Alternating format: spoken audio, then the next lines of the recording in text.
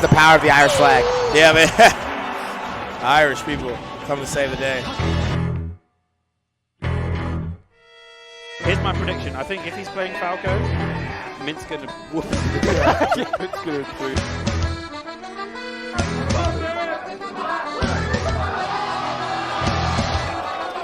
Oh! That was scrap central.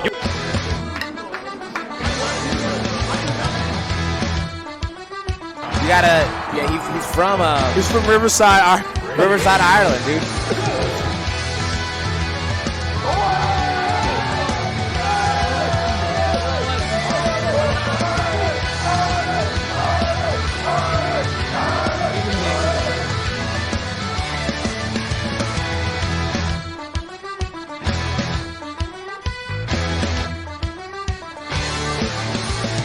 How about we organize something big? And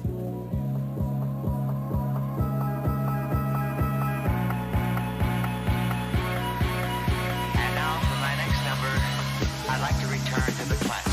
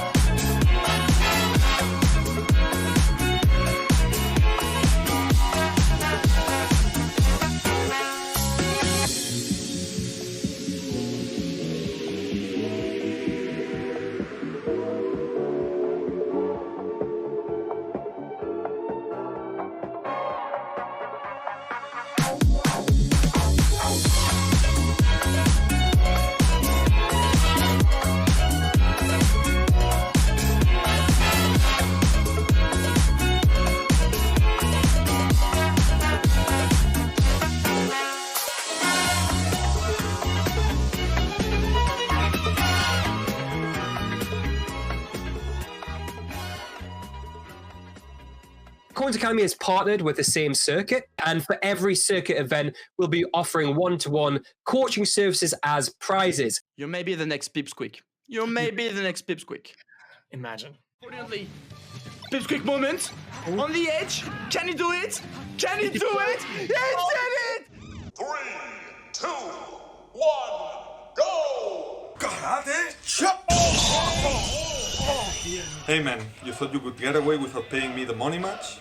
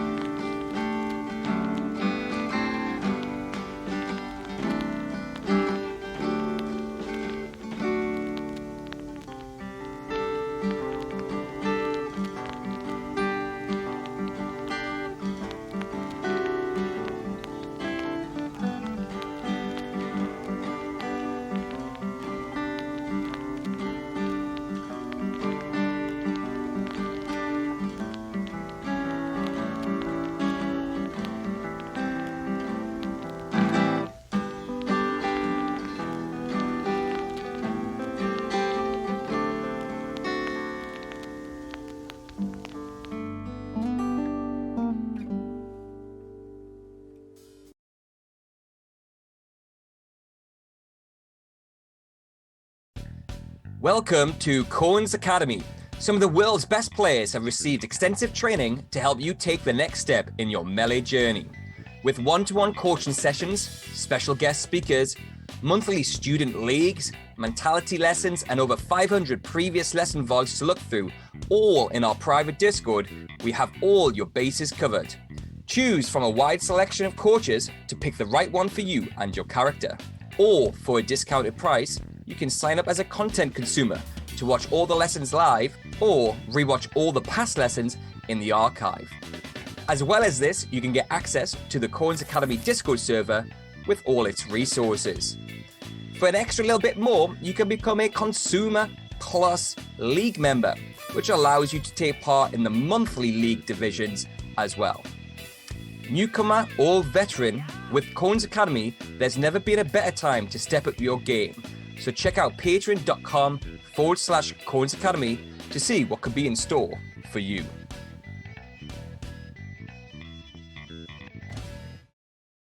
Okay, we've got everything ready for the Super Bowl line. We have the Smash GG side, we have the commentators, we have the TOs. Yeah, we have the TOs. So that's perfect. What else? Seating. Seating? No. What about trophies? Oh yeah, let's call Heaps. Hey, this is Heaps. Letting you know my peach brings all the boys to the yard. Weird. Come to think of it, I haven't heard from Heaps since Super Bowl 3. Okay, well, try T-Bag. No. The hell? That's strange. You know what? Haven't heard from T-Bag since Super Bowl 3 either. Sure, it's T-Bag!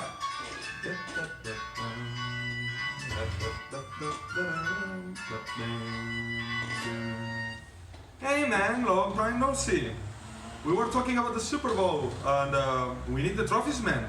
You know where the hell are the trophies? Do you got the original copy? We need the original copy. Guys, I fucked up. Heaps had the original trophy, and I lost him.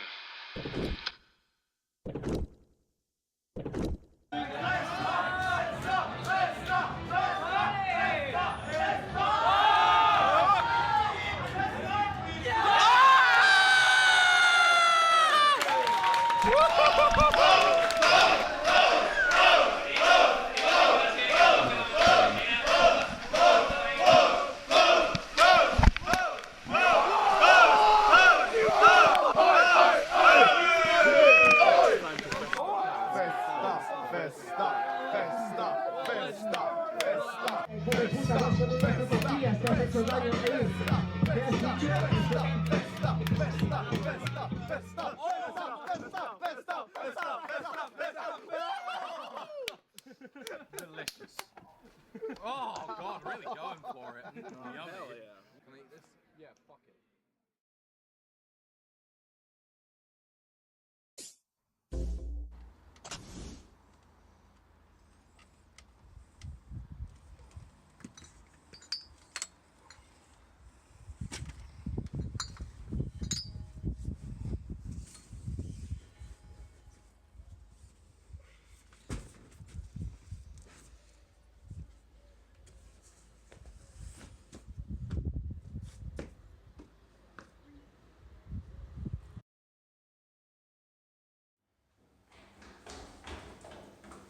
Heaps? Yo, man. Heaps?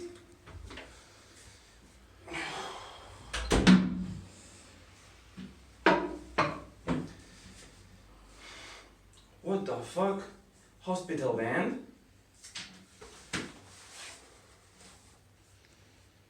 $200 missed calls.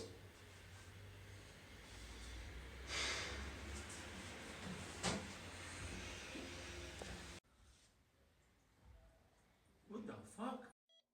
Paging Dr. Battaglia, call extension 198, Dr. Battaglia, extension 198. So you're telling me that you saw us last year?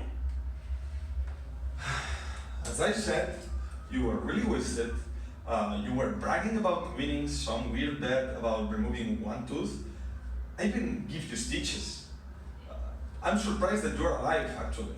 So we were both here, me and Heaps. Yeah, Hips. That was his name. Look, you gotta go. Good luck finding your friend. Just one more minute of your time. Is that the Kalam?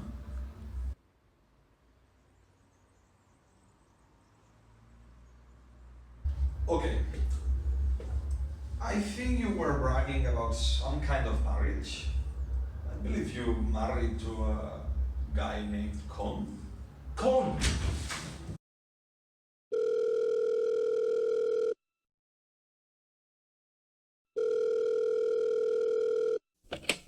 T-Bag! You got me in so much trouble after Super Boo 3. Why the hell are you calling? Honey, who is it? Oh, it's just a telemarketing Mormon calling. A what? Yeah, they're just asking us about electricity bill. What? Oh yeah, don't worry about it. I'm trying to find Hips.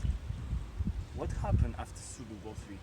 We thought it'd be funny to have a shotgun wedding. I bought a car for you as a wedding present, but it got impounded and I couldn't get it back because it was in your name. Look, I've got to go before the wife and kids find out you're calling. Yeah, go to Keep My Eyes Car Impound to get the car back. But listen, never call this phone ever again.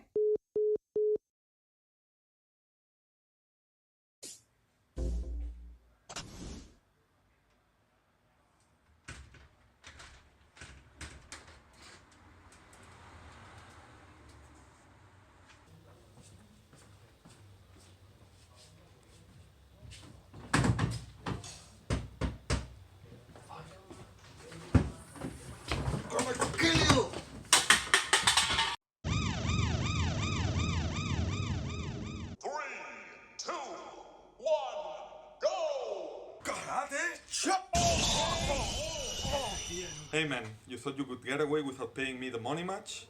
Look at you now. I have Hips and you won't see him until you pay me back. Motherfucker.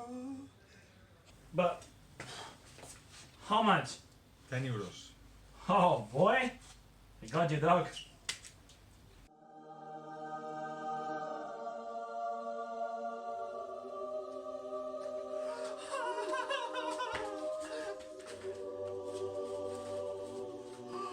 ¡Vaya coyote!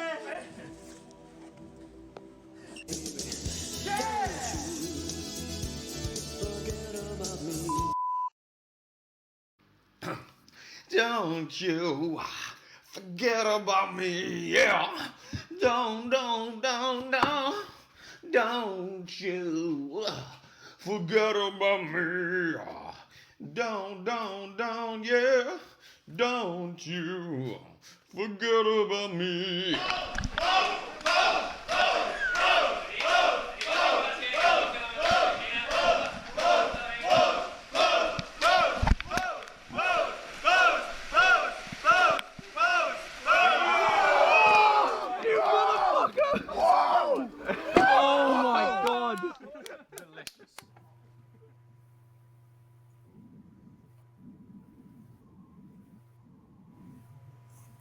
Hello there, welcome everybody.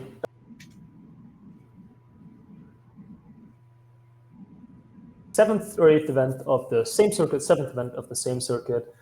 I'm Paul, with me is Afterplayer. Hi. We're here to give you some good melee all throughout the day. We're starting with singles pools, then we're having a break for the same circuit crew event, which you definitely should stick around for, always a fun watch. And then we're having doubles at the end of the day again, ending tomorrow with singles brackets. So a whole weekend of good EU melee for you guys. Yeah, that's What are you expecting from it after? I don't know really. There's quite a lot of good European players, so we'll see how it goes, clearly. Yeah, like we're obviously looking at like the first couple seeds. We're looking at Triff, we're looking at Frenzy, we're looking at Ice. People like Kinzo, Vix, Meaty, Sechi in the wings, Levingi in the wings. All these people, all obviously considered top 8 favorites at least, because like that's, you know, the top seeds. But it's going to be really interesting to see who really makes it out in the end. I'm excited for it. Yeah. I'm really happy to open the tourney and casting it. Really, Yeah. I'm really excited to see how things will go. Really. Yeah, and already in pools, we're going to open with some nice matches. If I'm informed correctly, we are going to start with, check, Triff versus Humpe, unless that's already started. And that's going to be a fun one, of course. Always good. We're starting with the number 1 seed, seeing how Triff starts in the tournament. Humpe, always nice to watch for me as well. really one of those players that like is just always going to be there. Like I don't know. Like Humpe, there's probably like more than a decade of just Humpe doing well at everything at this point. Okay, where is he from? Sweden. Humpe's one of the Swedish originals. I don't think he ever like made it to like the full top tier of Sweden, but that's mostly where Armada was. So, you know, Armada left, and then like in the tier after that, like someone like Humpe who's always really been in that like tier 1 of Swedish players, if you're not counting tier 0 with literal gods of the game. Monsters next to him, so he didn't really shine. Yeah, but like as I said, always there, always consistent. One of my favorite Falcos to watch, very controlled, if I recall correctly. It's gonna be fun. I'm honest, I haven't watched as much Melee in the last couple months, but now offline events slowly returning. Everyone's getting back into it. Online's better than ever. Like, there's so much to do at this point in Melee that it's just so fun to see everyone just coming into it, staying in it, everyone grinding it out. So the set is going to start pretty soon. Yep.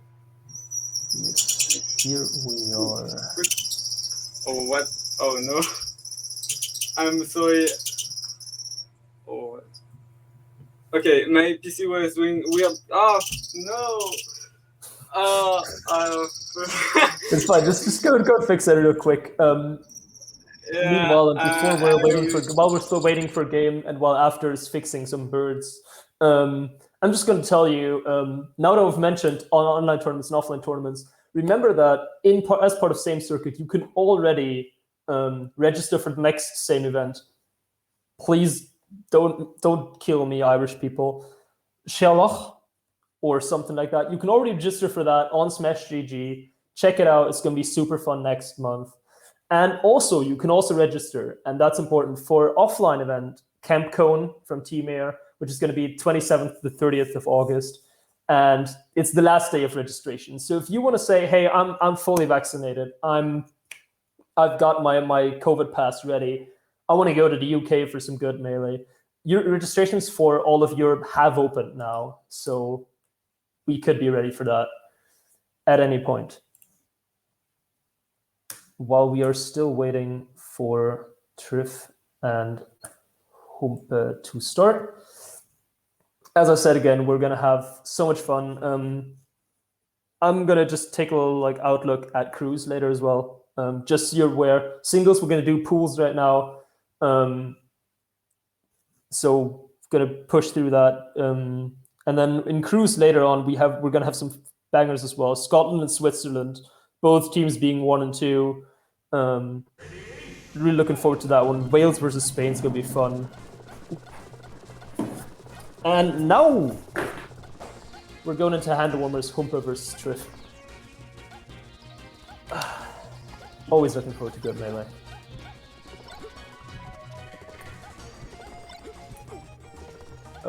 Still on hand warmers again. I'm looking forward to it. I think Triff has to be the obvious favorite here. Is the 1 seed for the whole event. Is the leader, if I recall correctly, of the rankings. But Humpe, a Falco that can take it to that slower pace, can play the laser game, can play the controlling game, to really have to put the onus on Triff to say, okay, I need you to outpunish me in this game.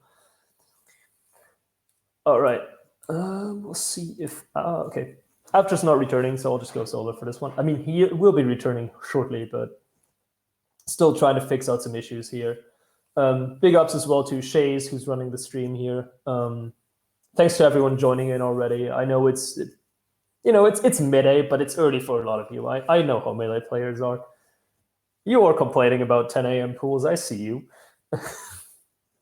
Again, I'm joking. Like, this is obviously nice to have, and we're on BTS Smash, which is always a fun.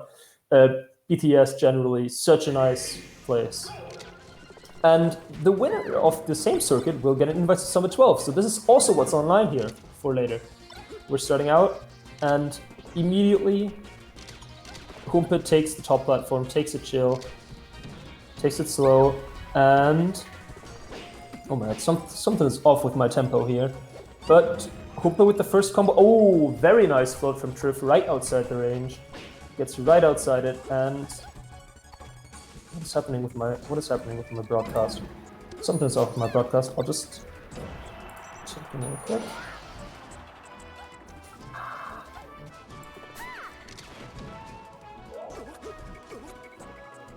What is happening? I'm sorry guys. We were watching Triff Humpa. You guys probably still are, but I've lost game feed. Time for improvisation. Time for me to do what you guys also should do. Go on twitch.tv Smash, tell your friends. Check everything. Oh, I'm back at game feed. And Triff has taken the first stock of Humpa. Humpa trying to feed out of the corner. Triff with the edge guard opportunity here.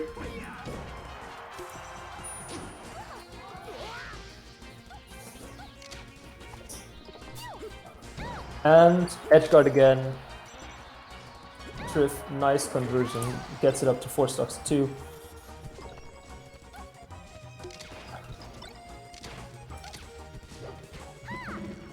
And nice. Good cleanup from Humpa there.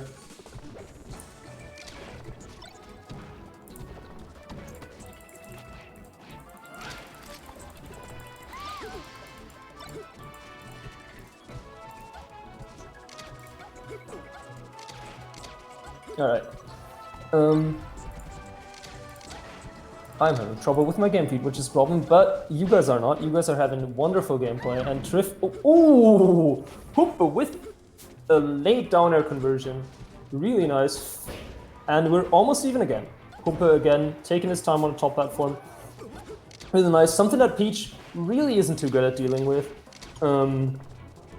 Once you're on top, Peach needs to commit so much of her resources, and she's not that fast horizontally, that you could really exploit the top platform. But then again, you have Peach's punish game, Triff, really nice, 75% already. And that's the thing, Humpa, yes, it looks like he's getting control sometimes, but really, if he's on the top platform, he's also not doing that much damage. So it's kind of a waiting option to see if he can take his time, get his composure back after things like that, where he gets caught by a down smash down to his last stock. And Triff also really nice with the float heights, really gets over the laser as well. I'm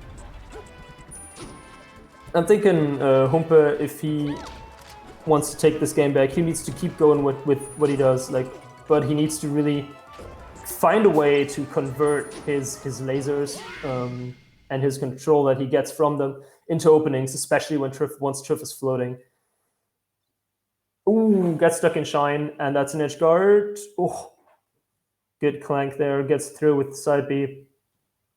Puts Peach above him, but still barely alive, and there's an F throw that again sets up a nice edge guard. And the turnip stalls it for long enough so that Humpa does not quite recover to edge. First game goes to Triff.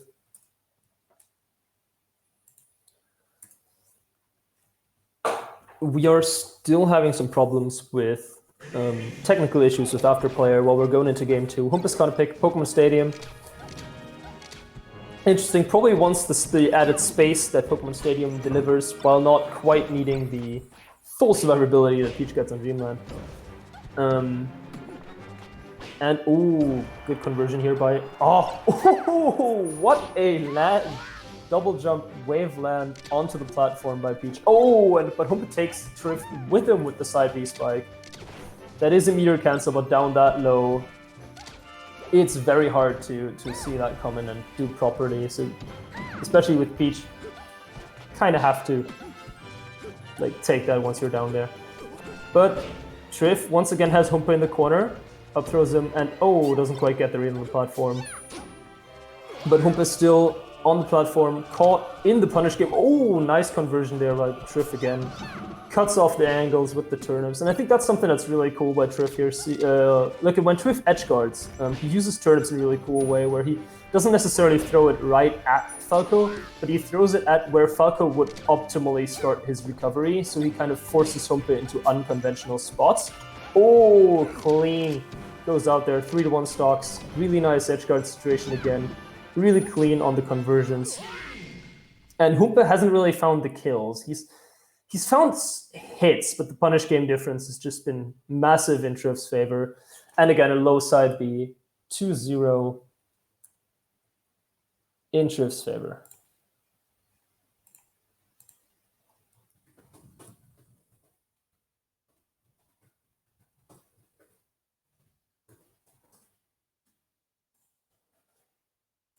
Alrighty.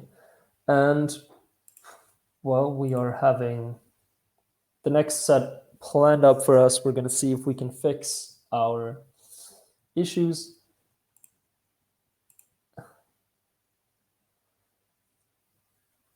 Okay, we're going to have a little delay still on Afterplayer. I'm going to be here for you alone in the meantime.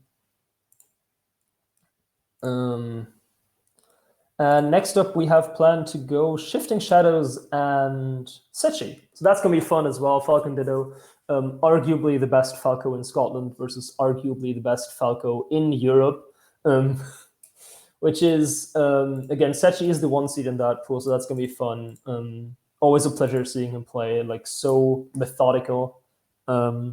If you haven't looked at Sechi's like explanations of things, it's so cool to see how he sees the game in these tiny miniature that really like make a big difference in the end. Exactly. And while we're here, let's see if we can already get the next setup, which we can't. Yeah, Triff wins his first set. Humpe is still obviously not out of it at all. That's 1 set lost to the number 1 player in the tournament. That should be fine. Poilon Triff takes his number 1, his first set, which is honestly to be expected a bit. And we'll be ready again in a bit. All right, let's see. Yes, Super Bowl Online. Meanwhile, we can try to give you a little update. Again, same circuit. Remember also to check out the Same Circuit EU website, by the way. If you want to see not only the standings for this event, like which you can obviously also find on Smash GG Super Bowl Online, but we are also going to, like, if you want to check out all the other standings, the combined standings of the same circuit, which the further we get along towards the end of the season, the further along of the circuit and the season, the further along we're also going to get with these placings having like big implications. Why do I go to Same Circuit EU? Also, Same Circuit EU made by Poilon Software, the software company that also sponsors players like Triff, does a lot of stuff for Melee in Europe generally. Really fun. And they've also done like, if you have any information you might want on Same Circuit, they've done on samecircuit.eu. Check it out. Look at every event is already up there. Register for all of them. And like, if you're registering for Thealach, you know, that's cool. That's in a couple weeks, 21st, 22nd of August. But even already look at September, look at Bagarre, or, you know, again, French, Irish, sorry. Sorry, guys, but my pronunciations. But look at those 2 events, look at it, see where you can find it. Maybe you can be part of one of these same events as well. We're always having fun with new players, always having fun with old players coming back. Just generally playing Melee is such a blast. So if you want to join in one of these events, come in now. This is something that's been mentioned a couple times, but I think I saw it on Twitter as well recently. someone always says it's the best time to come into Melee for the last like 6-7 years, and it's always true. Melee's just been at a point where it's just been growing so much. You can find so much information on everything. We have good online play nowadays. We have masses of information available for pretty much everyone, whether you're looking to start, whether you're looking to get better. One thing that's really cool as well is for if you're in Europe or even in America, you can look into Cones Academy. If you're looking to get to that next level, Cones Academy is there for you. Europe's premier coaching service, probably Melee's premier coaching service at this point, where you can have coaches from all over Europe, all over the world. Recently signed Kodorin, who you might recognize from Smash Summit 11, who really had insane insights on the custom couch there. You could have him as your coach in Cones Academy, and you can also have access to over 250 live streamed lessons, Melee lessons, from pretty much everyone that is coaching there, including players like, oh god, let me see, Kodorin again, Ryobeat as well from America, if you're there, Mahi, who is an amazing coach, who did one lesson with me once, and it actually changed my mind on the game. And only one lesson. You can have monthly lessons from him as well for a really low price. Mo was there. Kinzo, if I remember correctly as well. Nikki is a coach there. So a lot of really good quality coaches for all kinds of things. We have game. Nice. I'm just sorry, I was a bit late there. And we have lift off for Shifting Shadows versus Sechi. Or do we? I have... Yes. And that was a hand warmer. Perfect. Sorry, guys. We are still trying to figure out technical stuff here. Not sure why, but we're going into it. Shifting Shadows with the White Falcon, Sechi the Black Falcon. And immediately going into Nair conversion. Oh, tech chase. And that's... I was going to say that's death, but not quite. But he still gets a grab. And Sechi tech chase off it. As usual, amazing with the tech chases. Doesn't quite get that one, but still good lead. And good... Oh, Shifting Shadows gets back on stage after a missed wave dash by Sechi, but Sechi's still in control of the situation here. And... Oh, again, nice drift by Shifting Shadows to get out of that. And again, really good recoveries here from Shifting Shadows so far, but Sechi in full control so far. Just been hit once, but doesn't quite confirm the edge guard so far. But this time, up throw knee, and Sechi takes the first stock. Now, Shifting Shadows has to return to favor. Oh, nice. Okay, overshot a couple too many aerials, and Sechi now... Oh, that is... so dirty. It's obviously one of the best things you can do. And back air knee, Shifting Shadows down to stock. Sechi's so efficient. Although he, again, not quite with the edge guard, but then again, picked it up afterwards. Side B knee now, first edge guard situation for Shifting Shadows, who jumps into the side B to ensure the kill. No chance. Once the side B is over, you just down there and die. Oh, Sechi above him with the stomp. Hard move to follow, double knee. Wow, these stocks are exploding now. And Sechi still, on the prowl, another knee. And Sechi doing well. Okay, now we have an opening for Shifting Shadows. I was gonna say Sechi doing well, keeping the center position. Shifting Shadows, once his overshot aerials finally goes through, stomping each other. Classic good out of shield option for Captain Falcon to stomp out of shield. And knee up air. Nice edge guard. Shifting Shadows takes it back. 2-1 stocks, but stocks are exploding, so definitely not uncomebackable here. Oh, crouch cancels it. But again, Shifting Shadows really nice at finding ledge in these edge guard situations. But again, Sechi also really good at, like, once he's given ledge, he's still in his advantageous situation, so really good at, like, keeping these out. Misses the gentleman, so loses a bigger follow-up there. Shifting Shadows misses the crouch cancel on the get-up attack, and that should be death. Sechi with game 1. And now we're going to see Shifting Shadows. I honestly think Shifting Shadows might prefer a smaller stage here. Sechi's shown to be really good at the tech chases, which obviously is nice on a bigger stage. Attack is attack, no matter what the stage is.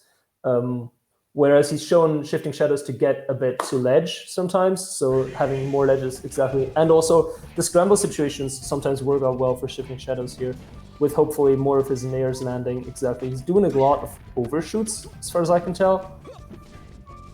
And now he's mixing it up a bit more, which is not... he's mixing it up, which is nice. Ooh! Tries to read the approach with F smash. Doesn't quite work. Now Sechi in a tech chase. And okay, tries to the knee read.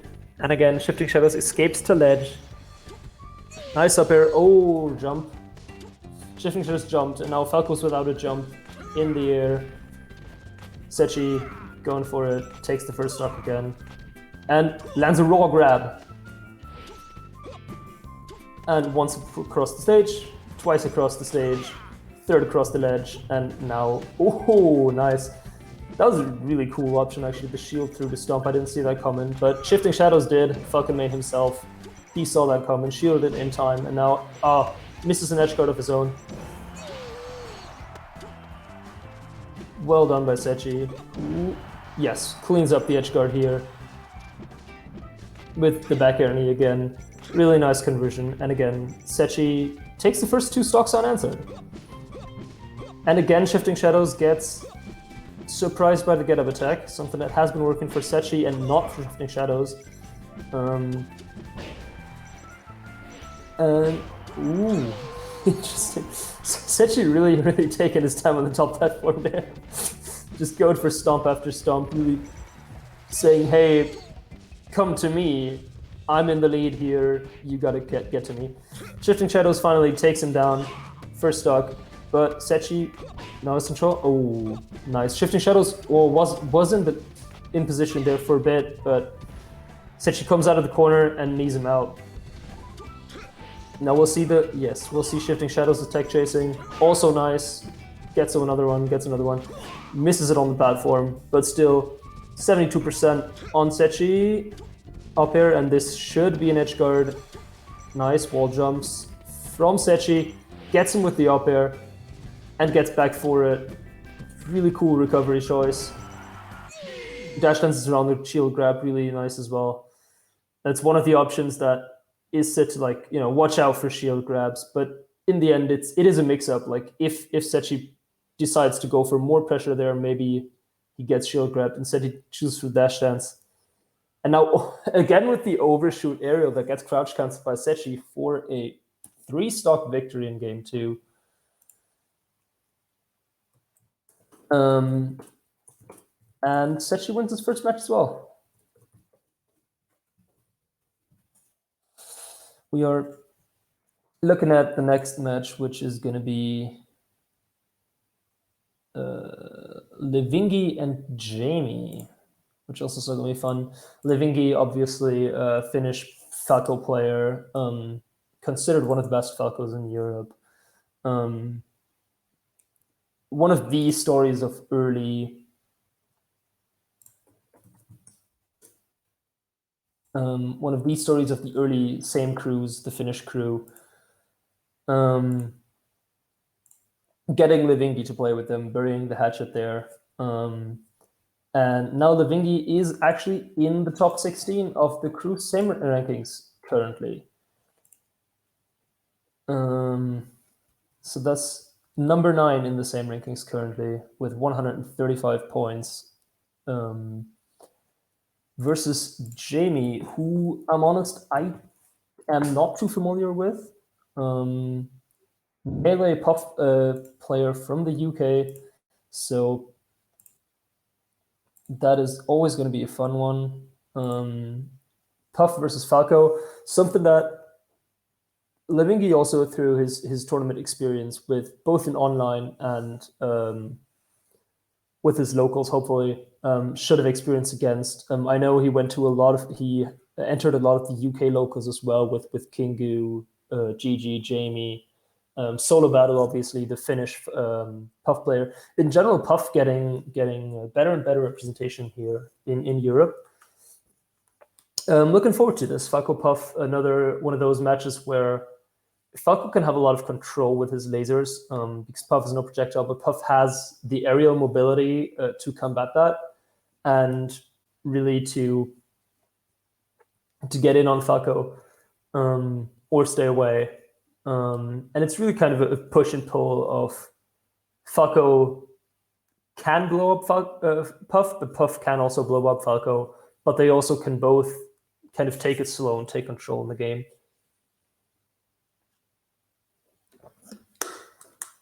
It's always going to be fun. We are also looking into Shays is currently looking into, and ours is Streamer Heaps currently looking into getting us a secondary commentator again after Afterplayer sadly has had some technical difficulties,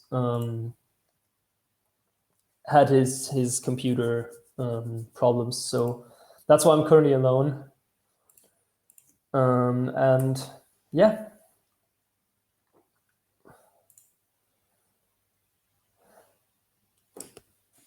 Commentating solo is hard, guys.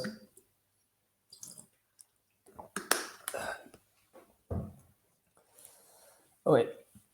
So we are looking into getting a secondary commentator. That is why we haven't started game yet, which we now will do. I'm guessing we're going to see a hand warmer again while we are waiting. Hello! Hello! How's it going? Perfect. It is going so much better now that I have a co-commentator with me again. Now, do you go by just Call Me Paul or just Paul? Just Paul. Just Paul is, it's kind of a joke that right. started back at Air 5 when I really kind of didn't know if people should call me by my tag or my name. And so I just decided to just say, hey, just call me Paul when someone asked. Tell me so about that it, then became my tag. Right. And, I had a DJ friend in Australia. His name was Tarek. And he couldn't think of a DJ name for the longest time. And then he just became Tarek, the DJ. And everyone thought it was a DJ name. And everyone was like, so what's your real name? Yeah, no, it's just Tarek. That's just what it is. And talking about tags, one time I was in... have we got a match coming up, do we? Yeah, we've got Levingi versus Jamie coming up. Fantastic. Now, I'm already hand warmered, so that should be good to go. Fantastic. And you're probably a little bit more familiar with the players in Europe than I am. Unfortunately, I'm from Australia and haven't been in the scene for too long. So I definitely know who Levingi is. I've seen him around the last couple of same tournaments, but I'm not so familiar with Jamie. Do you know anything about him? I honestly haven't kept too much tabs on the UK players. I've heard the name before. I know he's a good Puff player, but I'm not really too sure stylistically. Puff. But already gets a great wall of pain there. Okay. Oh, you've got the feed, do you? Okay. Well, we're still having technical difficulties. Let me just see if I can fix that. I'll just take over for that much, and then now Levingi with the counter. Oh, gets shield grab, and that could be another one. Okay. Jamie not quite with the edge guard. Bit too close to the stage there to really go for it for Jamie. Let's Levingi back on, but still full stock lead for the Puff. And now Levingi, down throw forward smash. That is a conversion that, honestly, I don't think I've seen that often.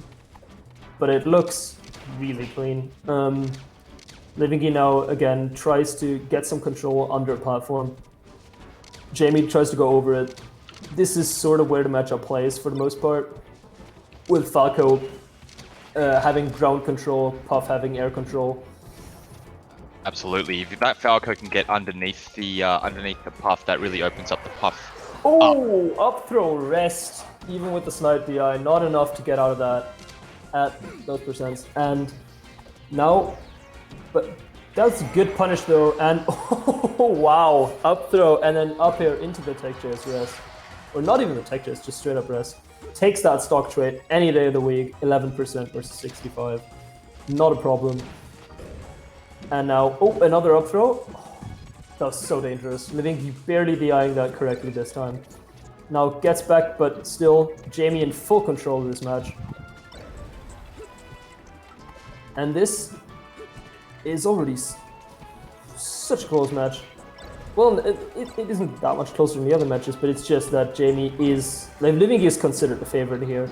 So it is nice to see that Jamie is doing so well. Again with the... Ooh!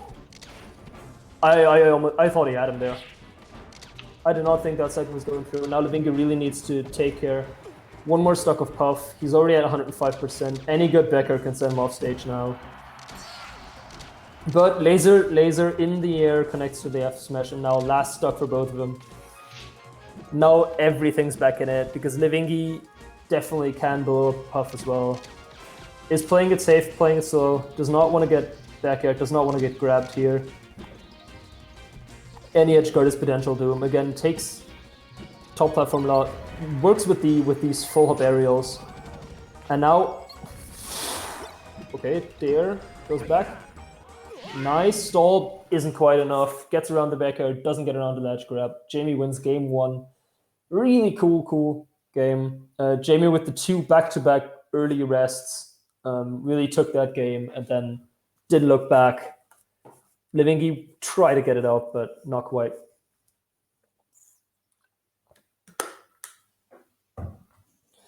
And now we're looking at counterplays. So, as Falco, looking at how Livingy played that game, somewhat defensively, took his 2-3 at openings, tried to not overcommit. What do you think, like, Falco should take Puff? Because there's really 2 schools of thinking here, right? Right. Do you want the space? I mean, you know, if you're playing like you know, Wizzy over in America, you're not even afraid to go to Dreamland or anything like that. And it depends on how much the Puff can really duck and get around some of those grabs or some of the stomps or whatever. But are you trying to get over the Puff or are you trying to get under the Puff? Yeah.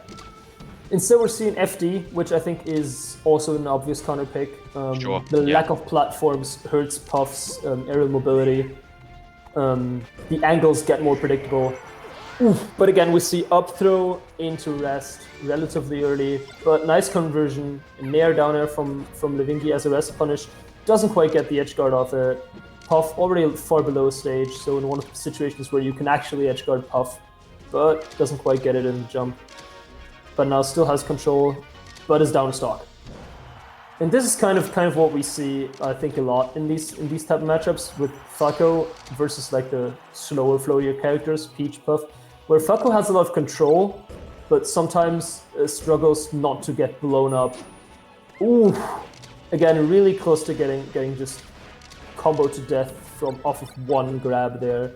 Something that Jamie's been really good at, converting off every single grab, even if Livingy DIs to not get rested. Gets like 3-4 extra hits there. Again, down through forward smash, and now Livingy has taken the lead back. And this is so close. Now they're kind of fighting in the middle. Livingy tries to read jump with a full up nair. Jamie with the burst option dash attack. Dair grabs again, and ooh! Livingy gets around the down smash, finds the dair, and this should be it. Yes. Livingy takes back his lead. And oh, that is an interesting forward smash. Not sure if that was intentional. If so, it was very much a read. Does it again, so I'm assuming it was intentional. Finds the landing this time before Livingy can get his shield up. But has been getting less and less grabs, Jamie. Livingy better at like getting around the grabs by crossing up, landing behind Jamie's shield. And thereby has been getting less blown up, so he's still in a slight lead here. Again, slowing things down, laser control.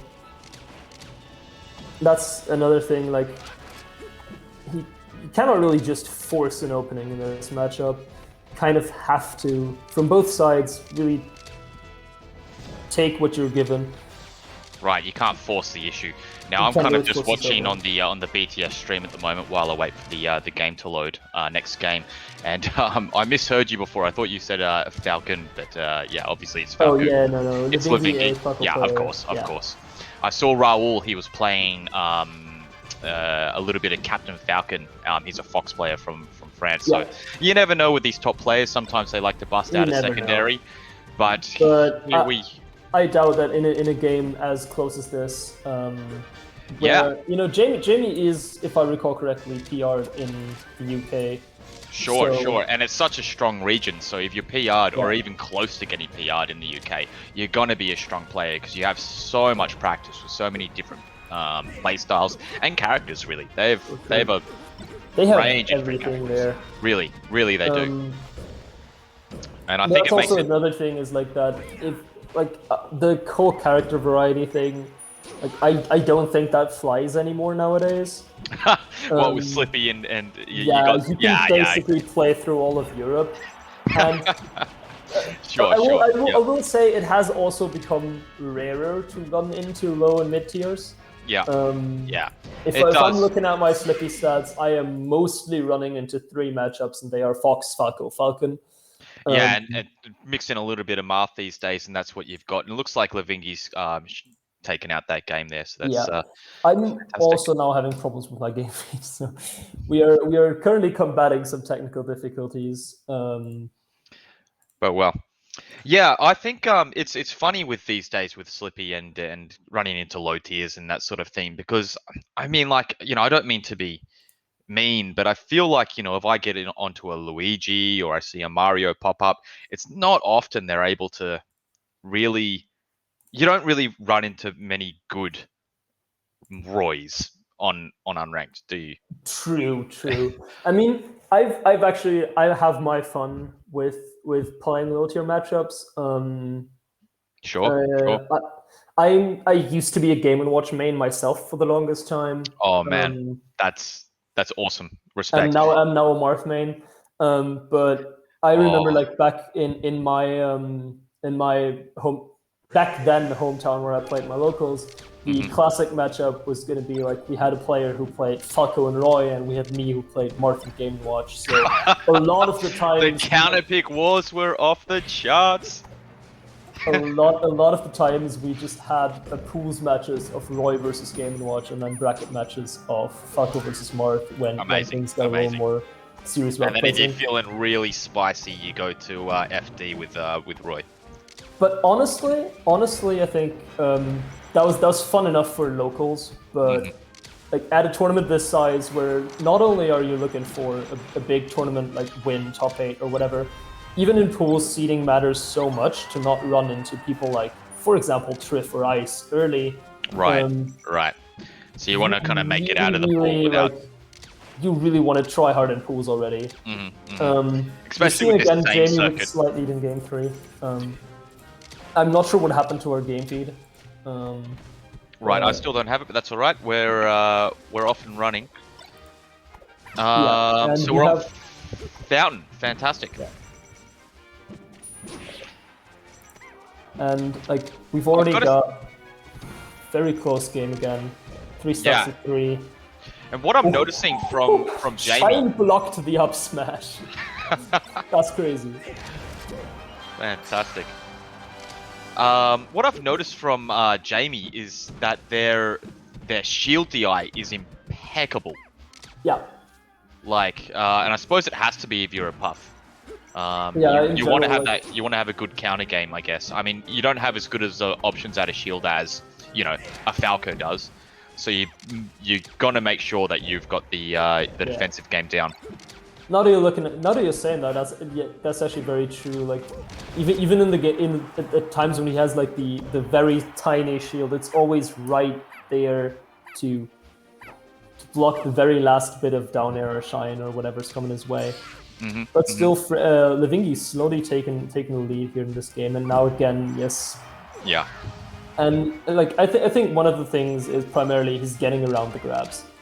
Yeah, sure. And it's a real uphill battle, especially when, Levingi's the top seed in your pool. I assume he's the top seed in the pool that he's in. He should be. So it's like, can you mount a comeback with the pressure?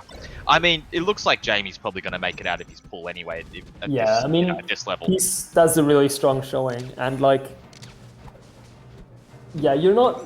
That's kind of the good thing about like round robin pools is like you're not really bound to win every match as much as you are in double M. The like disadvantage obviously being that like often in like three-way tie situations and stuff, losing one set can be harder for your bracket run. Yeah. Yeah, absolutely. As you mentioned before, right? You don't want to be running into, you know, a Triff early or whomever, you know, Kinzo or Kinzo, yeah, exactly. Yeah.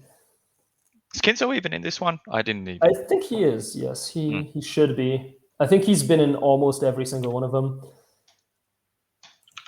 Okay. Yeah. Getting those summit points, trying to make it to that summit 12. Summit 12. Yeah. Because we still have an invite on the line. Actually, there's a if you can make enough points between now and the end of the same circuit, I think second place gets the summit invite. So we've already got the summit invite for Pipsqueak, and then I think the second place might be getting the other invite. So current same rankings starts with Reason Frenzy, who... Let's go, Frenzy! Who is... So that would currently be the invite, but then again, we have a lot more tournaments to play. So much more Melee to be played, as some of the Americans might say. So much more. And that's really one of the cool things about Same, is like already back when it was announced in January, it was like, okay, we know every month from now on, we're gonna have like a pretty much online major. I kind of think online majors is still a bit weird to me, where it's like, it feels like, it doesn't feel like the same way where like you're running into the same venue and things, but we've had over time, we've gotten better and better at like making the experience cool for everybody. Sure. Trying to find different events. I mean, fantastic. I mean, I don't know how much of Fate you got to catch, but I sadly didn't. I did not catch any of Fate. Sadly, I was away. Beautiful. It was beautiful. They had the maybe you heard they had the Minecraft in the background of the commentators, a green screen. Oh wow, just so cool. So much effort and so much love was put into that, and those little things like that really help to make the online tournaments more exciting. You know, more watchable, and you know, not everyone can travel, and I'm sure right now everyone's keen to get out of the house. That is honestly the coolest thing about this. I think that's also one of the reasons. Like that it is so cool with the online majors is like everyone kind of that has the internet connection for it has access, and then we just get more of those top player. Yeah, exactly. We get more of those matches where usually, you know, in Sweden, you know, we get the Swedes and someone else.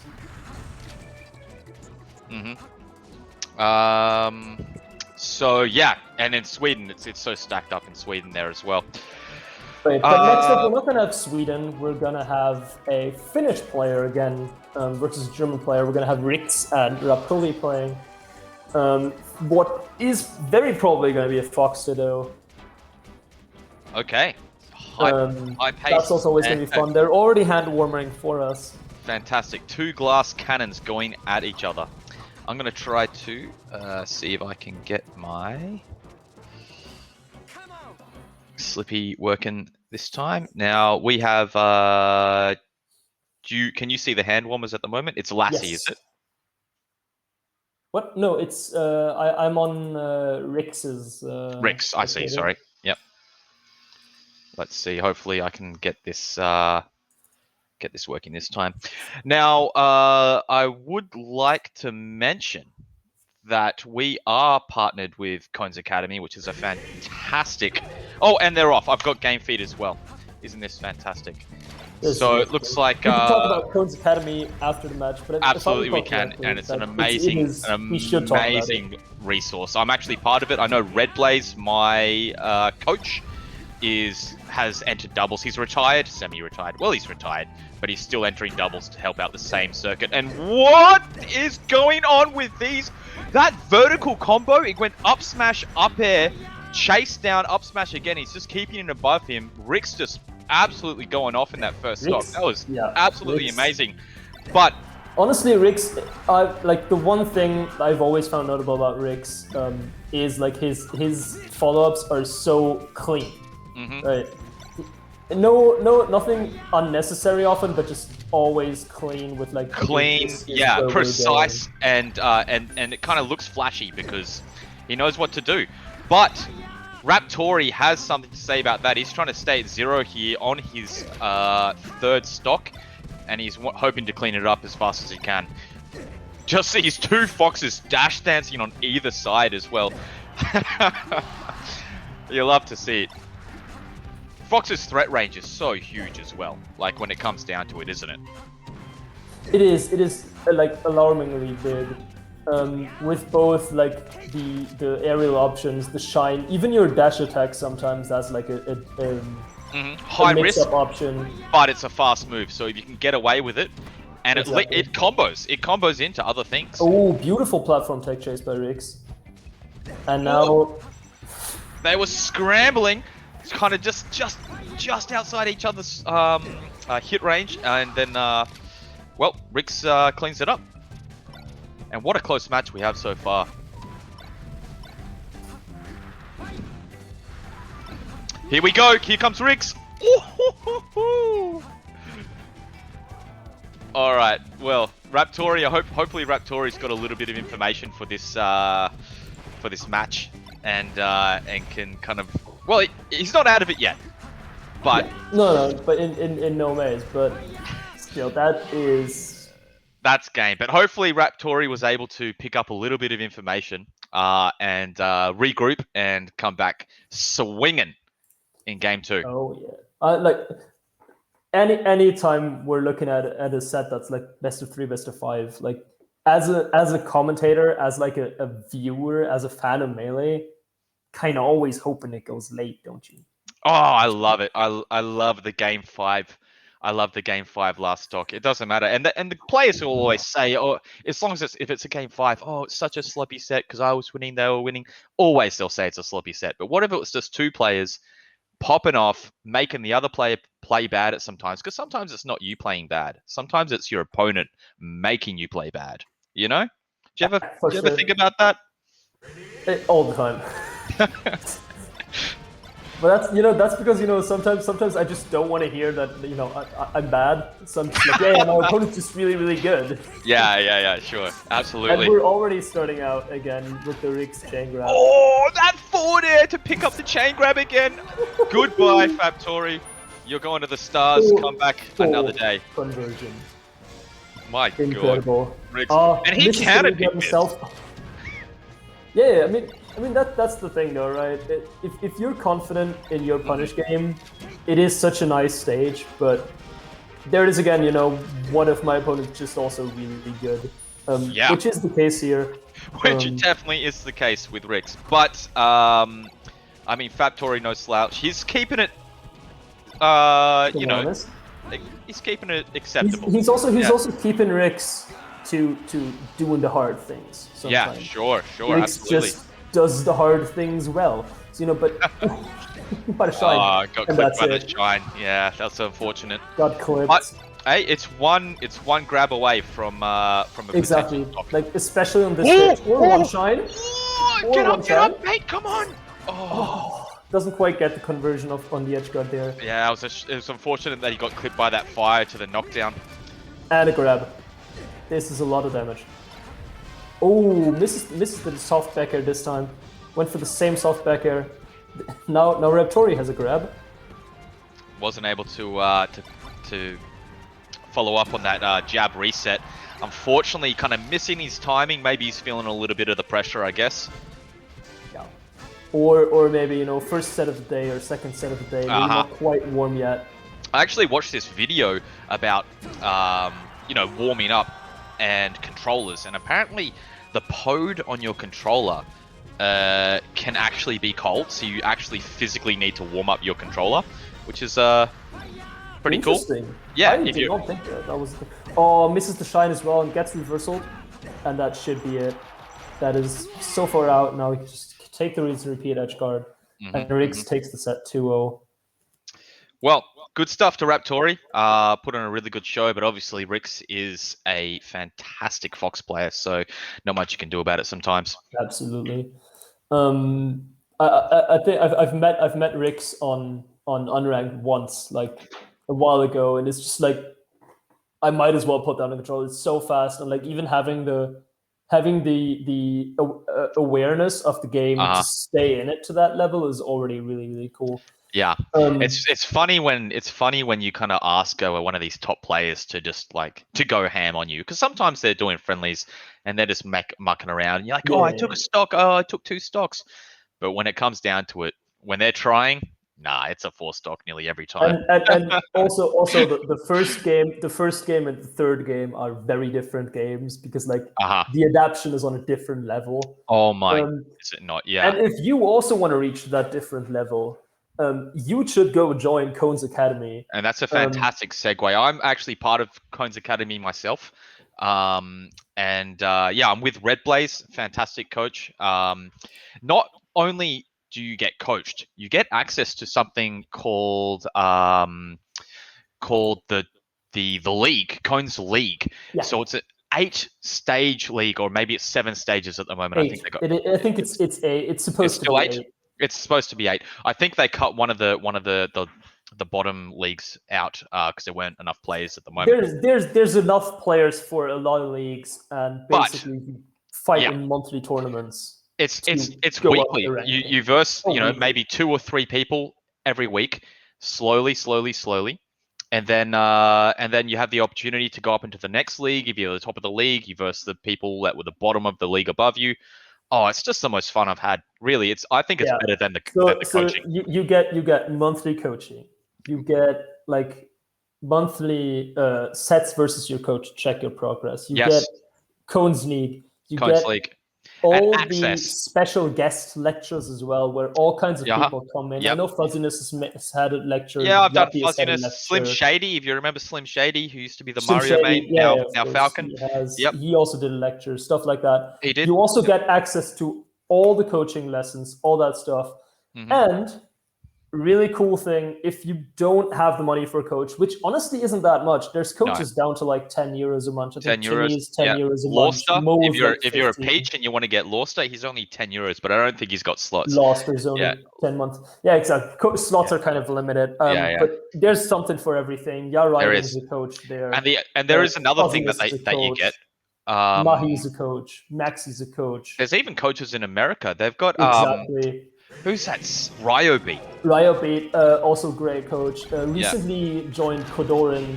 Who you might know from Smash Summit 11. Might have heard of him from somewhere. Might have heard of him.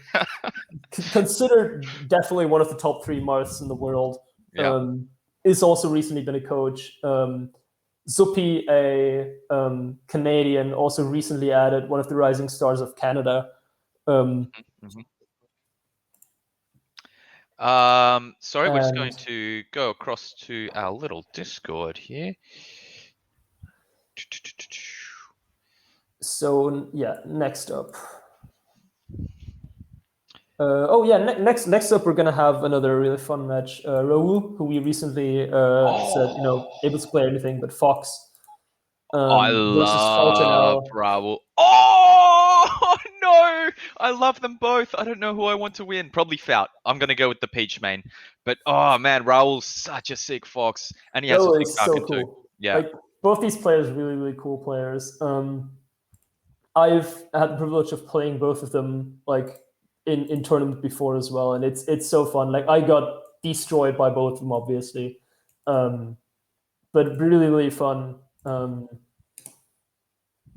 Like just seeing, like I know Fautano as well. He's just at least last time I like checked in on him a lot. I think his edge guarding was really, really cool on me, where he really used his tournaments really well, and he just like he floated there menacingly, and there's just nowhere you can go. It's like he's got sometimes technology. you can get under peach or you can get over peach or something, but he just floats there menacingly, and it's just, where do I go? I happen to know for a fact that he'll be playing on the Frame 1 as well on a box style controller. I was there the day one that he got it, and I taught him how to shield drop on because I play on box. So he's on Twitter. He's been very excited about his progress and about being reinvigorated with labbing. So it's going to be really exciting to see what he can do. Just 2 seconds. I'm just going to check Discord here. I've got a few messages coming in. Meanwhile, while we were talking about Cohen's Academy, we should also be talking about the same circuit as a whole. Remember, same circuit, we have events every month. Register now for Sherlock. Register, look at the date for Bagar already. See if you have time there. Book your times. You literally know the months in advance. Also, today is the last day to register for Team Air's Camp Cone summer event, 27th to 30th of August. Register literally exactly now. Hey, how's it going? And we are doing some technical difficulty again while we are waiting for Raoul and Forte now.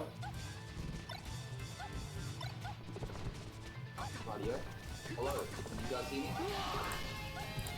me? Just as an aside. Sorry, Paul. I'm just doing a little side to Shays here. Just 2 seconds. Yeah, we're looking into it.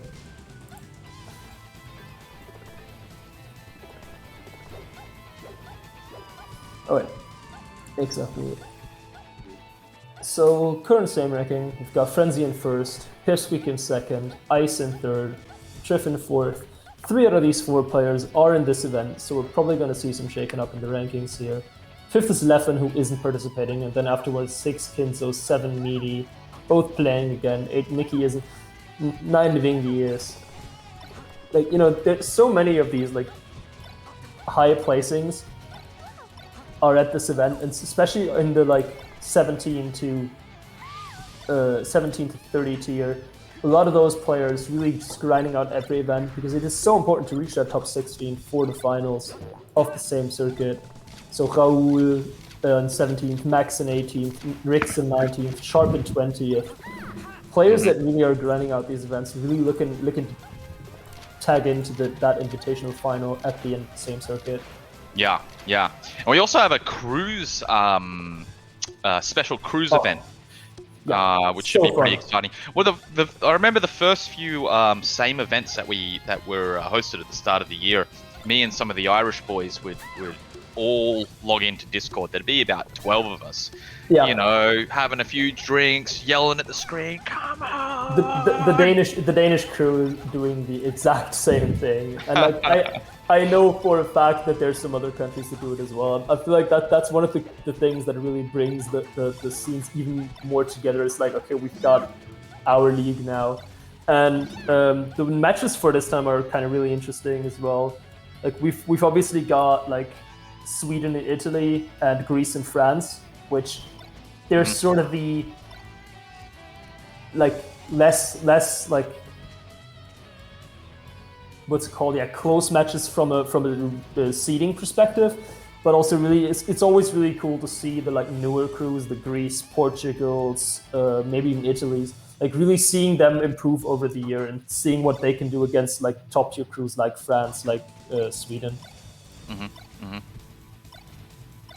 Yeah, so we're just waiting on a game feed at the moment. And then one match I'm really looking forward to is Scotland versus Switzerland. Oh wow, yeah. That's gonna be so fun as well to watch. I used to live in Edinburgh for a while, so I'm always a fan of cheering for the Scottish boys and girls and guys and everything in between. I've got some good folks, good homies in Switzerland, so I'm always rooting for them. But they're very close in the standings as well. They're both 1 and 2. They're both 1 win, 2 losses, so they're both really looking to get even here in this matchup. So that's Sure. gonna be a fun one as well. Yeah, that's like an important one. Yeah. Yeah, that's an important one. And then we've got England versus Denmark, where yes, also England is very heavily favored in the rankings. Have won all their matches, are the only crew in Pool B that have won all their matches. But I'm Danish, so I'm obviously still rooting for Denmark. You got a full bias. Like the cruise isn't bias. about being unbiased as a commentator. You got to get on there and you got to cheer for your team. That's just how it is. Every time. Yeah. Mentioning crews, we have a different type of crew who is one of our partners as part of the same circuit, and that's Smash Sisters. They had an event at Phoenix Blue Online at the start of the year. They also had an event at the Smash Sauna Online, which was just recently. There's no announcement on their next one, but I just want to give a special shout out to them because they are one of our partners and they've been helping Super Bowl Online. So, in general, they're doing so much work for like inclusivity and diversity in like in Smash, which is really, really cool to see. And like I've seen it more and more like get mentioned and get like a little more attention, which is really nice because like in the end we really want to be a space open for everybody, right? And so we need also to be a space welcoming for everybody. Absolutely, and we have a game here. We've actually got the game feed. Nice. So we've got in Raul Discord. Raul versus Fout NL. Yep. And it looks like I couldn't quite see what happened at the end of that game there, but yeah. Was that a hand one or was that game?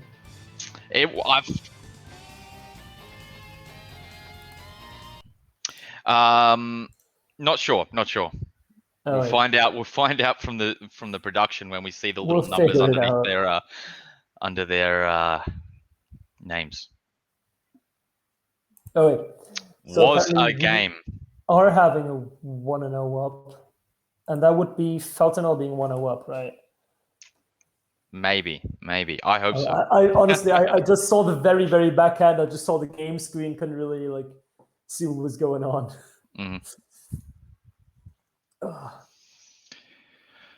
Well, yes.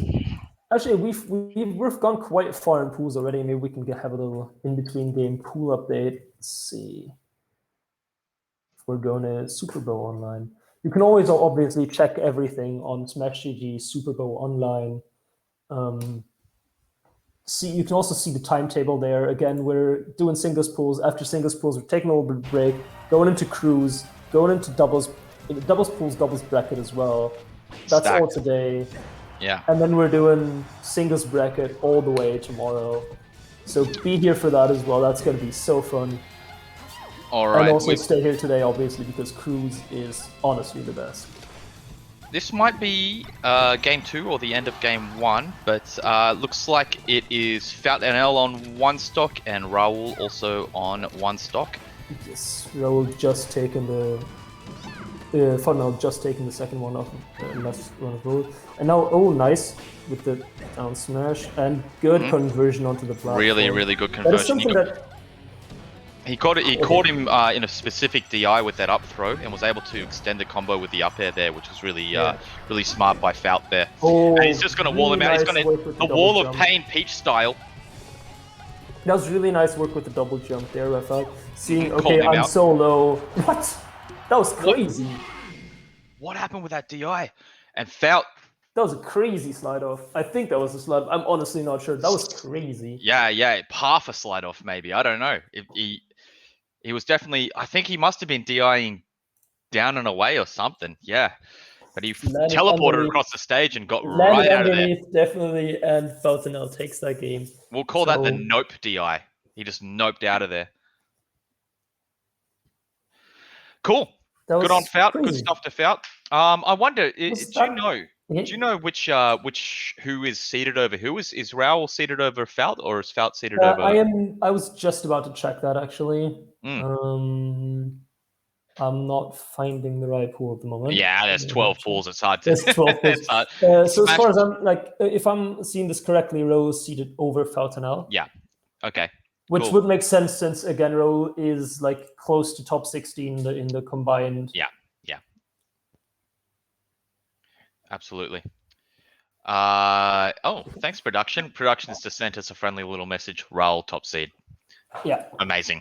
Shout out to production. Yeah, this with the problems that we've been having with the casters, both after now you coming in, me having problems with my game feed, like production's been really nice at picking us up. So and TOs, because I was meant to be out there helping with the DQs and pools and all that sort of thing. So we've got Teabag and one of his mates are out behind the scenes, really pulling their weight.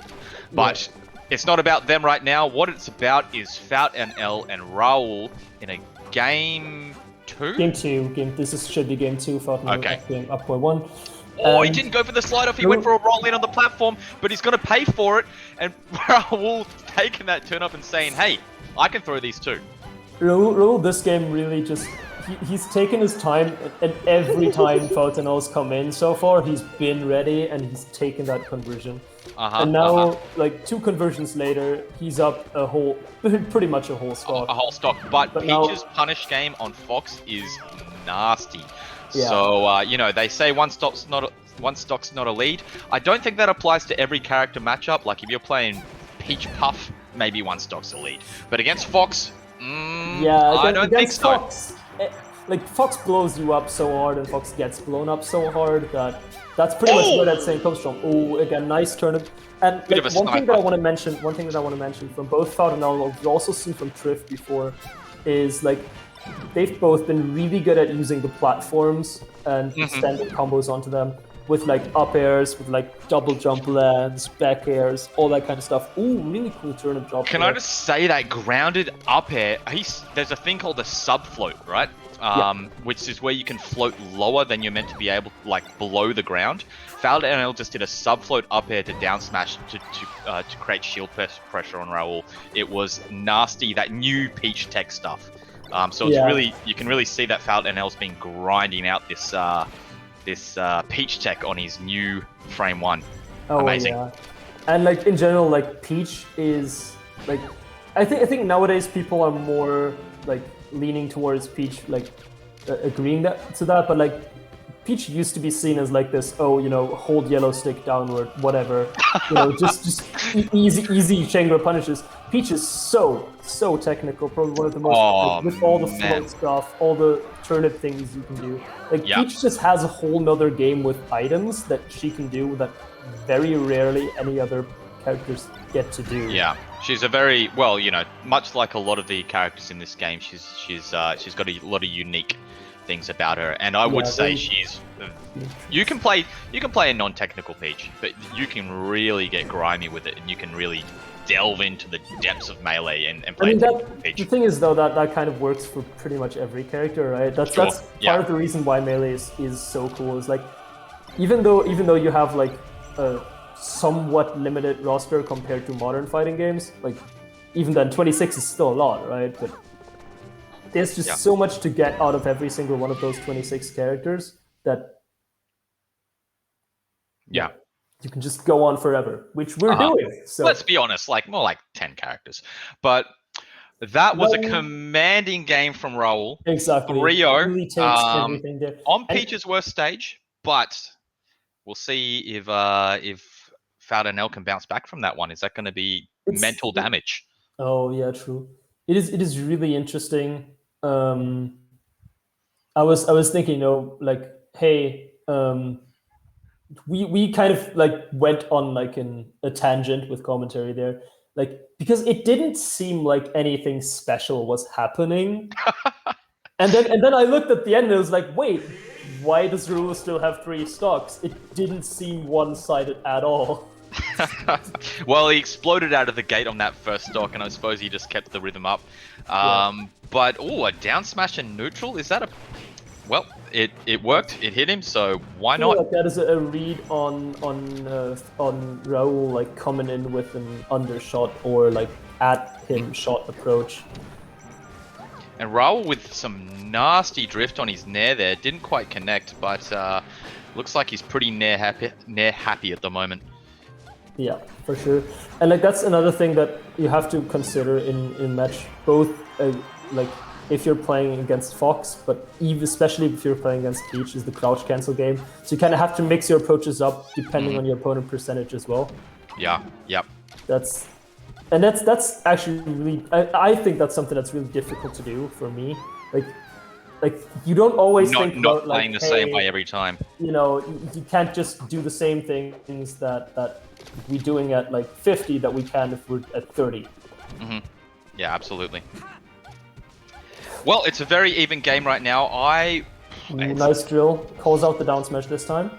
These platforms have gone to a pretty weird height, but this lower platform on the right side might be a Peach favorite thing if she can get a grab on that side. Oh my word! Beautiful conversion again. What? The speed was that? I honestly thought Falcon was ready for that turn, but not quite fast enough. He's got a now Stitch. Now we have Stitch. Okay, gets it out. Not for long. Now this is where Peach really suffers. She's over 100. Can she get back on stage? And the answer is often no, she can't. So just keep her in the corner. Yeah, and Rule plays this the technically optimal way where just never seen that work. What was that? This used to be called the once a weekend. Yeah. Like this works once a weekend, and then it never works. Never again. Yeah. But this was the situation, right? Rule plays this like very patiently. He waits for you to come back on stage. He doesn't take the bait on the ledge, like on the ledge refreshes. Mm-hmm. And then once you get up, he gets in, and that's exactly like where Toad then gets in. Now Faut really going ham on the buttons, but he has center stage for it, so that's good for him. And he actually has a slight lead now with an edge guard. Couldn't clean it up, and rolling. This is a Fox in a corner. Can he bully his way out of it? Faut opting to go for a turnip. Traditionally, turnips against Fox, not the strongest tool because Fox can normally rush you down. But Faut definitely a better player than I am, so I will shut my dirty trap. Raul has, on multiple occasions, Raul has shown his willingness to retreat and laser, and play the laser game. Yeah. And like Faut now has been good at like recognizing those opportunities and saying, "Hey, I can." Yeah, if you wait, I can wait. Yeah. Alright, good up smash from Raul, gets it to last stock each, and now we have what we kind of won it, right? Last game, last stock. This is it. Raul with control due to his like character being fast, but with a higher percentage. And now we're getting into punish situation. Ooh, gets down smashed. I think that was a down smash out of shield. Oh, really? You can actually do that with a double jump. Exactly. I sadly didn't see it properly, but I think that was a down smash out of shield that caught him there, which was really cool. But Raul not out of it yet, still at 40%, and Peach can die pretty early off the top. Is that movement? Oh, no. Faut, please. But then in the end, cleans it up, pops off. Deservedly so. Deservedly so.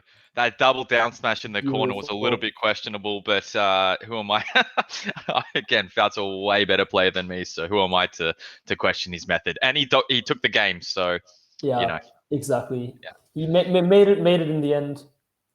He definitely did. And so good Came stuff. back from up 3 stock. Good stuff to Faut. Outplaying his seed in his pool. So amazing. Amazing stuff to him. I think we're going into we're either having another few singles or we're going into doubles. I'm not too certain. We're just waiting for production. We're going to have there's a couple sets left in the pools, if I recall correctly. So we should get like 1 or 2 more sets of singles. Cool. Yeah, we got another singles. We got Kinzo versus Fatino. That's fun. That's fun. Kinzo versus Fatino. German Falco versus UK. Versus UK Falco. Royal Blue Kinzo. Also one of the players that's just been rising to the top ever since 2019 maybe. 2018. I remember seeing him at Super Bowl 3 and being like, who is this man? Yeah, exactly. At first you think, who is this man? And then you're like, okay, that's what he does. Okay, now I get it. And then you're like, who am I? Wait. Pretty much, yeah, pretty much. Cool.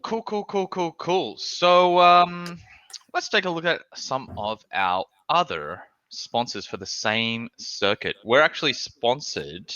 Well, one of our partners, not sponsors, one of our partners is Team Air. And it says here that they will be flying in the champion team of double circuit finale to Air 6, and they're going to cover accommodations. So that's which Team Air. I love, because I love doubles.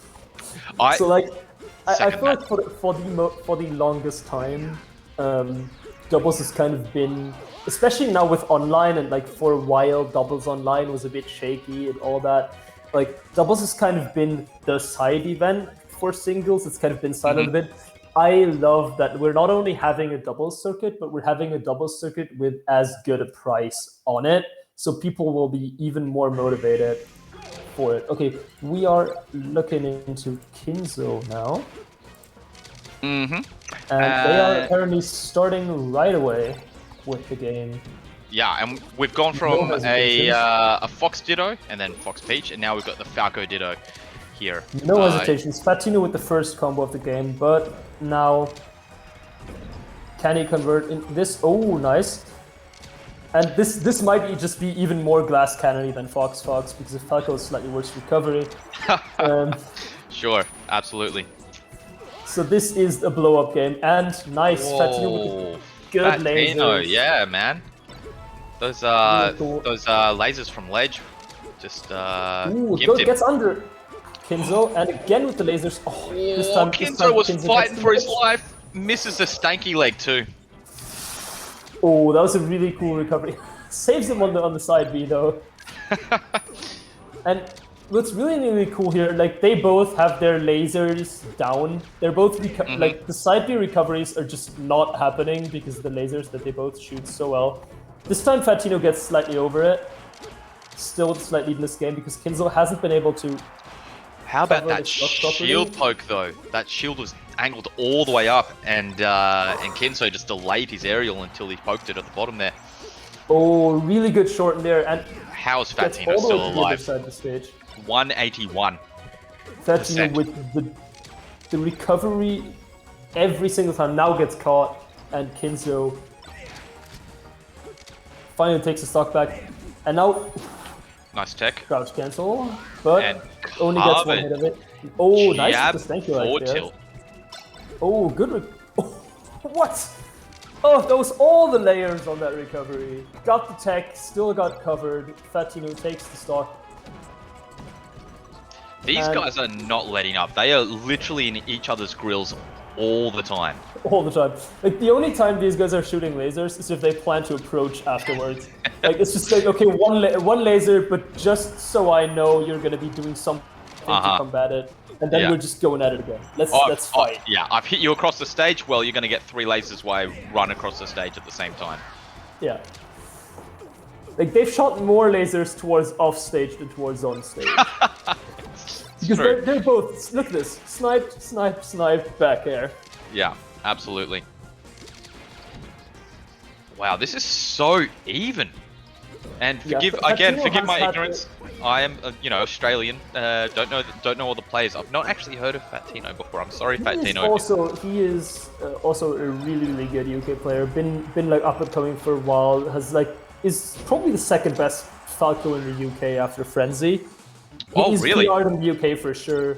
Like, Fatino is that good. Like, this is Kinzo. Sorry, not Rix. I always forget who the Fox and the Falco is from those two. I'm sorry.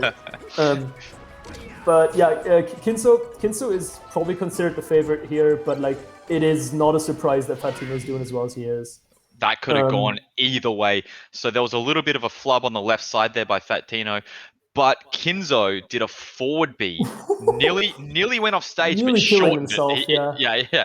He must have reacted to his own stuff up and just shortened it in the middle of the stage.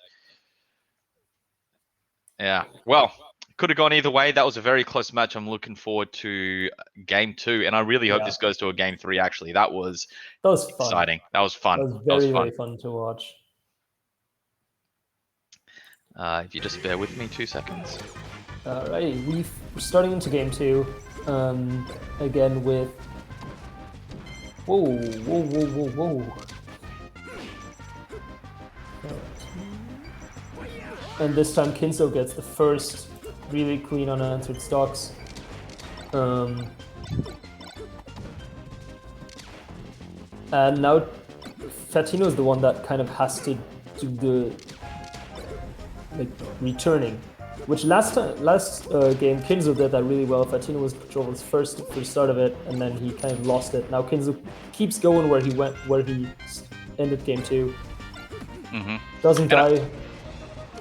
And I wonder if Kinzo's chosen a bigger stage here to try to have a bit more of a laser game, or what the thought process was here. I mean, it's always strange when it's a Ditto and it's just like, you know, you're not going to gain any advantage. I mean, you're not really getting any advantage except for comfort. Except for comfort. Which is why, for example, I also, a lot of my Marth Dittos, for example, I also counterpick to Dreamland, for example. Just because I know a lot of Marths span the stage in most matchups. And I'm pretty comfortable there, so why not, you know, just... Yeah, why not? Why not? In Peach Dittos, I always am thankful when the other Peach doesn't pick this stage. I think it should be just a gentleman thing just to not go to this stage, because the in Peach Dittos specifically go so long. So I'm one of those players myself here. I'm one of those players that really loves it when matches go long. So I would have nothing against it, but then again, we're currently watching a Falco Ditto where it's very unlikely that the match goes that long, especially if they're going at 2 minutes each other, down. Yeah, exactly. as they have been. 2 minutes down, again, 2 close stocks to down. even. Kinzo gets the first hit on this stock again. He's slightly ahead the whole he's match. too far down. Wow. Yeah. Okay. Kinzo Kinzo's stealing takes that one with, hit with and a small jab. Yep. Sometimes it's like just, you know, the timing that catches your opponent off guard as well. Where it's like maybe there would have been an option, but you were not expecting like to be slowly sent downward by a jab. And Yeah, it does exactly. cover like the nice. That down air covers the go in the ledge option. And we're Styling on him a little bit. Tino again pulling Let's it go. back. Crazy. In the last seconds too. He was down at like a full stock at one point. It's funny because that's pretty much the inverse of last game, right? Where last game Fatino started out better and then got like the last 2 stocks reversal on him by Kinzo, and this time the opposite happens where Kinzo takes the first stock on Dreamland and then just that incredible combo to end it by Tino. Yeah, that was sneaky. Caught him in the wrong DI and got to dunk on him. So you know, you don't want to be on the receiving end of that, because it makes people like me with shitter brains be like, "Oh, he did a dunk, so cool." So I'm gonna clip that on Twitter later. Right, Here we go, are straight back to in it. Dreamland. Straight back to Dreamland, yeah. I mean, why? You know, it was a very close game, so why pick up your counter pick for that? But now Fatino, with the momentum of the last win, grabs the first combo. Forward smash. They're doing They're trying to get knockdowns, I guess. It's at that percentage. Well, they are just going at each other, but it does look like Fatino's got Kinzo in the corner here, so it's going to be interesting if he can find his way down. And it doesn't look like he's been able to. He got to the top platform, which looked promising, but Fatino was out to Kinzo's steal still that in control. Yeah, of and, all stage. Oh, wow. But Kinzo once again comes back, and then that's the thing though, right? Coming back to ledge, that's the first part of recovering, and then you have to go to the second part. And I feel like people have been getting so good at like, if they can't cover you at ledge, then they'll just cover you once you get off it. And like, Yep. And it's like, where do you go? You either have to do a hard read and rush in, do some type of spot dodge to get away from it, or go to the top platforms. And when you're on the platforms, you're still not out of trouble. You really got to be in the ground in the center. Oh, again with the Fatino's also been really nice at like, we've seen the lasers from Kinzo off stage, and Fatino's been really nice now at like sneaking under them with his side piece. Oh, he nearly got away with murder. I think, well, Kinzo just got away with a pretty a pretty questionable Yeah, up B recovery. Yeah. But Fat Tino's keeping it going, and he's racked on a lot of percentage. Oh! Again, Fat Tino's got Kinzo in the corner for this stock. Here comes Kinzo, though. The combo game is beautiful there, just really nice, but doesn't quite finish it off. And that's all the way back.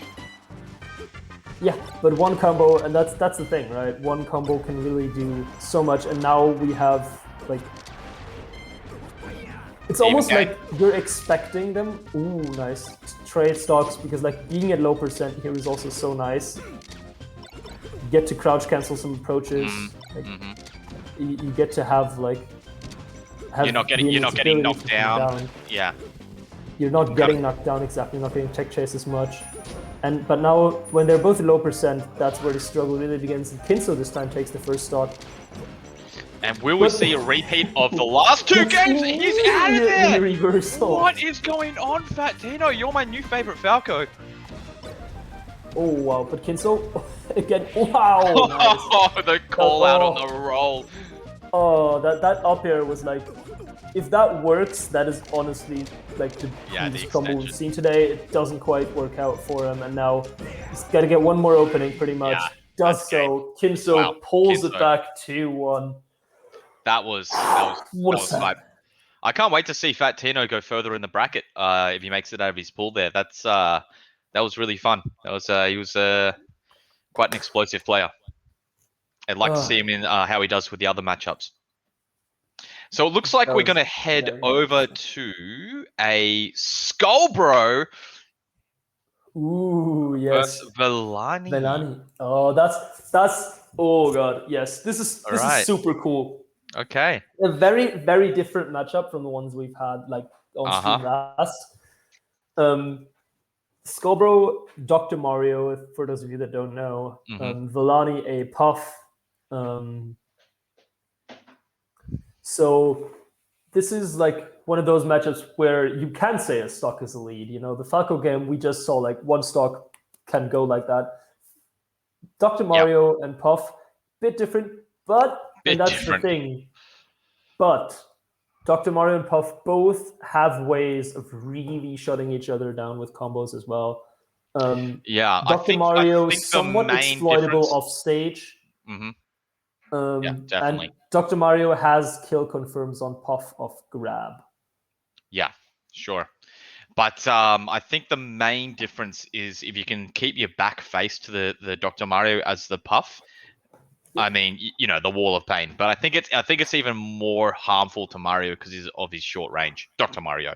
Because of his short range. It also is convenient that Becker is also one of your best tools against Dr. Mario's pills, which I'm assuming is one of Doc's big strengths in the matchup is the projectile game, because his pills are at a somewhat hard angle sometimes. Like sometimes they're a bit hard to like get the right angle, and especially if you're not used to it, they do a lot of damage. And if you're jumping with them, Doc is like somewhat good at throwing them safely. Yeah. And if you're smart if you've been hit high and you're smart with your recovery, you can shoot a pill at the right time to kind of stuff a Puff kind of coming out for you. Which is nice. And you've also, I mean, I wouldn't recommend it because sometimes you can get hit anyway, but you can use the cape, but sometimes it turns the Puff around and you still get hit. And I think cape is one of those things that in the Puff matchup maybe isn't that great. No, unless they if they miss a rest. Have you seen when they miss a rest and you use the cape? Oh yeah. It doesn't get them out of rest. They just keep turning around and taking damage. Exactly. It's sort of like a phantom hit where it doesn't pull them out. Yeah. Which great. Then that's true. That can actually like be really cool when you like just need the extra percentage until up smash or something kills. I didn't know Phantom hits kept Puff in rest, kept her asleep. Is that right? Yeah, that's awesome. That's the new meta. If you want to search that out, there's a video. There's a video of a TAS where there's like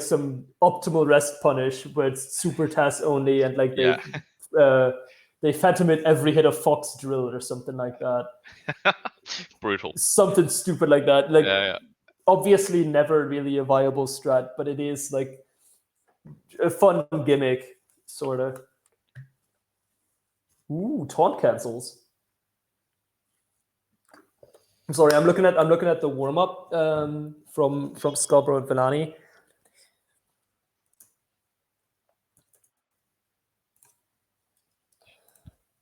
Also, I'm just really quickly going to check something.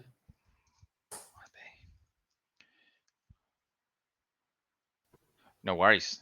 Me too. I'm just jumping on here. We're just checking with production at the moment, making sure everything's running smoothly. Well, 100%. We've got.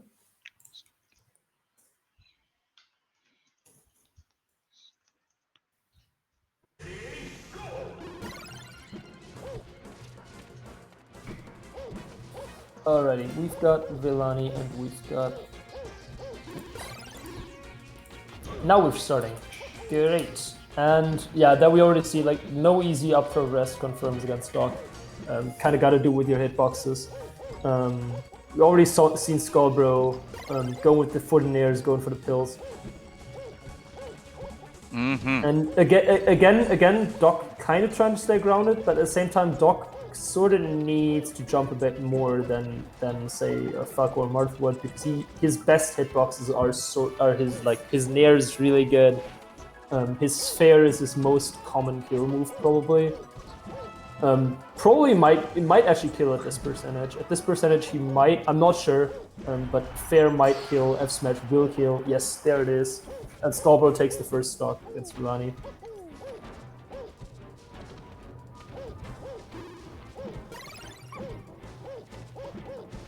excellent. Sorry, I'm just having a few technical difficulties. Oh, okay, I've got a stream. Okay, ooh, really cool. Villani, they get around the grab from Scarborough, punish with an F smash, punch it out there. Really nice to see. And now we're practically even again. And oh, nice. Whoa. Yeah. Two aerials. And this is where Puff can really take their time, because like Puff can do the trades here in this matchup as well. Where yes, Doc can kill Puff early, but Puff can kill Doc early as well, sort of, especially, which we haven't really seen yet, but with the edge guards. Once you get Doc off stage, but it seems to be hard to get Scarborough off stage here, who runs off with a cape. Interesting. Something that we didn't predict would happen, but maybe he knows things we don't, which, I mean, probably he does. Not sure if cape is one of them, though. He also, as a Dr. Mario, it looks like he's doing that kind of chic angled needle thing where he's jumping on the side platforms and shooting the pill at a diagonal angle down towards up. Exactly. Which seems to it's got him a little bit of damage in the first two stocks there, which is interesting. Nice. So I Good wonder if there. a counter pick would be FD for the Puff here. Yeah, that actually might be a thing. I will say Puff also really likes platforms, especially if you've seen once when Villani had used the time. Again, we saw the top platform coming into okay, as sort of a reset point for okay, let's take a breather, let's take a bit slower. Regain yourself. Oh no! Oh come on! Oh, didn't quite get there. It's all right. It's still up 74%. Scalbo's been really good at his recovery until this one, where he's been dropping a bit low, and then cutting off. Cutting off Villani. Now, I know I was watching Sharp's stream a while back, and he was in one of the, I think it was the same circuit event, and he went up against Skullbro, and I remember them saying that that Skullbro was a little bit of a challenge for him, and I think that means that Skullbro's probably pretty good at the floaty matchup. I can see that. I know, back in Denmark we have Ego, the Dr. Mario player, And if I recall correctly, he also always had like he always enjoyed the party matchups as well. He enjoyed success in them. That button mash on that down B was insane! Yeah, the speed at which you kind of have to mash to get that height is incredible. That's crazy, and the fact that the puff didn't roll at that point and got kind of spiked. Whew. I was mean, 100% you gotta be sure kicking yourself as Villani there, Trouble was that there. and that's it. I mean, yeah, but also like if you're not that used to it, like yeah, that level of height is rare to get. And how this many is people one have experience against a high level Dr. Mario like Skullbro? I mean, who is there that's better There than isn't Skullbro that in many. Europe? Yeah, I mean, Skullbro's the best Dr. Mario in Europe, right? Yeah, pretty much. And one of the best in the world. I mean, oh! Turns around from the pill. That With a little pill bit of actually extra saved sauce. Scarboro's life. Oh, Yeah. incredible! Hey, Takes the trade there. Really, really cool. If you jump over to the Discord where they're streaming the actual. Oh, thank you. Yeah, I'm a bit behind on my game feed still. I don't know why that is. Sorry for the stream, but oh yeah, it's supposed to be blank.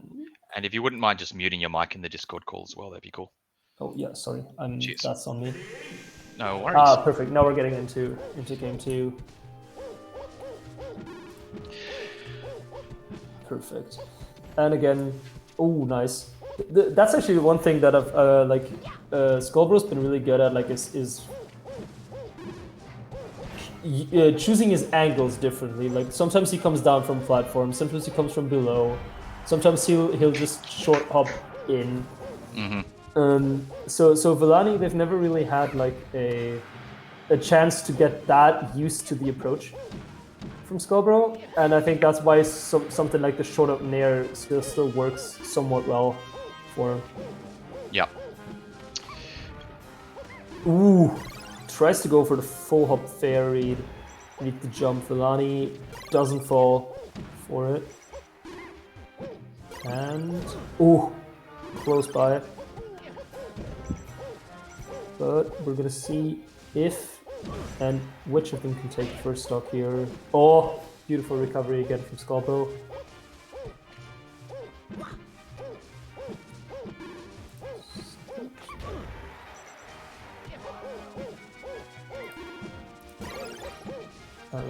Yeah. Yes. Okay, we're still here. Perfect. Sorry. Yeah. Wow. Oh my God. I turned my head for 2 seconds, and all of a sudden, these guys are a minute and a half into the game and struggling to take the stock from each other. Yeah. Oh, and what beautiful a recovery. Let's go, that is exactly Skullbro. why they're struggling to kill each other. Yeah. That's too good. Welcome to Melee with good defense. Yeah. And I wonder nice. what Again, Skullbro's looking for here. Probably a forward air, probably a yeah, down looking smash. for the forward air, gets called out for it. Still alive at 160. And that up air not Absolutely killing because brutal for a of the high roof. And I wonder what Villani's thought process was taking the Dr. Mario here. Maybe the thinner walls with the back air. I think that this is a thing where like I can sort of understand it from the point of just the blast zones. It is the blast zones to the side are narrower here. Yeah. So the back airs and stuff that from Puff are nicer to better to like, set better up, to put kill. up. While, Yeah, while the roof is somewhat high for Yeah. forward airs and up smashes from Puff. And if you're going for the forward air and trying to kill off the top as a dock, and that's how you've lost a couple of your stocks in the last game as Exactly. Villani, I can understand how you'd want that little bit of extra height in the roof so you can live just that little bit extra. But the walls are coming into play here. I mean, Dr. Mario doesn't have the wall jump like his brother Mario does, but I mean that's no problem for Villani because he's just he's able to take him. Beautiful. Cut. Oh, how's this Calls up the platform edge cancel, movement? but just more Looking edge like cancels from Zane out Skullbro. here. Oh my God. And ooh, I actually thought he was going to go for the fair there, but goes for the back air, sets up the edge guard, doesn't quite get it, and now we're back with Villani in the mix. And I think like Skullbro has not yet hit an up smash. Villani's been really good at like getting the smash attacks out. Skullbro also like been finding his kills with aerials instead, but those down smashes, like if those hit, that just makes it extra hard for Puff to live longer. It looks like Skullbro's having a little bit of trouble coming down off the platform here, but Villani is respecting his space and kind of just jumped into the corner there. So I wonder what Skullbro was threatening that Villani's so scared of. I mean, he is. I think at this point, like a good aerial, an up smash, a down smash, a fair, an F smash, as we just see him throw out there. That'll all kill at this point. So yeah. it's So really he's trying hard to pick his point. He's trying to pick his spots. Exactly. and Especially if in the lead, like kind of just not taking a risk and getting too close to the scramble situation. You need to come to me, is what he's saying. Exactly. Come into my back air. Finally, Skullbro clutches up the second stock and is now still a bit behind. We see Villani taking their time on the platform. Just taking a little mental reset. Ooh, that's a bad back air to take there. Now he's in the corner, and he's worked his way back in with that pill. As you said before, like the Puff can deal with the pills by hitting them with the back air, but that back air is now out, and he's stuck in his own lag. One thing that Villani's done quite a bit is just to try to get over or under the back air and then re-jump to catch exactly like that. Then re-jump to try to catch the Dr. Mario with the back air in the recovery. So you're not kind of wasting the back air hitbox on the pill, but you're getting around it and then, back airing. Yeah. Which is a really cool thing that I really hadn't thought of as much. Yeah, it's like the mini game around just the pills. Yeah. And you've got to kind of be figuring that on the fly as well, because I mean, again, you don't really have many Uncle Punch training packs for the for Dr. Mario pills. I mean, you can set them up in replays, but that's something that maybe not everyone's set up. Yeah, it is not the match. There's other things, other matchups that are probably more common to practice. Sure. It is also like just Skullbro being really nice with like choosing his angles as well. And it's looking like a signed, sealed, and delivered match in Villani's favor at this moment. We'll see if he's got this up B. No. Nope. This time not in range to get the up B out to actually hit Villani. So Villani just can stay at the ledge, take it very slow. Just if Dr. Mario up Bs, you roll. Done. So I guess it's either Pokemon or Yoshi's would be my best guess for the counter pick for Dr. Mario. What do you think? I would almost be guessing Yoshi's is the preferred pick, but also probably the preferred ban from Villani. I could honestly see FD still working for Doc as a counter pick. On the other hand, we've seen Skullbro have some trouble getting down, but also we've seen Skullbro really work well with platform edge cancels and stuff. So right, and also I'm not sure if he wants to get rid of those. Yeah, he was schmoving on those platforms, and as you said, here we go. FD. I think the big point in favor of FD is it is very long, so you can set up pills nicely. And there's no good way to escape grab combos onto platforms and stuff, which also makes Puff's time punishing also a lot harder. Which is probably he's probably going for more of a restrict Villani than enable myself pick here. Really nice back air shield finds the small extension. Yeah, and a bit of chip damage here from either side. But it does seem like Villani's kind of got a little bit of a read on Skullbro's movement here. Nice. And that's actually a really cool thing, like doing the F throw for positioning here. I don't think there's much to get out of the throw as Puff, so unless you can set up for an edge guard, going for the positioning throw. Yeah, makes sense, right? Is sort of the way to go. Take that neutral advantage. And that's another thing in this matchup. Like you see Skullbro going for a lot of these hits, combos where he gets one or two hits, but then maybe kind of tries to extend it to one more hit, even though it's not a true combo, and tries to read the jump or read where Villani's trying to go after the combo. which is something you really have to be aware of, and which I think Villani has been really well aware of, is like, how do I get out of combos like right after they end, so I don't get caught by this one extra aerial, because that is just gonna add up.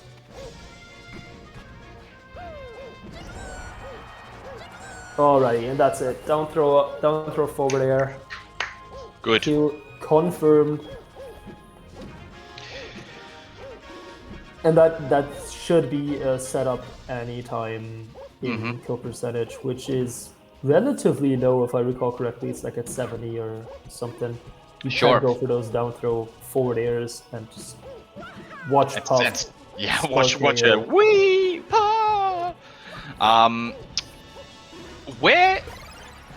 What? 2.5 minutes down. Ooh. One. Power shield pill into F throw into.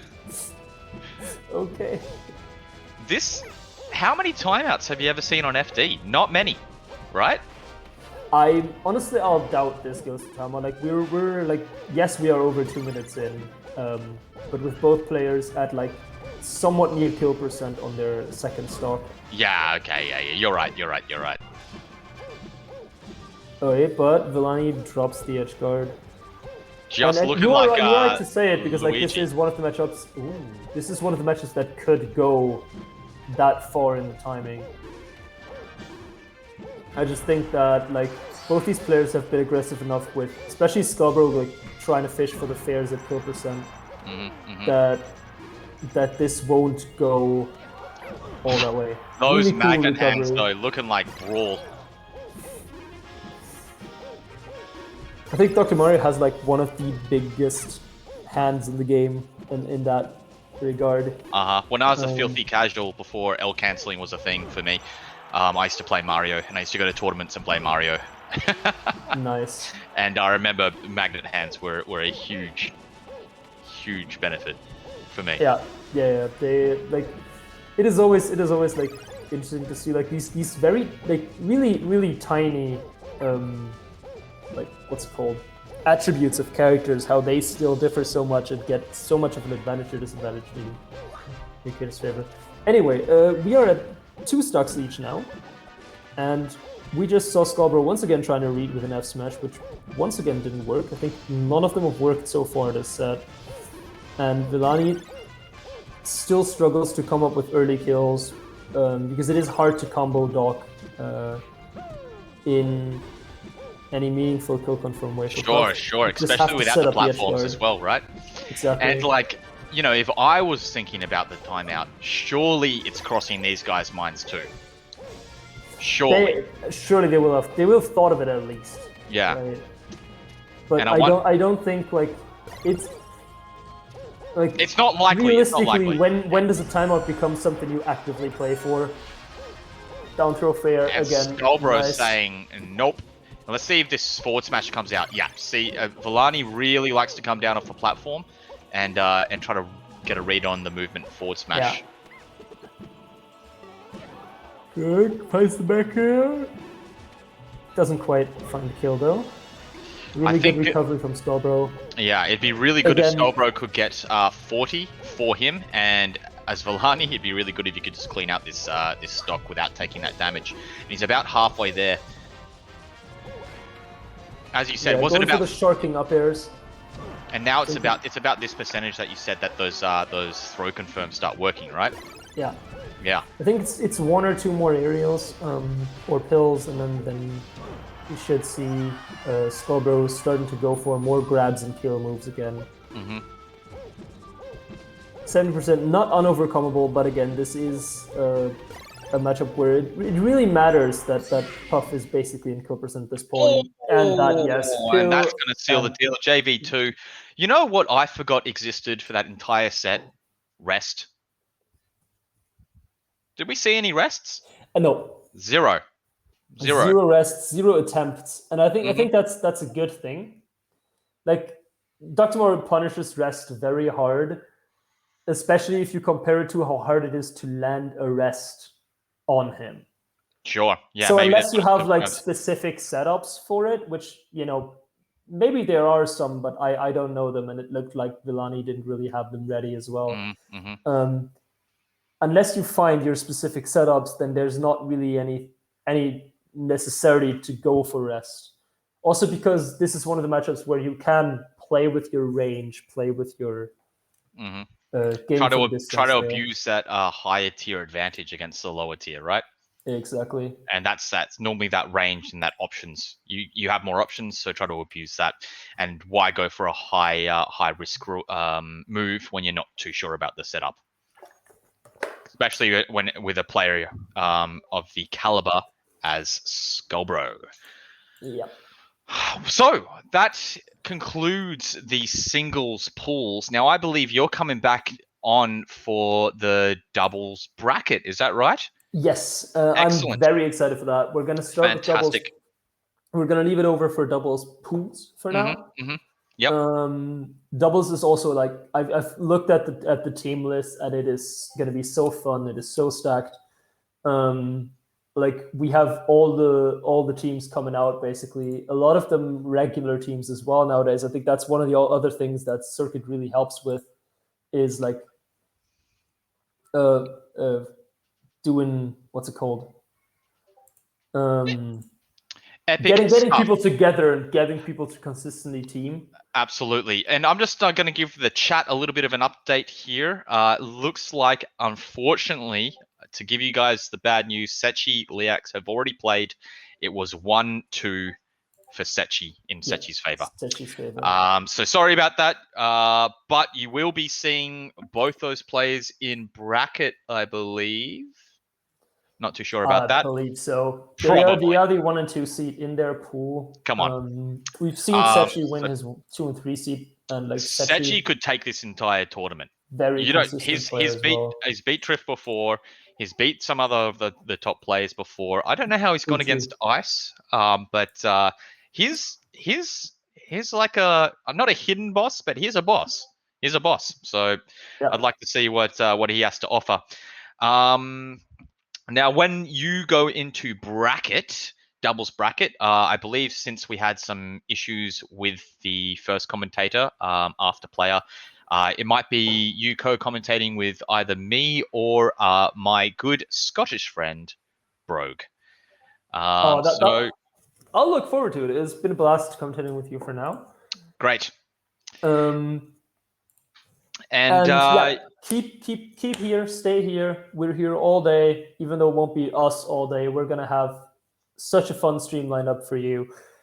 Doubles pools coming up on two different streams. If in Cruise, when Cruise comes up, we're gonna have 2 streams for that, both on BTS Smash and BTS Smash 2. So make sure to multi-twitch that to watch all the Cruise that you can. And then later tonight, doubles bracket is going to go on as well. Great. So we have a day full of Melee. While we're setting up for doubles, we're just going to have you guys. We're going to say goodbye for now, take a little break, and then we'll be right back with doubles pools. Okay. See you guys in a bit.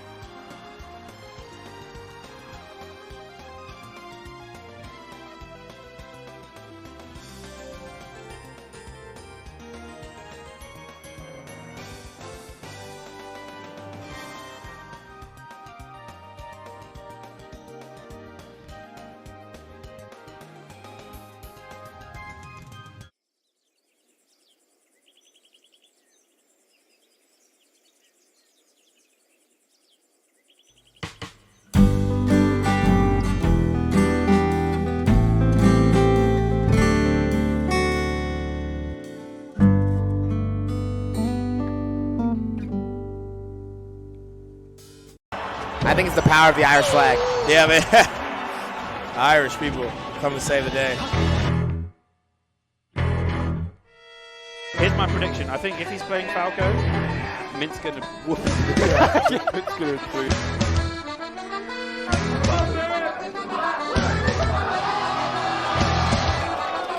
Oh! That was scrap central.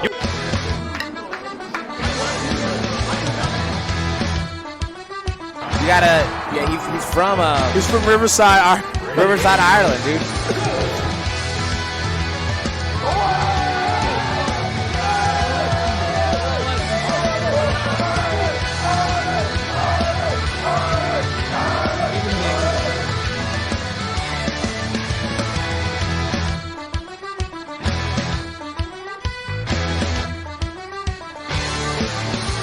How about we organize something big? And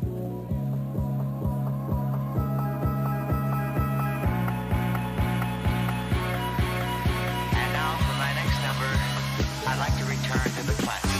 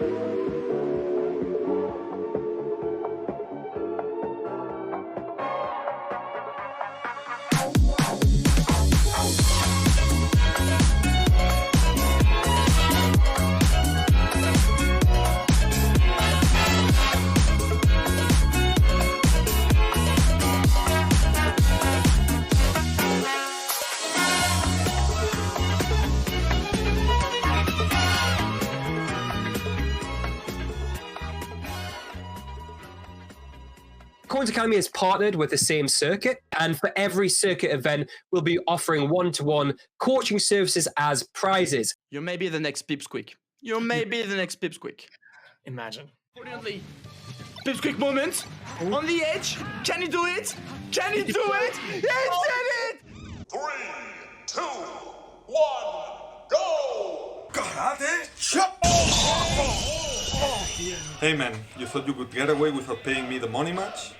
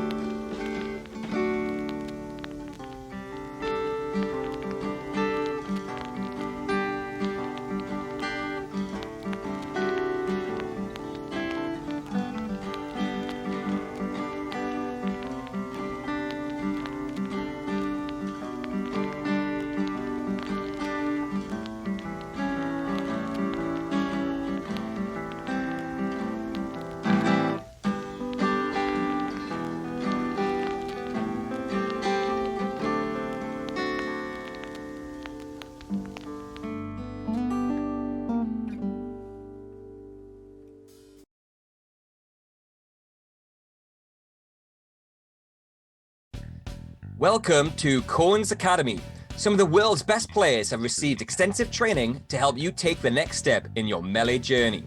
With one-to-one coaching sessions, special guest speakers, monthly student leagues, mentality lessons, and over 500 previous lesson vlogs to look through, all in our private Discord, we have all your bases covered. Choose from a wide selection of coaches to pick the right one for you and your character. Or for a discounted price, you can sign up as a content consumer to watch all the lessons live or rewatch all the past lessons in the archive. As well as this, you can get access to the Coins Academy Discord server with all its resources.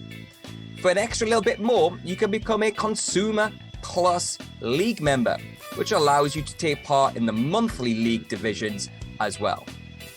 Newcomer or veteran, with Coins Academy, there's never been a better time to step up your game. So check out patreon.com/Coins Academy to see what could be in store for you.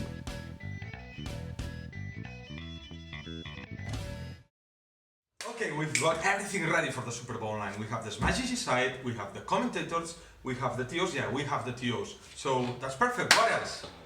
Sitting. Sitting? No. What about trophies? Oh yeah, let's go Heaps. Hey, this is Heaps. Letting you know my Peach brings all the boys to the yard. Weird. Come to think of it, I haven't heard from Heaps since Super Bowl 3. Okay, well, try T-Bag.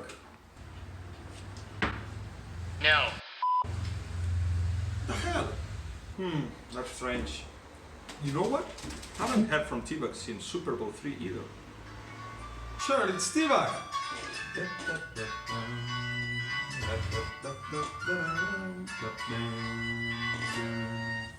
Hey man, long time no see. We were talking about the Super Bowl and we need the trophies, man. You know where the hell are the trophies? Do you got the original copy? We need the original copy. Guys, I fucked up. Heaps had the original trophy, and I lost him.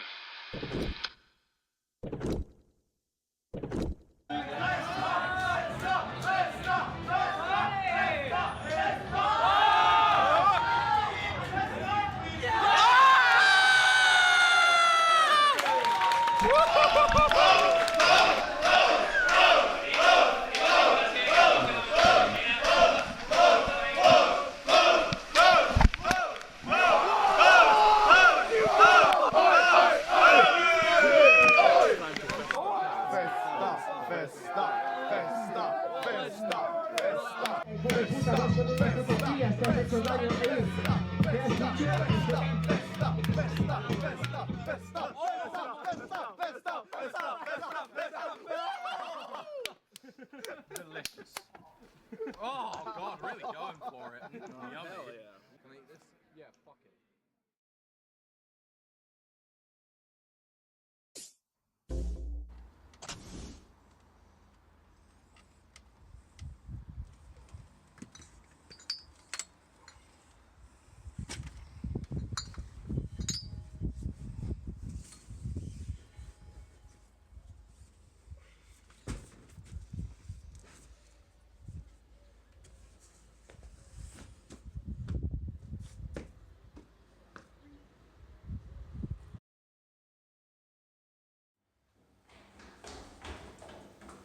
Heaps?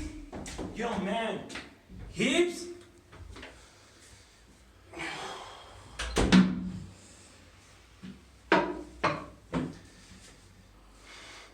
What the fuck? Hospital band?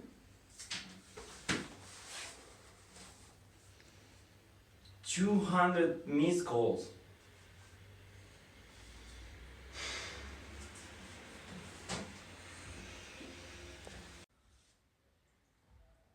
What the fuck? Paging Dr. Battaglia, call extension 198. Dr. Battaglia, extension 198. So you're telling me that you saw us last year? As I said, you were really wasted. You were bragging about winning some weird bet about removing one tooth. I even give you stitches. I'm surprised that you're alive, actually. So we were both here, me and Heaps. Yeah, Heaps. That was his name. Look, you gotta go. Good luck finding your friend. Just one more minute of your time. Is that the Kalam?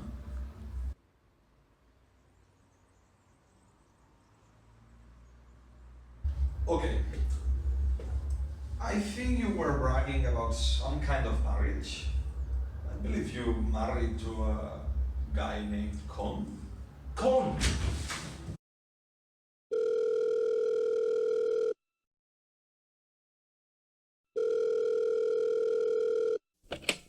T-Bag! You got me in so much trouble after Super Boo 3. Why the hell are you calling? Honey, who is it? Oh, it's just a telemarketing Mormon calling. What? Yeah, they're just asking us about electricity bill. Philippe Gilles or what? Oh yeah, don't worry about it. I'm trying to find Hips. What happened after Super Bowl 3? We thought it'd be funny to have a shotgun wedding. I bought a car for you as a wedding present, but it got impounded and I couldn't get it back because it was in your name. Look, I've got to go before the wife and kids find out you're calling. Yeah, go to Keep Eyes Car Impound to get the car back. But listen, never call this phone ever again.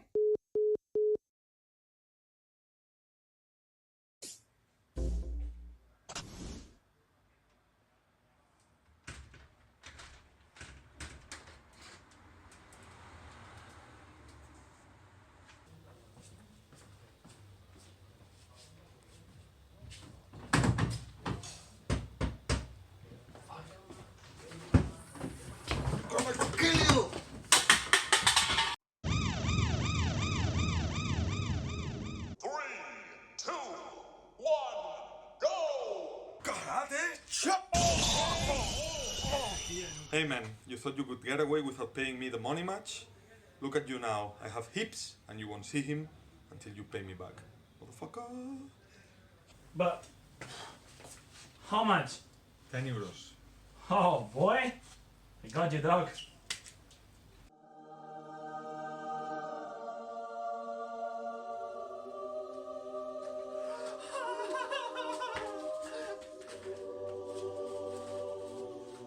Festa! ¡Vaya coyote!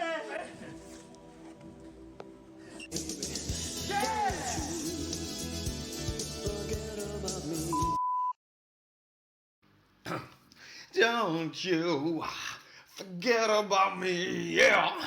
Don't you forget about me. Don't, yeah. Don't you forget about me.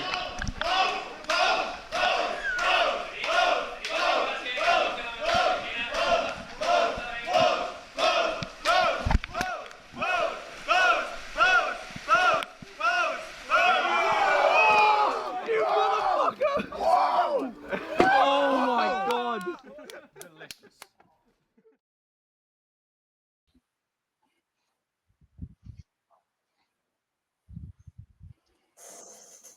And we are back at Super Bowl Online. Welcome back, everyone. We have been powered by the Smash Summit. So beyond the Summit, Poland Software, Cones Academy, and our partners are Team Air, Smash Sisters, Smash Europe, and SSBM EU.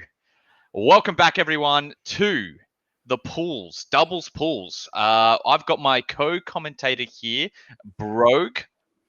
Good afternoon. He is a lovely man from Scotland living in Northern Ireland and part of the Irish crew. I am, of course, Heaps. I'm from Australia. I currently live in Spain and am working with the Super Bowl guys, and I'm very excited to see some doubles. I actually prefer doubles to singles, Brogue, and I know you're not the type of guy that you're in the opposite persuasion, I believe. Is that right? No, thank you for imposing all that on me, though. I love doubles. I'm so excited by it. It's like Melee's like perpetual, like overlooked or underappreciated event, and like it's always so much fun. Like, yeah, and it's always the thing that I think, I don't know about you, but like whenever I end up at like Smash Fest, it always ends up being like the last thing that you end up doing. Yes. Looks like we've got Epic File, FC Bort, Sharp, and who's this Fox player? It's that's Bass. It's Bass. It's he's just been leaving. So yeah, actually, this is going to be great because both Bass and Sharp spent a year in Belfast, where I'm based. So I got the pleasure of basically doing locals with them once a week for about a year, and it was just honestly so much fun.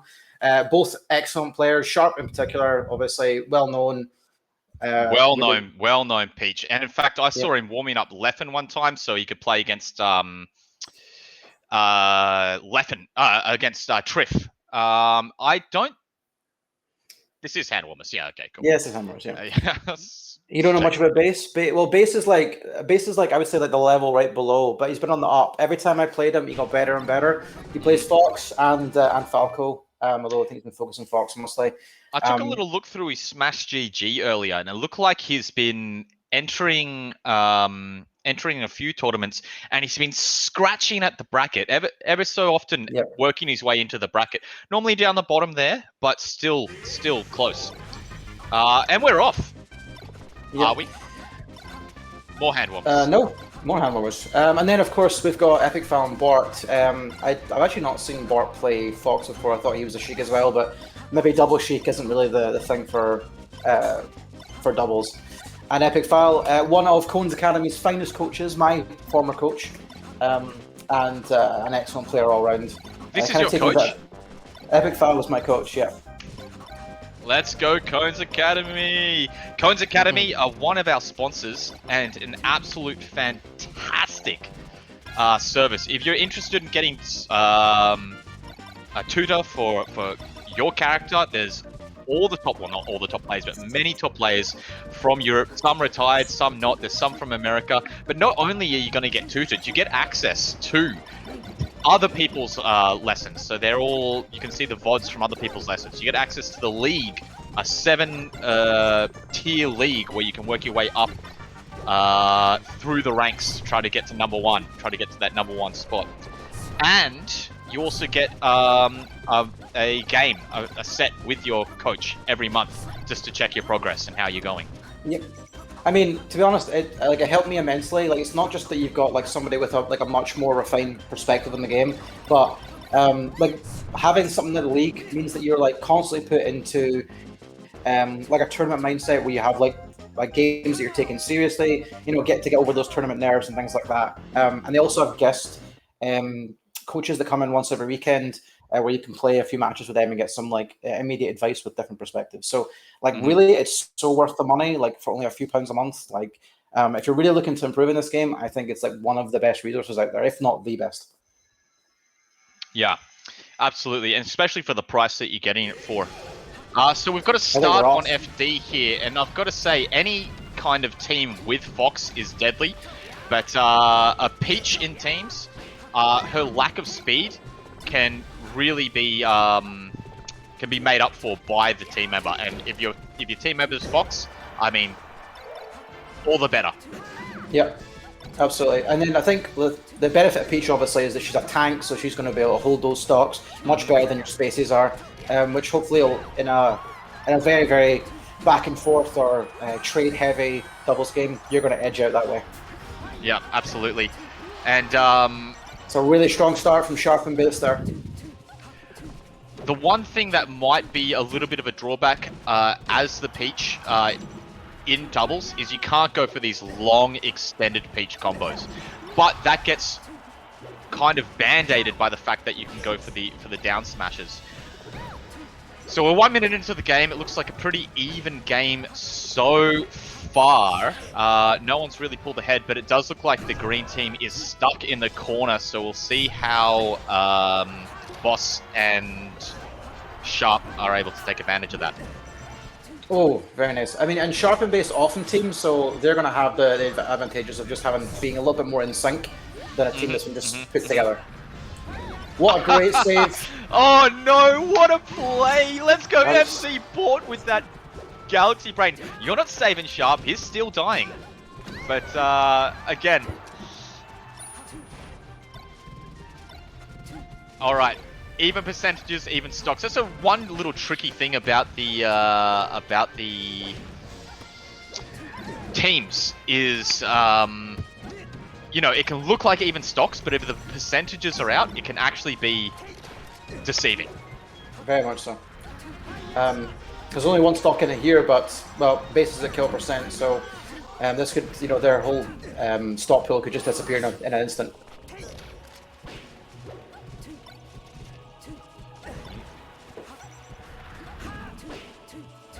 Great save by Sharp there, and this looks really good. Oh, okay. Yeah, we're It's kinda even. dead even, but yep, it's even. Oh, lovely catch from base there. No, what's happening? Oh, spaghetti at the edge. No one knew where they were meant to be. Trying to call out the roll there. I mean, can both take out the Fox? If you can reach the Fox and get a quick kill there, well then he can take it back. I mean, let's be honest, if there's one character that can do a 2v1, it's going to be Fox. Oh! Base takes out Bort. Oh my god. I know, And the it's big your last My coach. My coach versus my friend, it's, I don't know who to root for. Who do you go for in Who do this you go for? situation? Yeah.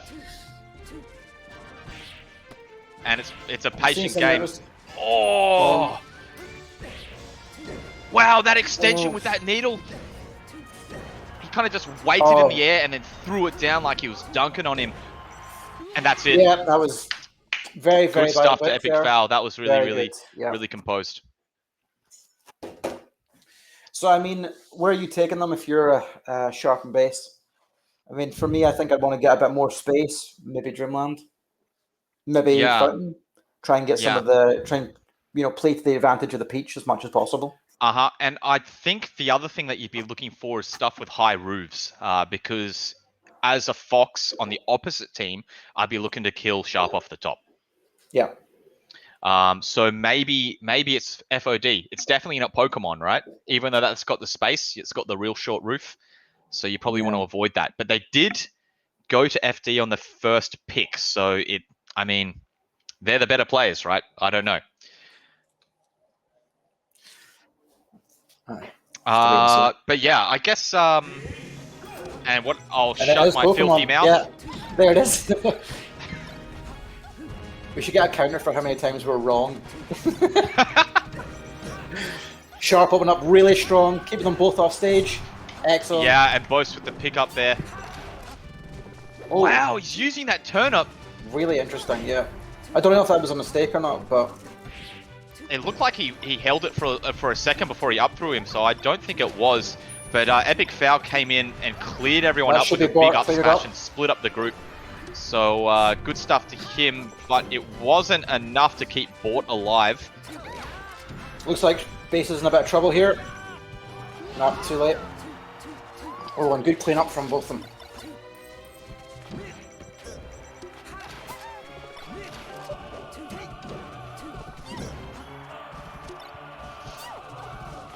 I think a lot of time in doubles as well, it's really important to make sure you're picking the right opponent.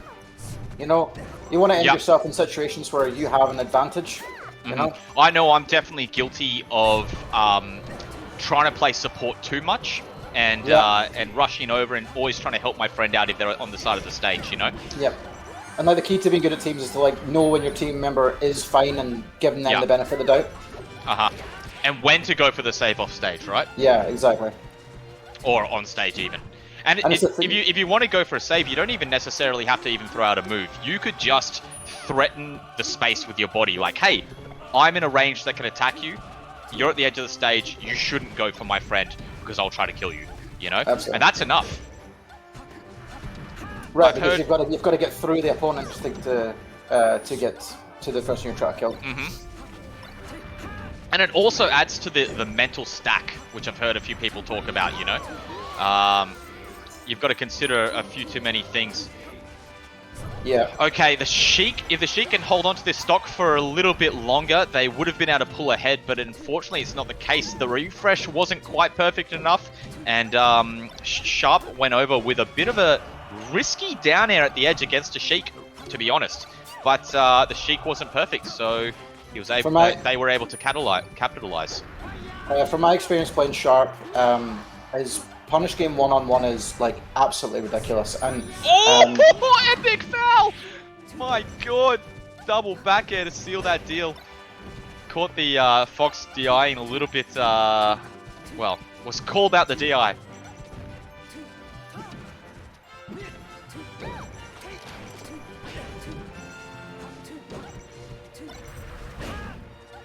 That looks like that's base out of it. Well, this looks like But they need to clean up Bostock immediately, and they have done. Again, we're looking at this being pretty dead even. Oh! And now it's a 2-on-1, but the other way around. Oh, base is going to work here. Boy! Oh, it's so much fun seeing the 2-on-1s. Yeah. Oh, they're on top of each other. They need to let the somebody go forward, and it's definitely both. I kind of think it should be base that goes in. You know, he's got lower percent. You can scramble much easier. A big strain aerial could kill Peach. I think Sharp just needs to wait for his right moment and just clutch out the kill. This should be it. Very nice. Very nice. Very nice. Mm-hmm. Well, it's an exciting first set. Yeah. It was a good one. Mm-hmm. One more game left, though. Indeed. And I guess these are the type of matches where you don't, you know, you've got such a high caliber of team. You can't really say, well, these guys obviously have the advantage over the other one, you know. And teams is always, I think, the great equalizer. You know, you can find that, you know, you might have, you know, conventionally the strongest player, you know, in a team of four. Like you might say that Sharp is the strongest of these four players on his own in a one-on-one, but I feel like that all kind of evens out a little bit in teams where it's as much about the synergy and the plays as a team than it is about, you know, your individual skill.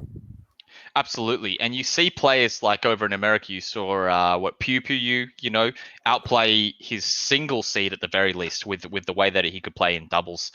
And there are players like myself, even though I'm a shitter at the game, I actually think that I perform higher in doubles than I do in singles.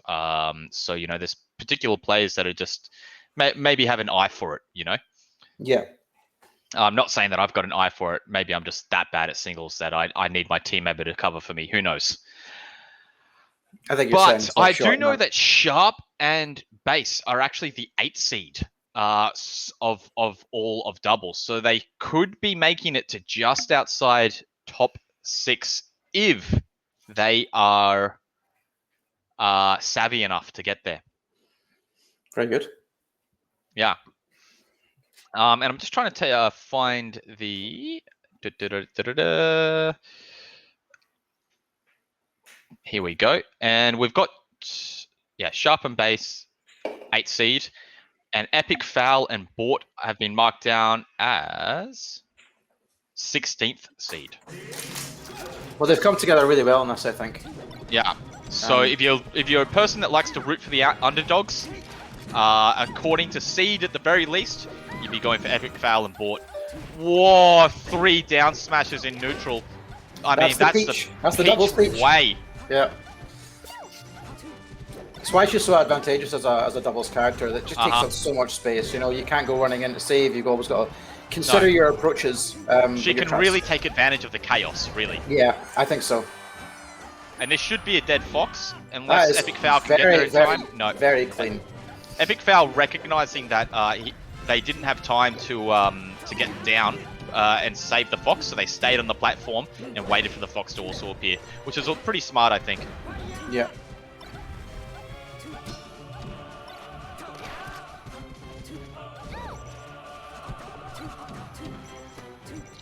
One of the things that I struggle with the most is target swapping during doubles. You know, just because amongst the chaos. Yeah, So you're so used to the flow chart of singles that you kind of get what do you call it? Tunnel visioned. Absolutely, but it's one of the things that I've noticed that Epic's been doing really, really well throughout these matches. He knows exactly when to break away and focus on the other opponent. Yeah. And Sharp just choosing to dash dance in the corner while his teammate was getting a little bit styled on. I guess it was because the invincible sheet coming down. Oh, that was a great this save is a by scramble Sharp. situation. Who's going to come out of this dead? Sharp takes full advantage of the situation. I think this is him just trying to play to keep the stocks and picking his spot, which has worked out for him incredibly well. As he's now, a little bit of scramble, a little bit of spaghetti at the edge there, but it still really works out for the red team because they are kind of run away with this at this point. As I say that, Yeah, Base drops that early. was a bit unfortunate. And it was pretty funny that that Nair connected with the teammate, not the holder of the teammate. But you know, melee never lies. So Never lies. Yeah, that's the meme.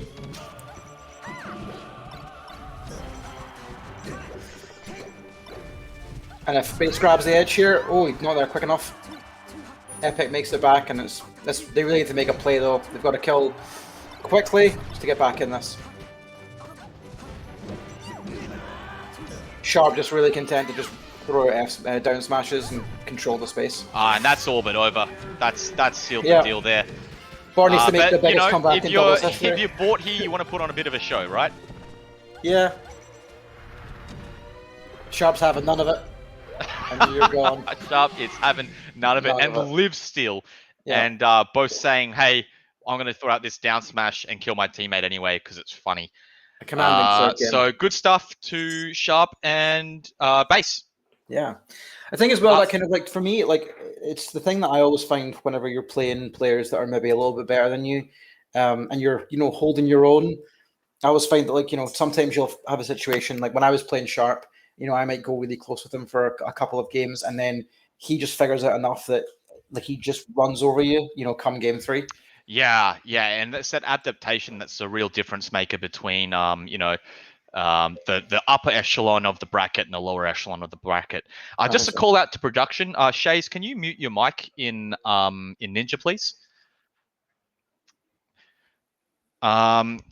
Cool. So just to let everyone know, we are actually sponsored by Smash Sisters. Not sponsored, they're our partner.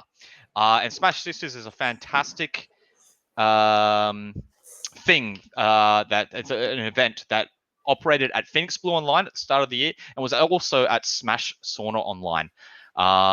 So those guys are a fantastic little group, and I just wanted to give them a little shout out while we're here on comms. That's very nice. Yeah, I think like we could always stand to have a bit more inclusivity in our scene, and I think the Smash Sisters events have been great for that. Yeah. And it looks like we have Mal Mortis and Majoris, a team from Spain. So we've got Mal Mortis from the BOS. Oh, I'm expecting full bias here, by the way. BOS. I don't want... And Majoris from Madrid, who is an awesome Peach player too. So now we're going to see 2 Peach players in a row in doubles. Let's go. And we've got Jamie, a Puff, who did really well against Skullbro in singles. We just had him on stream, actually, and he was... Wait, was it Jamie? No, that was... no, Jamie was playing... It was Valeni. Jamie is Puff, though. He's... him and Weston are both... Is that what they're playing? They're both... No, who was Jamie playing? He was playing a Falco. But I remember noticing that Jamie's shield DI was absolutely off the wall, insane, fast, and on point. And we've got Weston too. So you know a little bit about Jamie, I guess. I know as much as I believe that they're both Weston and Jamie have both kind of come up in the Slippy era, and they definitely I think they were playing before that, but this has been their like glow up year, and they both got PR'd in the UK for the first time. Oh no crap! That's a heavy region too. So if you're getting PR'd, that means you're. This is going to be quite an awesome game. I can already feel it. I guess your region that you're in at the moment, they're kind of good with their Puff knowledge, I guess, because you've had Maxi and also GG and Skux, and we've got a few Puffs in the UK. And even that other guy on your crew, Kieran. Verdant, Verdant in Ireland, Yes, so I mean we're used to, we probably have a bit more Puff representation than maybe some other countries, but I feel like Puff's like a character that can be played so differently. Like looking at like the Villani set from earlier, like you spoke about like him versus Skull, where just like there wasn't a lot of rest going for, because you can play a Puff that's just it's all about spacing and walling out with back airs, or you can play a Puff that like maybe like Maxi played, where it's all about like threatening someone into doing a bad option and then punishing them with a killer rest. So it'll be interesting to see how, especially during doubles, you know, how Jamie kind of like uses rest, if it's something that's like. Oh god, I hope I love seeing a rest happy Puff in doubles, but it might not be the case this time because these hand warmers are showing a Peach. So we might be seeing the Jamie Peach, which would be interesting. Though, sorry, we've got the wrong feed here. No, I've got the wrong feed. My apologies. I'm on the wrong feed. I will shut my dirty trap. No, I love seeing a rest happy Puff in doubles. I agree. Really. It's also just a really powerful move because, you know, your teammate can get you out of it just with like a jab really quick, and there's not that, you know, if used in sync, there's not that much opportunity to punish heavily for a missed rest or even if your mate can't get you out with a jab, maybe the enemy doesn't have enough time to get a punish on you. So we're looking at West Stonks, I guess, for the feed. All right, I've got that. Is it? That sounds right. That sounds right. Yeah, so this should be good. And like, tell me a little bit more. I mean, like, Spain's your region, right? So, like, give me a lowdown on Majora's and Malmortis. Majora's is a peach, and probably like one of the better peaches from Spain.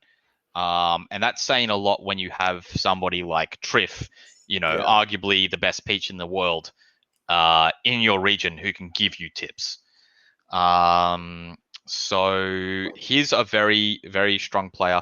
And then we've got from the Catalonian region, we've got Malmortis, who in his own right is just an amazing player. So it's going to be interesting, especially because these guys are top players in a region where they get to team together. So they might have a little bit of synergy, more synergy than, say, a team that hasn't had an opportunity to team together as much. So it's going to be really interesting to see if these guys outplay their seed. And let's take a little look at the doubles bracket that they're in, doubles pool, I should say. If you just give me a minute here. Sure. Apologies. I don't know who Malmortis plays. Character. Malmortis is a fox. Oh, no. Captain Falcon. Is that right, Willie? Malmortis? Yeah. Okay. Both Fox and Captain Falcon, and he plays on a box. On a box or a box? Okay. We've also got the box. I don't know if you've seen one of these before. Yeah, custom made, 3D printed. Oh, shell time, is it? The box. I'm not sure. I'm not sure that's one of our official sponsors. No, it's not. All right, we're just having a little bit of troubles getting the game up for a minute here. So talking about sponsors, we have been sponsored by Team Air, who are going to fly out the winners of the double circuit to Air 6, and they're going to cover accommodation. So that's fantastic news for whoever wins this. I mean, if the previous airs are anything to go by, that's pretty much like the event of the year. So I think that's a fantastic prize. I remember how hard it even was to get tickets for Air 5 last time round. Yeah, absolutely. And, you know, people are going to show up for Air 6, and it's going to be good crack, you know?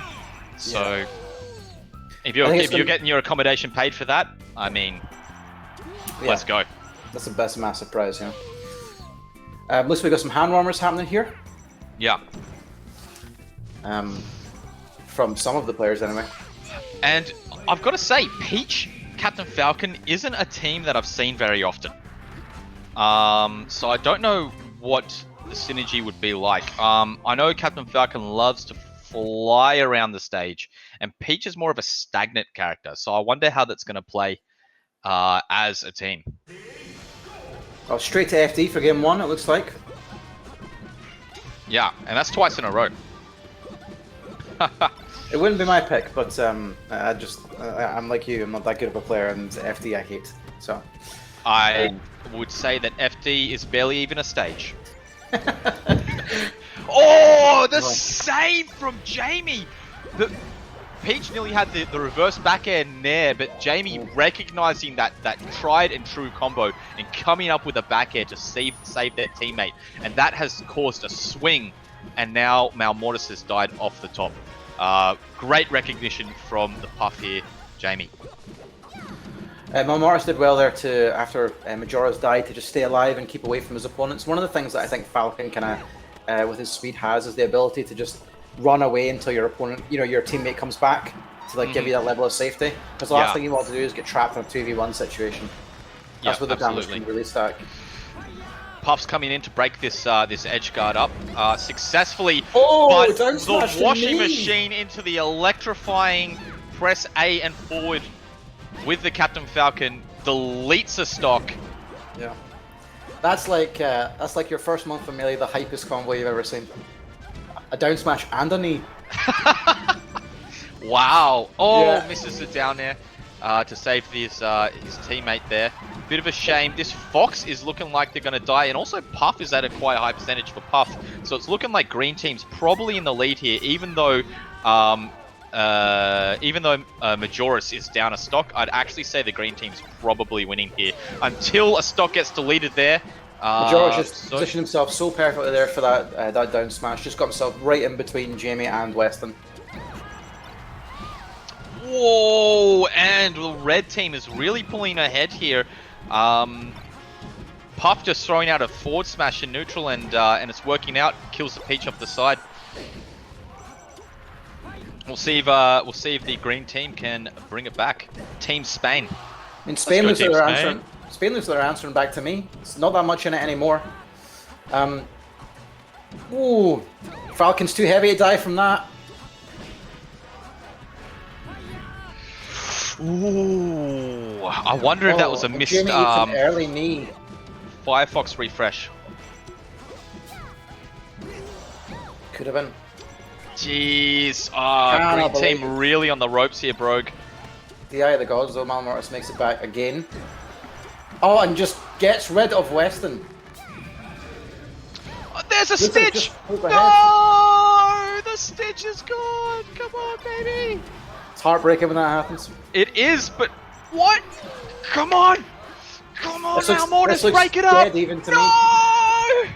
It's 2-on-1. I mean, Falcon can do this. I mean, it's 2 on 1.5 at the moment with that percentage on Puff. It's a stray aerial on Puff will kill her. Absolutely. So, I mean, does Puff stay out of it and risk the Fox getting beat up? Ooh, I think he was going for a rest there and that jab saved him. What the Hail Mary forward B? He really wants it. Oh, go for the Fox, go for the Fox. That's it. No, it's not. He didn't have the confidence. Where's the team synergy, Brogue? Oh, and Jamie's out of there. Let's go, Malmortis! Sorry, West. But let's go, Spain. Yep, the bias is out. Dude! Malmortis calls it. Oh my god! Malmortis! What a 2v1. Boss, amazing. Boss. Man, there's nothing like pulling something like that off. That might be, that's better. I think that kind of thing is better than beating any one opponent in Melee. Is coming back from 2v1. Is the best feeling for sure, in this for game. sure. And what do you do as the Puff there? I mean, as you said, one stray aerial will seal the deal, right? Yeah. But so you've got to kind of stay out of that kind of threat zone and only come in when your team member's been knocked down, right? But yeah. I think it has to be this situation where, like, you have to stay safe until, like, maybe Weston gets the Falcon off stage and then you step in, or you at least threaten a space where you try and keep Falcon into a corner so that he can't escape. And can't roll through the Fox or run into the center. You're just holding the center while the Fox tries to beat down on the Falcon, right? Yeah, but I think that if I'm right, I think they were positioned on the left of the stage, and then Malmortis had the whole stage behind him to run away to. So on the right of the stage, and Malmortis had the whole left. Yeah. So really that exciting was first game. So I'm really keen to see the rest of this set because, again, very, very close. Super close. The whole way they were having stock swings, classic doubles game, and yeah, I mean, what was I looking for? Malmortis versus yeah. So they're seated pretty close to each other. We've got the Western and Jamie in seed 6, Malmortis and Jamie up with a Majoris, very, very quick rest. seed 11. Yeah, that's one quick stock deleted at the start of the game. This is what we were talking about as well, is that Jamie suffered like almost nothing for that, you know? Although Team Kill got rid of him. Oh, I'm getting dizzy from this chaos. Mm-hmm. Or Green Team's got all of center stage, but a bit of team synergy lacking in the middle there. The Captain Falcon not trusting the Peach to hold the center and accidentally kind of getting too close. And that's the thing in teams. You don't want to be too close to each other, but you do want to be kind of close to each other. Absolutely. You need to make sure that you always got the ability to help your teammate, but you don't want to be on top of each other and, getting those teammates. That's right. That's right. And you also have to trust your teammate. You can't go for the same combos that you'd normally go for in singles, because if you're hitting the enemy toward your teammate, you've got to kind of hold it there and just trust that your teammate's going to follow up on it, and you just hold whatever position that you're in, and hopefully that's center stage. Exactly.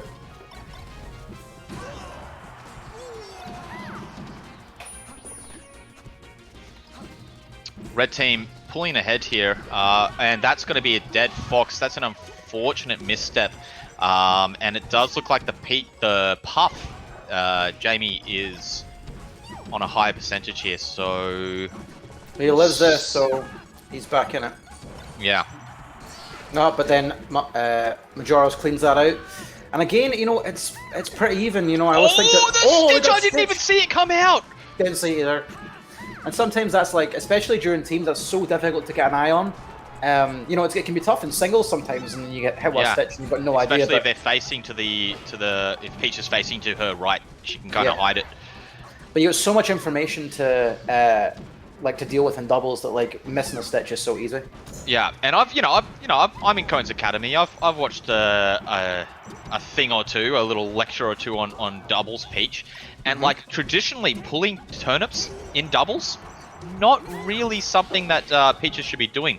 But Majoris finding these turnips, and making it work for him and getting a stitch out of it. So great team save by Jamie there. That was Weston out of the game, but Jamie saved them last second there, which you need to do. Yeah. Again, even though Red team have the stock lead, it really feels like Green team could just destroy them very quickly. Yeah, because they could delete these 2 stocks and then... And they're about to do exactly that, and there was a 2-on-1 again. 2-on-1, but a 2-on-1 where both... Another stitch! A 2-on-1. This is a tense moment. Yeah, because you don't want to throw it at your teammate. You don't want to throw it at your teammate now. Go!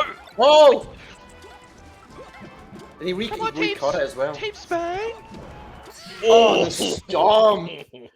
Goodbye, sir. Calling out the recovery. Well, that was an excellent showing from Spain there, actually. Wow.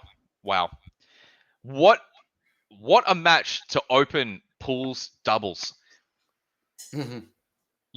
I can only imagine what the bracket will hold tonight, and top 6 on top of that. That was a really, really exciting match, and good stuff to Team Spain, holding it down for Super Bow. Absolutely.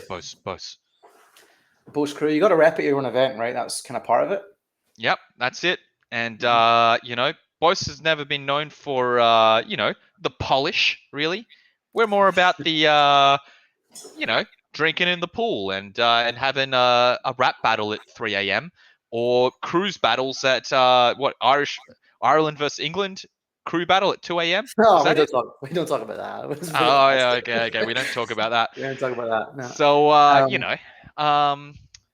but yeah, no, I was commentary. Who cares?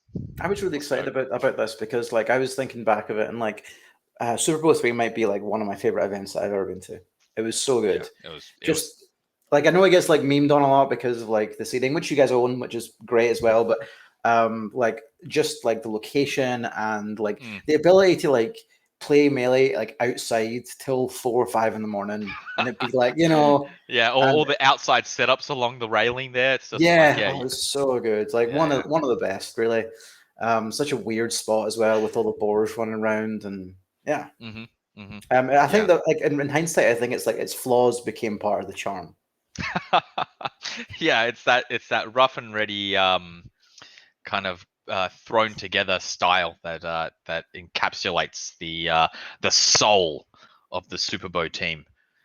Yeah, and we got the accommodation up there in that location. We had the food supplied, or you could go down to the canteen, or you could catch the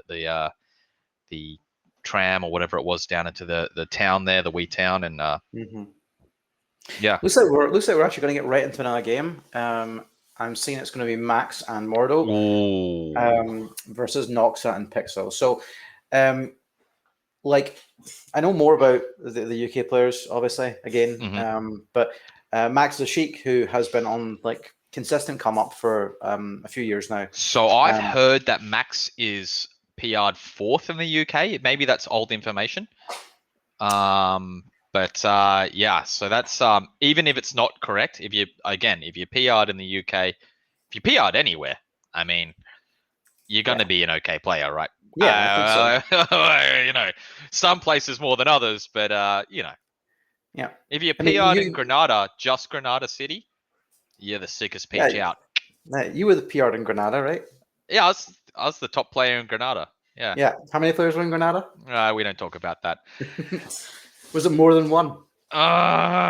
So the other team, Noxa and Pixel. Pixel being a peach, Noxa being a fox. I'm not too certain I know too much about these guys. Well, you should have done your research then.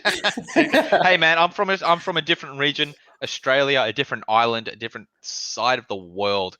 I've only been here so long, and I've had a tournament to set up. Of course, commentators quit at the last minute, man. Come on, help me out here. Well, Nox is from the Netherlands, yeah, and is a peach player, and I believe that they are, I believe they were PR'd at some point, but I wouldn't be completely 100% sure on that. I gotta say, Netherlands, like the UK, is like a really, really stacked PR. I think they have like a 20, 25 deep PR because it just doesn't, like 10 doesn't cut it. Because they're just so too many. Stacked, yeah. They're just too stacked. Like, yeah. Looking at the Netherlands PR is terrifying. You're like, oh, you're like, how is this guy 17? You know, anyway, yeah. So well, good on them. I've got to say, shout outs. We brought on a new stream scheduler, Epe, who's done a fantastic job choosing these games so far. I've got to say these players so far look like top matches to pick. So shout outs to him. Yeah, he's done a really good job. Yeah. So just to give it more color, so Noxa is from Netherlands, Pixel also from Netherlands, and I believe they are like a static team or a semi-static team. So they've played together several times in the past. And so again, what we're going to look at is hopefully a good bit of synergy. Mordo is a Falco from the UK. Again, if not PR due to inactivity, was definitely formerly PR, so you'd be very, very good. And Max, like I say, on the column. And I think Max just became a Cohen's Academy coach. Oh, wow. Okay. I hope that's right. Otherwise, I probably should have checked that before I just said it out loud. But I think so. So good. I want to shout out one of our partners here, one of our main sponsors, Poland Software. They were the ones that helped to build the same website where the leaderboards are housed, powered by their ranking framework for singles and doubles. The leaderboards will also had an ELO order option, which was pretty cool.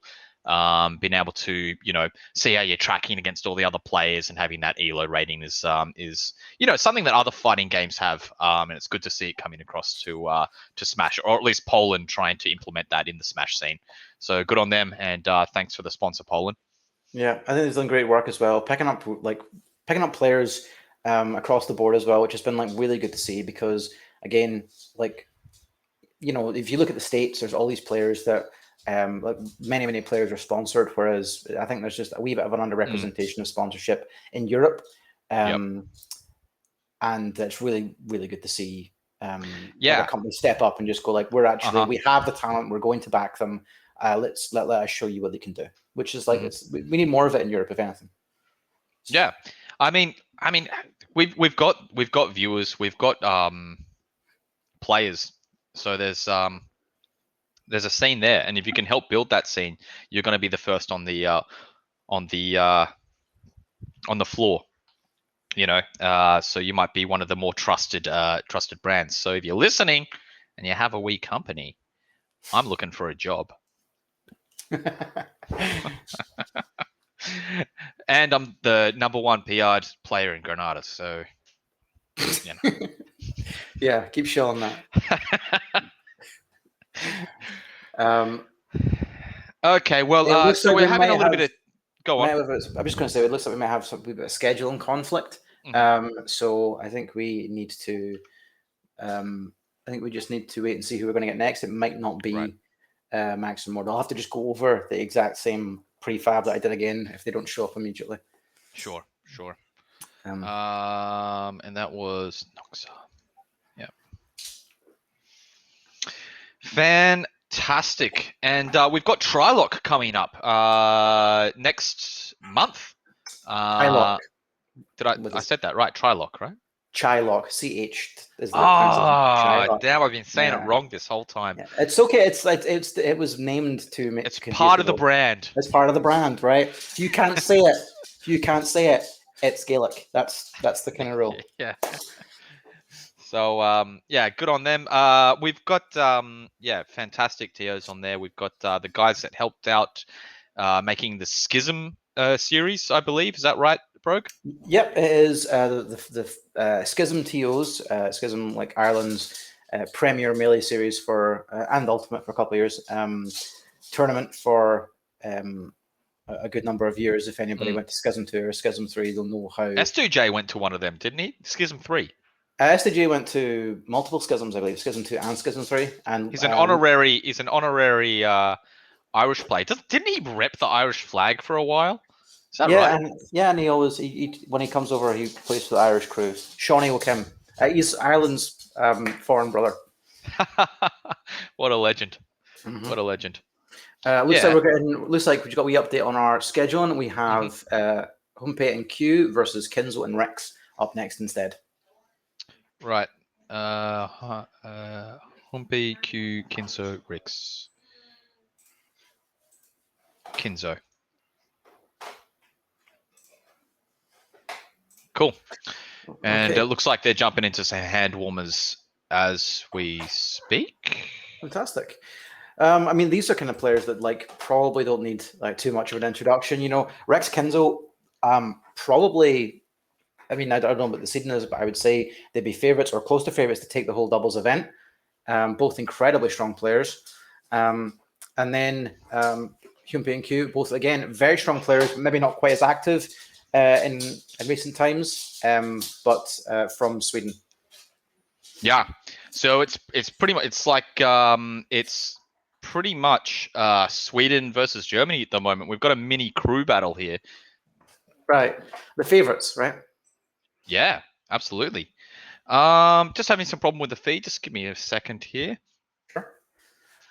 And I believe that Q, probably not quite as well known as Humpe, but Q is Humpe's static team's partner. Again, we should see a little bit of that, a bit more of that synergy. I think I'm trying to work out whether or not this is actually a game. I think it is. Yeah, looks like we're into game 1. Excellent. No. Yes, no, we're not. It's just it looks like maybe it's aggressive hand warmers. You know, you get those where you can't tell because it I hate when a Falco lasers me in hand warmers. It pisses me off, man. Hey, there's a shine. Turn the other way. There's a shine combo that happened there. I didn't think that. I was like, oh, we're late. We're not. They've just quit out, so we are going to go into game 1 here. Broke. You connected to the Kinzo. Yep. Okay. Just having a little bit of problem with my feed here. It's no problem. I'll hold down the fort till you're sorted. Thanks, buddy. All right, looks good now. Hopefully, it's waiting for game. Yeah, waiting for game.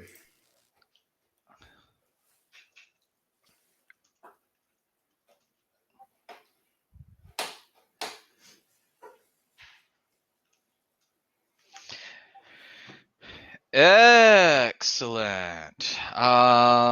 So let's.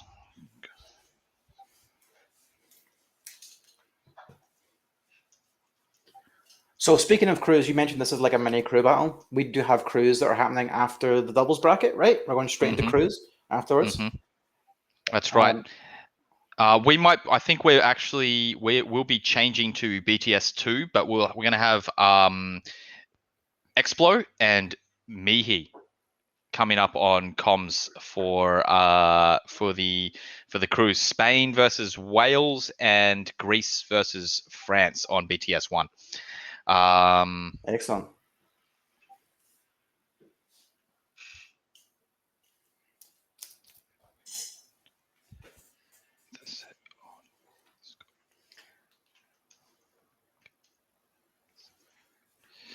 And then we'll be dropping down to BTS 2, where we've got England versus Denmark and another team, which was very interesting,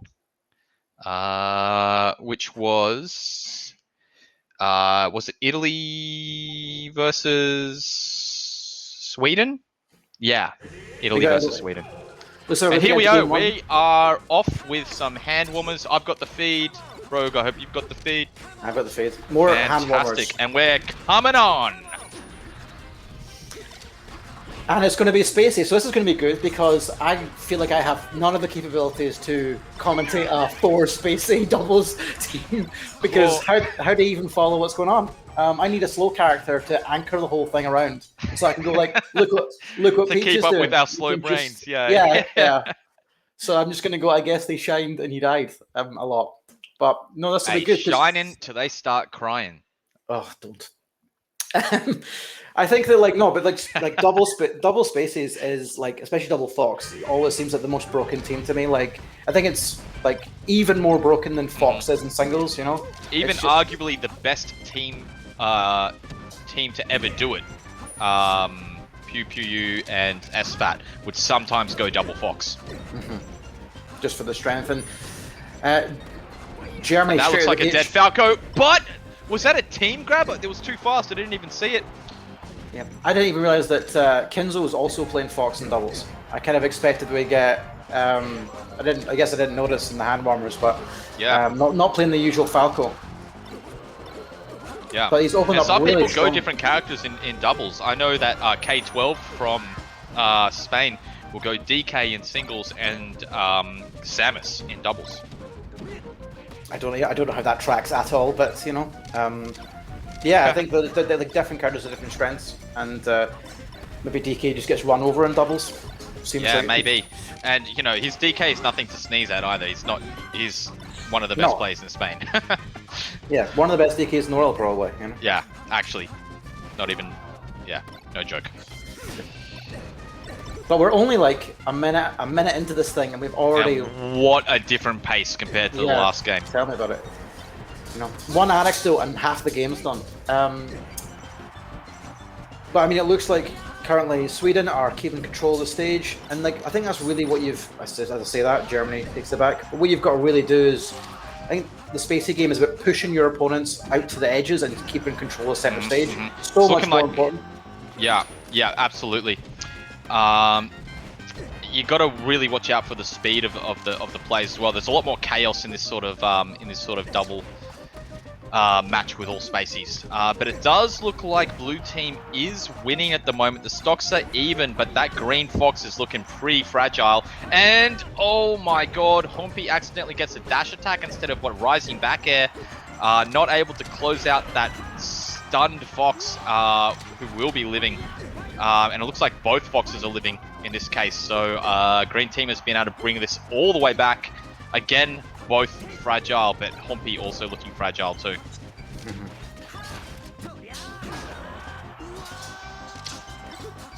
And here we go, coming into the closing parts of this game. And it's going to be interesting to see what we have here. We have a fragile blue team and a fresh green team, and it's even.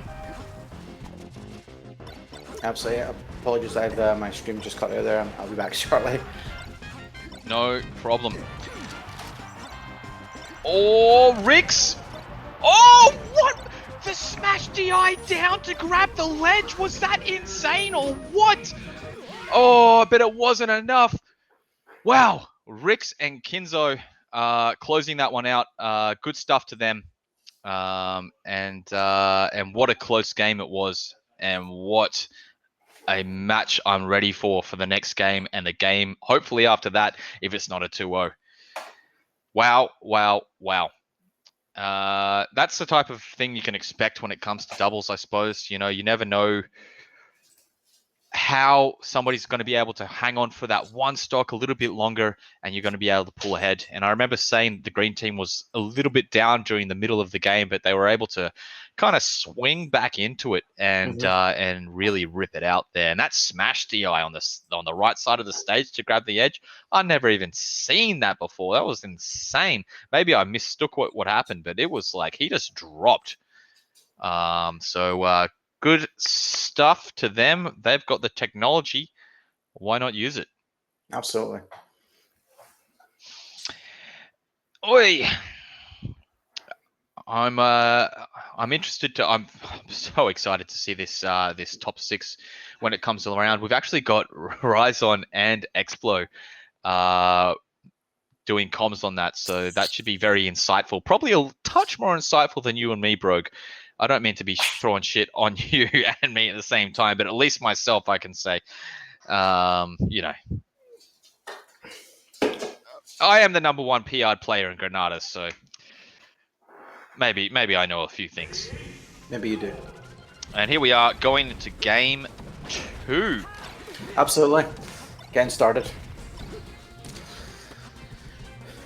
And it does look like we've got a dead Fox here and maybe a dead Falco. Oh, can they capitalize on this? Oh, such a Q scramble coming down in the corner. nick of time, but it was too late. That Falco took too much damage recovering and ends up dying off the top. Humpy getting a triple shine. What a legend. And I think Q made the sort of mistake that we sort of spoke about last game, where he, after Hyunpei died, he was caught on 2v1 and just ate about 80% just for the privilege of being in that situation and not being able to escape. Yeah. And these are the kind of situations that like really make the difference in like close doubles games where one team can just kind of pull ahead. Because as of now, Kinzo and Rex yet to lose a single stock. Yeah, and they're kind of running a train. There goes Rex. And there goes Kinzo. But that's still a comfortable stock up, and the Falco's on a higher percentage. So it's looking like Green Team is really well and truly in the lead here. But we'll see if Hyunpei and Q are able to make use of the chaos and pull it back. I mean, this is the kind of thing, like as you said, the Falcons at a percentage now. We're one strong aerial. We'll do it, as I just said. There goes Hyunpei. And the other thing that you got to consider is if one of your team members is on a higher percentage, they're not going to be wanting to engage as much. So you're probably going to be spending more time trying to save them or engaging with the other players more while they're trying to keep their stock. And you're going to end up taking more damage as a result of that. Absolutely. This makes it harder to stage a comeback. Just exactly. Because you're not concentrating on taking their stocks, you're concentrating on surviving. I mean, this is quite a lead now. It's not doable, but definitely they're gonna have to like get some early kills here and really take a couple of quick stocks. Looks like Q is out there. What He's shine stalling to try and stay alive in the hopes that I'm faint to say it, but what a back air. Yeah. Oh no, that's you off comms now.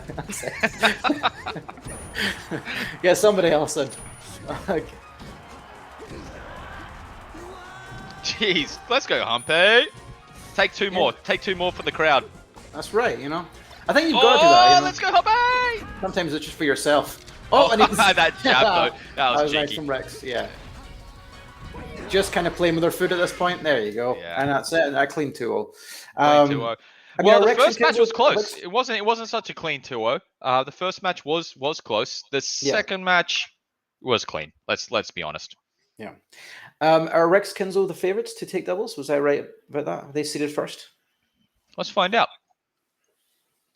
What were they in? I guess they were in.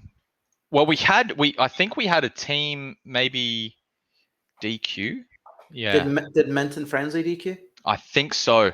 Did they? So yeah, these guys are seeded number 2, and then the number one seed DQ'd, unfortunately. So these guys are the favorites to win the entire thing. Yeah, and with play like that game, that second game, it was commanding. You could really see them just tearing their way through the entire bracket if they continue that kind of play. And that's that thing we were talking about earlier, where the adaptation from that team on the second game was so much stronger than the counter team, I guess, and they were able to capitalize on their synergy and on their adaptation to seal the deal and take it home. Mm-hmm. Looks like we've got the match we spoke about earlier, Noxa Pixel versus Mordo. Oh, and, fantastic! Max. Oh, that's great. And it looks like Noxa's broadcasting, so we can join that. Great. So going straight into it, I don't know. I'm actually not sure how many. Do you know how many doubles pools matches we have left to commentate? That's a great question. I'll ask production. Shout outs to production. They're doing a fantastic job behind the scenes. If at any point we end up looking in any way good, it's all because of them. It's got nothing to do with us. So it keeps us just taking a wee break there to chat with production. Just shout outs to everybody that's all our partners, Cohen's Academy, the Same Event, Team Air, Smash Sisters, and Beyond the Summit for sponsoring this whole event throughout the year. Yeah. I don't know about you, but it's been really. I think this literally couldn't have come at a better time. Just as ever, the last year and stuff that we've had. Definitely don't want to dwell on it, but it's been just fantastic to see the whole of Europe come together in this massive way. Absolutely, and good on Beyond the Summit for helping out all of the Europe scene, not neglecting the people across the water from them. Hosting us on their Twitch, which has so many more subscribers than maybe Twitch Smash Europe has. So yeah, thanks to those guys for helping sponsor the event. I think we've got maybe 1 or 2 more doubles pools matches to go on stream, and then we're off into Cruise, which is pretty exciting. So we've got Noxa, Pixel, Max, and Mordo doing hand warmers at the moment. So I think Mordo is Falco, Max is Sheik. I wonder if they might be on the wrong teams right now. Because it looks like Pixel's on the red team with Mordo, so maybe they just need to fix that. But yeah, so sorry, we've got Max, Sheik, Mordo, Falco, both really, really excellent UK players, and we've got Noxa and Pixel, who are static team from the Netherlands. And again, as I sort of mentioned earlier, if you're even sniffing the Netherlands PR, you're already pretty good. Yeah, absolutely. You know me, I'm a Peach main. I love to see Peach on the screen. I don't think there's enough Peach representation. Maybe in Europe it's okay, actually. But I love to see it. And you yourself are a Sheik main, so at least we'll have a little bit more insight inside. Don't tell everybody. That's just, I was keeping that quiet. Were you ashamed? Oh, of course I'm ashamed. I play Sheik. Yeah, no, it's both actually. I think just amazing teams characters. Their strengths really show in teams. Sheik is great in teams. Peach obviously great in teams, and we've had a lot of Peach representation, at least throughout this doubles. Yeah, really we have, and in Super Bowl in general, and maybe it's Triff bringing the Peaches out of the woodwork, or maybe they're just sleeping bosses, that have been in there the whole time. Absolutely. But I, of course, am a filthy Australian, so you know, I don't know as much about the European scene as maybe the next person does. I've only been in it for a limited amount of time, but I keep on discovering more and more players that I'm falling in love with every day. You also only have so much, like, you only have so long that you can keep using that excuse. You know, you've now been here for 2 and a bit years, and then you were here. Cállate. Yeah. So you got to learn. You're in That's the shut up in Spanish. You are learning. Yeah, but I also have only so much time I can dedicate to watching so many tournaments. So I know. you know, It's great that the scene stayed so alive in that way throughout this. You know, there's loads of weeklies going on, and yeah. and I'm actually looking forward to, after the in-person events come back, to actually still having online events, because online events bring the people out. You get matches that you might not otherwise get because people can't always travel to every event, you know. So we still have a few big online matches, online tournaments. I mean, we're going to see some of those players that we might not get to see play against other players that we might not get to see, which is always exciting. But obviously, you know, in person, always a party. It's always hype hearing the crowd be like, "Ah!" in the background, you know, behind the commentators, which is something I really miss. And I've only noticed in the last couple of, I think the nightclub, New York nightclub, came back, and we had a hold it down for Walt doing the comms, and you could hear a small crowd in the background, and I was like, wow, you know, I've missed this. I've missed hearing that. Yeah, I mean, there's definitely an atmosphere that, like, you know, the in-person live events have that, you know, can't really be replicated online. But that being said, I think that what we can do here is fantastic, and it has allowed so many players to, like, we've seen so many players to come, you know, out of the woodwork and just come on the up and up because of their ability to get, you know, access to top players, to get access to people that they normally wouldn't be back when you had to travel every week. I think that's why you're seeing, or be at the mercy of ping more so than nowadays. Yeah. I think that's why you're seeing a lot of shake-up on, like, the likes of the certain PRs where you've got new players coming out and being able to shine for the first time.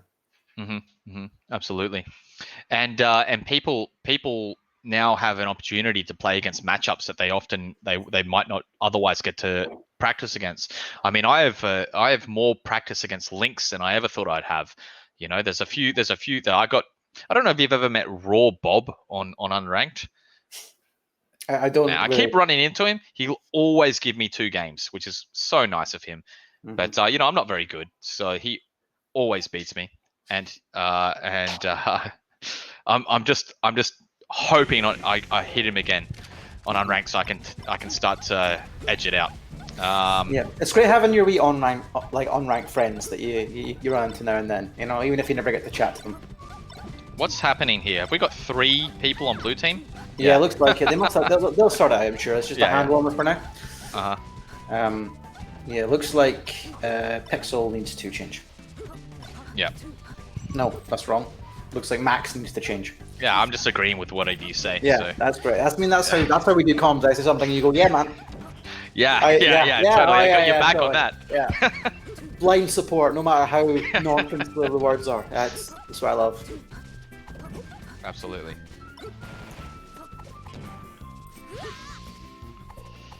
Good. Well, I don't know if this is any indication of where we're starting. Maybe we're going to FD, just like every other matches seem to start on. Yeah. I mean, Sheiks hate FD. I think that... I hate FD. Yeah, but it is good for Fox, so... It is. But is it good for Fox in doubles? Always a different game. Yes, take skill. Hand warmers are starting to get silly. That's how you know that we're waiting on one person.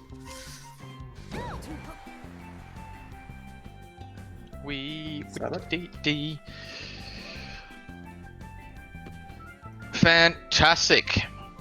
We nearly ready to go with this? Yeah, we're just having a few FPS issues on the back end, but they're getting sorted as we speak, so that is not a problem. Looks like we're most of the way through the bracket here. Pools 1 and 2 are finished already in doubles, so we can we get a wee recap as to who's made it out? Out of pools?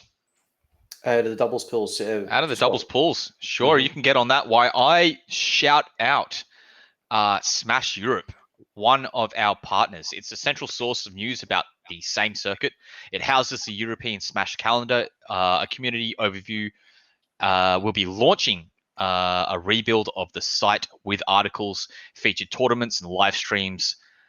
So check out Smash Europe. I think they're on Twitter, and there's also a Discord that you can join. So check out their Twitter at Smash Europe for all the Smash-related news in Europe. Excellent. So just a wee update. So in Pool 1, Sharp and Bass clutched out the rest of their sets and made it out on winner's side. It's all winner's side, but they made it out in first of their pool, and Rex and Kinzo did the same. Yep, makes sense.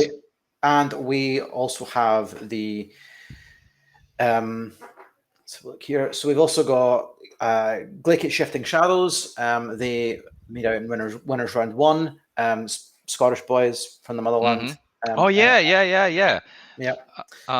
They're seeded 10th, I think, for doubles. Actually, that team. Yeah, that actually seems a little low for me. I think that they could. They may be my dark horse pick actually, because both excellent players. Shifting kind of like you nationalist racist. What? We've also got Hyunpei and Q. They made it in winners round 1, and as a Eurocoral and Ash Clay and Red Blaze. So looks like we're going to have like a really diverse and exciting doubles bracket. So I'm really jealous. You're commentating that later, right? I am commentating a portion of bracket. Yeah, a portion of doubles bracket. Yeah.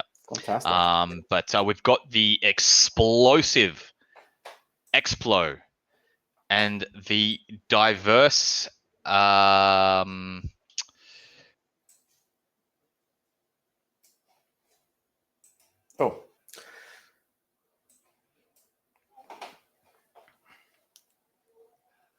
Sorry about that. I just dropped. That's okay. You're back. It's fine. I think you were trying to come up with. You were saying with the explosive Explo, which was very good. And the razor sharp Ryzon doing the top 6 for comms. So those guys are going to be fantastic. We've also got Paul, who was one of our commentators from the Paul's singles, doing the bracket, who is a lovely chap as well. Paul did a fantastic job. I watched you two commentate singles. It was really good, both of you. He carried you hard. I feel like I'm letting you down. Thanks. Yeah.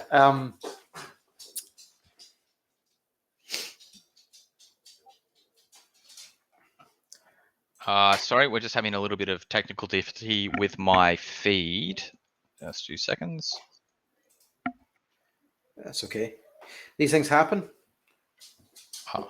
It looks like we're actually not going into the match that we thought we were. Looks like we are actually going to go into Malmortis Majoras v Timmy Kellner. So Spain versus Germany. So you're going to get your boy. Let's go, boys! Yeah. And this is going to be our like Timmy Kellner again. Up there with Rex and Kinzo. Very, very good chance that they might take the whole thing. Kellner, in particular, is known for being an absolute beast in doubles. Yeah. Okay. Wow. Okay. Well, yeah. We've as a Spain supporter, we've got a bit of an uphill battle to clutch it out of the grasp of this daunting team. However, there is definitely moments of magic coming out of the Spanish team in the last set that we watched. If they can tap into that again, then I think we could have a really, really interesting set on our hands. Yeah, and I think it's Germany and Austria, both German speaking, but yeah, Timmy and Kellner. All right. Yep. Yeah. Good. Well, I'm excited to see Malmortis, the box playing Falcon, and Majoras, the cracked peach, represent Spain against one of the better doubles teams in all of Europe, and see how they stack up. It'll be hype if they can take a game, and even more hype if they can upset. So we'll see what they have against the big dogs. Yeah. And do you think, like, they're going to be up against, a Falco Peach if Timmy and Kellner play their mains? Do you think that will affect Malmortis's character choice? Do you think he'll stick with Falcon or move on to the Fox? I think he's ride and die mostly, but you never know. He might pull it out. Yeah. I mean, seeing how he was, how electrifying he was in the first match that we commentated, I'm going to say that he's probably going to stick with that Falcon there. Yeah, I think that he really was the standout of the two of them. I think like Majora's did an incredible job throughout and just controlling space and stuff, but the showy and flashy moments definitely came from the Falcon, as they tend to do. Absolutely. The other thing that I was kind of noticing was maybe like Majora's like to get in the fray a little bit more, which might be like a little bit counterintuitive, but it seemed like Malmortis was the one that was trying to stock tank a little bit rather than the other way around. So I wonder if that's something that they've played with in the practice room and something that they've discussed, or something that maybe it just came out in the first few that we commentated. It's not the usual. It just happened, Yeah. So with a situation in doubles where you've got two teams both that have a Peach on them, do you think that we're going to see the Peaches pairing off into a Ditto, or by and large avoiding each other and sticking with the opponent's other character? Oh, that's very interesting. I suppose Peach doesn't have the best combo game on herself. The only thing that you really got to watch out for is that filthy down on the stick that moves you down on that big yellow stick, and if you can get one on the opponent that's also trying to down smash, I mean, that's huge damage. So I'm thinking that they're probably going to be trying to go for the other players so that they can rack up that combo damage.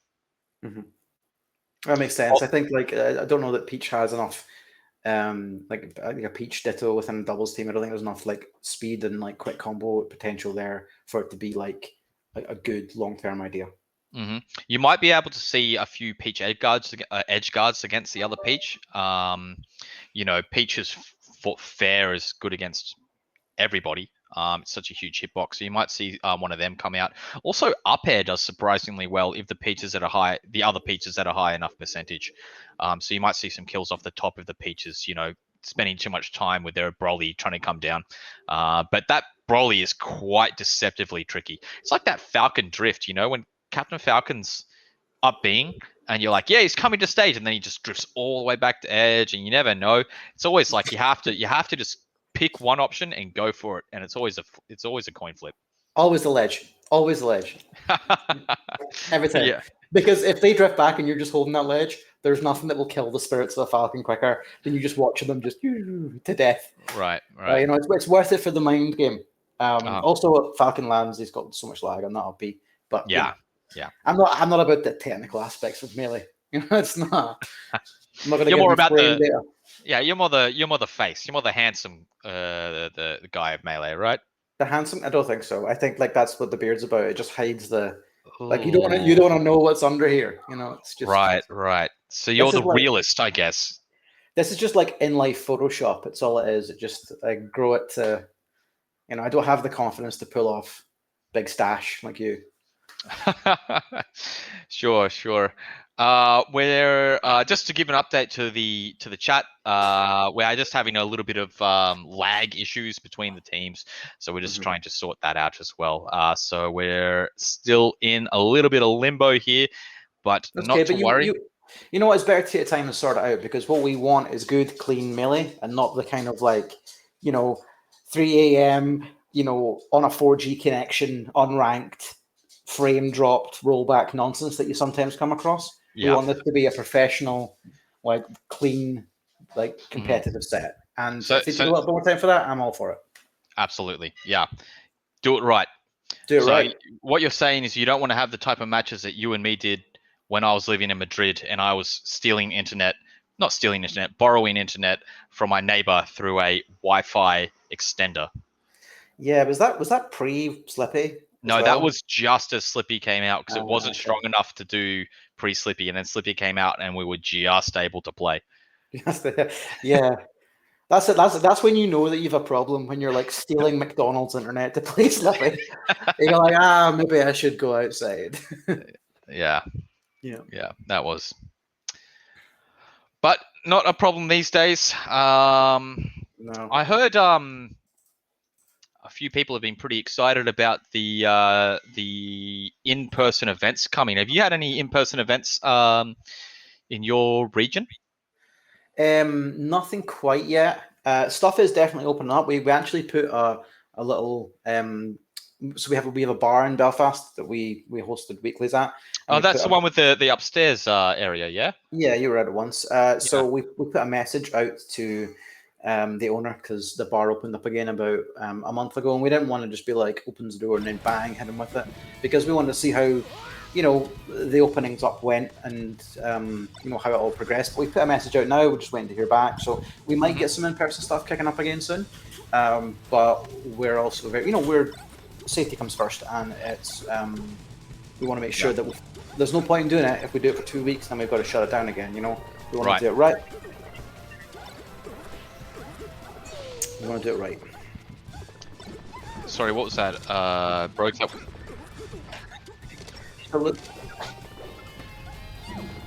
Right, so it looks like we've got a match coming up. Sorry, just our schedule has updated there, so we might be able to reconnect.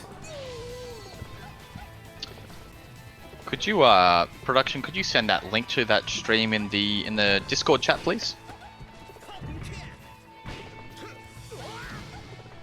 Thank you. So it looks like case 140. If you refresh the spectate, should be there for you to join. And we're going into Mal Mortis and Majora versus Timmy and Kilner. We are luckily just still in hand warmers. So we've not kicked off just yet, but it will not be long. I'd say they're actually waiting for us, maybe. Whoops. Maybe. Yeah. Excellent. Gonna get right into it. Let's see if your double peach prediction comes true. We will. I'm just having a little bit of trouble viewing, so you'll just have to hold down the fort for now, Brogue. It's no problem. They're just doing hand warmers, I guess. They just finished, so we're now waiting for game. Good. I'm waiting for game. Awesome.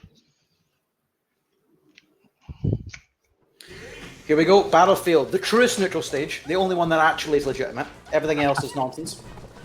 I'll die on that hill. Nah, Yoshi's can be bad too. Randall's good if he's your friend, but when he's not your friend, which he often isn't, then Yoshi's can get in the bin as well.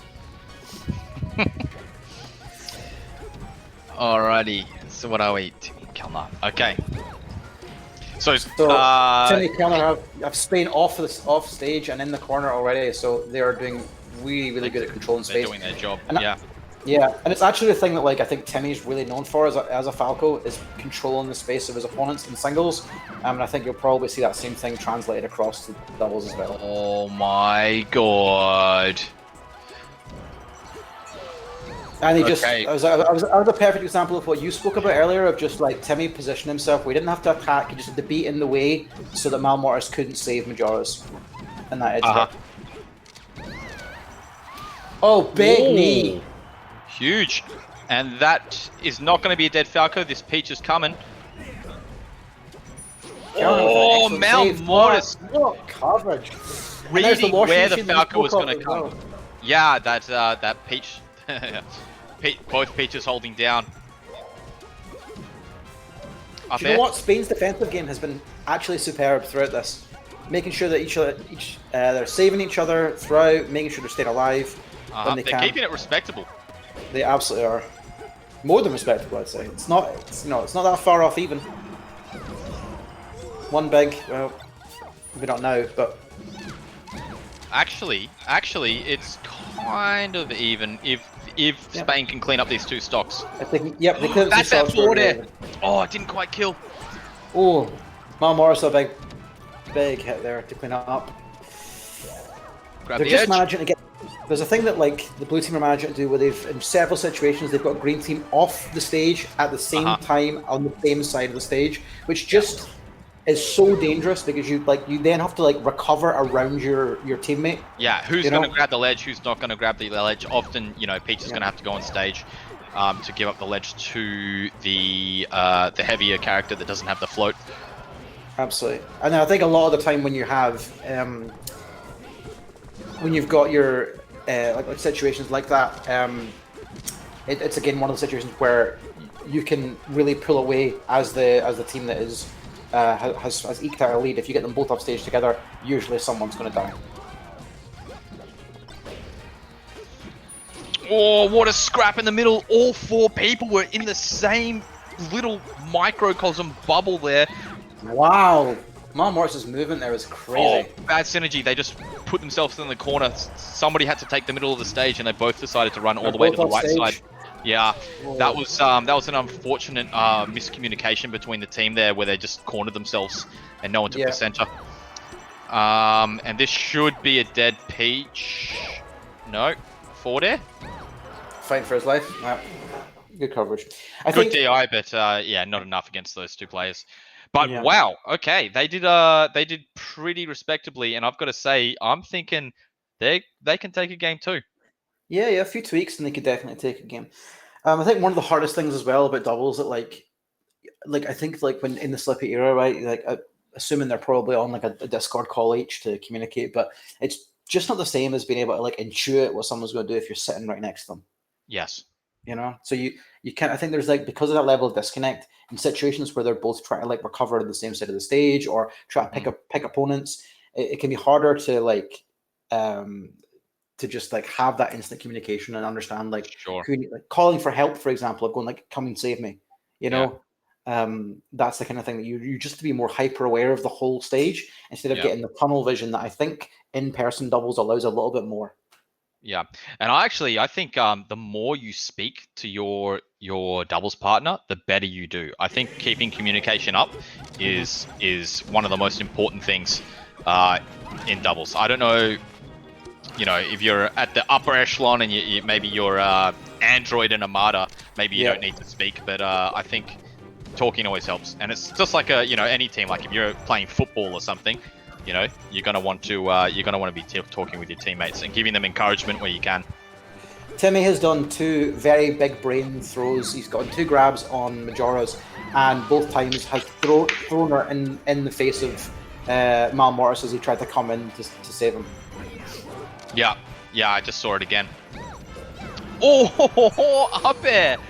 Wow, Kellner just really picking a great option out of that down air to keep the Peach on the side of the stage there. That's really unfortunate. Got pushed off. Got pushed off with the lasers and wasn't ready for it. Early kill on Kellner, which was it? It might have been the lasers. It just might have been Falcon's fat ass. I think it was Timmy's laser, but I couldn't be 100%. Yeah. And this provides now. This provides the opportunity for Green Team to really eke out a lead here. You know, with Kellner dying that early, especially with the Peach being like the tank stock, this gives them a big opportunity. Unfortunately, they weren't able to give Peach too much damage while she was cornered. In fact, it was kind of a little bit the other way around. Oh, Kellner with the read. Oh no, that down smash! Jeez, that's not good for Team Spain. Mal Morris went for what can only be described as an insane get up from ledge F smash with 3 people in the corner there. Kellner has thrown away 2 stocks accidentally. Not a great look for their team. I think sometimes as well, when you're like the favorite team and you know you're expected to win, and then suddenly you've got a team that's like you should have like just run over, that are giving you maybe more trouble than you would expect. No. You know, the nerves can kick in. Oh, great! Oh, Mal Mortis, let's go! Yeah, Mr. Style. Okay, Mal Mortis doing the weirdest side B. Out of the edge, out of the corner. One aggressive backer into stage. No, don't go in there. Oh god, that Peach waiting for that nair, but I guess this is their opportunity here. I mean, clean out Timmy's stock is the most important thing. This because is huge. This is huge. I feel like a Peach against a Peach and a Falcon is... Okay, Falcon, your turn. Back away, Peach. Back away. Oh, okay, never mind. They know better than I do. Save your friend. Up B. Ah. Yeah, Malmortis needs, Majora's needs to live this. That's the most important thing. And it's a great stall to stay alive. If you want to take this, it's that kind of play that you're just going to do it. And Timmy is out of there. There's a 2-on-1. Don't go in. Don't go in. Majora's, what are you doing, buddy? Superb. Wow. Yeah, wow. yeah. Waiting for that grab release to get that in there. Big brain play. Yep. Big brain play. And now comes a really interesting game 3, right? Okay, can the quote-unquote better players or, higher seeded players, will they step it up? Will they adapt? Or are they a bit shook? There's a lot of mistakes made in that game.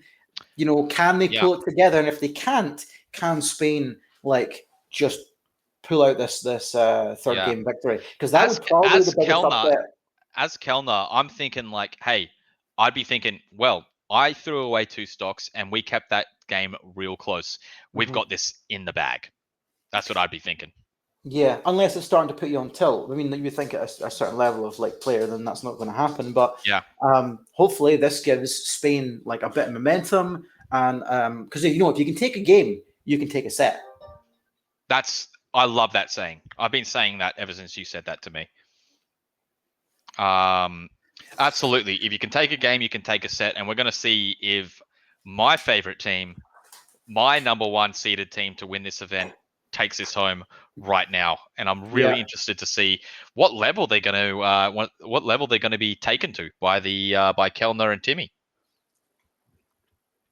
I mean, I think a lot of the times that the scramble situation didn't favor them, right? So they had Kellner died a lot of time because there was too many people in too close of a space and the corners of Pokemon, right?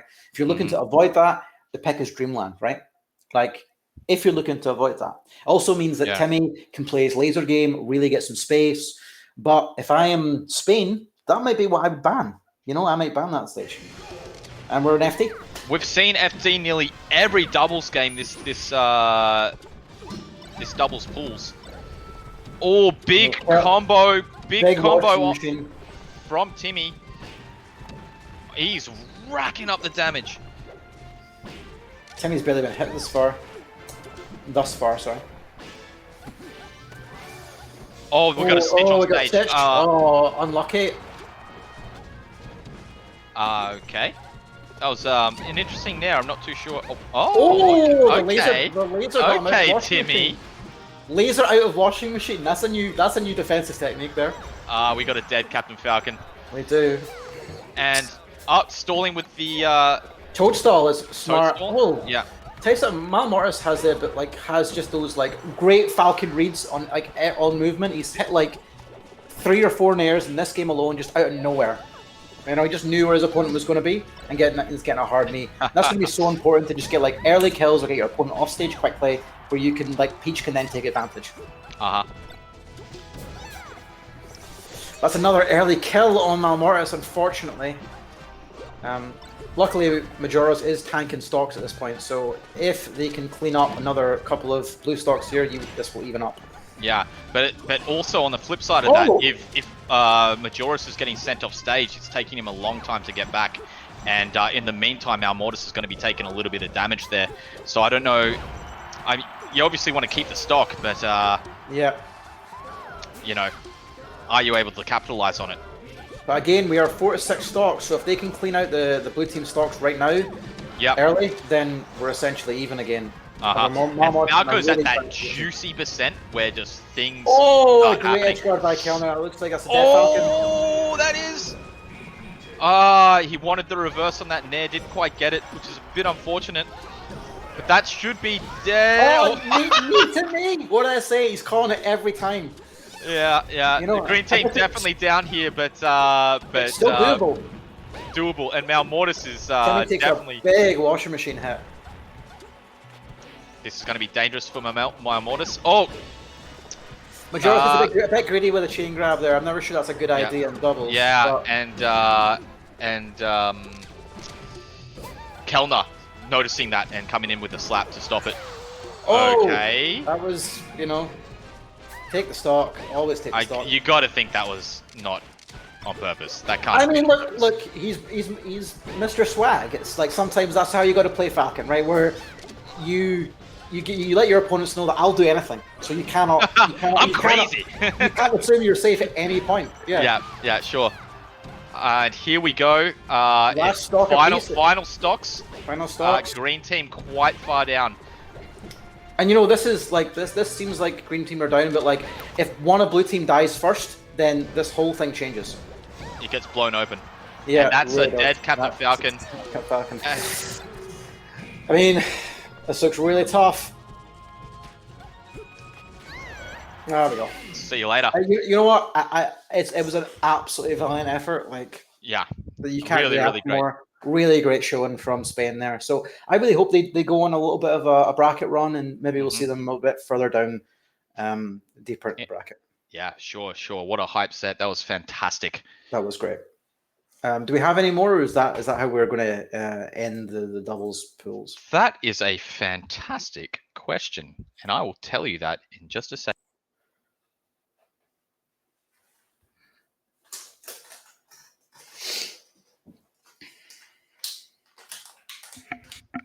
Yeah, so we should be headed straight into Cruise at the moment. I believe me and Brogue are switching over to BTS2, and we've got the enigmatic Mihi and Explo coming on for BTS1 Cruise. So Fantastic. You and I...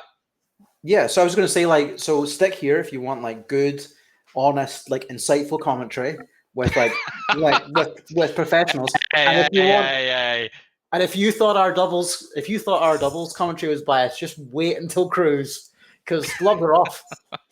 Come over to BTS2 and join us there for that. All right, guys, we're going to sign off for now, and we'll see you either on BTS2 or in a bit. Yeah. Bye.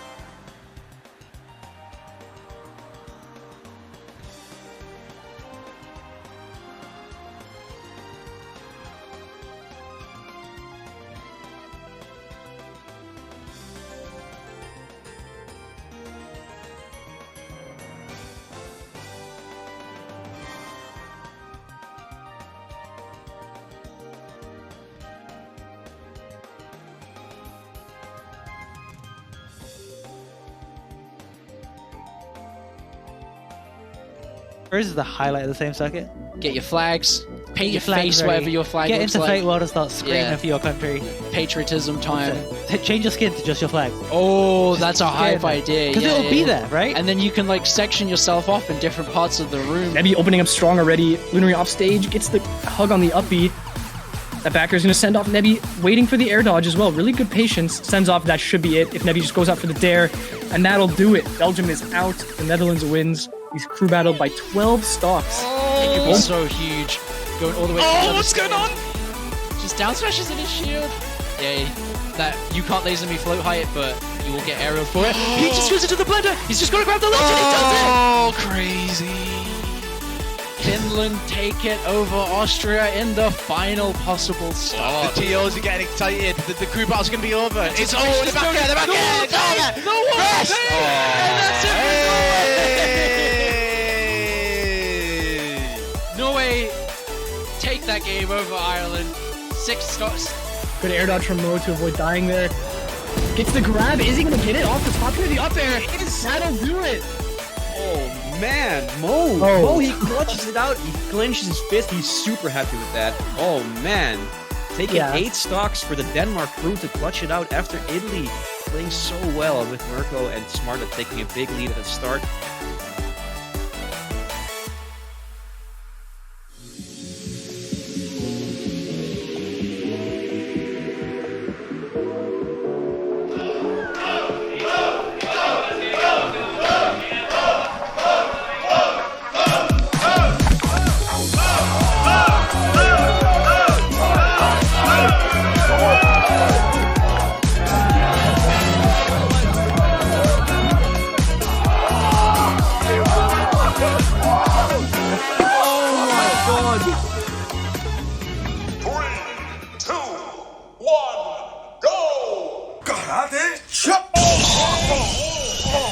Hey man, you thought you could get away without paying me the money match? Got the job. Fun. Got the job done. Fun. Exactly. Got the job done. Somewhere. Oh my God, go. Jesus Christ! Why would you do? Hi everyone, and welcome to Super Bowl Online. I will be Explo commentating Cruise along the great Mihi joining us. Mihi, how are you doing? I'm doing absolutely fantastic on this Saturday afternoon. I had nothing to do, and someone yesterday came around and asked me, "Hey, you want to do some commentary?" And now here I am. That's great to hear. I mean, we've needed some commentators, and I'm glad you jumped on the offer. Today we'll be commentating, starting off with Spain against Wales. So yeah, Spain is currently number 4th on Pool A. Wales number 9th. So you know there is a favorite, but the games aren't played yet. Mihi, do you know who's on the Spain crew? You know. Yeah, so Spain has got quite the roster actually. They've got Lyax, K12, Mara, Keanu Reeds, Bazoo, Jomeni, Triff, Axararf, Malmortis, and Chobin. Yeah, so we've got people to play with. I'm sure everyone has heard of at least some of these names. I was actually playing Lyax. Yes, that getting up against Lyax yesterday on NetPlay. K12. I don't know if they're still playing DK or if they've come back to Samus, but in any case, great player. He's been here for an extremely long time.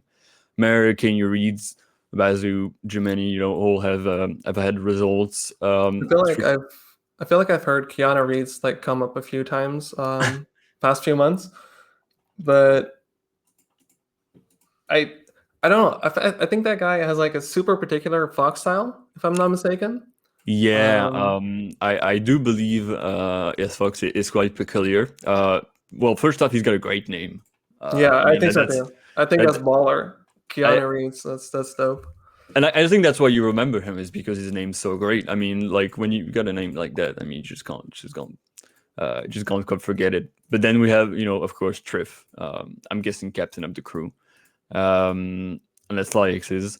Axarst, Malmortis, and Chobin. So I mean, like, you can't go wrong with that crew. You got a lot to play with. You got a lot of counter-picking potential, which is great. I do not know who will be playing. I haven't had the information who will be playing yet in the crew, but I hope we will get it soon so we can provide that to everyone that is watching. And then we got Wales. So as you know, not a country in not a smaller region, with fewer players, but still very, very prideful. Like like Wales and England are like they're super fishes in that sense. Like they want to win for sure. Yeah, I mean there's a reason why there's a dragon on their flag. It's all about the pride. It's all about showing who you are, showing where you come from. For sure. So in the crew, like I mean, in the basis of the crew, at least we have EUO, the Peach player. Who's a great Peach player. Libers, who I believe plays Falco, unless I'm mistaken. Falco and Fox. Matt Smith, Falco, Galapagos. I don't remember exactly. I'm gonna be honest. I'm just gonna be honest. I don't exactly remember who they play. Medley, Falcon, Bang. I'm gonna say Falco, but I'm not sure. There's a lot of Falcos. Lots of Falcos. I'm seeing already. Falco, G. I don't remember exactly. Lele, she plays Sheik, and Enli. Don't have information. So yeah, names you've heard before, right? You've been playing for a long while, like EO, Libers, Matt Smith, Layla, Bang, G, I believe also, and then you got people that I feel like I know less. But in this day and age, you can't count on anyone. Everyone can become so good so quick that Yeah, I like. Obviously, like Slippy has made everyone amazing. I don't think like it's actually ridiculous. The average skill level is just gone it's gone through the roof. It's scary.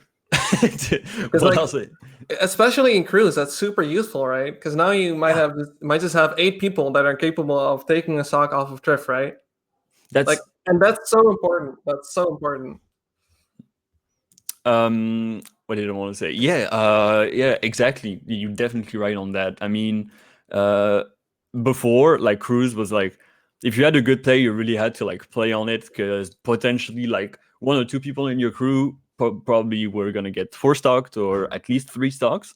These days, like, you can send out someone and like, sometimes it'll go bad, bad things will happen, but then you'll get surprised and someone will perform like way over their expectation, and it happens way more than it's used to, which is quite exciting.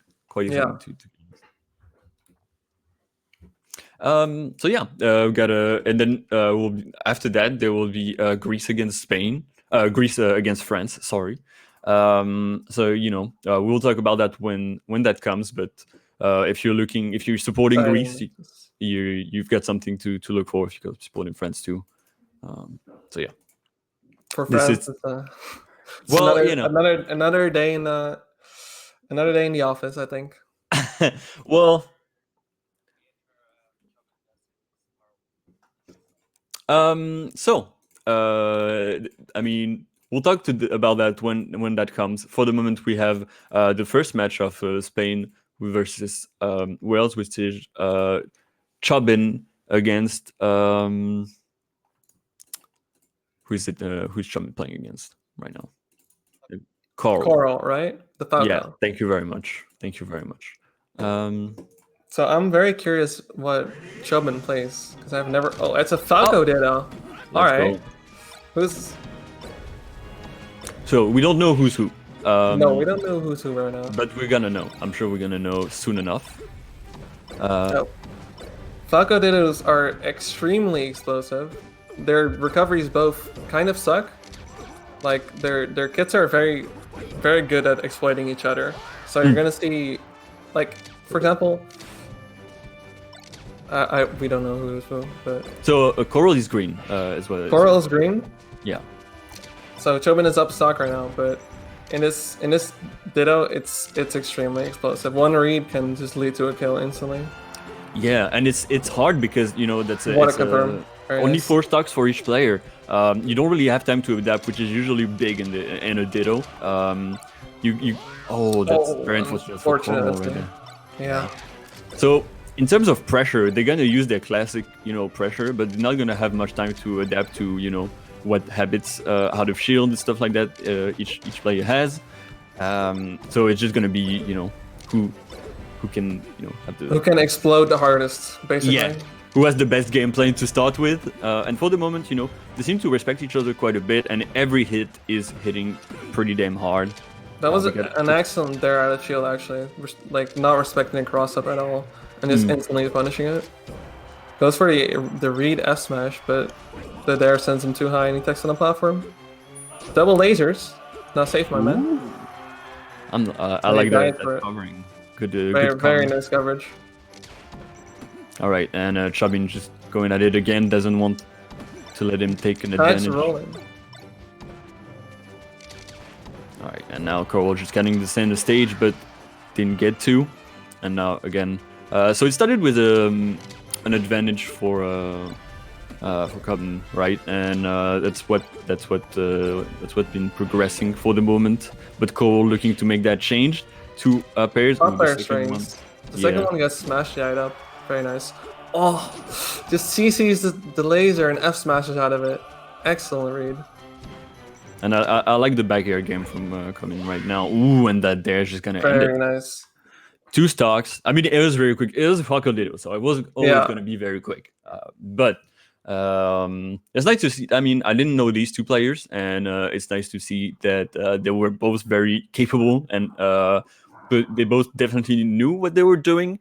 It's hard to. I mean, so Falco Ditto, you only have 1 game. You do what you can, right? It's gonna go the way it's gonna go. Carbine had the better start, the better game plan in the end.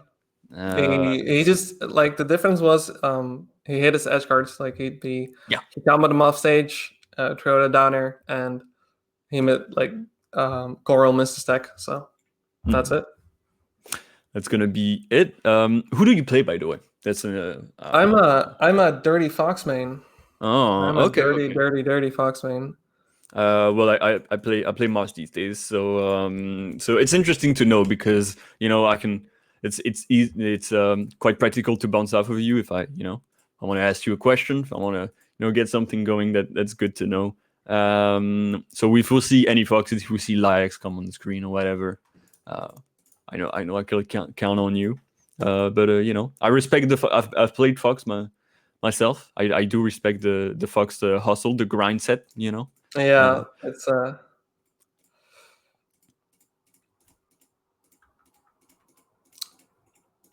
So, who do you think we're gonna have next? I'm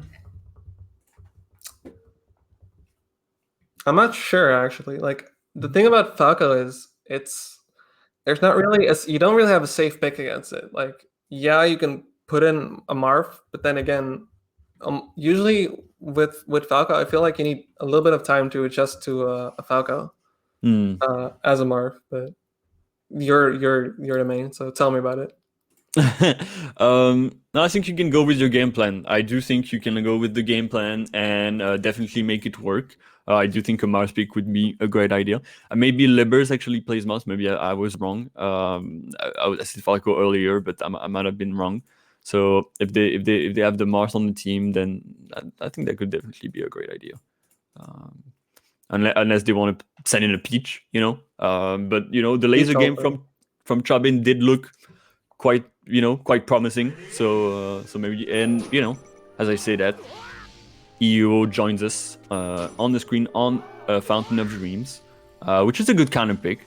Definitely a good counter pick. Can be a bit annoying, from if Falco manages to dare you on the platform, but Peach can also use this platform very well. So. Yeah, I think it's exactly 2 interactions, 2 down smashes. and that might just be a sock. Yeah, it's gonna be it. Exactly. I Very mean, plain. EUO is probably the best player on Wales team right now, and I mean they're definitely showing it. The Peach is extremely efficient. They don't care what you say about down smashing or whatever. Well, they're going to use what just- works. Yeah, that's clinical. You just kind of made those stocks disappear in lightning speed. And that's what you want to see. That's what you want to see. If you're Wales right now, you're like, okay, we're 2 stocks behind. Let's bring in the monster. Let's bring in the powerhouse. I've got something in my ear. I'm sure you're excited about. Ooh, one of my favorite matchups in this game. Fox Peach. It is so diverse because I feel like every Fox approaches the matchup very differently. For example, Peach is a character that you can abuse her very hard because her out of shield is kind of mediocre. Mm-hmm. But at the same time, she's so scary to just hit regularly that her out of shield doesn't matter as much. So you're gonna. Some people just like to run at her and make that kind of style work, where you just turn every interaction into like a scrappy sort of situation, and that's what Fox excels at. But other Foxes like to just sit back, lazy a little bit. Yeah.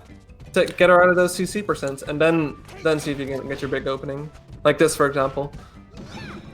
Low percent grab, very good. We've gotten the classic, Yoshi Stories pick, which for a Fox player that definitely means that they want to oppress the Peach, right? Apart from just being a good stage for Fox. Oh, that was a really good trade. Yeah, the early kill. That's a normal percentage kill on Yoshi, but still early in the match, 82%, which is a respectable.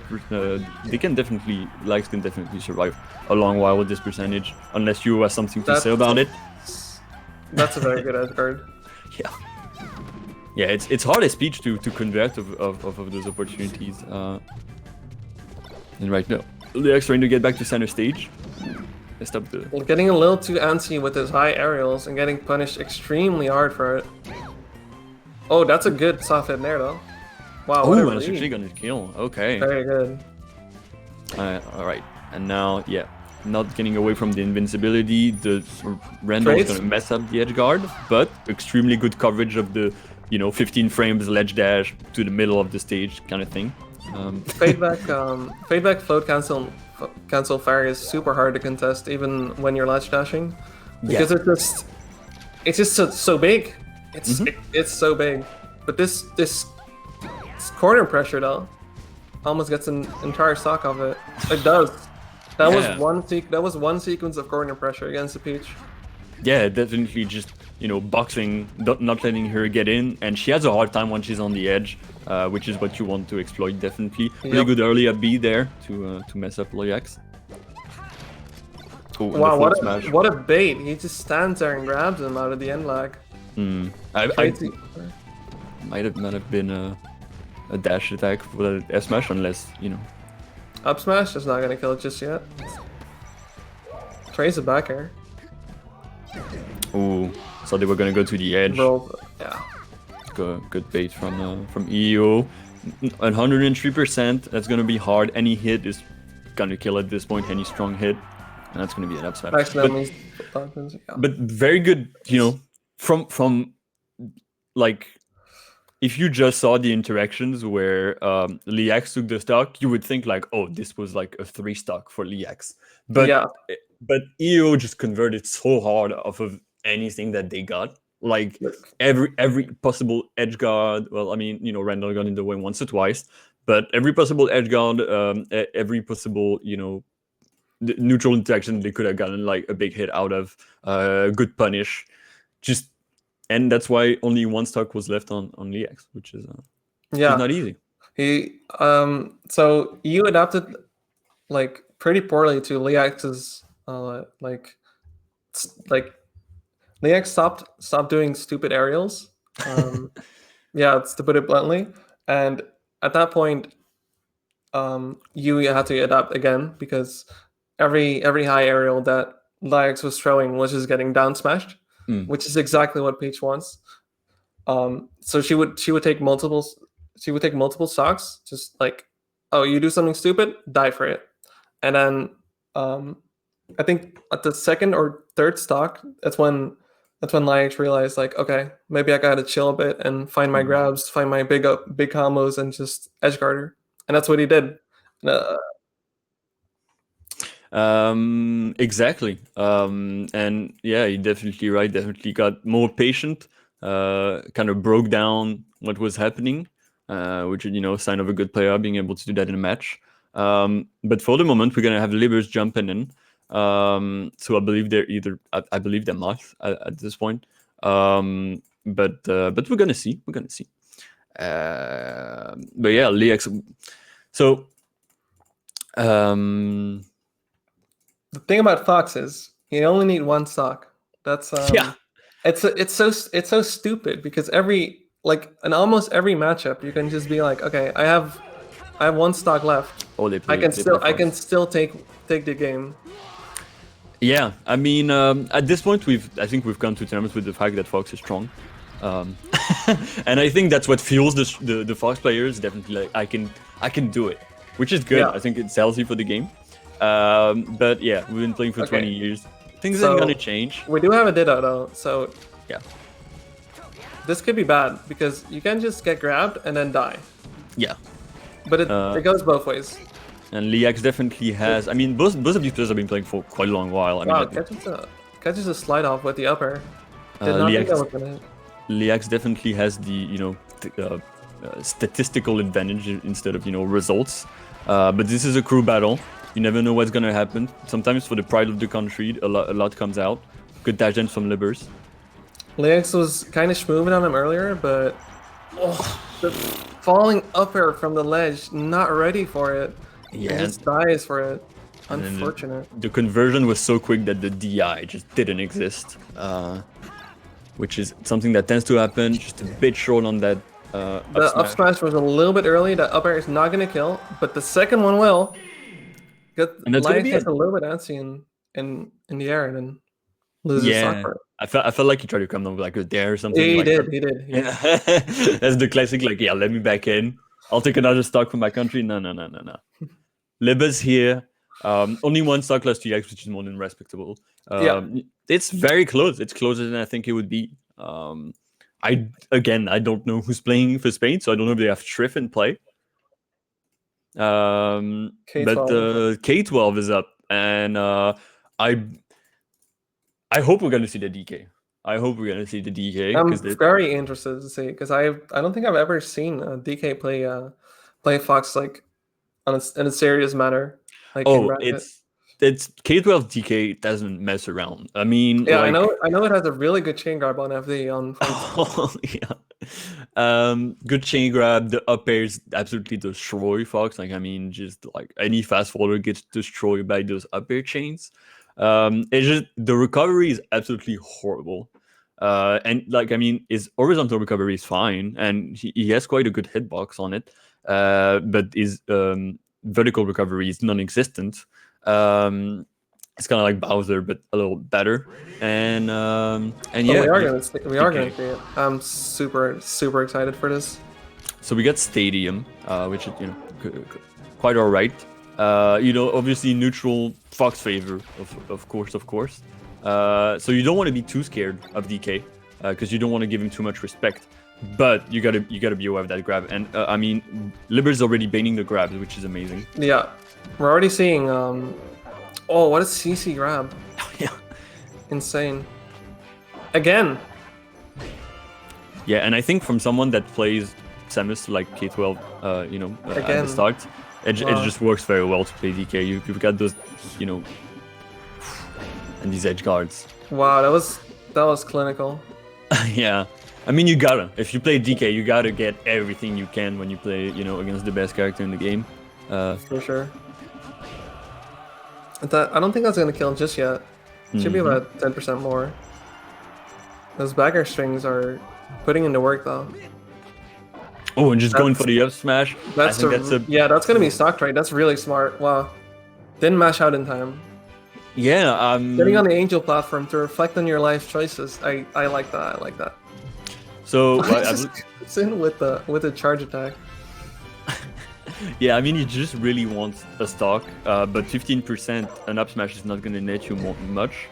Grab is a bit scary because you can definitely get hit out of up throw, but you can mix it up. Right now, I've got a good counter pressure. That back air is basically DK's neutral. Does everything, but it's the only move that works. So yeah, waiting in the corner. It's good edge guard from Libers for the moment. If he can clean out, he does. Oh, but he does the classic spacey and dies while trying to refresh. That's unfortunate to get a taunt at the end from K12. The DK taunt is always. It's pretty funny. It's funny. It's not funny when you're on the other end of it, I'm sure. But it is pretty funny. But it's very funny. But yeah, that grab like into suicide. So I've into self-destruct. I've heard that. I've learned recently that there's a comeback mechanic where if you're behind in stock, it's easier to mash out of grabs. So maybe I do think he would have been able to mash out a grab. It's just a bit scary. I don't think he was. I don't think he was ready for it. Like that's some ultimate shit, dude. Yeah, it wasn't ready. It wasn't ready. Yeah, he was like, I'm gonna get up thrown. I need to smash DI that up air. Like my life depends on it. And then you're just like, you know what? And it's it's ballsy to do that in cruise because you're also losing a stock, but like for example, if he just mashes out, I think DK just dies, and there's nothing he can actually do. Oh yeah, once you go past like a third of the depths of the stage, you're dead as DK. So yeah. But yeah, we're gonna have Layla next. Someone who's been playing for a long time, Sheik player. I commentated her playing in the Smash Sisters crew battles. I think a few weeks ago, and she was doing really well. Seemed fully on point and just I know she was taking lessons. I believe it was Red Blaze, but I'm not sure. So I know she's been hard at work. And I'm excited to grind and exactly as the grind said. I respect it. Nothing but the grind. So yeah, I'm excited to see what she can do against DK. DK Sheik.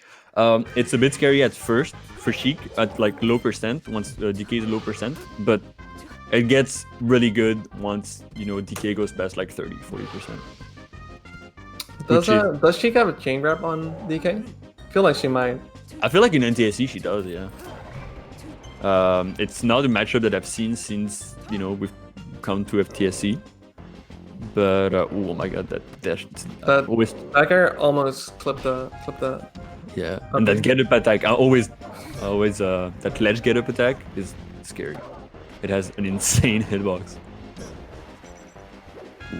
He's not using the dare, just using directly the yeah. Once he gets to read those forward tilts and those tilts, it's really scary on shield. Forward air's gonna put out off stage. Then it's just a Sheik edge guard. Yep, very clean. Yep. Not even using the DK punch, keeping that for later. I feel like K12 is like kind of BM, but I kind of dig it. He kind of has that aspect to him, but I think it's more like he plays DK, and you gotta be a bit annoying with DK to like win. Yeah, against your you gotta get in your opponent's head a little bit. Mm-hmm. But I think it's gonna be a down throw forward air or reverses, so he doesn't actually get the kill. Unfortunate for Layla. Now he's gonna take an entire punish. Very scary for a little bit. Get it back here again. Those recovering is really good. Oh my god, that actually kills. Wow. Yeah, I feel like messed up RDI and then messed up RDI because of the mix-up, and then forward that definitely sealed the deal. But first stock taken from Layla, keeping it on the board, and if she could take that second turn, that would be a big help for her team. K12 is already up 5 stocks in this crew battle so far, so he's already doing very well for himself. Oh yeah, I mean, he's already done his job at this point. This is just Exactly. bonus. Especially for like a character like DK against Fox, that's already insane. Yeah, especially when you can counterpick him like that, that's very impressive. What the hell? I've What never was seen that? I feel like you could have. No, that's not a spike. It's a That's medium. not. Yeah, There's no I feel spike. like Layla SDI'd so hard in. Yeah. That he went off stage and just perished. That's really unfortunate. Wow. 108% though. She's got a grab on the platform. No, she's falling This through. is fair, but Okay, catches the little hair. Oh, this is gonna be a trade. Oh, no! she won! Oh no! DK dies first. Oh, you hate to see it, but Okay. That Oh, was but scary. is it the role where like he initiated I think it might just be the lower. self-destruct and then? No, I don't think that's it. Oh, okay. I think it's just because his hitbox is like way lower when he grabs you. Like you're on top of him, right? So if he goes into the blast zone, he's obviously gonna go down first. Well, you know, That was a spooky match. that was scary. Definitely every interaction was definitely feeling very scary for Layla. I mean, when you don't really know the matchup, I know X1 just plays DK and she's from the UK. She doesn't really play anymore, but if she's playing against them, maybe she's had a bit of practice. But it's not an easy matchup to learn on the spot, especially when you're playing against the probably second best DK in EU behind Moe. So yeah. Yeah, it's also like it's rough because you're expecting like a good character in Cruise, and you're like, oh fuck, I have to play against a DK. Oh god, am I gonna embarrass myself? Like that's also something that goes through your mind when you're like, because you don't just have your own pressure of like, oh my god, am I gonna disappoint myself and go out2? You're also like, oh fuck, my team, I gotta make sure I take some stocks at least, right? Definitely. Like there's a second layer of pressure when it comes to crew battles. Every stock counts. Every stock counts. You got to Yeah. make sure that you're here for your crew. And we got Falcon Chic, Falcon. classic. I hate each other matchup. Yeah, definitely. So I believe, yeah, it's Mal Mortis. I hear. So, Dreamland, which is it's an interesting stage to choose, but Falcon's gonna survive a long time. Only needs to take one stock. He's already got the up air chain going. They're like quite stuck in her this is shield. at that looking point. very, very scary. Gets off stage. It should be a fairly easy edge guard. Just Still rinse got and quite a bit repeat. of mix-up left. No. Oh, he tried to He's go too sick. all the way. He just edge cancels his down air 3 times to cover every option. Yeah, just definitely wanted to end it with swag instead of taking the ledge. Right. But if I you respect it. I do respect. This is Cruise. You wanna get the people going. You wanna get your crew excited. I understand. So yeah, where are we? Where are we right now in the crew? Because we've been. Okay, 4 left. And let me take a look. Matt Smith is going to be on. Mr. Falco himself. Falcon, 2 characters that, Falco doesn't like Falcon, but, he's got a good matchup, and Falcon hates Falco and will tell you about it every time they can. In the club, in the bathroom, anywhere, on Twitter, whatever. It's not an easy matchup. I understand. It's not an easy matchup. But I do think it's not as bad as the Falcons want to make you believe, because Falcon hits Falco and Falco just kind of dies, and there's nothing you can do about it. You've put yourself in a difficult situation by saying that. I wish you the best. I'm glad you don't have Twitter. Yeah, I like to live on precarious terms. I see that. But yeah, at this point, it's been 21 years. No matchup is like 100-0 when you go into the top 8, top 10 characters. We can all agree with that.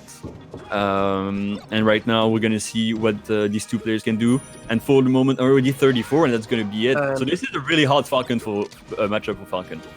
You gotta understand. The touch of death has been seen already, and here it might be again. Yeah, he trades it down here with Becker. Ooh, try to go for the whiff punish with the forward smash. It's a bit antsy from him, but yeah, that Falcon is not messing around. Every time they have like an opportunity to move or do anything, they will do it. They don't really wait. They're just like, I'm gonna throw out hitboxes. I'm gonna make you guess, and you're gonna die if I touch you, which is good to see from Falcon. Yeah, high air and shield gets up aired. That's unfortunate. Could have. That was an opportunity to get an edge guard, but still closes it out.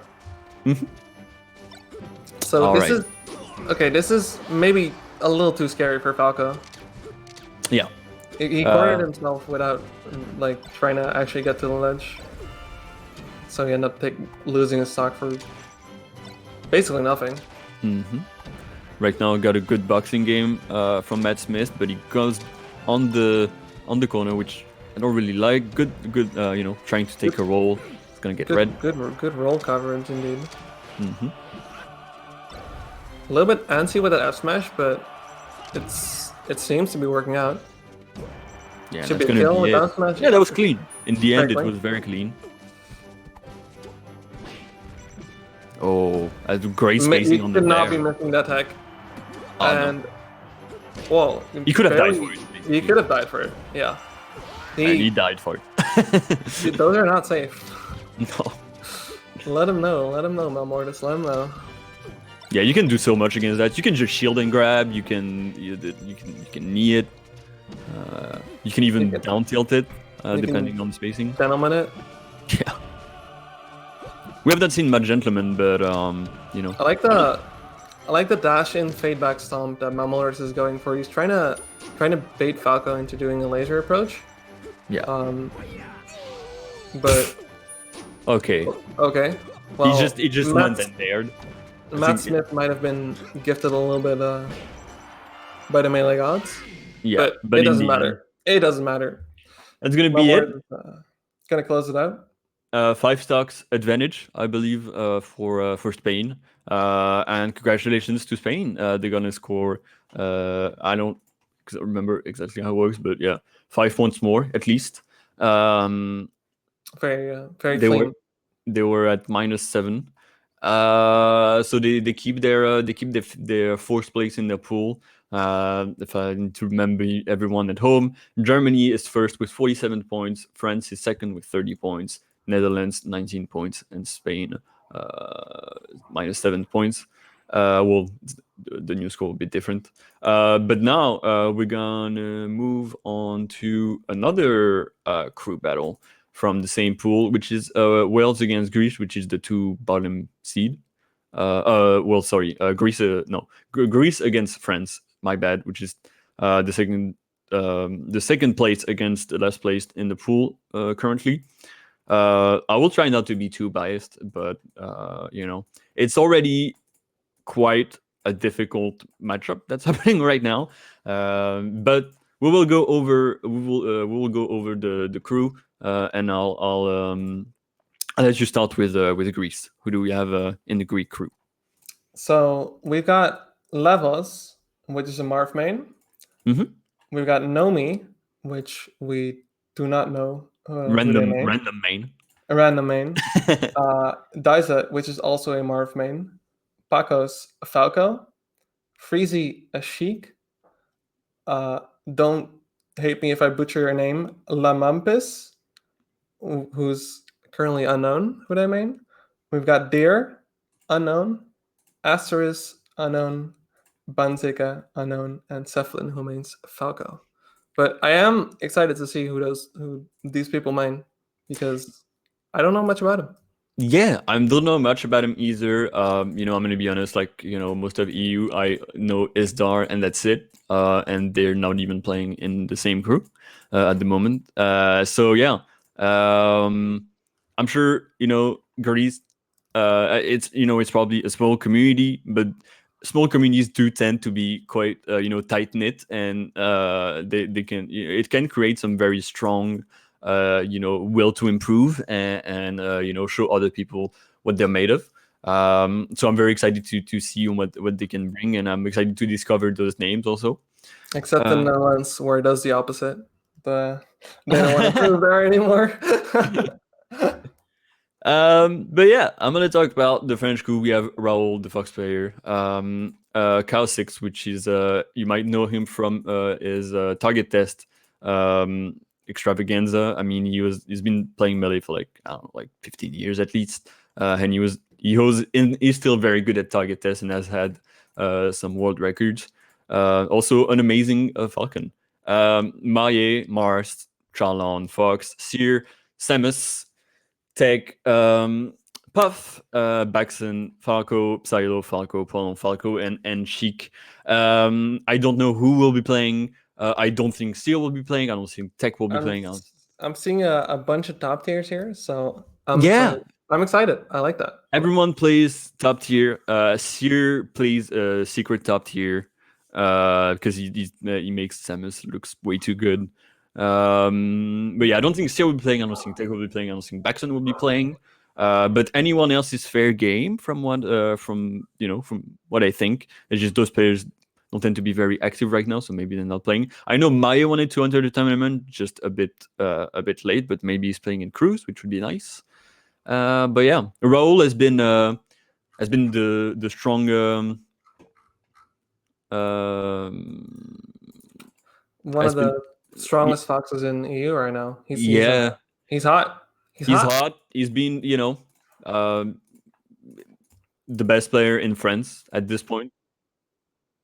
And Maye wants to contest that, but it's a battle between these two.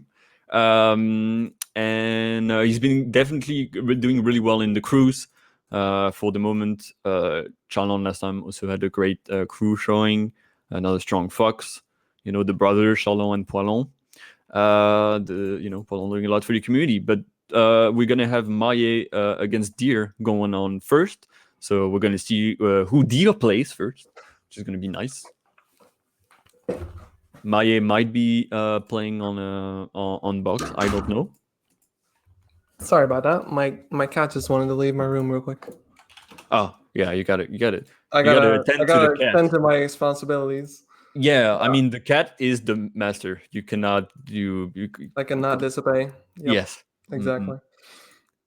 Mm-hmm. Yeah, my Marth, Deer. Well, we're gonna find out. If the rest of the team is anything away, I'm hoping for something exciting. I want to see some Marth Fox. I I like that matchup. I want to know if Maya is playing on box or not. Peach.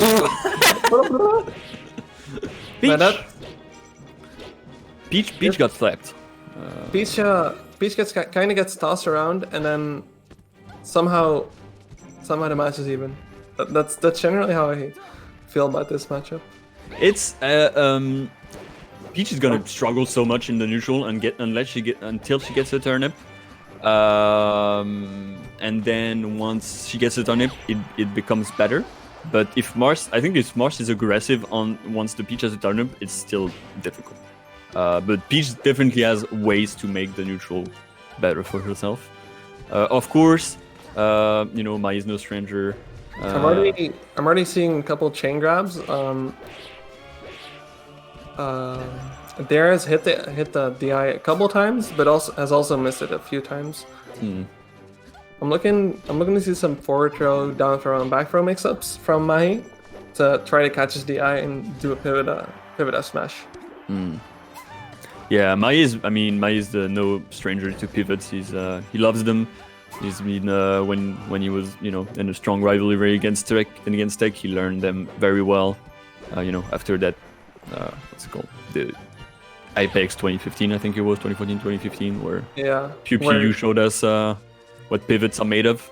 For the moment, great survival, 162. Peach having a rough time, although the Mr. Saturn up air is not going to kill quite yet.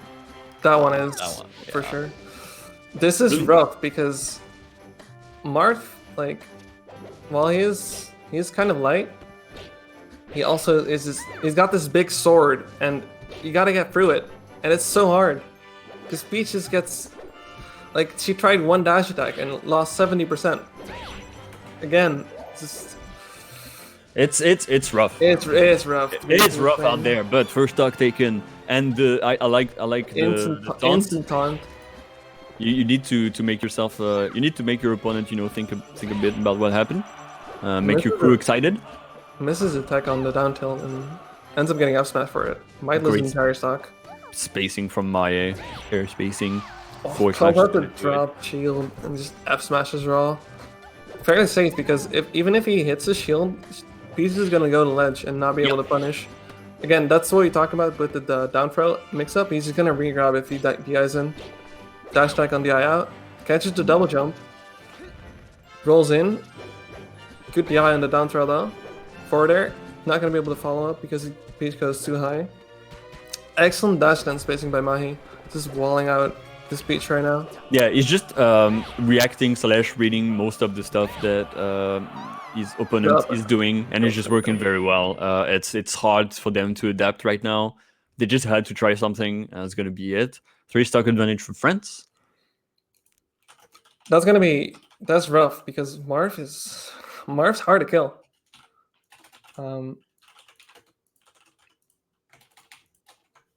Yeah, Mars hard to kill.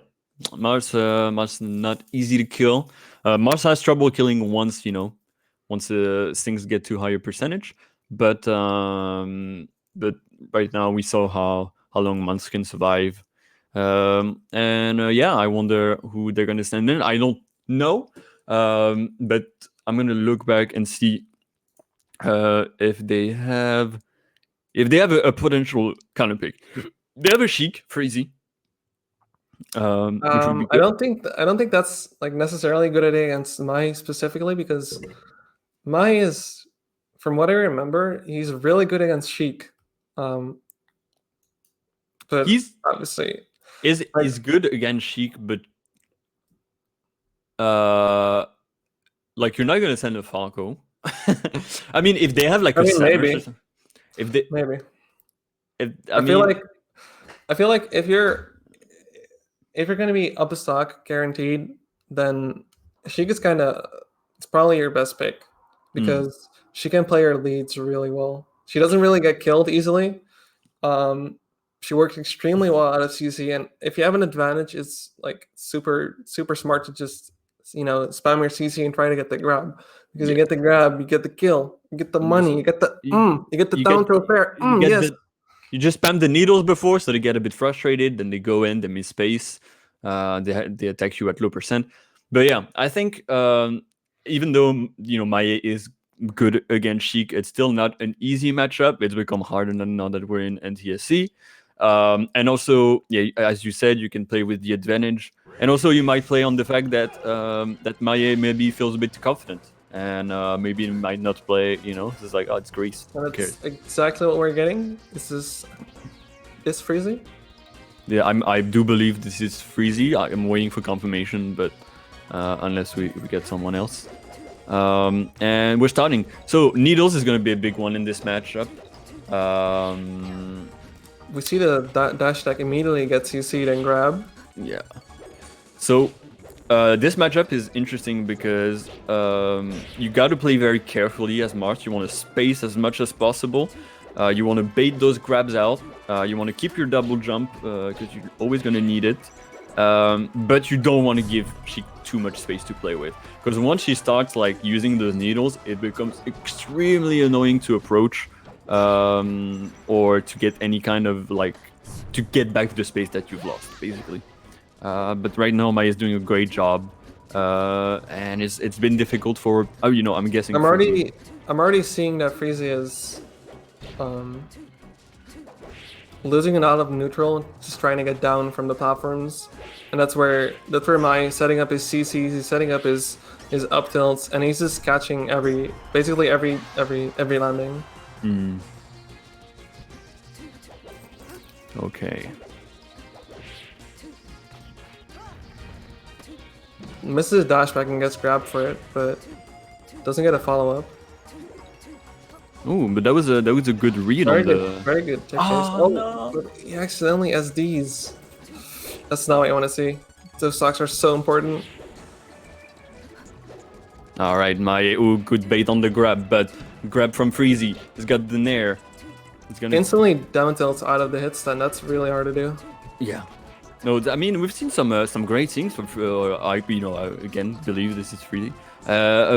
For the moment, just unfortunate SD, which is the dash of shield into grab. That's so rough to deal with because Freezy's already been conditioned to expect a down tilt on every dash in, but now Mahi mixes it up with a grab and it's just working out perfectly. But Freezy's got something going right now. Okay, a bit early on the one grab. Back air. One grab is all it takes. Ooh, barely missing the platform tech chase. All right, I love. Good trade on that nair. Yeah. I love how they boxed it. I love how they controlled the neutral. I love how they control center stage. I'm loving what I'm seeing from Doesn't have a double jump. It's very scary. Needs to land still. Oh, the double that's so scary. Oh, but ends up grabbing the forward air. 50%. That's very doable for Sheik. Oh, but not if you miss your jabs. It's gonna be okay, Freezy. Keep it together. You gotta dodge that nair. That's just and that up tilt. Yeah, for the side Bs are like amazing once you get to this percentage, and it's kind of it's a bit scary against Sheik because she can always crouch cancel them. But if you can mix it up with how many side Bs you're gonna do, and then you can cover just like Maya did. So Maya just plowing through. Already up 8 stocks so far. Yeah, still has 1 left. So he's already done his looking job. rough. Yeah, he's already outperformed what he needs to do. Mm-hmm. Next we're gonna have the Ditto. Apparently, production. Oh is yeah, Mr. Lavos. There was Pacos, so I was confused also. So we got Lavos and Pacos. I know. It doesn't surprise me to see us in a lot of tags. I know this is something that's used in Greek quite a lot in Greek words and names. Have you ever been to Greece? Just a random question like that. I have. I've been to what's the island called? Creta? Crete? Yeah, I don't know how you say it in English. But, yeah, I don't know how to say it in English, but it's Crete in French. Crete seems to be the English word. Yeah. I've been to the island for vacation a couple of years ago. It was actually it was summer, so I was expecting an intense heat, but there was none. It was warm, but it was kind of chill. It's nice. A super nice place. Yeah, it's a super nice place. So I just as it out of nowhere, hoping you would have been there, and yeah, I've never been there, but definitely an island. It's crazy how nice it feels because of just the sea is around everywhere, so you get the nice wind from the sea. It's very refreshing. So even if it's like 30. Mai's already matching Lavos' rhythm really well. You can already tell that he's jumping when Lavos is jumping. He's down tilting when Lavos is trying to down tilt. Like there, for example, dash backing, grab, punishing the spot dodge really well. Is he gonna get the kill off this? Oh, maybe a little bit greedy. Yeah, Lavos right now jump. feeling a bit too much like he's on the island, being a bit too careless. Missing a couple tech races and gets CC down tilted for it. But Mai doesn't have a jump here, but immediately gets a reversal. Now he needs to get back from match. This is where Marth struggles the most because that down tilt is just suffering. Marth's ledge dash is not what other dashes are. Not real. It's not real. It's not really. You can make it a little better, but it's mostly just something to catch you off guard. Oh, Lavos, no. Come on, buddy. Lavos, you got this. It's just another Marth. Don't worry Roll about up the and name. Oof. Okay. Tries the sweet spot, but doesn't get it. Unfortunate. Now it's gonna be hard. Immediately gets grabbed out of his dash dance. You hate to see it. You've got all the pressure, but Gets a grab. Good. Can you comeback. convert off it? You Oh, need to convert. Oh, Could have waited and I think I forward would've smashed. loved to That see B is that. not gonna do it quite yet. I think this might be it, because that's just a roll up F smash. This is a reset. Recent repeat. Oh, what a- and yeah, nice. what a Okay. good dash off back air. Very nice. Win there. They've taken down Maie. Now It they was- have one stock what, over. what was the cost? What was the cost? So yeah, I'm sure Maie is very disappointed in his performance. But Marth, they can send anyone. It's just at this point, it's just who wants to play. Probably, maybe they can send Cow6, good Falcon player. It would be a good idea. They have a lot of foxes, so I mean they can play. It's just maybe not the greatest idea. I think so, actually. I think if it's just one stock, it's actually very easy for Fox to just sit there and be like, okay, you can come to me now because True. I'm in the I have lead. the advantage. Yeah. Yeah, like Okay, so just send and exactly roll. what they're doing. Yeah. Which is a good idea because he played against my way too much. He's got a great knowledge of the matchup. I know don't want to rub any salt into the wound. That's just my job as a commentator. But I know he got unfortunately second in his pool, lost to Falconel. Which congratulations to Falconel coming back and just taking down the role like that. So yeah, and he's playing Falcon. I know he has a Falcon. He's probably in his emo. I lost and I got second in pools. I'm terrible, so I'm not gonna play Fox. I think we all have that feeling sometimes. Yeah, and he's got that group. He just finds two knees in neutral, and second one gets CC grab, but nonetheless, that's some mental pain. Yeah, but yeah, he's his first. Well, it's not his first one, but the character that he mained like in 2014, 2015 when we started was Falcon. So I mean, his Falcon is also is nothing to joke about. He's finding a couple openings, but he's not getting the instant punish off of his hits. Yeah. Which I think is fine because you only have to take the lead, so you can just chip damage into death, which is exactly what he did. Mm-hmm. And that's another man down, unfortunately, for Greece. So they've had Deer, Freezy, and Lavos for the moment. Two person left, right? 3 people.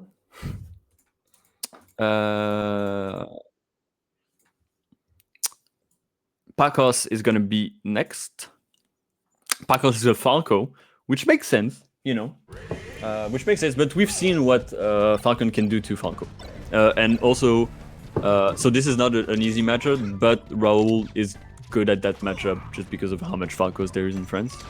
Panic rolls and instantly gets grabbed for it. No punish, but that was very interesting. Like a super interesting interaction. Instant up B on the laser, that's good.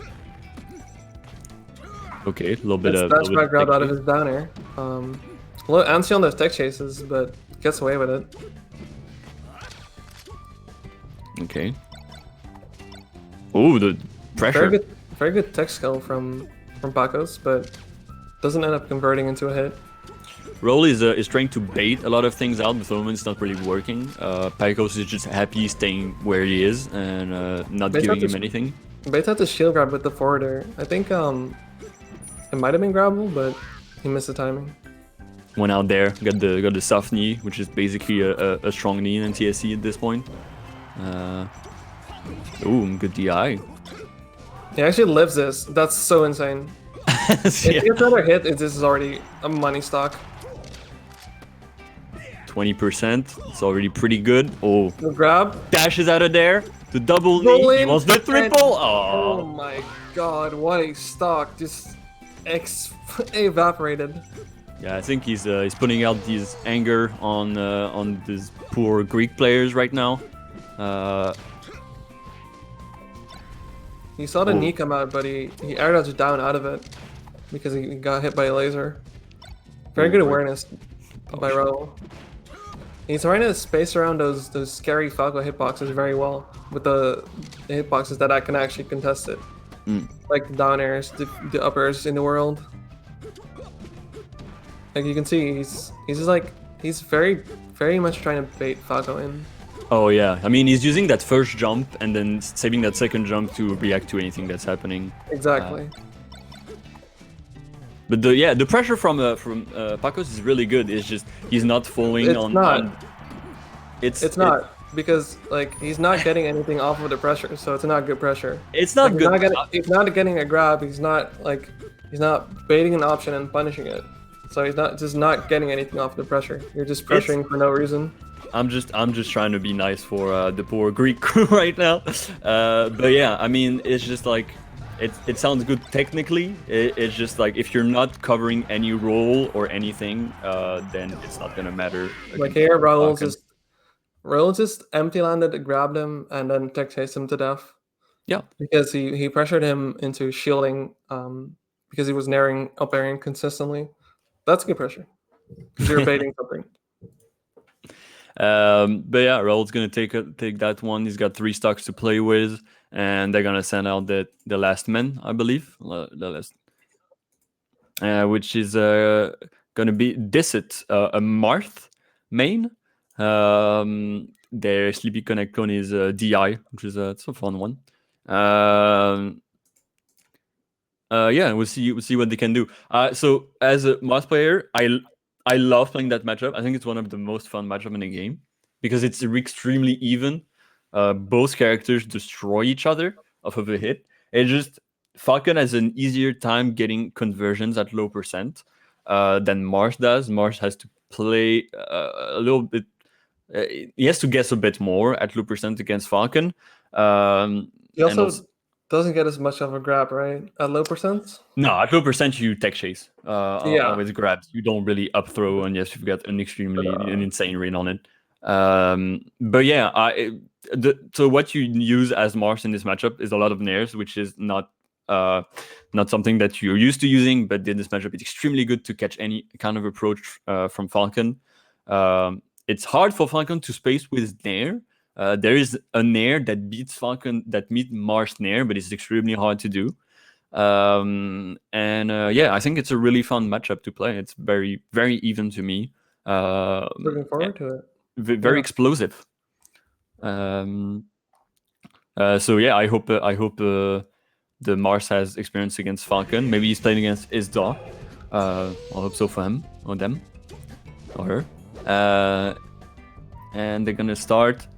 And Yoshi's. I think this is a pretty big favorite for Marth because he gets easy tech chases on the platforms compared to Falcon, who gets very easy kills. Instantly we see the nair come out. Up tilt shield block. Doesn't get the tech chase, but already a grab from Raul. He's gonna try for that knee read, but very safe, nothing to worry about. grabs the side B very nice. Tries to read the rolling again, but doesn't get it. Yeah, what I'm liking is we're not seeing taking place from the start from the Marth player, which is good. Means they know what they're doing. But very good upper to knee conversion. Misses his shield button, so he gets an F smash and gets punished for it. Might lose a stock, and does. Yeah. Don't miss your buttons, guys. Oh no. Yeah, 2021. You cannot miss anything. You can't be sloppy in your execution. God, what a reverse upper into stomp to get that stock. Jesus, what a conversion! This just gets absolutely evaporated. All right, spacing with the nairs. Then he knows. Here. Yeah, he's just vibing. He knows that Marth is bad on the edge. I mean, he can be good if you get annoyed at Marth being on the edge, but if you don't, he has a hard time getting back, as we saw. He's also missing a couple check chases and getting punished for it. Like here, just gentleman need raw to grab. This is looking a bit bad. Oh I feel like this is one of those classic Raul stock crews where he just wants to finish it. He's just trying to style on him now. He expected the SDI in so he could F smash it. That was really smart, but Now he's just playing on the edge, playing with that movement, trying to bait something from out of the edge. Just empty land F tilts, but doesn't end up killing. He tried something that's too much. I think at this point he should lose the match. Okay, now he's not gonna lose the match. Alright, that's gonna be it for Greece against France. He sauced on him a little bit at the end, but good closure nonetheless. Yeah, that was definitely a closer. But yeah, that was I was very interested to see Greece, and I feel like they've showed us, what they might be capable to do. Of course, this is, it was not easy, but we've seen some moments, and I'm looking forward to seeing what they can do in the future. Every time I see them, they get, a little better. So keep going, everyone, and hope to see more of you, especially in the bracket. Yeah, I believe that it's gonna be it. We're gonna wrap it up for us too, huh? I'm wondering if maybe get something gets. We do have a way that they could get better, which is signing up for Cones Academy. Oh yeah. Amazing service. They've got the entire package. They've got 160 live lessons and VODs that are added each month, which if you sign up for the the content consumer part, that's 160 lessons that you just get to follow or watch whenever you like.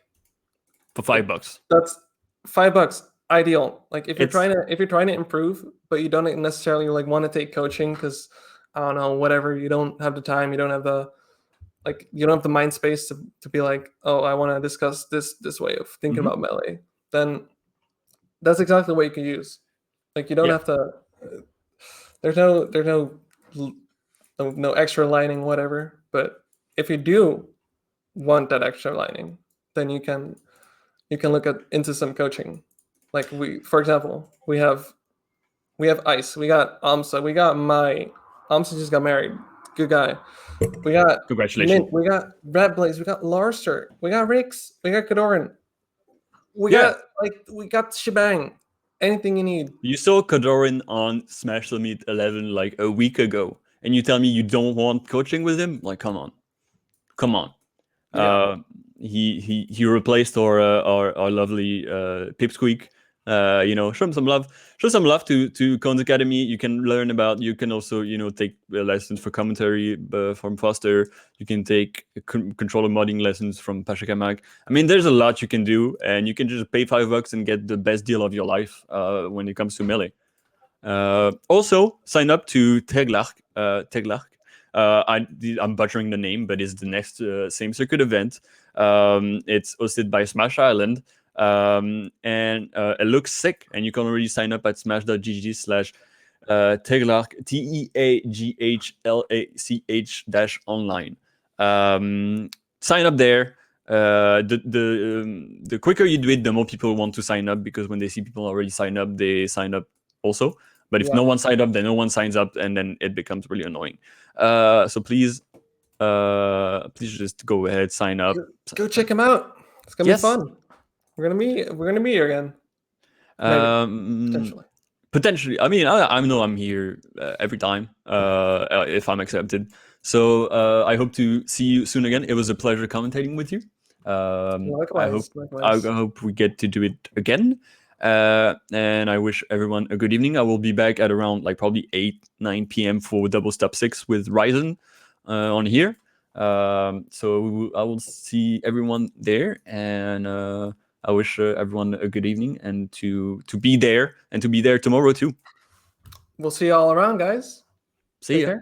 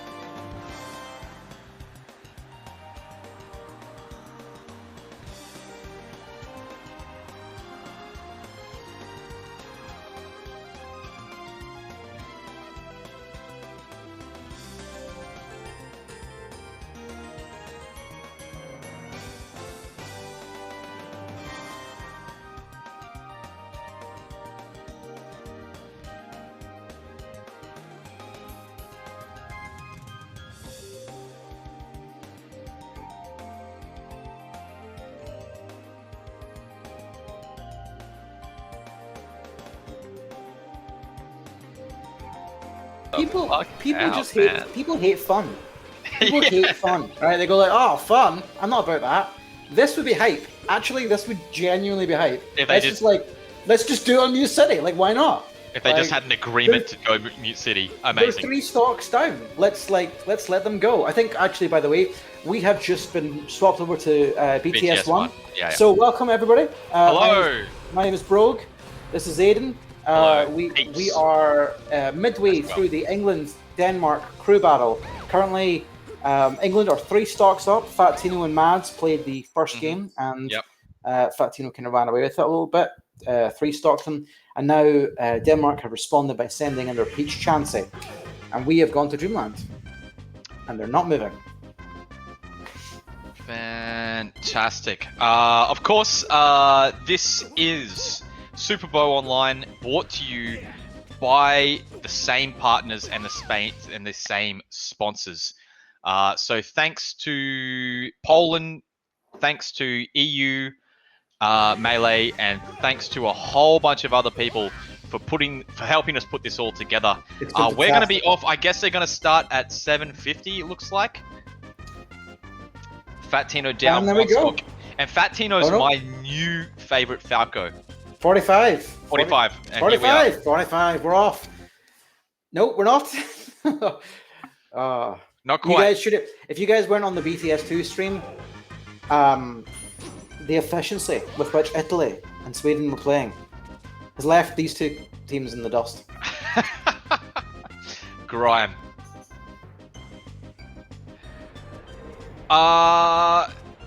Ranking. I mean, I'm sorry to all the Falcons out here that play Green Falcon. I'm not a fan of Green Falcon, but it is actually statistically has like an extra pixel of I feel this is a myth. I actually think this is like nonsense. I think that I think it's some ECB thing. I think it's actually like one of the biggest myths of Melee. I don't think this is a real thing. I need some practical tasks, Uncle Punch, data on this. I don't believe it. It's all hearsay. It's people like, Green Falcon's technically the best. Like, how? Explain to me how. And they go, a pixel. What do you mean by a pixel? It's a 3D model. I see what you're saying. Well, at very least, Tino it's true or kicking not things true. off big. Chansey's going down. Oh my god, he only took 25% on that first stock. Again, Peach low mobility on the ground, horizontal mobility just in general. So if Tino can really abuse lasers in this way, and Chansey's going to want to be staying out. That's what you want to do. Tino's. Keep Falco in the corner under the platform. Stop him having, because the worst thing Falco can do is laser under the platform and then let you in. Right. Falco doesn't want to be playing up close as much as he wants to be playing at like a little bit of a distance until he gets his hit. Obviously, then he wants to be gaining his shine. Well, he wants to play super close for the shine, but his shine's baby size. So if you can just be just around him, that's when he starts to suck a bit. In neutral, you don't want to be playing super close because out of the scramble, I mean, Peach has so many out of shield options. I mean, not as fast as shine out of shield, but certainly more options. Especially when you start thinking about all that new Peach tech that's starting to come out of the woodwork. So I think right now, honestly, that's a huge amount of the new Peach stuff out of Chansey. This is very old school, by the books, big hitboxes in tough areas, and make the opponent work around you. Right, zoning. Yeah, absolutely. Yeah. But you know what? It's still working for you. There's a reason the bread and butter is the bread and butter. Yep, absolutely. Oh, double lasers from Edge. He caught him with the first laser, but he was able to get through that hit stun due to his low percentage and get out that counter there. Oh, the call! The tech chase call. And Fat Tino's turn. Shield grab. Don't worry about it. Oh! This is big. If Chansey can close this out, I love that. This will make all the difference. Going in down 2 stock versus 1 stock is massive. And that's it! That's actually not a bad showing from Chansey. They're only 2 stocks behind. Peach can tank stocks. They could bring this back. I think my stream is a little bit behind, but it should be catching up next game. Fantastic. Fantastic. So now we just got to be patient and wait on the deliberations between the teams, see who's going.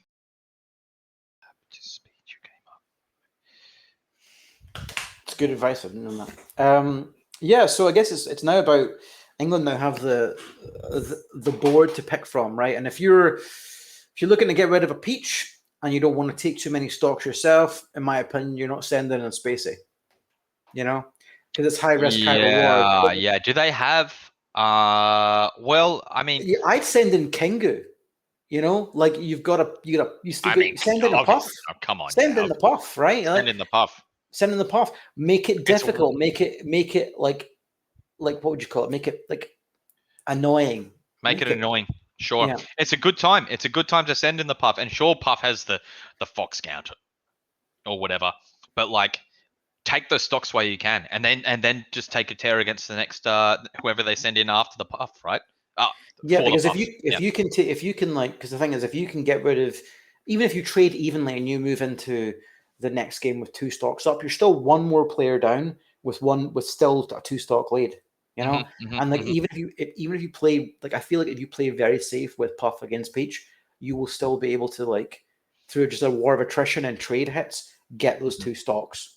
You know? There is a counter argument to that, which is like most Puffs I don't feel like train for Peach that badly, because they're like busier training against the other kind of top tiers, right? Yeah. Whereas every Peach trains for Puff. They learn that matchup because, you know, it's traditionally considered a difficult matchup. So we're going with Max. And actually, we're wrong. They're sending in Max, which is a good. I think that's a good choice as well. Actually, me too. Actually, Sheik versus Peach. Slightly Sheik flavored. Yeah, kind of like, actually, the more that time goes on, the more I think it's kind of really Sheik favored. Yeah. Definitely in NTSC. It's dead even. In fact, it's Peach favored in PAL, but we're not in PAL anymore. Those dark days are gone, and we're now in the new land. In the light, I guess. So it's really hard for Peach to get Sheik up to about 20% or so, right? Yeah. From 20 to 80%, that's when Peach shines.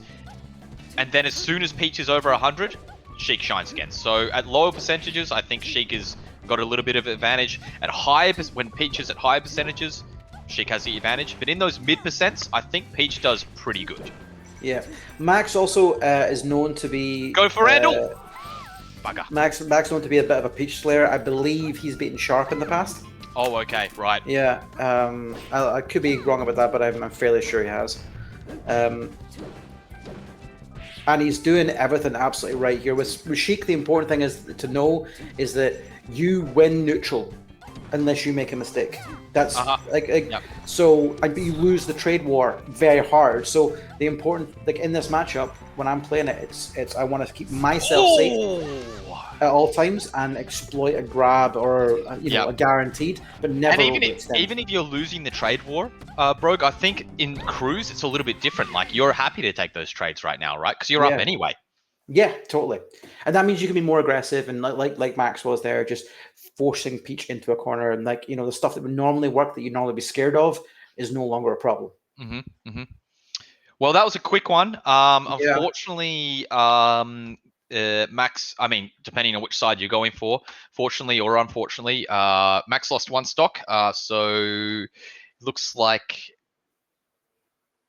the other guys need to send in a fresh new player to take down a Sheik. And we're now back to the Mo question, right? Because, probably Sheik is Donkey Kong's worst matchup, but doesn't matter. Well, I think so. Like, I think Sheik destroys Donkey Kong more than any other character. But like, if you're on FD, then you still have the juggle combos, and with Sheik having really bad aerial drift, they can really get that. If you can nail that, then it can be. You can exploit it, right? Yeah. But doesn't matter because Denmark are sending in Eagle, as I spoke to you before. The former, the Doc, former top tier Doc.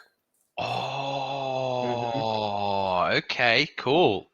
Yeah. You know, if Doc hits Sheik far enough from the platform, that cape actually does turn her around, and she falls to her death. So you don't see it very often. I mean, especially if you're sweet spotting the edge, but you can get a few nasty gimps. Yeah. Falco. So Max has started the broadcast. Just to let you know. Thank you.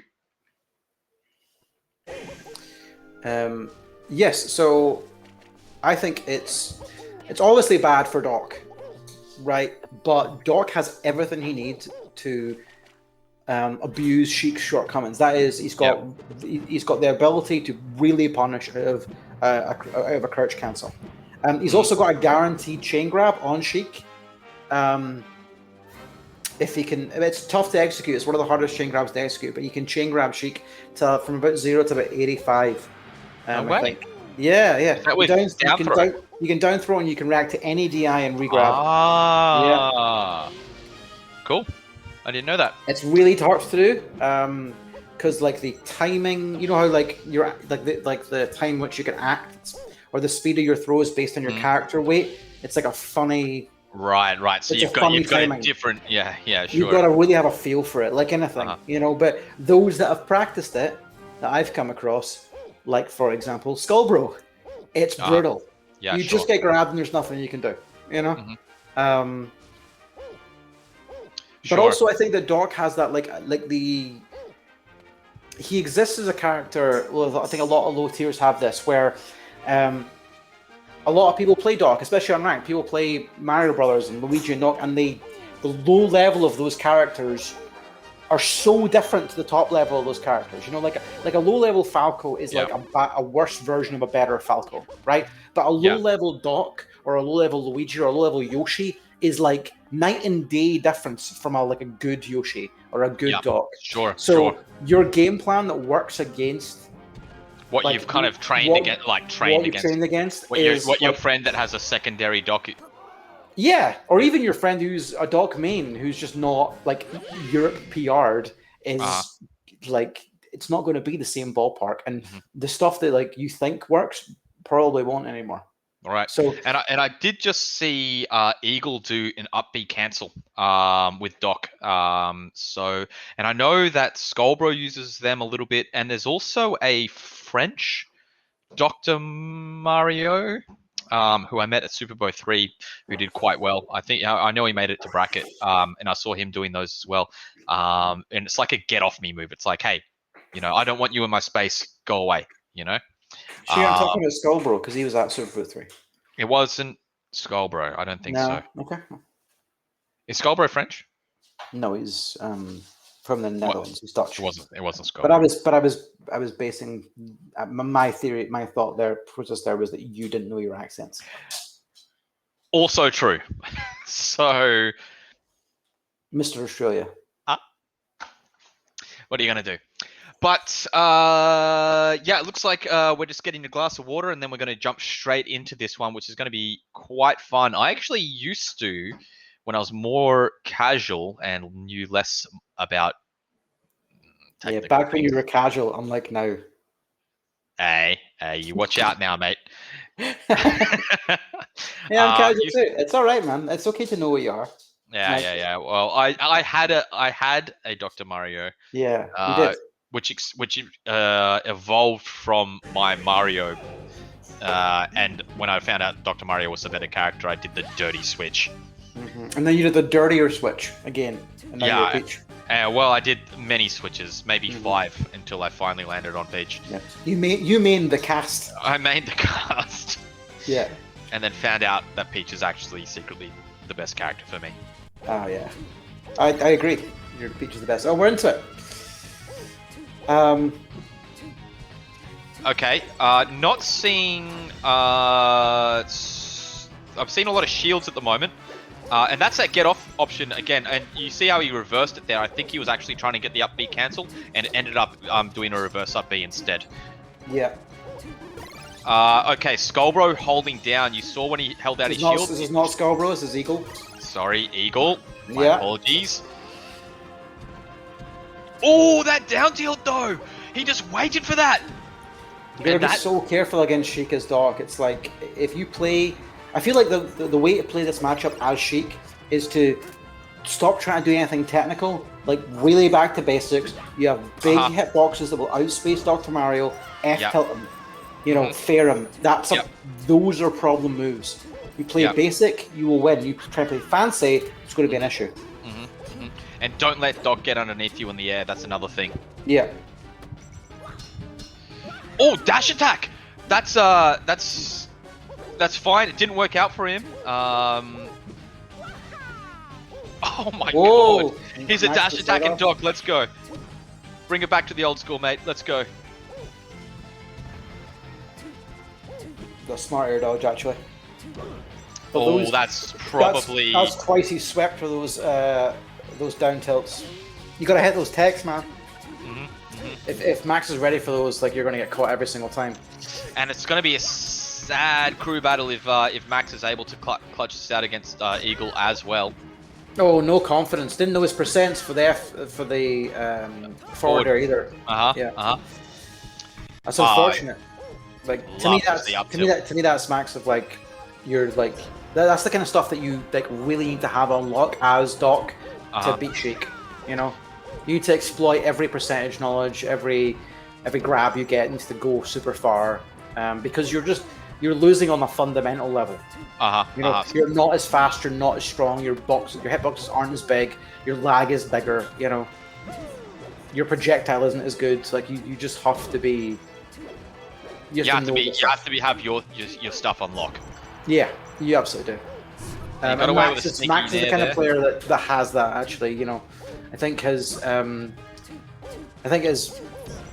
Twitter bio for a while was something like, "I'm the Sheik that makes top players study the matchup."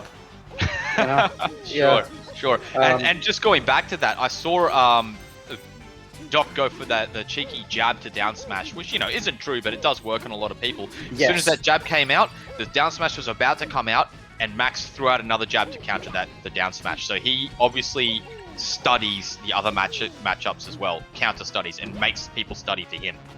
And that's the thing though. It's like a lot of people they discount. He's that chain throw you were talking about earlier. Only did it once, so not a massive amount of confidence there. But we're looking at one stock taken so far by Eagle. Yeah, if he wants to. Oh, this isn't good. Oh, he mashed out. He was too greedy with the jabs. Oh. Just misspaced that fair, but he got the next one. He missed the needles. He's got another chance. Okay. Well, it's very tough. That was tough. That was tough. I feel like when you hit a certain stage, if you're a labber, if you're somebody like this is maybe just an impression thing. I definitely don't know them personally, but Max to me it seems like somebody that would study low tiers. Yep, sure. You just go like, this is how you do it. Like I'm not. He's a lab monster. I don't know if there's any truth to that in like reality, but that's the way it feels to me. Yeah. Cool. Like he just played that. To me, he played that exactly as you should play it. Yeah, he did make Dr. Mario feel like a low tier, didn't he? Yeah, and sometimes you play against it, you go like, why am I losing to this Doc? Like, or why is this Luigi beating the crap out of me? And it's because you're not playing it correctly, because like you have more than the tools that you need to deal with it. He did feel quite, I don't know, stoic's a word, but like a wall. Like he was like, hey, I'm here. I'm not facing my back to you. I'm not dashing back as much. You come to me because you're Doc, and I'm here ready for whatever you're going to throw at me, And it seemed like he was getting away with just standing there. Maybe he'd do like a wave dash back every once in a while, but it was mostly him just being like, get into the corner and take my down throw fair, please. But so now we're in kind of a similar situation. Max is one more stock down, but if we're being honest, there's kind of a substantial lead for England at this point. It is true. They still have the likes of Prof in the corner or Isdar in the corner. If Frenzy, like there's a kind of a mountain to climb ahead of them. Yeah, that's a bit of a mountain. We're sending in Voodoo when they're two like, and I'm when the two non-big hitters go in and do this well, what's it going to be like when like Prof or Frenzy enters the arena? Yeah, Yeah, absolutely. It looks like we've got another Sheik going in. Voodoo. You know, this is actually not a terrible pick because Sheik Dittos, kind of like Marth Dittos, exist in this little realm where, like, you know, I think it can balance the scales a bit because the matchup is so. I guess what I'm looking for is just kind of like volatile. Volatile isn't the word. Fox's matchups are volatile, but like if you get the advantage in this matchup, you can if you get a lead, you can basically exploit that lead really hard, right? So it's very difficult if you're like 2 stocks down, for example. It's really hard to come back. Right. So what you're saying is as a crew format, if they're already stocks down with Sheik, then maybe this is a really great pick. Maybe it's a really great pick, yeah, because you can basically force the other Sheik to initiate, right? And then you can respond, which Sheik is way better at, rather than and like Marth has the same thing. You've been 2 stocks down the Marth Ditto, it's a nightmare, right? So it's the same deal. It's like I remember our last Ditto. Oh, and I think that Sheik Dittos have that. I think that's why a lot of times people don't like the Sheik Ditto. Yeah, sure. That's why chain grabs are a thing, and also a thing people agree like not a to taboo do. almost sometimes. It's like, oh, do we have chain grabs? I hear that a lot. Chain grabs on. I kind of feel like chain grabs will be on because if you're down, oh yeah, come on, you want chain grabs on. And if you're down in stocks, you want chain grabs on. Yeah. It's whether or not they will. Oh, Voodoo exerting his alpha dominance here by stepping slightly more forward into the stage. Oh. I wonder if this is where he's going to start from. Commanding center stage. It's going to be me. And chain grabs out. Chain grabs Max are gets it definitely on. early. Oh, okay. Alrighty. The thing about Sheik Dittos as well is that you can abuse crouch cancel so much, right? So Voodoo's now going to have a really difficult time getting in on Max because of his low percent. Because he can't really Max can crouch cancel. Max crouch cancel everything that he's sending out, but so he's not able to throw out half of his moves now. Exactly. Yeah, well now he is, but before he wasn't. Yeah, absolutely. Oh, I think that was meant to be an up tilt. I don't know if up smash was really the move there. So I think crouching under platforms is Sheik, not just against Ditto, just in general, is a really busted move. There's him using the crouch cancel and the chain grab again. And at this point, you got to be feeling sorry for Denmark here. It's looking real tough for them. Looking pretty rough, yeah. Especially, it just looks like Maxi's kind of giving the hands. Not Maxi, Max is giving the hands. Yeah. Oh! This is formulaic. If you can follow everything through once you've got Sheik off stage at that percent. Yeah, he's got his flow chart down. Flow chart down, yeah. And what Max is doing, which is what I like to do as well, is that between stocks, he's making sure charge needles and waiting for picking his moments and firing off full stack of needles. Get in that corner, and you are not getting back on stage. Oh, Max, this man's a monster. Yep. He's just a boy, Max. Oh my god.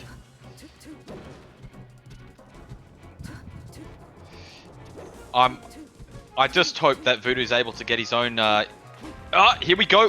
Whoa! What a regrab on the platform, and misses his tech and gets the forward throw. Should be curtains. Yeah, that's curtains.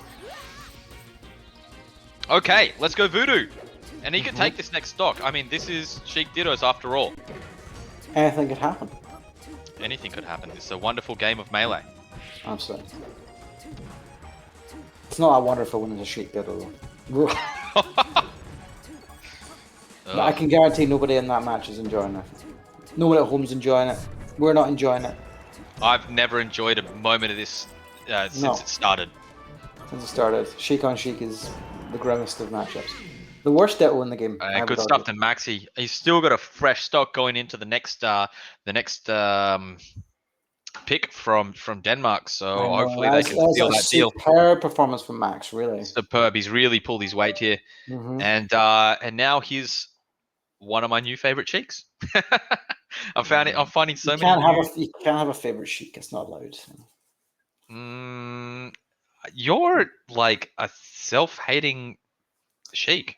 Yeah, I mean, like it's got to be Mo now, right? You clean up Max with Mo, and then you try and be prepared for whatever they're sending in, right? You got it. You got to send in the big guns, right? He's got the muscles. He's Donkey Kong. He's got big fists. I mean, take him to FD. I mean, they'll ban FD though. They've got bans. I'm pretty sure everyone's got bans in Cruise. So I guess FD is not going to be the pick. But Pokemon might still do the trick. It's low ceiling. Those platforms are real tiny. You can still get a little bit of a string happening there. No transformations. So I mean, it's yeah. Mo's going in. I can't wait as well. I love watching Mo play. It's like the thing is when you have somebody who's that good with a character that's that underrepresented, it's always a trait. Yeah, you got to love those low tier heroes. Yeah, absolutely. I mean, it's always it's that underdog thing, right? Like you see a Dr. Mario, you're like, yeah. I'm not Doc. You run into enough of them on rank to make it like kind of filthy, right. You know. But someone who's like, you know, respectable low tier, like a DK. That's what we're about, you know. There's respectable low tiers, right? DK, Mewtwo, Link. And then Link is cracked. I'll back you up on that. There's the non-respectable low tiers, which is like Mario, Dr. Mario, Luigi. You are such a scumbag. So just Bowser, Game & Watch. You know, you need to you got to stick with the good ones, right? There's ones that like untapped potential. Someone stop this man. Someone stop this man, please. I'm gonna say that you're wrong and dumb and probably really ugly also. I mean, I can't argue with any of what you just said there. Okay, cool. I know who I am. I love Link. Link? Yeah. Oh man. I thought young Link was the one that I was like, yeah, young Link's so sick. So, you know, he's so slick. Axel plays him. He does all the tricky wall jump stuff. And then you see Six play, and it's like, give me that Link, baby. You still like that 2016 kick there with. Oh yeah, who's streaming? Sorry? I think it'll still be Max, right? Will it? Okay. I thought it would be because he makes sense. Still on it. Yeah. But like I mean, like Link's from the up. Like that's the thing that I noticed. Like I think everyone probably noticed this, right? Like Aklo won that tournament with Link, and then like every third person on a rank was like, I have a Link. I could do it too. I'm like, you were doing it before it was cool though. Yeah, but like, I don't want to talk about that now because now it's like finding a band that became trendy and then now they're not cool anymore.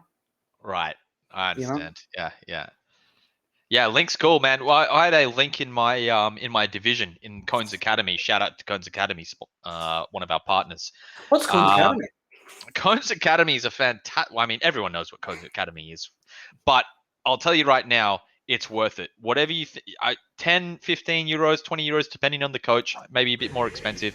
You get a league, you get coaches, you get matches against those coaches, you get access to VODs of previous lessons.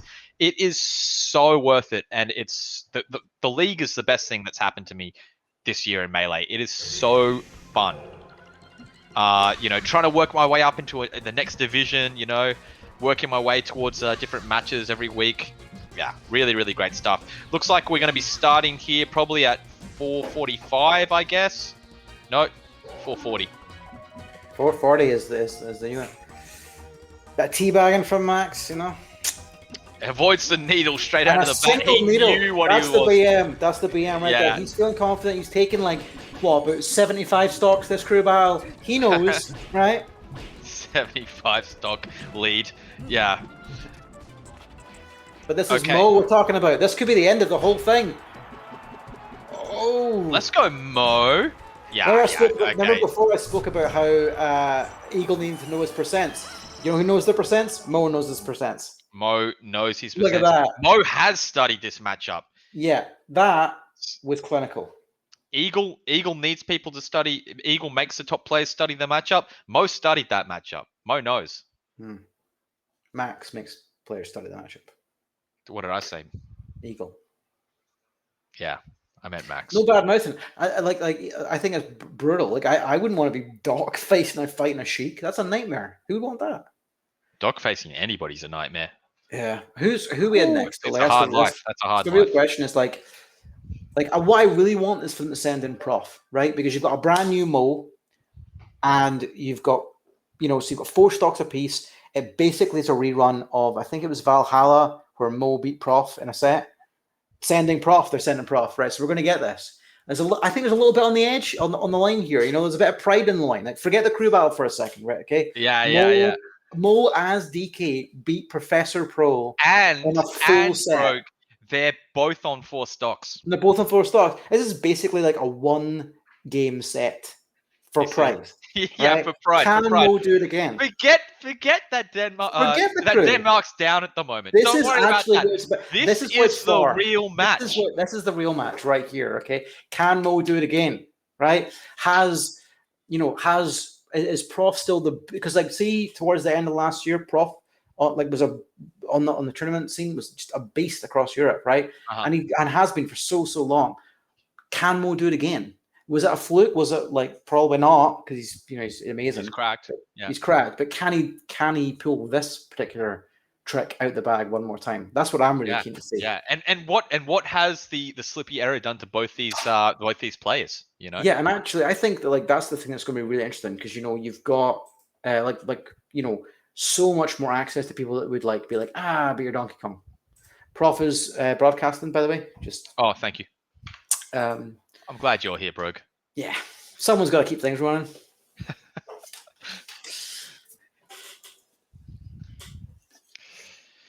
Yeah, so I'm privy to a little conversation on the side here. Looks like they're going to go Pokemon. All right. You know what? Low ceilings, good for DK. Wide stage, good for Fox. So, yeah, you've kind of got best of both. Well, you were wrong. They were an FOD. Oh, no, it looks like hand warmers. Yeah. Sorry. But Pokemon, yep, it should be good for Fox, because Fox wants to come off top as well with the up smash and stuff. But I feel like it's not the worst stage. I mean, Donkey Kong's heavy though. Yeah. Donkey Kong's a heavy boy. He's a big boy. Yeah. So yeah, we'll see what happens. And who takes? I mean, they both take advantage of those tiny little platforms. They're not so wide. It's pretty easy to tech chase your opponent on there. So Donkey Kong with his up air, Fox with his amazing speed. You can cover a lot of options on those things. So they're both going to be pretty combo heavy game, I assume. So it's really about the neutral. How do you sneak in the neutral, and how do you stop your opponent from getting that big opening?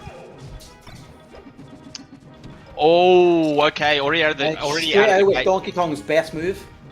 Yeah, he's got that sneaky little hitbox when it first starts out, where he puts his fists up into the air when it's grounded. But there was a getting off the edge a little bit too early, but he's up.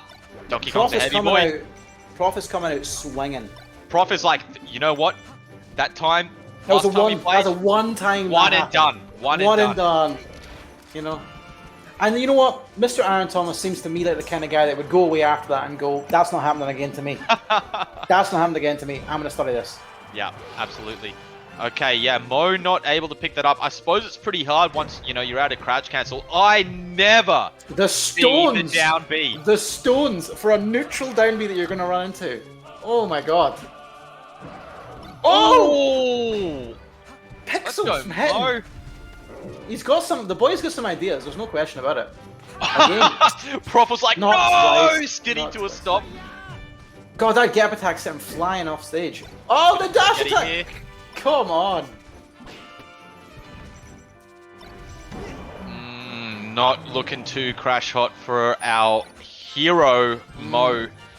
But sometimes you just go down a couple of stocks to come back for a more dramatic victory. Make it mega dramatic. Mega dramatic. That's what we're about here. Oh! Yeah, this should be very nice. Something. Such a smart upbeat, ledge, yeah. Raw. Righto. Just in neutral. That's so crazy. I think Mo expected Professor Pro to be DIing for the platform, but he DI'd full right to the edge, and he kind of missed out on that that last up air and that string. See, Mo was trying there to be able to do a little bit of, you know, Donkey Kong's back air is like, oh! Okay, and just you when know, you thought it was all over. Just when you thought it was all over. Mo's like, wait a minute. Wait a minute. I'm Mo. I'm Mo. I've done this before. I'll do it again. Watch me. How many Donkey Kongs have you played that are as good as me? None. Prof, where are you going? Where you going, Prof, where are you going? Aaron! Aaron! That's... Oh! One more. It's done! How stale is this move? Oh my god. Oh! What is this? Oh! He got the... I don't know if that was Fox Smash is the eye. I think it's busted. just the wrong hit. He ate so much damage for that, though. That's... Oh, no! Mo! Oh, he's alive! He's back! Oh, I can't believe it. What? What? Someone stop this man. What's happening? Alright, they're playing that little dance where it's like the next hit kills. Okay, right. So and, if Mo cleans this out, then we've got a last stock situation on our hands, which I really feel you can do. This was all but lost at the start of this game. Prof went 2 stocks up, easy. Yeah, 2 unanswered Clean. stocks. Yeah. But Prof is saying, you know what? Not today. I'm going to do that again. I'm doing it again. Answer this. Just turn the gas on again. It's over. Right, okay, we got a last situation, and 60% Donkey Kong's heavy. It's not over. Mo can still do this. Oh! God, most. Misses the up air. That get up attack is actually. Mo's going for so a much. lot of down Bs in neutral, which is just like so bold to me. Like, I can't even conceive of it being a thing, and that's it. What an attempt from Mo there. Yeah. Oh, that was so hype. That edge guard sequence with the up Bs, I've never seen anything like that. That was cool. That was cool. Yeah. Rinse and repeat, right? Yeah. But Is that you us? know- Do they have another team member? Is that it? Is that all 5 of Denmark? I've lost track. That's all 5. That's all 5. Well, good stuff to Denmark. I loved Yes. that last game. Me too. It was England, such a showing. Such a showing. And, you know, England, very strong region. A lot of Mhm. heavy hitters there. So, you know, Yeah. it's good to see Denmark what? put it to them. Yeah, but sometimes, you know, like I think that even if you lose, the most important thing is to go down swinging. Yeah. Yeah, that's right. Put on a And show. for the people. which put on a show for the people, right? That might be the hypest single match of the day so far. Like, it was great. So I hope to see more of that. Man, I hope they run teacher and bracket. That'd be great. Can we repeat of that? Yeah, absolutely. Now we're going to take a quick few-minute break just to switch commentators. So we'll be right back. Stick with us, and we'll be going straight into doubles bracket. See you guys very soon. See you soon.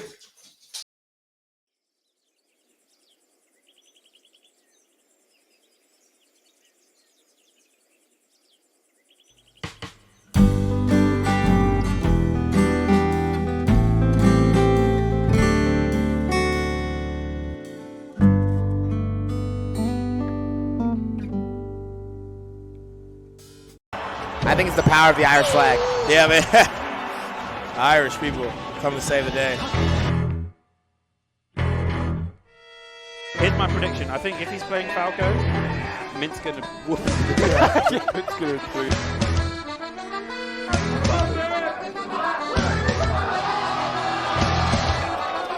Oh! That was scrap central.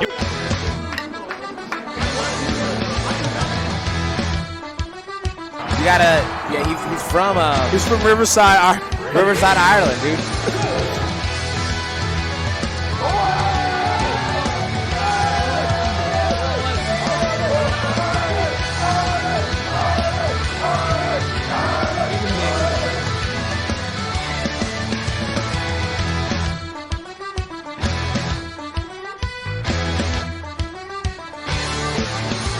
How about we organize something big? And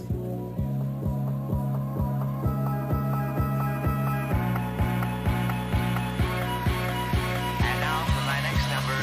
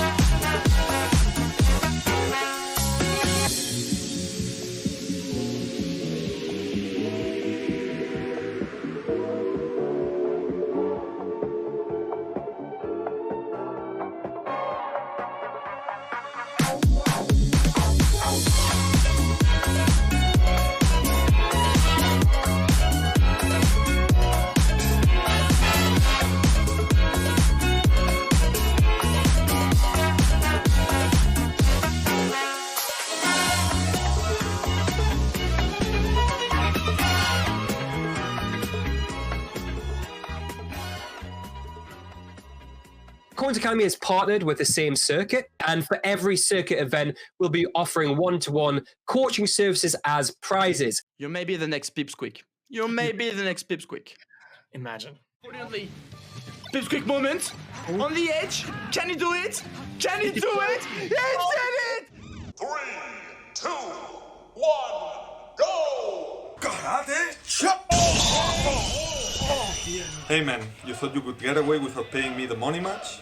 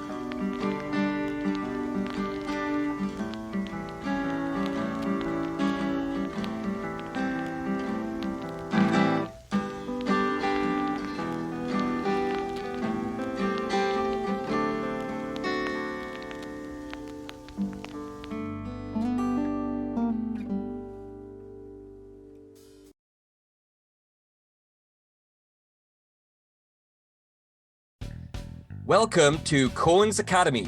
Some of the world's best players have received extensive training to help you take the next step in your Melee journey. With one-to-one coaching sessions, special guest speakers, monthly student leagues, mentality lessons, and over 500 previous lesson vlogs to look through, all in our private Discord, we have all your bases covered. Choose from a wide selection of coaches to pick the right one for you and your character. Or, for a discounted price, you can sign up as a content consumer to watch all the lessons live or rewatch all the past lessons in the archive. As well as this, you can get access to the Coins Academy Discord server with all its resources. For an extra little bit more, you can become a Consumer Plus League member, which allows you to take part in the monthly league divisions as well. Newcomer or veteran, with Coins Academy, there's never been a better time to step up your game. So check out patreon.com/Coins Academy to see what could be in store for you.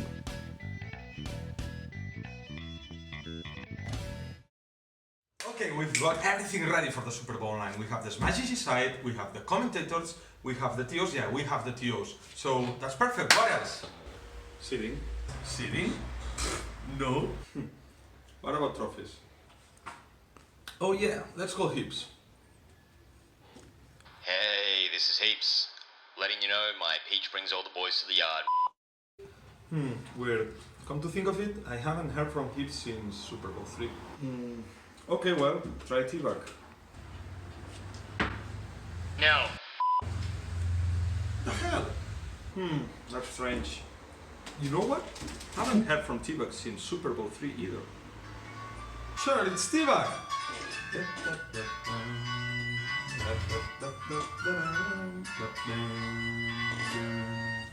Hey man, long time no see. We were talking about the Super Bowl and we need the trophies, man. You know where the hell are the trophies? Do you got the original copy? We need the original copy. Guys, I fucked up. Heaps had the original trophy, and I lost him.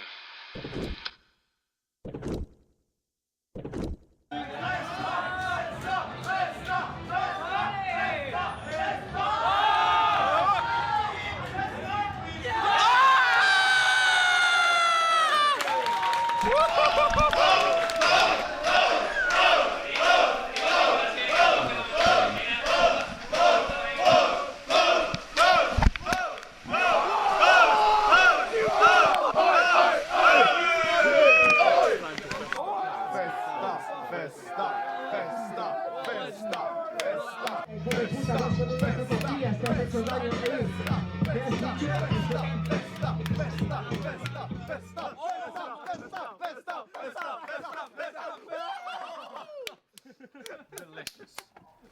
Oh god, really going for it. Yummy. Hell yeah. Can I eat this? Yeah, fuck it.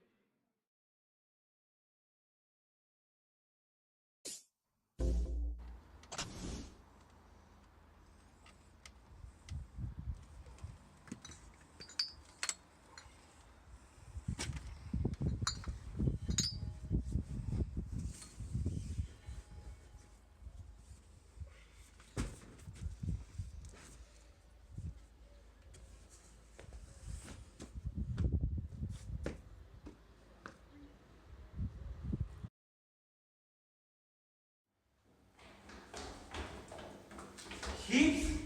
Yo, man. Hips?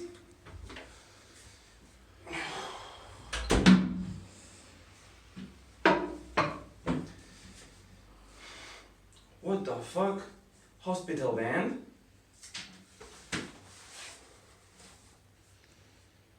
$200 missed calls.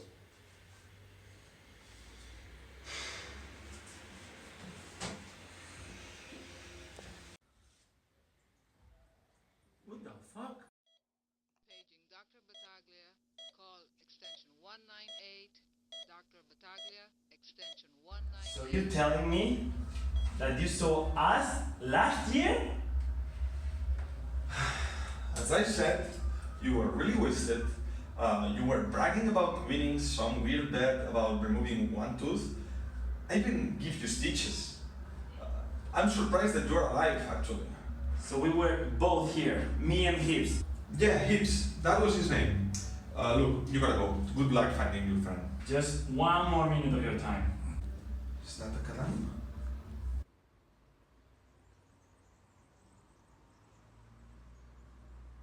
Okay. I think you were bragging about some kind of marriage. I believe you married to a guy named Con. Con!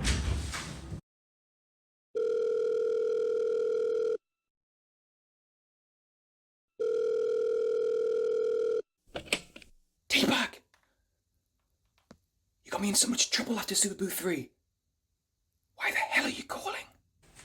Honey, who is it? Oh, it's just a telemarketing Mormon calling. A what? Yeah, they're just asking us about electricity bill. What? Oh yeah, don't worry about it. I'm trying to find Hips.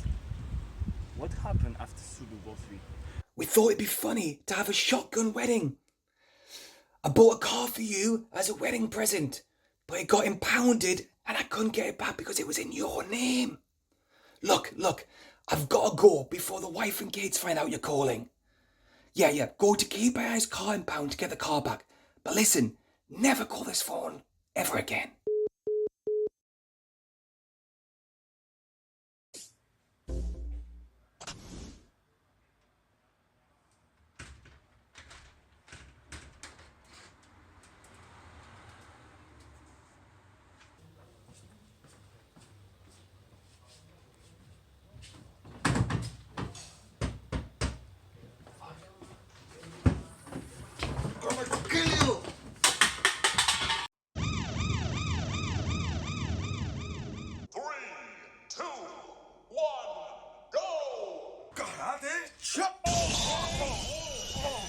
Hey man, you thought you could get away without paying me the money match? Look at you now. I have Hips and you won't see him until you pay me back. Motherfucker. But how much? 10 euros. Oh boy, I got you, dog.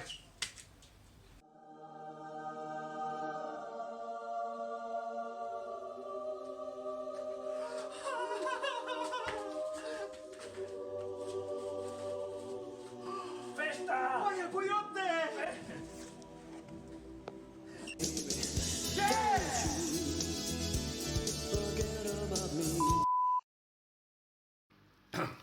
Don't you forget about me, yeah. Don't you forget about me. Don't, yeah. Don't you Forget about me.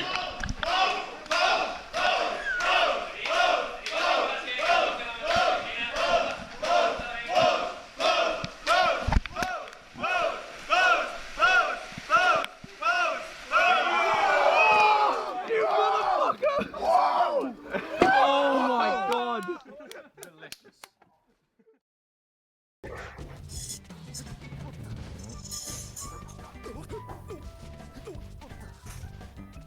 Hello, welcome back to Super Bowl Online. We are just about to get started with our doubles bracket. If you've not caught up so far, we've already had singles pools, doubles pools, and we're just off the back of a very exciting cruise battle. I'm here to commentate through the first half of doubles bracket. My name is Brogue, and I'm here with my co-commentator Paul. Paul, how are you doing? Hey, I'm doing great. I was there for like singles pools earlier. I've checked in during doubles and cruise. I'm looking so forward to doubles. I've not seen enough doubles. I've not played enough doubles. I've not spectated enough doubles in the last months, and I'm looking so forward to getting back into that. Also, I need an up after Denmark lost the crew battle convincingly, so I'm looking forward to getting some good cruise action, good doubles action, and instead, where I have no personal stake in it. You know, man, but personal stake, that's what Melee is about. Is like, you know, get the blood pumping. Like, for example, our first doubles matchup is going to be Aberov and Jormus from Sweden against Glaikit and Shifting Shadows from Scotland. And being from the motherland myself, I am going to have severe bias for this doubles match, and I will wear that on my sleeve with pride.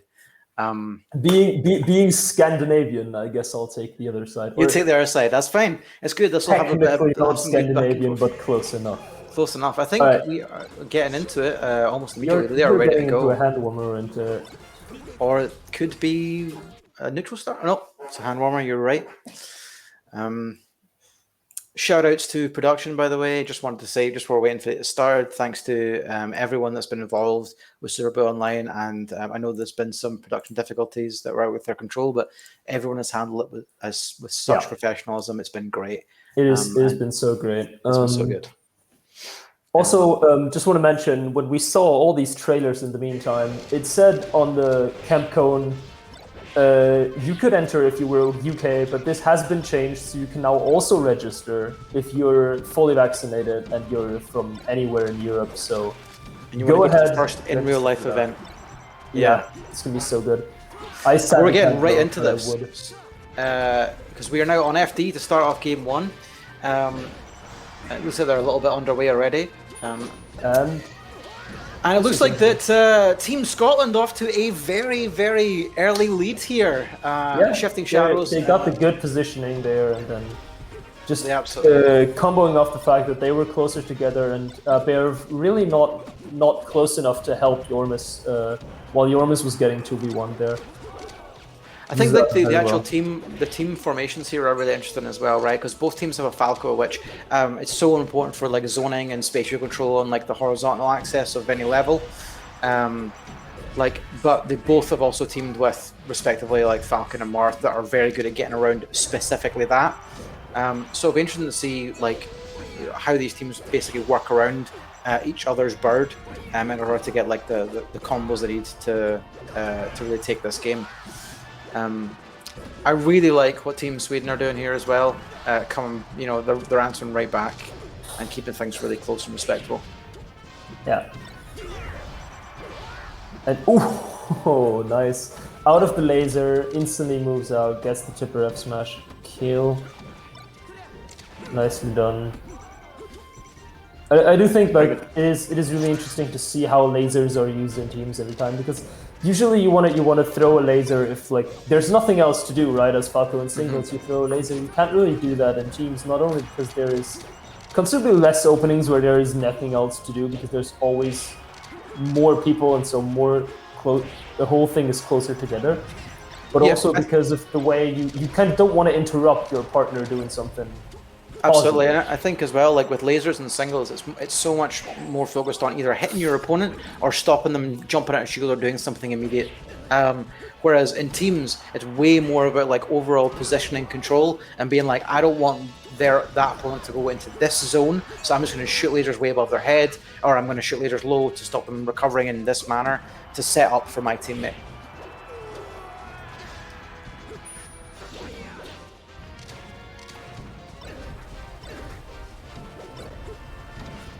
Yeah, we're seeing it is very close, but I think we're seeing like again that the team that has like the stage control, so the team that is closer together by each other, often finds the advantage in these situations. And then like where that can snowball is if you throw one of them off stage. If you throw Falcon off stage, he's going to take some time. If you throw Marth off stage, and then Falco and respectively Falcon and Marth are all quick enough characters to where they can really use that time to 2v1. Nice recognition there from Shifting Shadows as well to break the knee out. Very much so, and that looks like that might be shifting out of the game. And very good, so despite looking like they were playing from behind for most of that game, that's 1 to Team Sweden.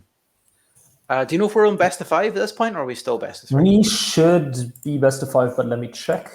Excellent.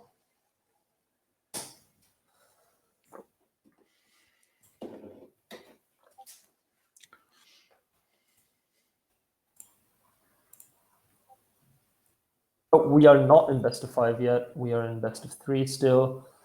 I would have said then, I mean, if it was best of 5, I would have imagined we might have ended up on Dreamland, just from, try and nerf the Marth and give a lot more space for Falcon to run around. I think that's probably what they'll ban as a result, and we may end up Battlefield? Maybe?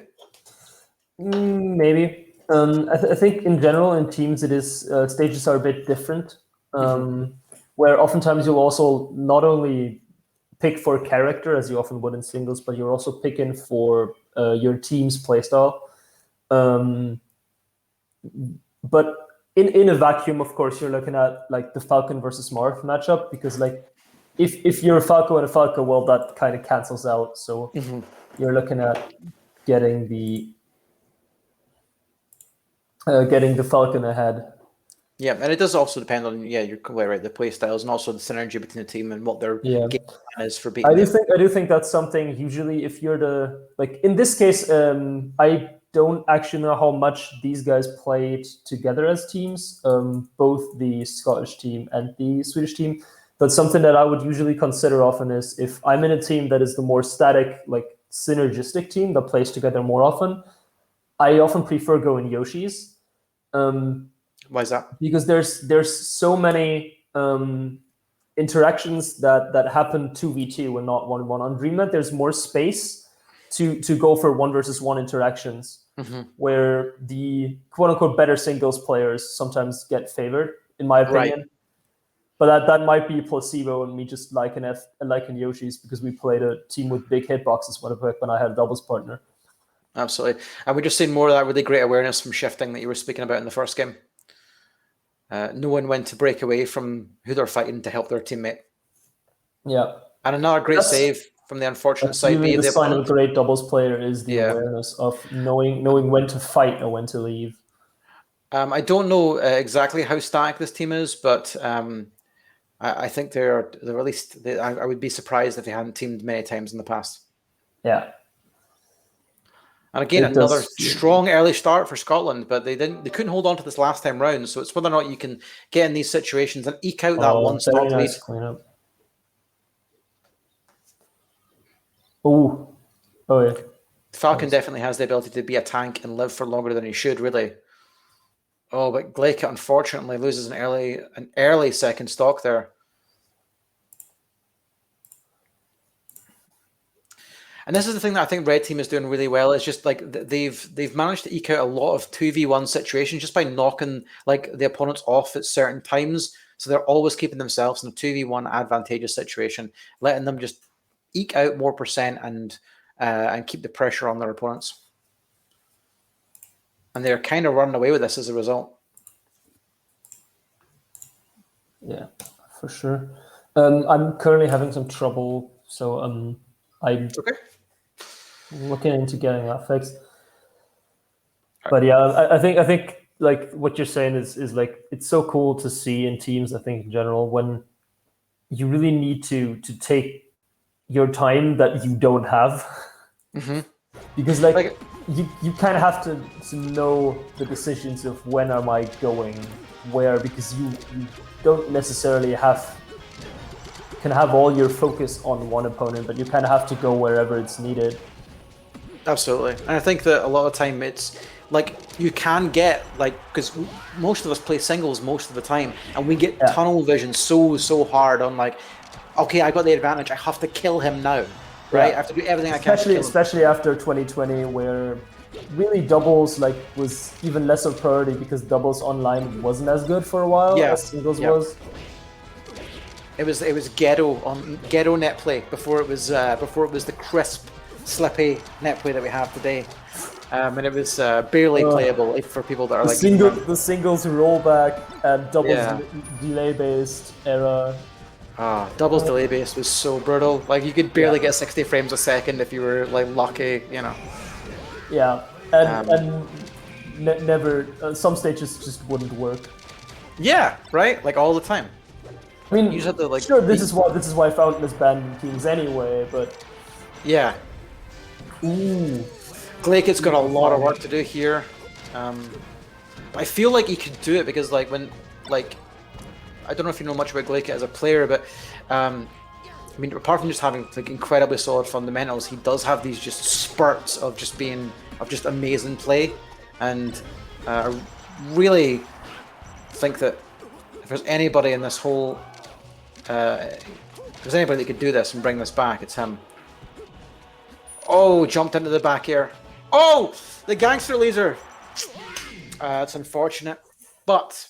Well earned from. It is a situation where you've kind of, because you have to play so perfect in a 2v1, you're automatically like having to take more risks, going as fast as possible, going like as quickly through your options as you can, so that the like something like the gangster laser just can happen at at a moment's notice, where you're just like out of it afterwards. Yeah, and it's unfortunate, but it does happen. But I was saying we were, when I was commentating earlier with Heaps, there was a 2v1 situation where there was a big comeback from Mal Mortis, the Spanish Falcon, and it was, and I was saying that, but he managed it, and I was saying that there actually is no better feeling in all of Melee than coming back as a 2v1. It's better than beating any opponent, I think. One-on-one, it's just coming back when the odds are so stacked against you. Yeah, the classic also being both you being incredibly like hype over it, and also your teammate. Like it's almost worse if you're sitting next to it and your teammate's playing the 1v2 and you're sitting there, come on, get it. Yeah. And then he gets it. Pressure's on, right? The ultimate pop-off is when you're sitting next to a 1v2. Yeah, definitely. And you know, by contrast, the ultimate crumble is when you lose a 2v1. Yeah. You know, and you're sitting with somebody and you both just spaghettied your way to a loss. You know. Did you manage to get your broadcast sorted? We are solutioning it. We're getting it done, basically. We're getting it done. Yeah.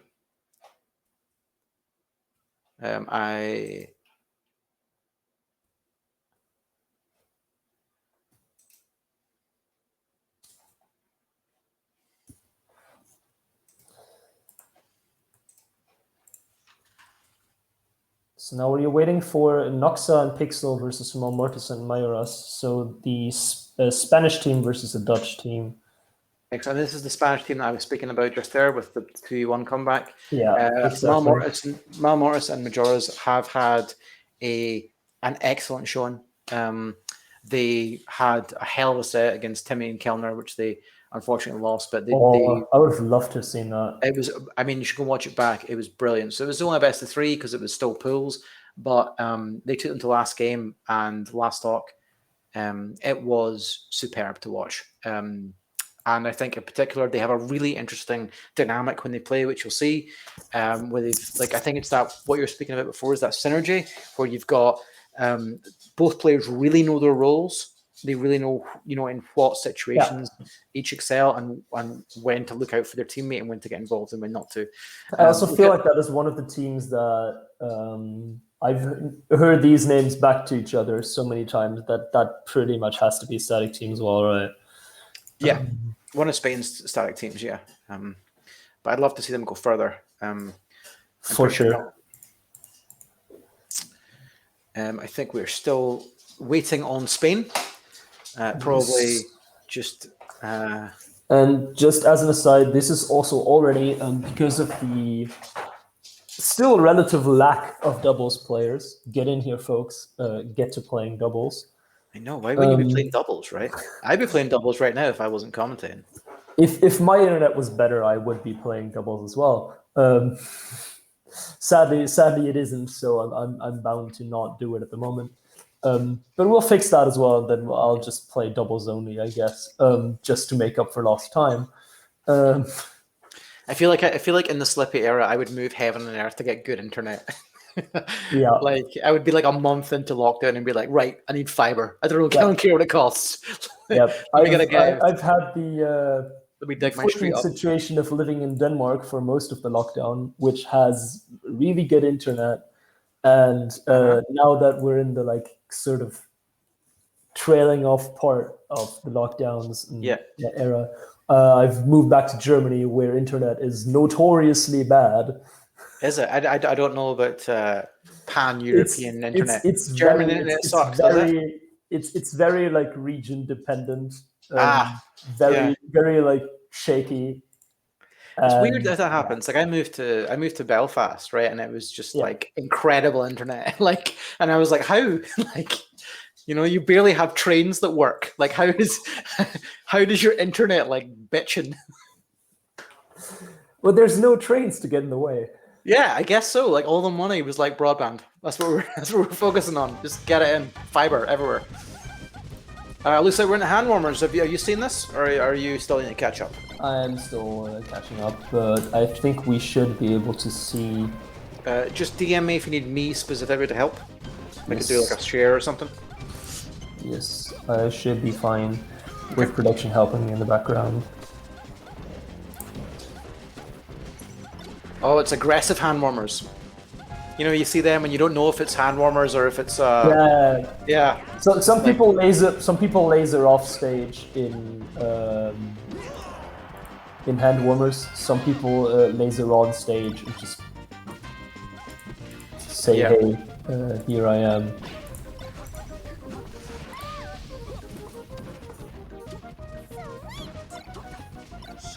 Alrighty, now I'm having game feed as well in real time, which should be nice. That's great. So, what we're looking at here is Malmortis Majora's, which is a Peach Falcon team, and then we've got Noxapixel, which is Peach and Fox. And what we kind of saw, and we actually commentated an earlier match that had two Peaches as well, and that was all about, it all became about, who and where the Peaches were going to interact. Yeah. Because a lot of the time you have, Peach versus Peach, there's a lot of stray hits, and trying not to fall into the CC down smash trap of trying to do it to each other, and then one of you gets caught in the whirlpool. So a lot of the time what you'll find is the Peaches pair off against the opponent's other character. I do think one thing that's really cool about Peach is that Peach can be so many... Peach can wait a lot in teams, which is really nice because Peach is such a tank. The problem with that being also Peach is relatively slow, so Peach sometimes can get cornered and double teamed, and you kind of have to know nice conversion here from blue team, so the Dutch team knocks a pixel, and they get the first stock on the other side of it. Early stock on Malmortis there. So what I found is that Malmortis is one of the Falcons that is able, is read heavy. So in previous matches, what we've seen him do is throwing out aerials, preemptive aerials, knees in place. We watched him get about 4 or 5 aerials, knees in a row, just by knowing intuiting where his opponent's going to be. And I kind of feel like if you're a player like that, the success of your team and these early kills are going to come down to whether or not you're just in tune with what their habits are. Yeah.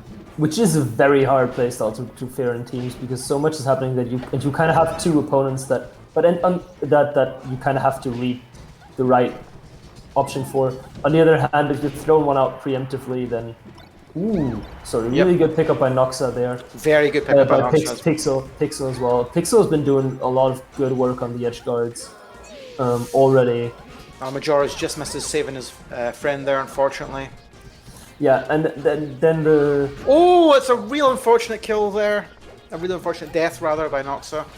Just an early brawly drop. Then both, it is always an interesting situation when you edge guard 2 versus 2, especially when both teams now have had both players on one edge guard side now. Like kind of how you handle that situation with the usual 2v1 edge guard strat of, well, one goes off and covers the high options, and one goes covers an edge or something. Yeah. You can kind of use the same scenarios. You just have to be a lot more precise when two people are recovering if you want to pick up on both of them. Yeah, and it's so difficult for the recovering players as well, because you then have to be really in tune with what your teammate's going to do. Because if you both go for ledge, well, one of you is dead. Yeah, exactly. Pixel again doing good work though. Majora's sadly SDing there, 0%. I think that was an SD. Yeah, I think so too. Oh, see, this is the kind of thing yeah, where exactly. They're both going out, edge. and Malmotus is dead for it. Yeah. And this and is Majora's has very hard to overcome. That mountain to climb here. I mean, you never want to say this looks impossible, but this looks pretty impossible. Yeah. This is very, very hard to do. Okay, gets back to ledge one more time. But 5 stocks as Peach against a different Peach and a Fox. Just Peach generally one of the characters that isn't as good in 2v1s just because of the innate speed difference between a character like Peach and a character like Fox. Yep. Also, our playstyle is based around trading as well, so it's exactly. There's only so much that you can do before you're at 150% and then you're dead. Yeah. But also, I think that the Dutch team is really, really good there at keeping their spacing in between each other, and really the synergy was really on par. Where you've seen Malmortis Myra sometimes, they both go out for an edge guard, or they get into each other's combo a bit. It isn't very obvious. It isn't big mistakes, but it's small interactions like that we just aren't seeing from Pixel and Noxa. I think that's it, and I had the same comment when we were doing doubles pulls. Is that it's these small moments that let the other opponent's doubles team just pull away enough that before you long there's just a huge separation in stocks and percent. Yeah. Nice. Now we have Malmotus once again throwing out short hop aerials with reckless abandon. And interesting angle there from Pixel. Really try to commit very hard to killing the Fox there. Yeah. Which I think can be a really interesting strategy, because you have time when the Peach is further away from the action. So one school of thought is, okay, Peach can't move very well, so let's 2v1 the Peach. The other being, well, Peach can't move very well, let's go across the stage, try to 2v1 the Fox. Ooh, very good down smash there from Majora's. So I think the other thing to note... Oh, what? An up air! Oh no, Livin! Still an incredible up air. So one of the things that I think is really... these small moments that we're talking about that I think is really important is that when your teammate dies, if you find yourself caught in a 2v1 situation, it can be so bad, right? So I feel like a lot of the small mistakes that lead up to big problems are you not just keeping safe, stalling, running away, that are if you try to interact or you get caught interacting, suddenly, you could eat 80% of the time that they've come back down again, and the gap is just increased that much more just based on the fact that you were caught in a scramble. Really good shine by Pixel there. Shines Majora's off the ledge, and Majora's had basically the option, getting caught in a double edge guard or killing Malmortis there. Malmortis. Noxa doesn't get the save, instead SD's down, and suddenly Spainer up out of nowhere just by value of a couple of good interactions. But now they've basically done 120% unanswered before right now, where Malmortis has a big combo going on Peach. But now again, double edge guard. This is where Majora's needs to stay, just not get hit until Marmortis comes back. And unfortunately dies for it. Goes for it. I think it's interesting. Noxa really goes far out for some of these edge guards, which I'm not used to seeing really. But it is really interesting because like it kind of challenges that sort of waiting game that you're talking about. Yeah, I think with like you've got to do it like especially Peach on Peach, where like let's be real, like off stage, if you could because your float is like sort of semi-safe, right? If you go out and just threaten the space, you force them to do something, Ooh, beautiful. Good weight. Oh, if they grabbed ledge, it would have been a different story, but we clean it up anyway. Very nice. Okay. Noxa again with the air dodge off. That is so unfortunate. Ooh, beautiful reverse Pharaoh. And now we have Marmottis caught in the blender for a bit. What a pickup by Pixel. And finishes the edge guard, and that should be stock. No, it's not. Marmortis lives. Incredible recovery. On the other side, Myolas is he lives taking a waiting I game. can't believe that. Take the stock. The double slap comes out. Doubles, yeah. This time though, a lot more like doable situations. Still very, very hard, but Falcon versus 2 stocks feels a lot more doable than Peach versus 5. Yeah, especially if you could get rid of the Fox early, then I feel like like look at the way that Pixel and Noxa are doubling. They're never really leaving their spacing, which makes it really hard for Marmottis to hit one of them without getting not even whiff punished. Oh, then he gets rid of the Peach. He gets the Peach. And now this is like more than doable. One grab is really all it's going to take. Yeah. Especially if he's in the zone that we talked about before. Back air, and this is also a 1v1 edge guard now. That's and a 1v1 edge guard, Fox versus Falcon is a rinse repeat, just holds ledge, and that's 2-0. It's unfortunate. Or that really came down to really one interaction. If Marmortis was feeling his intuition and able to react well to the down throw, if he just needed a grab. But it was a good effort. Like it was such a difference between game 1 and game 2. They adapted. If this was a best of 5, I feel like we might have seen games go their way, and this might have gone. Yeah, definitely games. I think Noxa Pixel they looked so confident in their team that I think they are still looking like the favorites in that set. Yeah. No matter what. Also, I'm just looking at the bracket, and I am so looking forward to that winner semis final now that we're getting with Noxa and Pixel versus Humpe and Q. That'll be which great. is a Swedish team, like a very old school Swedish team that's also been around for ages at this point. Which I always loved seeing. So that's going to be super fun.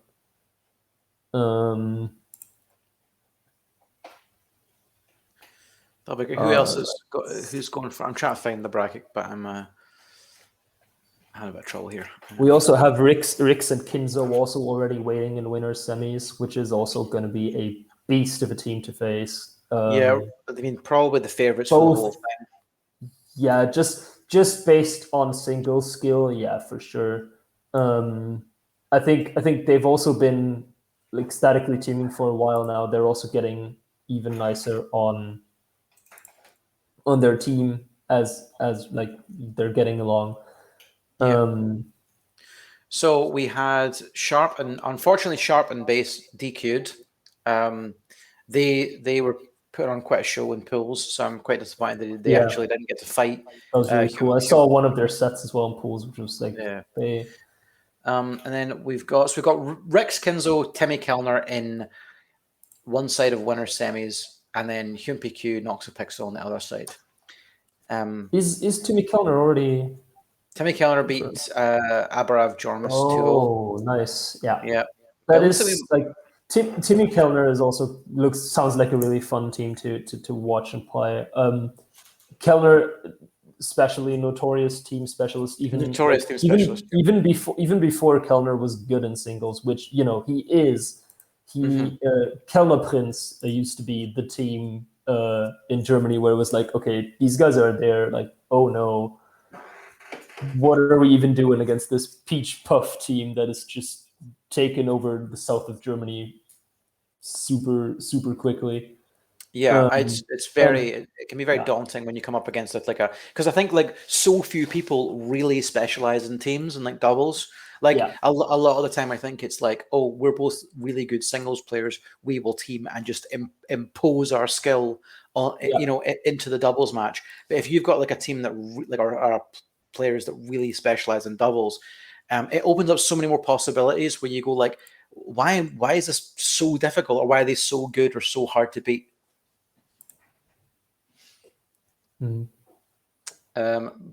Are we going to actually? Do we know who's up next? We should be going into it. We should be either we're going into winners semis or we're going into losers bracket. I think because losers bracket is kind of still catching up to where we. Right. So I mean, losers looks like it's going to be the losers of the last two matches we just commentated. So Malmartis, Majora's versus Gleekit shifting. That'll be great. Yeah, that will also be very fun. Mm-hmm. And we get teams with double Falcon, which just makes the whole thing more explosive. Oh yeah, that's Falco Falcon versus Peach Falcon then.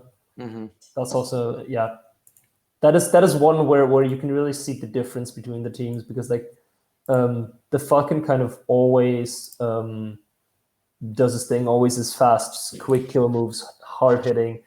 But the Falco kind of amplifies the tempo where the Peach sort of plays it more defensively. So sometimes you'll have like in Peach Falcon, like for me when I would play Peach Falcon, I would usually consider the Peach the more defensive and Falcon the what's it called? How you call it? The aggressor basically in the team. Yeah. Where in Falco Falcon it's kind of the other way around, where you send in the Falco first with shines, back airs, up tilts, whatever, and then you kind of have the Falcon behind to break that up with up airs and airs when clean up with big hits basically. The other thing that will be interesting is that Falcon, because of his air speed, is like one of the characters like the most you see in doubles that like they just switches like priority switches between opponents. So like it's so much easier for Falcon to go like, well, I'm going to like fight them and then I'm going to fight the other guy versus like a Peach where it's such a commitment to break away from who you're fighting and to tackle somebody else. Falcon can just be across the stage in like half a second. So I think when you have two of them, what you're going to see is a lot of character switching and a lot of different like shorter interactions, but more explosive as people try and help each other. Yeah, I think that's a good point of the Falcons. But we are getting news that we are not getting. Oh, sorry. We are not getting the Noxa Pixel match next versus Q, but instead we are getting Rix and Kinzo versus Timmy and Kellner. Apparently, but we're still looking at which probably the first and second seed now that Frenzy and Mint have dropped out. That's why they've probably ended up playing each other in winners semis. Might be a thing, yeah. Yeah, so I think I don't have the seeding in my head, but that could very well be. Yeah, so I think Rix Kinzo was second and Timmy Kellner was third. So they were due to play each other because we expected Mint and Frenzy to be in this because they're not. Actually, pretty sad. Like there was a couple of DQs sadly in teams, which if we're already having like 5 or 6 teams per pool, it kind of hurts the tournament a bit if there's like two DQs in your pool and suddenly you're only getting to play like 3 sets instead of 5. Is not the best. But, sometimes people have legitimate reasons for dropping out that can happen, and also internet problems can always happen, which is kind of the sad thing about online. You are just less reliable than if it's offline and everyone's in the venue. I totally agree. It's also like it's just easier to I think it's easier just like for problems to occur because of computers and we're cobbling together like you know, Yeah, I mean, emulators, the thing is, and right? If you're at a venue, there's one venue which can go where things can go wrong. Now in a tournament like this with over 100 players, there's over 100 players that things can go wrong for, and each their own time and each their own place. Exactly. But in the meantime, just while we're waiting on the next match, we should shout out some of our sponsors. We definitely should.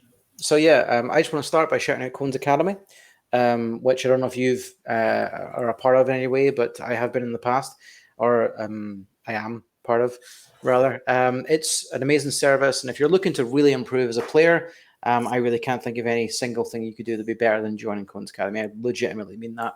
You sign up with a coach, you get access to all the backlogs of all the lessons. You get access to guest coaching on top of your core coach, mentality lectures, and you get to be part of the Cones Academy League, where you are put into essentially tournament, like a league matches where there's, you know, points and stuff on the line to put you into that headspace of being in tournament, which, like, one of the things that I really struggled with was underperforming in tournament with due to nerves. And that's the kind of thing that you can really focus on. For sure. And there is a coach for you in Cones Academy. There's 22 100%. Coaches currently. We have like from like people like Mint and Nikki and Red Blaze, people like Epic Foul is a coach there who's done really, really well as like he was my coach as well.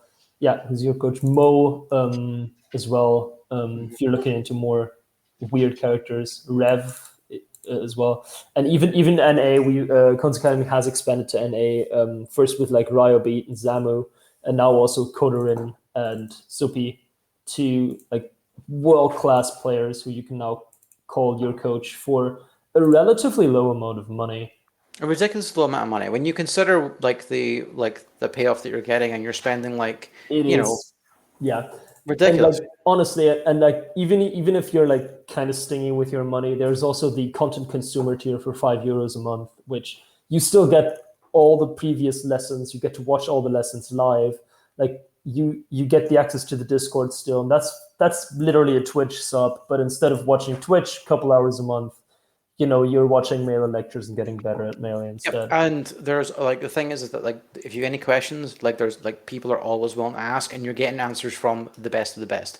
On top of that, another couple of quid a month, you can join the league as well as being a content consumer, just on, you know, and just allow yourself to put yourself in that headspace and try and compete. Yep. It is really cool to just have to compete. It's really cool. I mean, to be honest, once it's been set up, I've been thinking, why hasn't someone been doing this for years, frankly? Yeah, same. Speaking of competing, before next set, let's shout out another thing. The same events in general, still arranging Melee events throughout all of the pandemic. Next event is going to be Sherlock in Ireland, hosted by Ireland. Yeah, Sherlock. I honestly, I don't know the pronunciation. Chailock is what it is. Chailock, okay. Chailock. I'm doing my best from the YouTube video. I mean, it's designed to be difficult to say. That's the point. Yeah, you know? Exactly. Which is going to be super fun as well, where you can register 2-day as well if you want to. Again, we also the all the dates are up on the Same Circuit EU site. It is like just so well organized. Mm-hmm. And then afterwards as well, we like. If you want to already look at the dates for Baga and join on that, just mark the date in your calendar. In 2 months' time, there will be another event of those. And then 3 months down the line, you know, you can just mark them off as we go along. Also, Team Air, not Cones Academy hosting that, but Team Air hosting Camp Cone, where today's the last day for registration. You can register until midnight British time. So but basically just, you know, be safe, be there if you want to be there. Offline tournaments are returning. Let's get it. And if you can go, I really recommend it. Like, you know, if there's someone who knows how to run a good in real life event, it's Cone. So, you know, like his track record speaks for itself. So if you're on the fence, I really recommend it. If you're vaccinated and it's not just limited to the UK anymore. So have a think. Exactly. And, today's your last chance. I believe that's actually us done.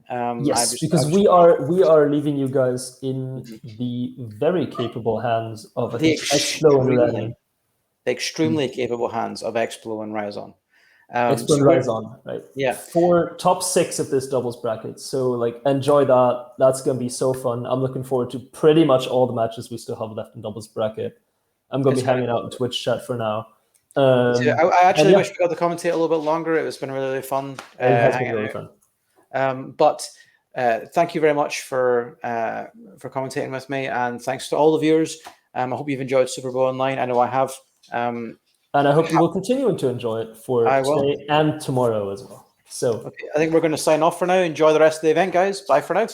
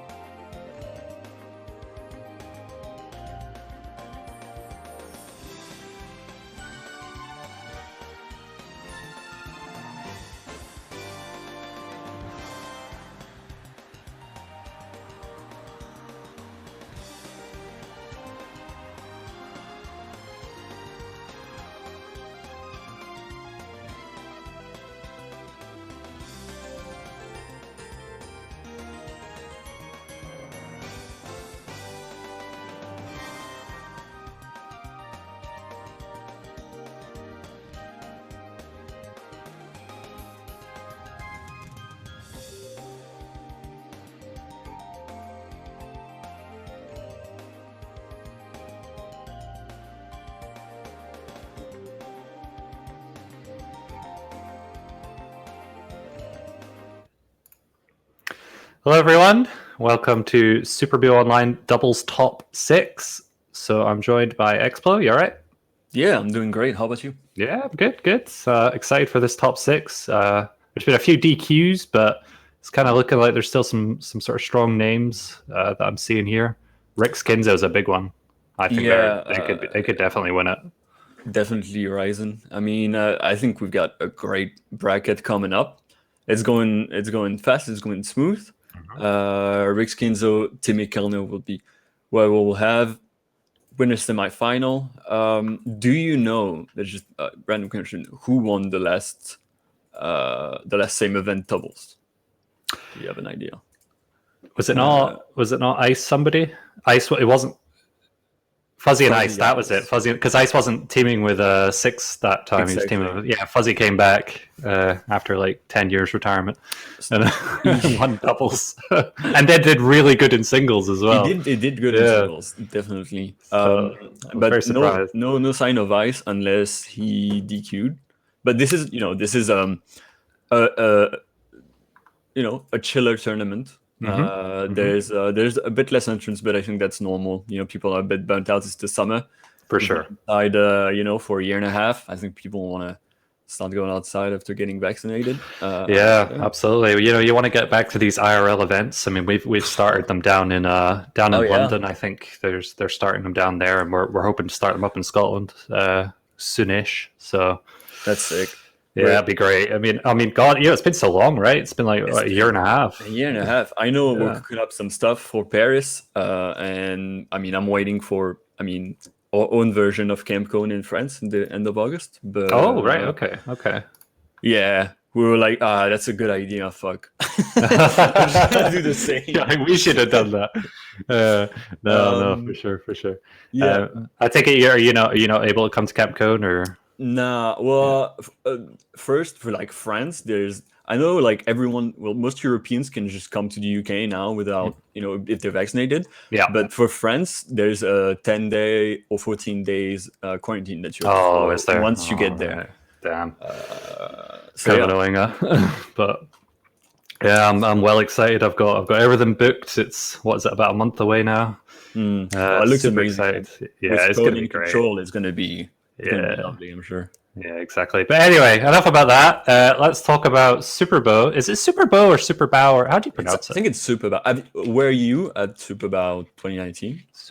I wasn't. No, I kind of wish I was because it looked sick. But yeah, it was sick. If you get the chance to go to Barcelona, it's a great. I think I'd melt into a puddle. I could hardly deal with the heat here, let alone Spain. I would actually die. Lots of sunscreen and lots of caps. Yeah, for sure. No, it looked good. Like it was all like outside and stuff next to the pool. Yeah, next to the pool. Bit of beer pong. Drinking responsibly. Yeah. Super Bow. We've been told Super Bow. Super Bow. Yeah. Got it. Anyway, sorry, I interrupted you there. Carry on. What are they doing? A bit of warm up at the moment. Kinzo. Okay. So who would you say you've got? Rick Skinzo or Timmy Kellner? I've got Rick Skinzo.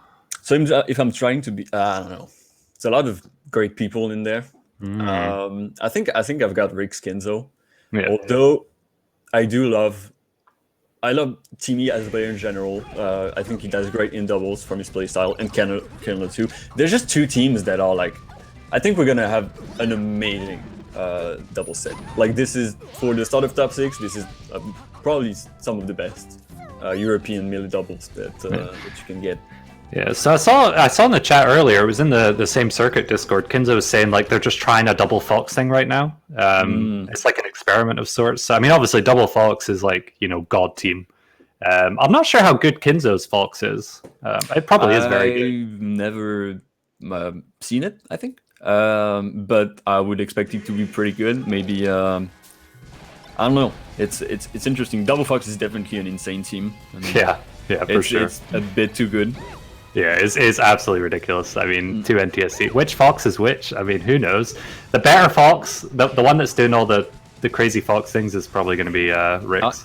It's going to be not too hard, I think, to see. You just look at the movement. Whichever dashes the most, yeah. Oh, so Kinzo... Oh, sorry, Kinzo's port 2, Rick's is port 3. Yeah, Kinzo's port 2. If you see someone, like, dashing, not doing a lot of white dashes, just dashing, like, semi-pivot shit, it's just Fox players. Yeah, for sure. It's so easy to dash compared to...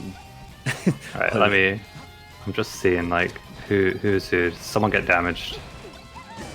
Alright, so Rick's is the lighter one, Kinzo is the normal colored one. Yeah. Okay. Cool. Okay, well... We figured it out. They're not really filling out each other. They're more like just throwing. They're going at it. Yeah. Yeah, and like any team with Peach on is super duper good. Peach is incredible in doubles. Just for like the survivability, you know, and also like the down smash. Just the down smash is just so good in doubles. Yeah, you know, it's really a great character. And Falco, it's harder to play in doubles. I think you gotta have a great understanding of Falco's lasers and how. Oh my god, that shine was so weird. You gotta have a great understanding of Falco's lasers and how we can help his teammate with it and how we can control space. It's definitely in doubles you're never gonna play like you play in singles, but I think Falco is very different from how we play in singles. Yeah, and you bring up a good point there. You're never gonna play how you play singles that you play doubles, but you really shouldn't. You know, doubles is exactly. Doubles is like your own thing. Like when you talk about Falco lasers, like Falco lasers are great for saving your teammate. You know, for example, so you see like really good sort of teams that have Falco in them do that a lot. So stuff like that is, you know, cool double stuff. Yeah, I love doubles. Yeah, doubles is sick. When you've got a static teammate, doubles is sick. Yeah. I mean, I think also doubles is really fun to play just casually. If you know, you got 4 people, you're like, let's play doubles. You know, we only have one setup. Yeah. You know, you remember those days we were like together and we were playing. Those were the good old days. Good old days, you know. But it's pretty even. The double Fox not looking bad. I mean, there was no reason for it to look bad. But you know, the double Fox it's really good, but it's a gamble also. I mean, you know, Fox still has weaknesses. True. I mean, you know, they're glass cannons, right? So if you come up against, say, like oh my goodness, a team of floaties, like you can kind of die pretty quick. But that should attempt be on the save. Timmy's got a full stock. He's got a full thing going. Yeah. One more tough hit on that Peach. Oh. Yeah. They don't want to kill Peach. They just want to let her go, and then they have. And then focus on the other. Exactly. Yeah. They're doing the exact right thing because like Peach can just sit there and stall and fast fall and stuff, and you're wasting your time. You might as well 2v1 the other one. Oh, there we go. Nice. Good stuff. Really close actually, but. Really close. Pretty good there. Yeah, I think it was looking a bit rough at first for the 2 Foxes, and then they just kind of got their ground, you know. They got a bit more grounded, they understood the situation, and we got to get a set going on our hands. Yeah, I mean, Kinzo's Fox actually didn't look as... Yeah, I mean, obviously Kinzo's sick, but like, I don't know, his Fox looked pretty good. Fox is like really nice to play on box. It's like... Oh yeah, they both play on box, don't they? They both play. It's team 20XX. Oh no. Fox is extremely nice to play on box. Like well, if you use the box, it's kind of the same for the frame ones. It's based on it, but you feel that it was like it's not.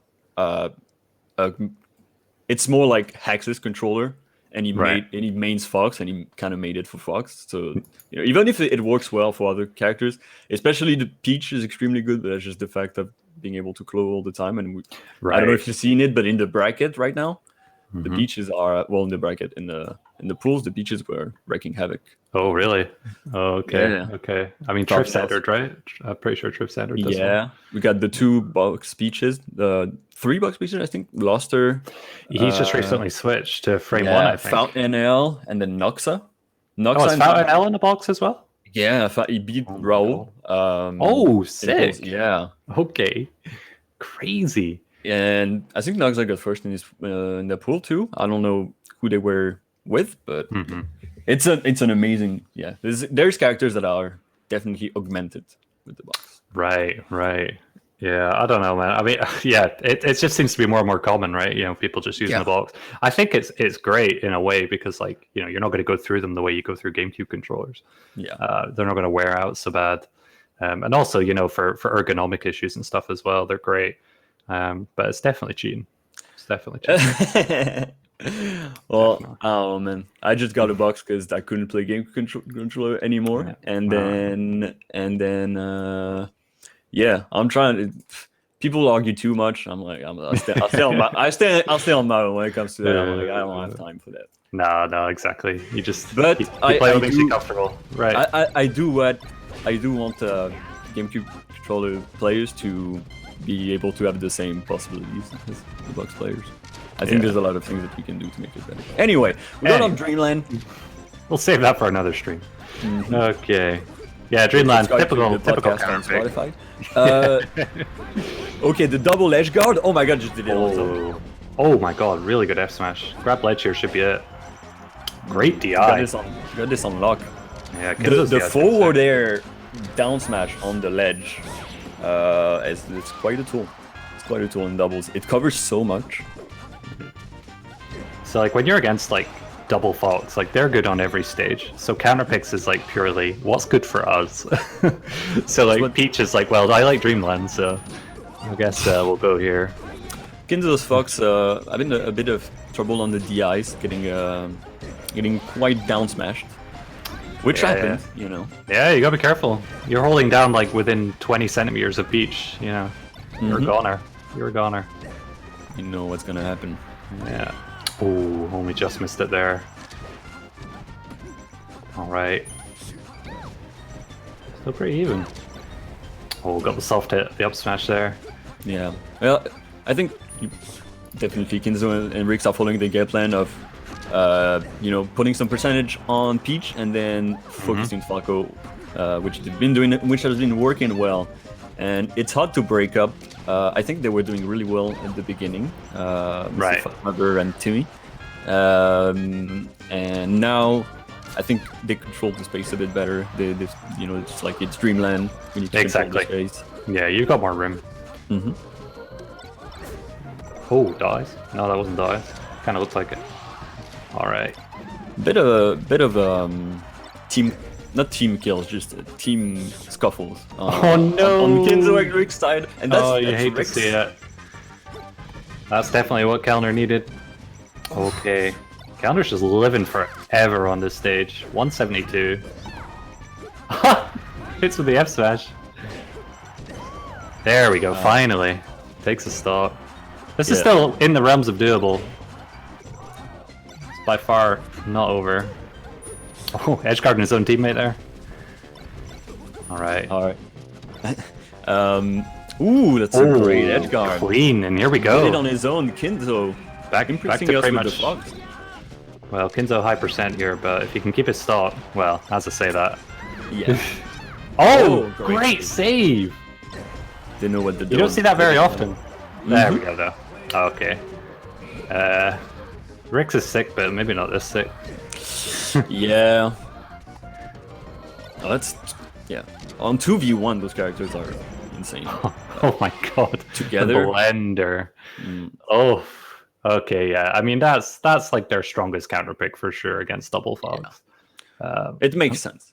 It does make sense. I haven't seen counterplay in a while, but sorry, go ahead. Sorry, yeah, I'm just saying I'm thinking FD is probably the counter pick, but I think we can all agree on that. Yeah. There's like, I think it's FD. It's definitely FD. I mean, unless they want to go stadium, but I don't know. That's just FD2. That's FD2. Oh, Yoshi's. Oh, absolutely not. They're crazy. Why would you go Yoshi? Too many platforms, guys. Way too many platforms. No, they know what they're doing. They know what they're doing. I don't know. I guess, but I mean, I've said a few times that in doubles, I think Yoshi's is the chaos counter pick. Like, if you're like down, you should just go, right, let's just try Yoshi's. I think that's definitely what people do. Yeah, that's definitely what my teammate and I did. It's the scuffle stage. It's the, just hit each other. Yeah, and one of the strong reasons to do it, because I team with a Peach, is down smash beyond Yoshi's is really good. Yeah. So it's like you got the way you use down smash in doubles is even more like threatening, and it happens even more than in singles, of course. Yeah. So Peach is gonna be down smashing, but like it's the optimal thing to do most of the time. Like yeah, exactly. It's really good. It's like people say that like, oh, that's a scrub thing, like Peach just down smash or whatever, but it's actually really good. It's just hard. When someone can cover you, that's an insane. The move becomes exactly. But I don't know. Rix Kinzo, like you say, they seem to know what they're doing. They're stock ahead. Not that means much in doubles, but yeah, especially with those characters, right? Oh my god, that coverage! Oh my god. They're doing 1v1s now, which is they've decided 1v1s is they were gonna do, which is interesting on your sheet. Oh, there it is. Oh my god, Kellner just went right down for that. Surprised Kellner has been going out a lot. Yeah. I don't know if it's maybe because like he's gonna get like. It's probably better for him to be off stage, huh? Because on stage he's gonna get pressured to no end. Might as well go off stage and try something where he has the advantage, kind of. Oh, that's too bad. That would have been a great conversion from Kellner here. All right.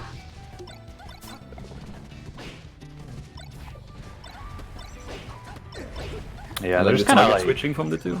Yeah, Rick Skins are just kind of overwhelming them. I guess, you know, using the small space to their advantage, not giving them any space to run around like Dreamland. So it's kind of working out in their favor. They got a great edge guard opportunity. I gotta hold the ledge, man. Gotta hold that. Someone's gotta hold the ledge, but that's gonna do it. Yeah. Kellner try to get a cheeky F smash at the end there, but you know, why not? But sorry, the advantage definitely goes to that big invincible back air of the ledge. Yeah. I take it this is best of 5 now that we're in top 6. Yeah, that's fine. That's fine. Cool. So at this point, they just it's hard because you've already taken your good stage, right?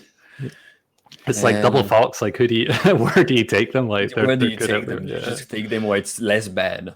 Like exactly, less bad. That is the exact term you should. I mean, they can. Yeah. We need more stages for doubles. We need more stages in general, I think. But that's don't think the purists will ever allow us to do that. So, but, I mean, there's a lot. I mean, I don't know. I think once Melee, if Melee down. Oh, lost you there for a bit. Oh, that's me. Sorry, I lost you there for a bit. Sorry, what were you gonna say? I said if Melee has another down, I think a new thing would be.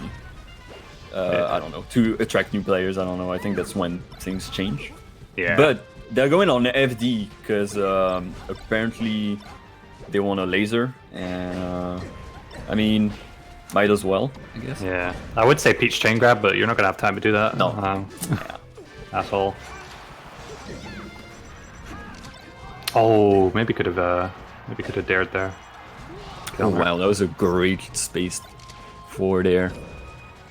Oh yeah, I haven't seen Kellner play in a while, but love his Peach is very, very solid Peach that definitely like isn't scared to try scary things. I think upstage. Yeah, like we saw last game, right? Yeah, he went right out, right out. Oh, that laser stopping the up smash. That's a real thing, but unfortunately, the up smash was coming right behind. Yeah, Kenzo's Fox looking real. Yeah. He hasn't Surprising. shown any sign of, obvious weaknesses. Right. Oh, a bit of chain grabbing. Yeah. We do a bit. Oh, he knew. Oh. Okay, good pressure. Keeping them both cornered. I mean, the reads with the up smash I like. That's an interesting tactic. Oh my god, no, so a bit of a cluster. Oh yeah, that was really nice there. He delayed his up B to try and save his teammate. That was sick. The idea was amazing. Yeah, but really good coverage from so that FD pick working pretty well. Huh? That's yeah.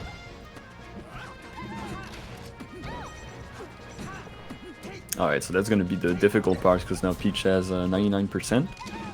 Yeah, one up smash. It's over. And the up air now as well. I feel like there's even a point where like if you have like 160, might as well die. To like have less percent to come back and like actually ape with your teammate. Like at 120 you can probably still do something, but yeah, I think it's kind of just like try and get as much as I can before I... Oh my god! No. What was that? That was nuts. That was insane. That was like recorded. Like they just pressed a button and it just they activated their macro. Like like, it looked like a traditional fighting game combo. You know, it's pure combo. And That'll be in the next. That'll be in the next promo video for sure. Next in their portfolio for the next sponsor. Yeah, for sure, for sure. Oh, that should be it. Ooh, yeah, that's big DIN. And 178%. That's tough. So even with that crazy combo at the end, I think the lead was a bit insurmountable at that point. But there we go. So my God, I think it's probably going to game 5 at this point. It would be cool. I think those teams are very evenly matched, and we've got a great set on our hands. They're not updating it, but that's fine. Yeah, I'm still thinking about that sequence, the ladder sequence with the back airs and the up airs. It's not. I feel like it's not often in Melee that you see like big, like true combos. Usually, true combos in Melees are like 3-4 hits, like maximum. Right. That felt like a big like traditional fighting game combo. Yeah, it's like, especially with Fox. Like Fox is a very much nibble you to death character. Like Falco's like the combo heavy character. Yeah. You know, but I suppose in doubles, obviously, you've got more freedom to do stuff like that when you 2v1 them. Yeah. And that's what's amazing. One of the many things that are amazing about doubles, and I think in Europe we're doing a decent job of keeping doubles alive. But I know the Americans, the Americans aren't. Are they not quite as interested? In I've doubles? seen some sketches that Oh yeah, name on doubles. When Hugs, when Hugs comes up like doubles in slow motion. Yeah, it's so funny. Yeah. I guess they. I don't know. I think doubles is sick. I think I didn't used to like doubles when I first started, but then when I got Static Teammate, like I really loved it. Like, yeah. When you have someone you're teaming with all the time and you actually talk about it and like practice and stuff, it's sick. I think it's just people. I think you got to understand that doubles is a different game. It's like once you accept that it's a different game and you kind of treat it as such. I think it's really interesting. Yeah. I mean, I'd prefer playing. I love like volleyball, but I'd prefer playing like doubles normal than like oh yeah, for sure. Or that was interesting. So I don't know. Timmy Kellner kind of like look like they have a bit of life in them now. Oh wow! Yeah, they're keeping that momentum from the last game. Yeah. It was kind of looking like the Rick Skinzo show before the last game, but yeah, the Foxes are starting to crumble a little. Yeah. And he loves those forts actually. Here's me gonna eat my words. I said I thought Rick Skinzo had this. I think I jinxed him. Commentator's curse. That happens. I mean, we've got to do our job. Yeah, this is true. Also, at some point, you can start using it to get like cool clips. This is true. This is true. Oh, the bomb is in play. Oh no. It would have been a disaster. Oh, amazing DI by Kellner. Okay. One more though. Oh, tries to do it down through tech chase. Still living. 178. Oh, he tried to catch him off guard because they haven't been, touching him at all because he's got 183. But a good target switching can definitely catch you out and kill you. Oh, okay, there we go. No DI is going to save you there, but a bit of hesitation on that edge guard. Yeah. Oh, a little bit nervous on that edge guard there by Timmy, but yeah, Timmy has been a bit scared of getting like shined or I don't know, reversal. And he's been a bit shy at the ledge. Kellner is not shy at the ledge. Yeah. I know, Falco just gets deleted, like, oh, right. This is definitely doable. If you can just get rid of Kinzo. Timmy has been looking, as we said, a bit shy, but oh no. Oh no. He just needs to try and get rid of Kinzo. And then this is well doable. Oh, great shine. He's still living though, but no. Oh my god, that should be it. Grab the edge. Yeah, no. Timmy, you're crazy. Saving it. Yeah, Timmy's nuts 2v1 there. That was amazing. Good stuff. Good first set. Good start of our top 6. Mm-hmm. Got So what? God, what was the score? They haven't been updating the Smash GG. Yeah, I think it's 2-2 or is it 3-2? Is it 2-2 or 3-2? Someone update us. I can't remember. We just commentated it. Yeah. I think it's 3-2. 3-2. Yeah, it's 3-2. Yeah, okay.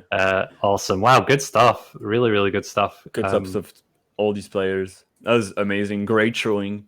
Yeah, I hope Kinzo and Rix keep going, and I have no reason to think that they won't keep going in losers. So maybe we can have a rematch. I think those teams were looking extremely good. Yeah, for sure. I wouldn't want to run into them in losers, that's for sure. Yeah. So I think coming up next, we've got Humpe and Q. Yeah, Humpe and Q, Noxa, Pixel. Right, I know everyone but Q. Who's Q apart from the Star Trek? The Street Fighter character. Yeah, Star Trek as well. If he's got that level of power, then the Noxa, Pixel don't stand a chance. But Mr. Lucas from Sweden. Doubles hidden boss. Okay, he got. Oh. Wait, does he only play doubles? No. Oh, I'm not Mistake. sure. Right, all cool. Here's Noxa. Right. Okay, So I don't know. version. I don't know Q. I mean, obviously I know Humpe. I think Humpe is probably comfortably the best player in this. Okay, he's set. really good in doubles. Seems to be a person that really likes doubles in crews, which I respect a lot. Okay. Got 9th in melee teams with Humpe, and they actually lost 3-0 to Noxa Pixel in this tournament. So they've got a history, and it's not amazing.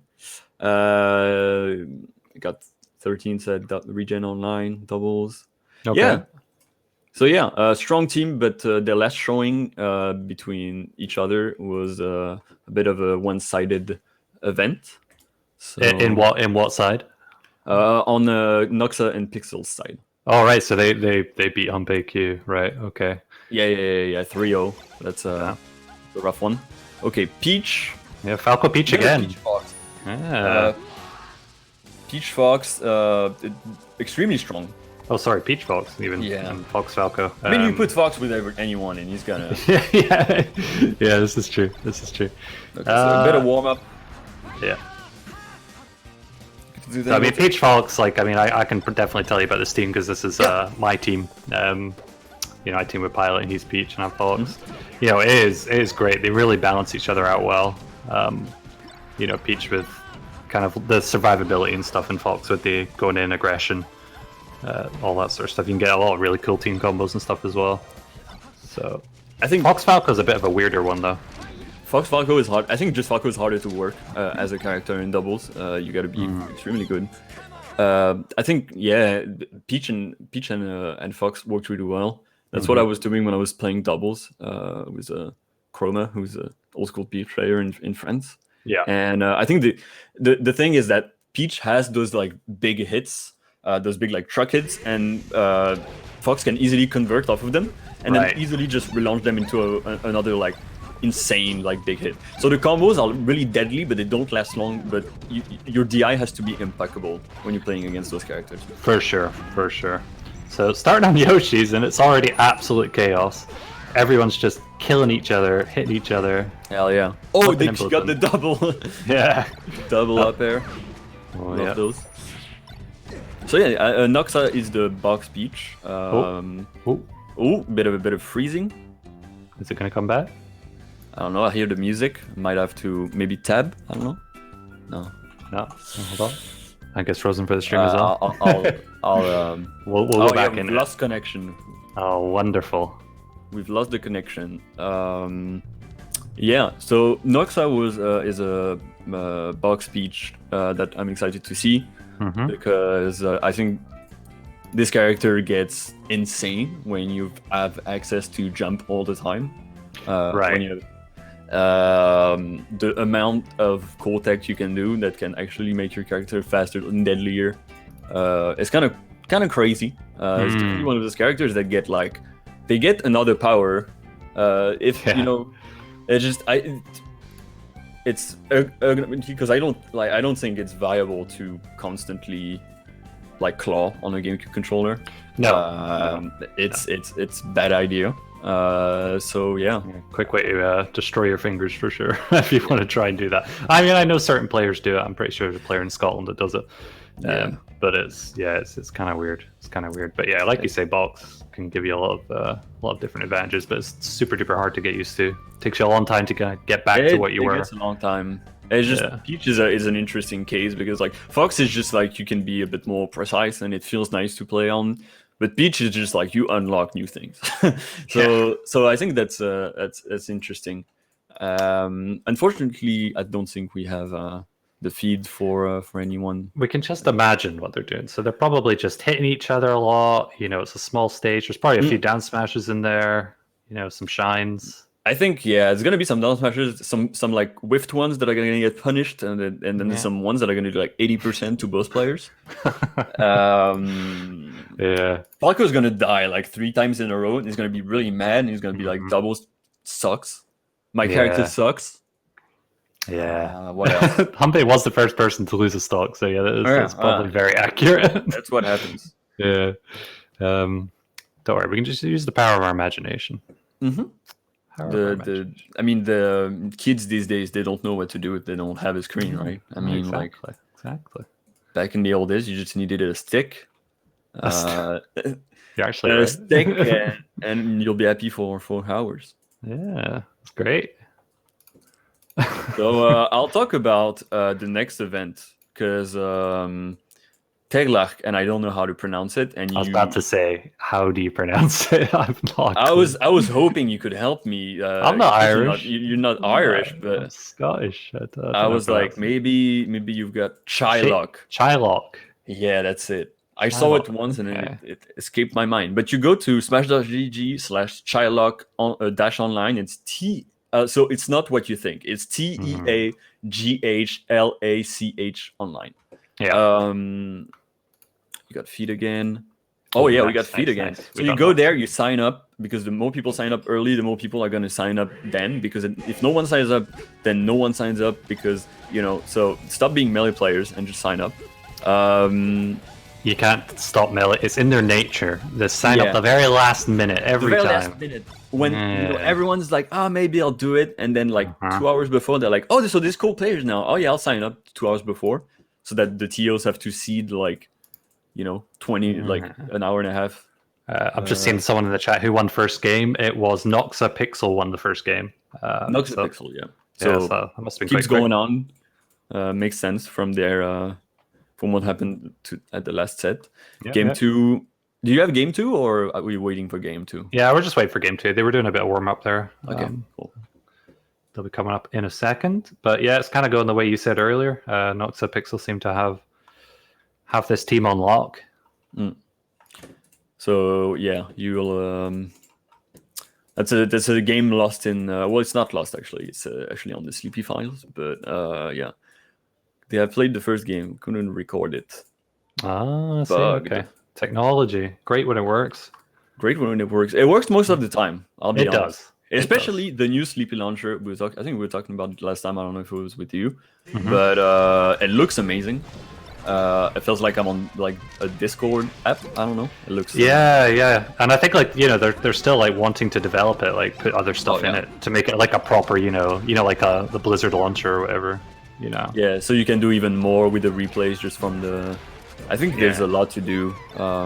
Even like lobbies and stuff would be cool, right? Putting stuff in like that. Watch party, analyze our sets. Yeah. I'm sure it's all coming. But no rush. No. Donate to Fizzy. Oh, absolutely. You get your custom code? No, I did not get my custom code. Do you have one? No. I've not given in yet. I probably will at some point. Yeah, I mean, more than just it's cool. It's like, at least... Yeah, supporting Fizzy, yeah. Supported Fizzy mostly. Yeah, exactly. I don't... Wait, what? I was like, I'm trying to get access to the game. Oh, right. Have you not got access to it? Oh, yeah. Waiting for a game. Yeah.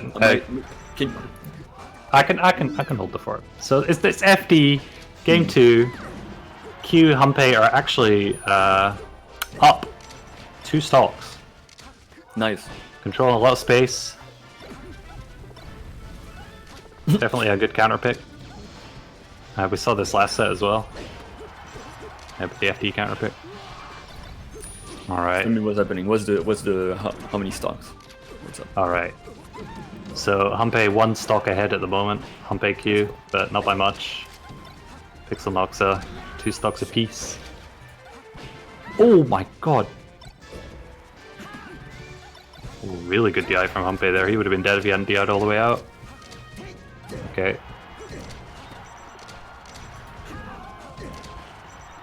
Just doing a really good job of keeping Noxa and Pixel split up at the moment. Yeah, I think that's definitely what you want to do, because Peach on her own can't really do much. No. And Fox, I mean, Fox can move, but he's not going to get combos by himself. Like, I mean, it's too dangerous in a 2v1 situation. So you're going to do a lot of target switching with Fox. Yeah. And Peach is just going to hold on. Exactly. It's like you said earlier, when Peach has backup, like, Peach is amazing in doubles. You know, like, hit them into Peach, and Peach just pushes down, and... Mm-hmm. She's got so many good buttons in the air. Yeah, she really does. Is that you got feed now? Yeah, I got feed. Alright, cool. They decided not to go for a 2-on-1, combo. Decided to try to split it up. Unfortunately, it didn't work in their favor. Yeah. Oh no, Humpy! Okay, that can be a bit scary. 119%, you just want to leave her on her own. But Pixel doing a great job. Oh no, who to hit? Oh right, okay, that should be. Oh, the laser missed, but good coverage. Yeah, thank you. There we go. Game 3, 1-1. Game 3.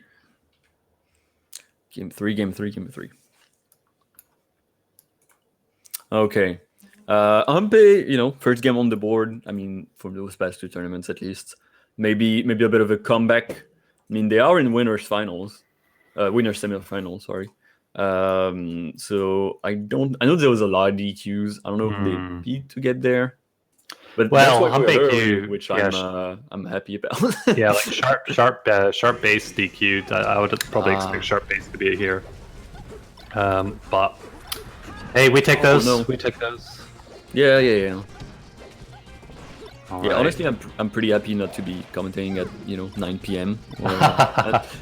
But always sucks DQs. It's gonna be different for sure. Oh no, Pixel. Online. You can mix online and offline, but so there was an opportunity at the start of the game for a big shine. Unfortunately, got missed. So still very even. Oh my god, that shine spike. Okay. So ballsy. So Fox, the Pixel's having a bit of a rough time, but that's why Peach is here. She's gonna hold the stocks. She's a tank. Yeah, for sure. That is her job. Unless she does it really well. Mm-hmm. Better than any character in doubles, I would say, arguably. Yeah. Oh. All right. Okay. Q finally loses his first stock. What was Humpe just getting away with all those lasers in the corner? It was amazing. Got away with so many. But focused on something else. yeah. It's quite easy to tunnel vision in doubles. Like you really, that's another part of doubles, right? You got to be really aware of where your teammate is and stuff, and what else is happening around you. I think that's what people struggle the most with, because you not only, I think, people before a certain level don't really look at the opponent's character in singles. They more look at like their own character, because you got to feel comfortable to be able to constantly look at the other character. But you add to that like the fact that there is like 2 more characters, and you get to you never have to look at your character in doubles. Like it's not a good idea. You have to look between. You have to look everywhere else. Yeah, you have to look at your opponents, but you gotta look at your teammates. And I think that's what people struggle the most, because it's really hard. It's not. It doesn't feel natural, because you're like, well, how can I know what I do if I don't look at my? Yeah, I mean that's even part of like singles as well. Like I think a lot of top players don't even really look at their own character. They look at their opponent. Because their tech is just so down. They know where they are. They know what they're doing. Yeah. But yeah, you're right. Doubles is super duper hard to keep up with, especially when it gets to like high level.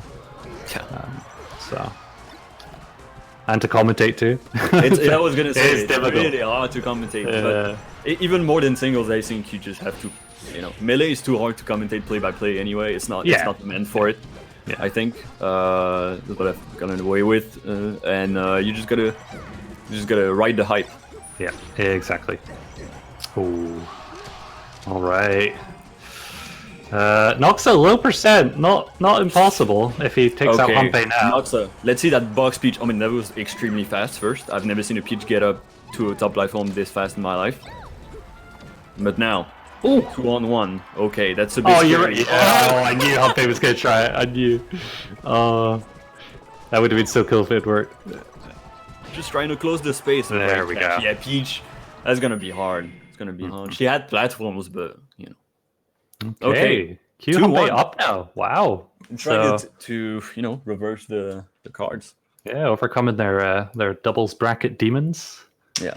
Of Noxa Pixel. We'll see if they can close it out. Wondering where Pixel and Noxa will take them. Some are smaller, I'd imagine. Is Pixel? I know Noxa is from the Netherlands. I don't know where Pixel is from. Oh, back to FD again. Yeah. Oh, I don't know. I did know, and I've forgotten. Right. Also the Netherlands. Okay. So. Let's go Netherlands, boys. Yeah, the Netherlands do like doubles, which I am a fan of. I think Europe just like doubles. Yeah, for sure. All right. Okay, looking good for the blue team. The boys in blue. The animals. Oh.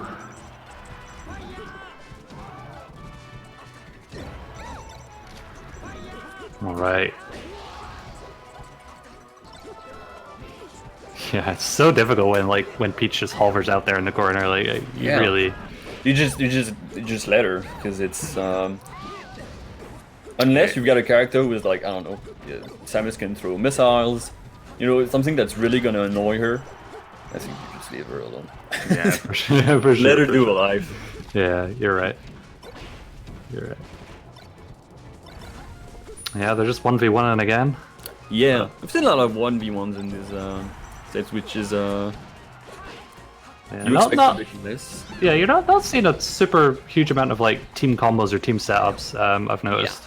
Yeah. We did see that in with Rick Skinzo doing that crazy combo in FD, but that's really about it. Yeah, not see much otherwise. I think we've seen some decent pretty good team combos. It's just sometimes there's definitely singles brain that comes back, and it's just oh, we're fighting, okay, we're fighting, and on the other side they're oh, we're fighting, okay, we're fighting too. Yeah. And then for 3 seconds maybe there's just a one-on-one.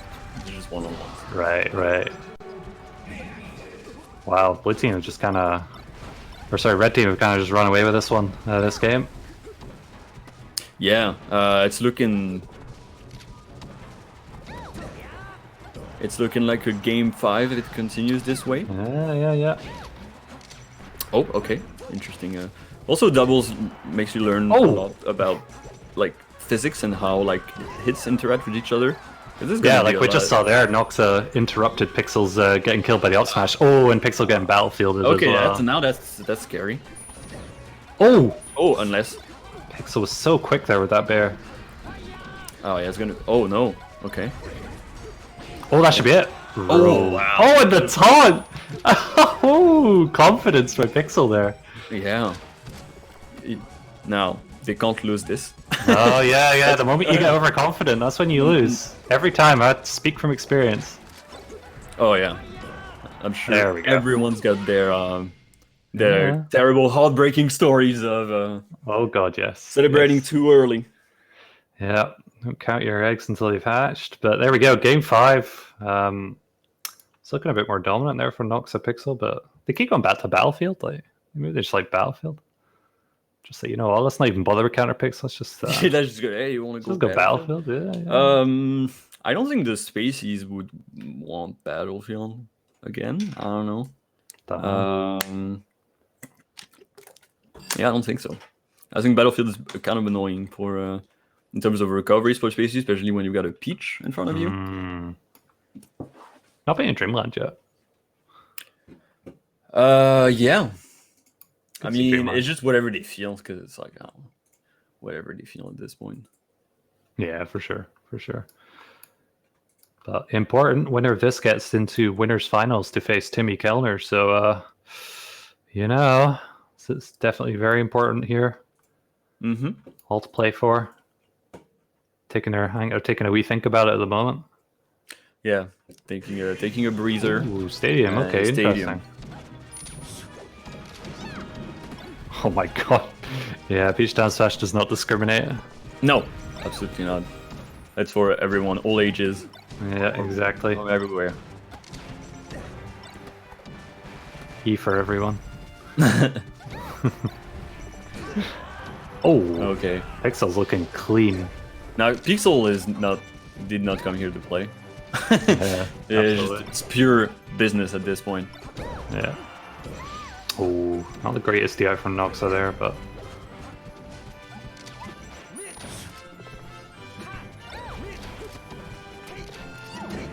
yeah, I just keep watching Pixel right now. Pixel's just looking like super smooth. A confident Fox is a scary thing to fight against. Yeah, confident Fox is hitting all their tech. And Noxa has been so good at just like completing and supporting Pixel. Like since they're like they're so confident right now. They're just gonna kind of stay back and cover their, like, if something bad happens, they're just gonna be Noxa's just gonna be here to cover them, and I think it's working really well. Yeah, it's like, I'll let you do your thing. You're kind of in the zone right now, so for sure. Yeah, big part doubles, right? Communication with your teammate. I'm sure both of these teams are on calls with each other. Yes.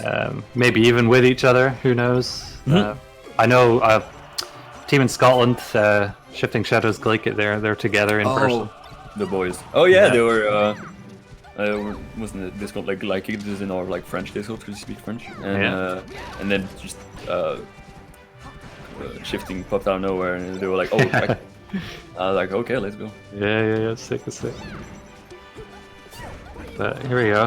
Pixel Noxa's kind of run away with it, but Q-Humpy they're keeping on. They're holding on. They're still there. They're still there. It's looking a bit rough.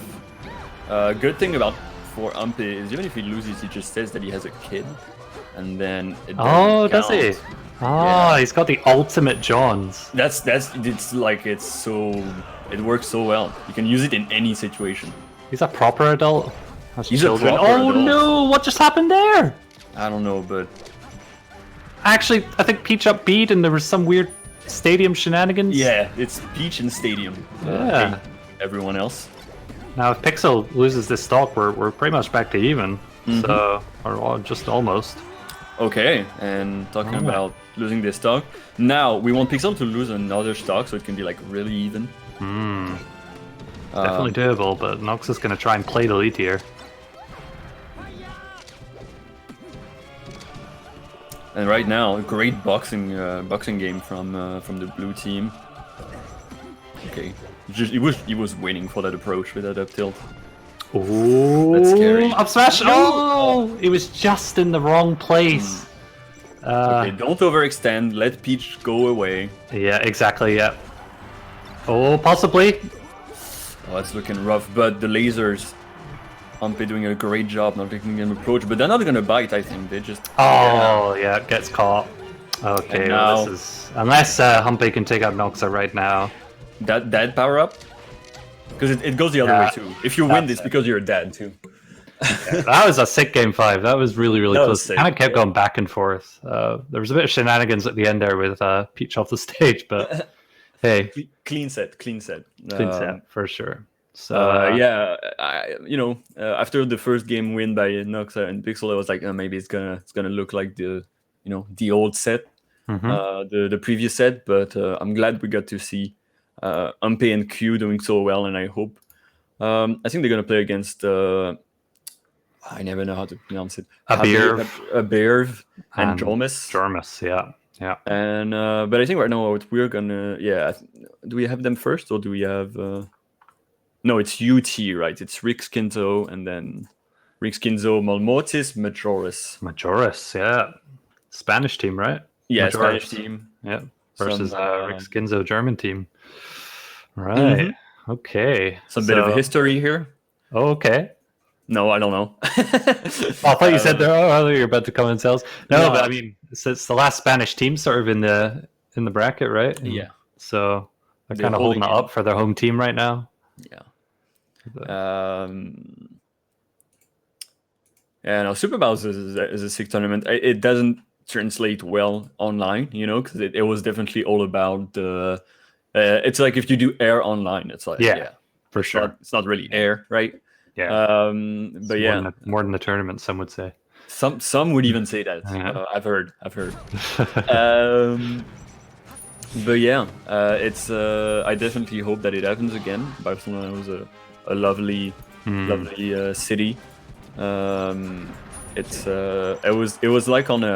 was like quite high, like on a hill, and it was like a hotel where it was like bunk beds, and in a really nice place with lots of nature around, pool. I saw a few pictures, like the melee subs were outside and stuff. Like they look good. They look good. But I mean, if there's another one, well, I'm pretty sure they'll probably will do another one at some point, probably next year. But yeah, if try and I hope it's a bit more organized. Right. But I think at this point they've run with the meme that Super Bowl was it was in a cool place. It was a great idea. Yeah. But it was kind of winged it. Hey, but I mean, I think it ended up working out in the end, right? So yeah, I mean, I think it was Air didn't have a swimming pool. Someone's saying in the chat. Yeah, it didn't have a swimming pool. You're right. Yeah, but Air you 6 wouldn't maybe. You wouldn't want to go in the swimming pool at Air. I think. I mean, unless you got the. Someone might pee in it or something. Like No, that. it's too. I mean, I understand with Paris. It doesn't get hot enough sometimes. I think maybe. But I mean, all the airs I remember have been quite hot. Well, at least hot by my standards. I don't know about Parisian standards, but nah, I think it's just with Paris. It's so much pollution. There's like it feels hotter than it is. It's like a greenhouse. Yeah. But I don't know. I don't know. Maybe I was not too intoxicated. But yeah. Just talking about air makes me want to go back, man. Oh, Chase is saying there was a really big puddle in the field. Yeah, there was. Yeah. That's basically a swimming pool. Oh man, yeah. Just talking about all real life tournaments, man. I just want to go. Hang out. Which CamCone team are you in? Team Swolmoles. Swolmoles. So I'm in Cone's team, so that means we automatically win. Oh, so. you win. Yes. Yeah. Also, you have to wake up at 6 a.m. every day. I think that's Whoa. Come on now. Let's not go too far here. But no, I'm excited. It does look good. It's like a lot of like camp events and stuff. And I was gonna say it's really funny to me because like when I saw it, I was like, yeah, it's just Cone like taking a bunch of men and women child that play video games and being like, all right, we're gonna do some exercise. We bring in the TVs, you can play sometimes, but he's like, yeah, he's the dad. He's looking out for us. He's just looking out for us. He's like, right, you need to get your exercise. You need to eat well. And a teacher, so I mean, it makes sense to have that kind of. He's very authoritarian, very scary man. No, not really. He's like the sweetest person you'll ever meet, but exactly. But you better quit your friendlies in time. Yes. That's just what I'm gonna say. Pause your games. But yeah, pause your games. I'm not gonna clip the mic, but all right. Do you have also waiting for game? Yeah. Oh wait. Do I even have the feed coming up? Yes, I do. Here we are. So I think they're just probably doing all the Smash GG stuff. Mm-hmm. Oh, it's not coming up for me. Hold on. Yeah, there we go. Cool. So, Rick Skin again. I'm not going to call it this time. Last time I called it, it didn't happen that way. So I'm saying nothing this time. Then again, if I say anyone but the Spanish team's going to win, they'll just instantly yeet us off commentary. Yeah, I was gonna say. So I'm gonna say it because I'm not scared of anything. But I'm a bit toward Rix and Kenzo. It's just I know them and I don't really know Malmotis and Majoris, but I'm sure they're great and they're in loser quarterfinals right now. So I mean. They beat Glykit and Shifting Shadows, so I mean you can't beat for them. You can't beat the Scottish team. Come on. I mean, if you beat Glykit, if you don't let Glykit win, you're a bad person, man. You're a very bad person. Yeah. You're just, objectively wrong. Yeah. You just don't like good people. I'm sorry to say. It's too powerful now. He's got the Scottish and the French on his side. Yeah, he's gonna get everyone. Yeah. He's just gonna learn every language in Europe, and he's just gonna become the ultimate person. Mm-hmm. Yeah, he likes to show off his French all the time. Yes, starts speaking it randomly. Well, I don't understand what you're saying. Like, can you speak English, please? I can only speak a wee bit of French. French is count numbers. I mean, most French people, we speak French, but we learn French for 18 years before it works remotely well. I think if you compare a French 6-year-old and an English 6-year-old on how well they can talk, it's gonna be a big difference. Really? That's surprising. French is so hard. I think those. I mean, kids absorb this so well, right? They hear it all the time, but I'm sure it's the same for Chinese. It's just, those languages are just Chinese on a whole other level probably. Yeah, that's a whole different thing. They've got different. Yeah, they've got different it's the same as Japanese, right? They've got different. They've got different alphabets, different formats, different ways of speaking Japanese. Proper weird. English is weird too. We've got loads of words that look the same but are spelled slightly different and mean totally different things. I think English, what's hard about English is that everything is an exception. And it's just it's like that, but I mean, there's an exception for this and this and this. So just learn the exceptions, and then the language in and of it, the core language is not hard, but knowing everything about the English language is a task of a lifetime, definitely. Yeah, but we got Double Fox. Anyway, Double Fox, not Peach green. Falcon. They must have rock paper scissors and. Lost unfortunately. So Falcon Peach is interesting. I don't think it's not as good as Peach Fox. No, definitely not. Yeah, it's not a very common team. You don't really see it much. Do the Peaches and the Foxes? Because I know the Peaches and the Foxes do get along. They hate each other, but they get along because their team is so strong. But Peach and Falcon. I'm not sure. Yeah, it's a very strange team. It's definitely a very strange team, but we'll see how it goes. I mean, gotta be careful with our words here. Because right now it's.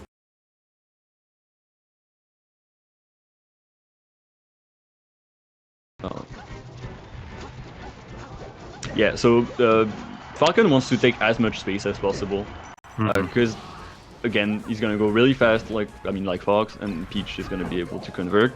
He's gonna be able to, get on this big hit, but it's just a bit harder to do. I don't know. It's a bit harder not to hit your teammate. I feel like with Falcon, you gotta be very careful of what you do. Right. Because with Fox, it's mostly just up smash and up air. With Falcon, anything can put your teammate in a really, really bad situation. No, for sure, absolutely. I'm just trying to get my feet back up here. Yeah. So down for me. Right, no worries. I mean, pretty even. Although Kenzo and Rix are definitely at an advantage. But as I say that, Rix just dies, gets edge hogged. Alright. Now it's a double edge guard situation. Okay. Rix is doing an amazing job right now. Oh my god. Yeah, and now it's a 2v1, 2 Fox, 1 Peach, so unless they never stop holding down on their stick, I don't think it's gonna be winnable. my god, just when you say 2 Fox, 1 Peach, it just sounded like some dirty movie. Sorry, I had to say it. I just put it in my head. Anyway, okay, I'm back. It was probably unconscious on my part, honestly, but... Oh no, there we go. Yeah, you arrived at the right moment. At the pinnacle moment, yeah. That, honestly, they took it much closer than I expected them to. I mean, Rick Skinzer are just such a strong team, even when they're playing double Fox. But they're definitely a menace. And right now they got to choose where to go against. I mean, they're gonna go Dreamland, right? But yeah, it's gonna be the only stage, and they better win this stage. Like, because if they don't, that's hard. The whole tournament's getting shut down. Yeah, that's it. Like, you know what? Don't feel like it after all. Whatever. If Spain's not in grand finals, that's it. Game over.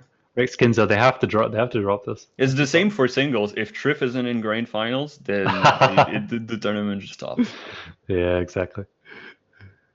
Or there's going to be a lot of DQs, like, actually Prop Pro has to DQ. Gets banned from like the same circuit distance. Oh, frozen. Oh, are they lag switching? Possibly. No, we've had a bit of tournament. I've had 1 or 2. Yeah, I've had a couple of freezes. Let's see if we can. Yeah, we've lost the feed. Oh no way! Is anyone else streaming? Can we have? I'm gonna hook myself up with the stream. Categories melee. Yeah. Laughs in Spanish. That's good. Yeah, we lost feed. Okay, so I'm just watching myself. Great. Okay. I'm gonna. Oh yeah, we just. Oh, it's Kinzo. Was it Kinzo? No, it was Noxa last time. No, it was Kinzo we were watching just there, but I think they should all technically. Yeah, but last time when it. Because it happened the same for. I don't know. Yeah. Could be the last game though. What? Yeah, it would be nice if more people broadcasted. So so that you could like just switch. Yeah, for sure. But yeah, Code needs to come here and crack the rod. I think he used to tell these kids to start spectating their games, start putting the code in, broadcasting their games. Broadcast your games. Attention for you. I'm gonna talk about something that's very dear to my heart, which is Cones Academy. It's basically the best €5 you'll ever spend in your life. You spend €5 and then you get access to. Let me check the updated number. You get access to. Did they get rid of it? It was like 200. Okay. 100 and there's approximately 500 coaching sessions to see at the moment. They have 200 plus Patreons after 8 months. Well, it's probably a little. Maybe it might be up to date. And 160 live lessons / one-to-one bots added per month. Wow. So that's like, just imagine taking all that content, put it in your brain. It's Rix is broadcasting. Nice.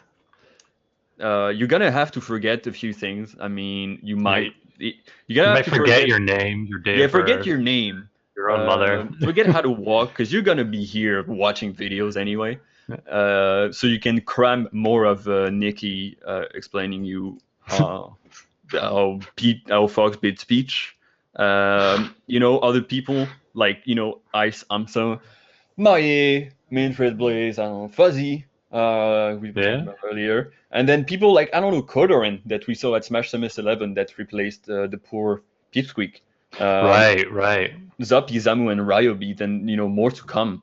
So it's good. It's going global. Maybe one day we'll have Japanese coaches. Maybe we'll have I don't know. Well, there might be a bit of a language barrier there, but maybe a bit. I mean, English. Amsa speaks a bit English, right? Amsa's English seems pretty decent now. Pretty good, yeah. It's pretty good. Yeah, the Japanese don't tend to speak any other. They're kind of like people in the UK. They don't tend to speak any other language. Yeah. But yeah, sign up. You can also get the coaching lessons if you wish. It's between like 10 and 35 euro depending on the person. And it's patreon.com/ConesAcademy. So you just go there and then you spend the best 5 euro you ever spent in your life. And then sure. Cone's happy, everyone's happy. Yep, you get your commission. Yeah. No, and you get 1 free pass if you forget to pause your game. I think that's what. Is that how it works? Okay, right. Anyway, I think we've got the feed now. We're back. I think we got a feed, yeah. I don't know. They probably played a game. I don't know what the score is now. Yeah, no one's updating Smash GG, so it's a total mystery. Could be 2-0, could be 1-1. Who knows? I saw an unfortunate SD from the Peach. From Majora's, and so I hope they won on Dreamland. Is all I'm gonna say. This is. Well, Stadium they were on, right? Stadium. They were on Stadium. Yeah, they were on Stadium. Yeah, no, they counterpicked Stadium. I have no idea why, but yeah, they counterpicked Stadium. Yeah, Dorum and Malmortis. That's Doremi. Is that from that song? You know the Doremi. It's Latin, I think. Yeah, it's. Have you heard the song? Yeah. You know the song. I know the song. It's a good song. Yeah. It's a good song. Yeah. I'm gonna lie. Oh my god! I think Fox died.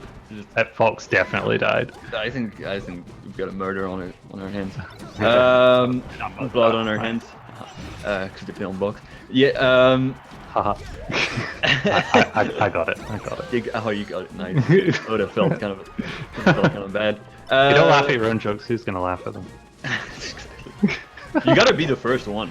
Exactly. Who's gonna join? It's like clapping.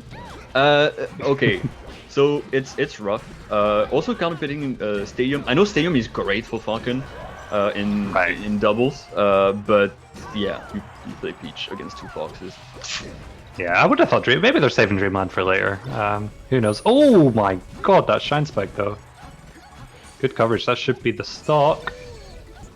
2-0 for Kinzo and Rix. Okay. Ah, right. Okay, so Rix Kinzo so Dreamland just doesn't exist. Kind of cleaning it up.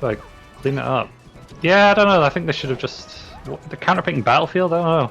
That's kind of a we've given up kind of thing. Yeah, like might as well try. Yeah, but I don't know. I mean, I'm not gonna shit. Yeah. Doesn't seem like a objectively good decision, but Morris is though. the best move in the game. Oh no. Oh, good kick. Yeah, let's go for it. Yeah. Clean 3-0. Jeez. Yeah. That's it, everyone. So that's the tournament. It's cancelled. Yes. Spain has not won. So no, you won't even see us tomorrow because the entire tournament has now been cancelled. No, actually, you see us tomorrow. It's just Triff against another Spanish player. Yeah, Triff versus Malmortis. It's gonna be a peach. Yeah, and it's actually it's gonna be scripted. It's wrestling with the script has been revealed. It's John Cena against Triff. Oh no. But yeah, so I mean, that kind of went as expected, right? Rick Skinzo, they're just really, really good. They're great players, great doubles players. Good job to Malmortis and Metros, trying the best, of course.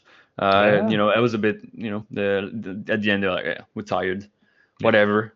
Oh, they definitely made it really far, for sure. Beating Scotland as well. Cannot believe it. Absolutely devastated. It's that's bad. That's very bad. Very bad. It's very bad. But congratulations. That's a good team, like in Shifting Shadows, and they've been practicing. So. Oh yeah, I mean they're a solid team. They've been not just to toot our own horns, but they've been playing together a long time, and actually they've been practicing all this week as well. So they were ready. But yeah, good stuff. So I think next we're gonna have a Humpe Q versus Abirv and Jormus. Mm-hmm. So, any of them streaming? Yeah. Humpe Q, Abirv and Jormus. Yeah. So Falcon and Jormus. Who's Jormus play again? This is a good question. I will try to look that up. I can find out. Sweden. Jormus plays. That's terrible. I should remember these things. Jormus plays Falco. Okay. He plays Falco. Okay, cool. Falco is a hard team to play. I'll say that. It's hard not to hit your opponent because it's very devastating when you do. It's a team I feel like they can be good because they hit so hard and they like lock you down so well, and they can like react to anything you do on tech chases. Yeah, but it's a big risk. There's a big risk associated with it. So yeah, absolutely. All right, a lot of Falcons like in this bracket, in doubles bracket. Yeah, actually, it's nice to more see. than I'm used to seeing. It's nice to see. I always like to see the bounty hunter going on his merry-go around the stage, just because Falcon's game plan in doubles is like you just kind of run around and you pick your moment. And I mean, you're always supporting your and that's why it's good to have like a Fox or someone like you can support as your teammate. You're always supporting your opponent via your positioning. Right. But sometimes you just look for that crack in their like defense, and you see like when you can get like a knee in their back and they're not ready, they're not going to DI, and you just have a free stock. And that's what Falcon thrives on in doubles. Yeah, exactly. Right, so it looks like we've got a feat coming up. Here we go. I've got a black screen. Yeah, so that. But yeah, I was just going to mention as well. Like, obviously, there's a lot of like really kind of good players in singles. A lot of them, I don't know, for whatever reason, this time they didn't want to do doubles. Yeah. Like Frenzy, Mint are here. They're like a really good team. You know, Ice is here. Ice Safe State. Melee. Yeah. I mean, we've had like, it's a year of just of online tournaments. I think people got rest a bit. Yeah. So there's the Warriors still attending singles, but I think doubles is ready for those that either only play doubles or they're like I just play melee whenever. I will never stop playing. No, I mean I've said about 10 million times I'm gonna stop playing, but I never do. Yeah. So, no one quits melee. No one quits melee. It's you just can't. It's impossible. You just can't. Yeah. You just cannot. You can take breaks. Definitely, it's good to take breaks. It's really good actually. It will reset your mental, but at some point you'll just start hearing the Dreamland song and you're like, yeah, it's always the Dreamland song every time. Who was it that told me the Dreamland song is actually slightly louder and that's why people hear it? Was it you that told me that? I don't think that's me, but someone told me that. It's effects. It's different. It's probably Chase. Yeah, it's probably Chase. But it's such a weird fact, isn't it? It's like you just think you hear it because it's just it's the Dreamland theme. It's annoying. It's weird how it's your brain just makes. I don't know if you've had this before, but like, well, I think that's what most people have when they talk about this. Is like sounds will transform into the Dreamland theme when you've heard it too much for a day. Like I remember at Air, I think it was Air 2 or Air 3. I was coming back to my room and there was a fan in the bathroom, and I was like, why can I hear the Dreamland team? It was just the fan, like kind of like a crappy fan just making noise, and just the rhythm. Yeah, my brain transformed into the Dreamland team, and I was like, that's bad. Oh, that's kind of you've heard it too much. It's like is it the Tetris effect when you played so much Tetris? Yeah. You start seeing the shapes and stuff. Yeah, yeah, melee's bad for your health. Don't play melee. Don't play too much. Everything. Don't play too much melee. Yeah, it's just everything is a bit is bad when it's overdone. In moderation. Exactly. Yeah. But here we go. Beer for Jormus. Yeah, Foxes and Falco's not in moderation. Above playing Mars. Which Mars Falco is so hard to play. Mars is one of those characters that is like, it's supposedly good in doubles. It's just like once you shield, you can't do anything for like 10 seconds. Yeah, like Marth Fox is really, really good because you can get a lot of team combos. Like, Marth can throw it back into Fox, and Fox can up smash or whatever, or up tilt, and then Marth can like do up air or up tilt themselves. Like, there's a lot of stuff Marth Fox can do, but Marth Falco is a bit more of a weird one. Yeah, I think Marth is just hard to fit in teams, and I think the great Marth, like Pew Pew You, you look at their doubles playstyle and it's so different. Like it's not the same game as singles, and I think it's definitely one of those characters that like you cannot even try to play them remotely like singles, because you need to play the most basic, attentive, like just you need to be so aware, so you have to focus so much, but you need not to do too much at the same time, because any movement will be punishable. Right, right. I've got so many people. It's oh my god, a beer. Yeah, it's kind of like basically you really have to play to set things up for your teammate essentially, and then obviously try to get those cheeky tippers as well, like a beer has been showing us this far. It's just grab is dangerous. So grab and move, because like it's pretty non-committal to move as Marsa in singles. In doubles, it's just like there's people everywhere. Not sure why they chose Yoshi's first, to be honest. I mean, Yoshi's like Marth on Yoshi's in doubles is really good. So yeah, not too sure, but I mean now in singles it's I think accepted that Yoshi's is great for Fox. Yes, but in singles it's definitely not the same. In doubles for sure. Just can cover so much. Yeah. Oh. Nice Okay. coverage. So it's actually even. Yeah, Jarmis got a big job to do right now, just survive. And yeah, that Mars is doing wonders. And Phantom. It's actually the Falco keeping the stocks this time. Yeah. Unfortunately, Jarmis couldn't be here in time, but now it's carry. Right. Now it's carry. A Burr. Yeah, that's the second time that. Right, here we go. Pretty much even. Q just needs to keep the stock. Oh no! Double combo there. And once you try to do like those more like custom things. Oh no! Kills his own teammate. Once you try to do those more like custom things with Mars, like I'm gonna try to use Nair because I'm trying to use new moves. Like no, don't stop using fair and forward smash. Yes. Keep it simple. Keep it just so simple. And Mars it's hard. It's 2v1 is not good. There we go. Wow. Q Humpe really kind of brought that back. Actually, Beerv and Jarmis were kind of proper ahead at the start, but they kept their composure and brought it back.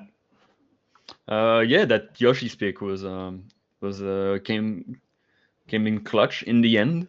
Yeah, it was interesting, but yeah, they made it work somehow. So looking good. Umpe and Q definitely want that rematch. Against oh yeah, true. Yeah, if they come back, they could possibly. Well, they'd have to beat Rick Skinzo, but it's possible. Okay, so now Evan Jom is probably gonna go to.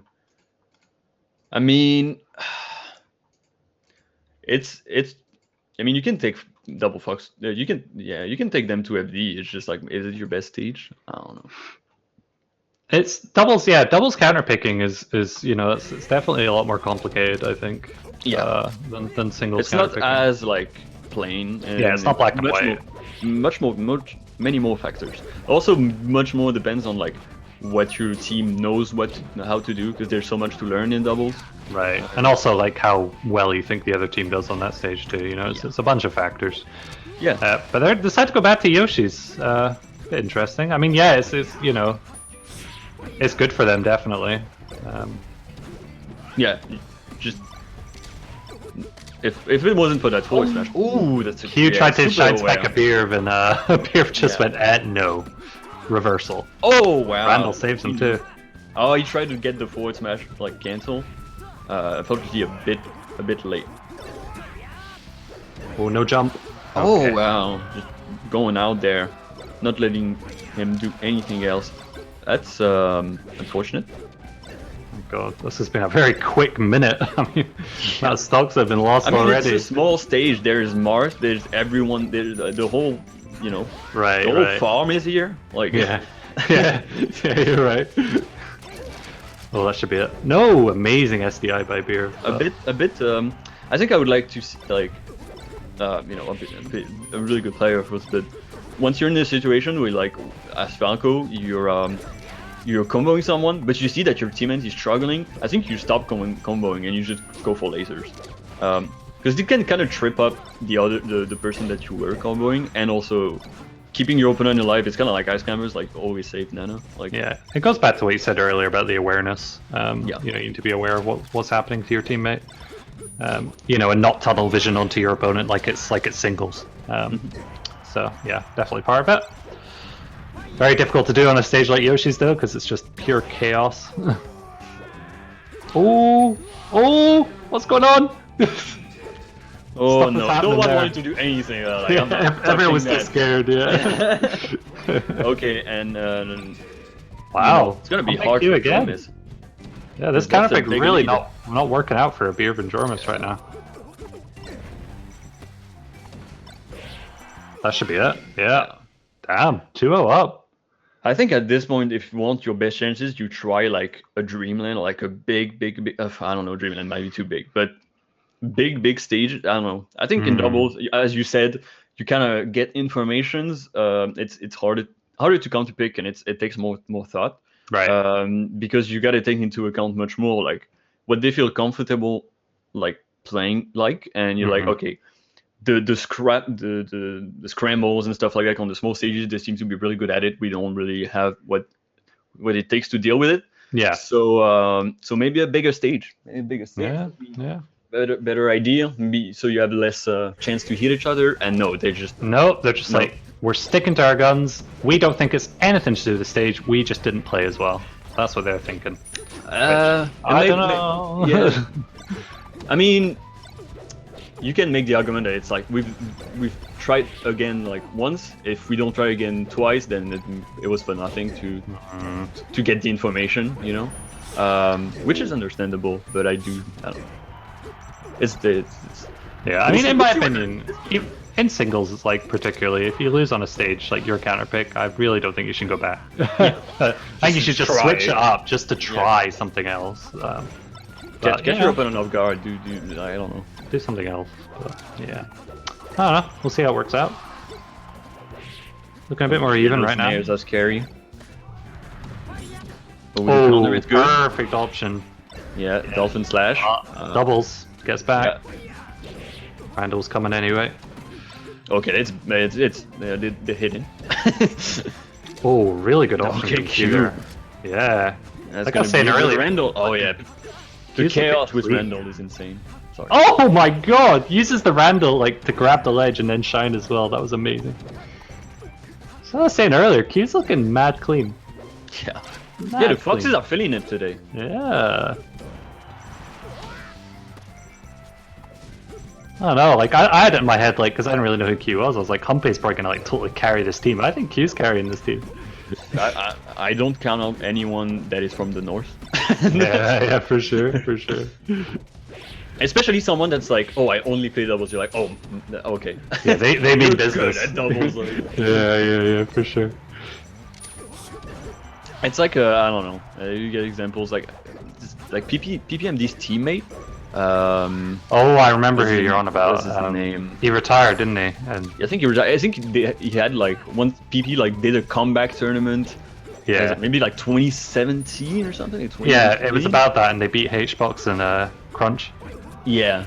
And everyone ran onto the stage. Exactly. Yeah, that was hype. But yeah, he was carrying BP. Yeah. Oh yeah, because they've been playing for so long. It's like, yeah, we know each other so well. Right. And it doesn't matter that, you know, maybe this player doesn't beat HBox in singles, but it's not singles. Yeah, exactly. That's like one of the things you can show to people. It's like, yeah, this is nothing like singles. Mm-hmm. You've got someone that would typically lose to every other player there, but then like he's really good in doubles. Yeah. Okay. Yeah. A quick That's 3-0. That's a 3-0. Damn. I was expecting a game 5 on that set or something, but hey. Yeah, from the start of I was like, okay, that's quite even, and then just every time, just Umpe and Q just at the end, just doing their best, and Jormus couldn't catch up. Damn. So they move on. They'll be facing Rix and Kinzo in losers semis. I think with the way it goes, we'll have winners finals now, right? Yeah.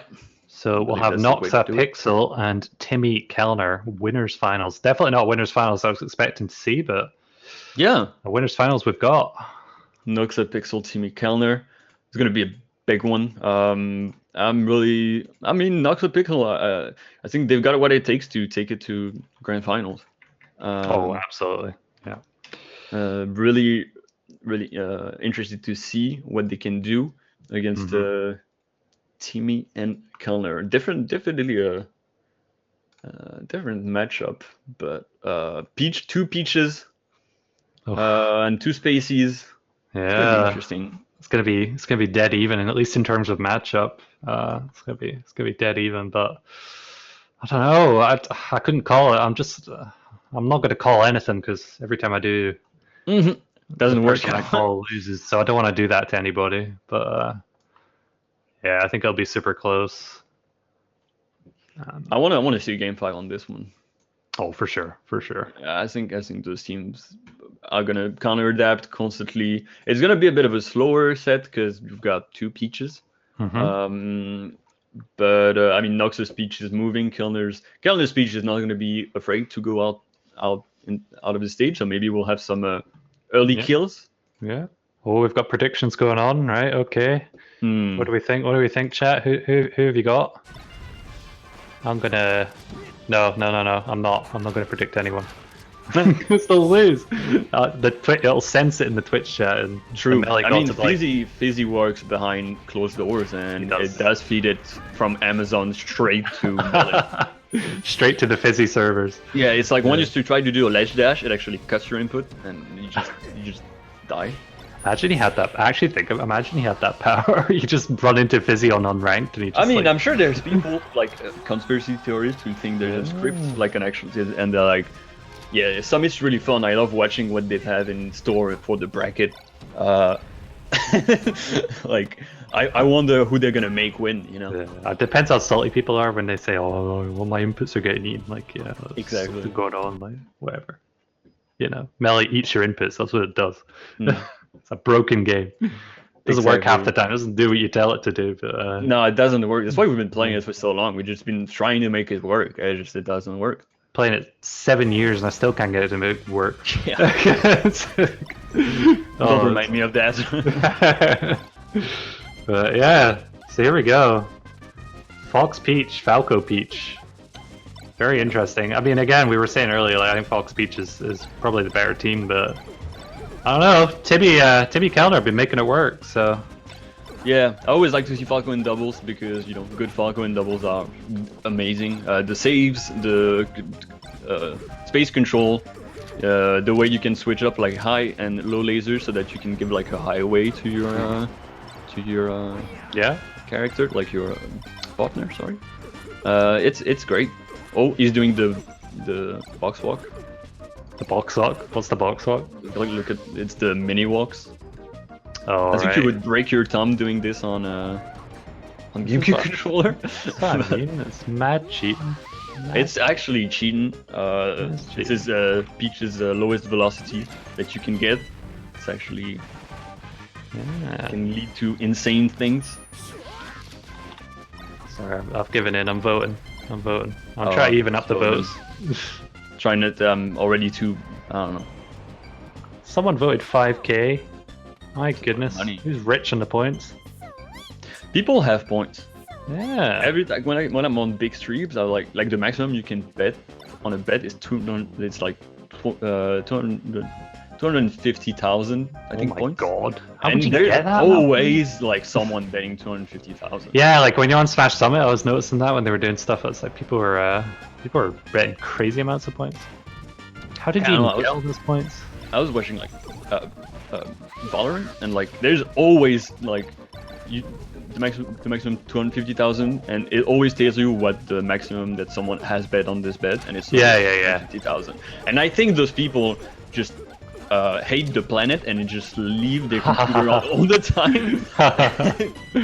Yeah, probably. I mean, with COVID, I'm sure some people have insane amounts of points. You just stay inside, and you know. Oh, I'm sure.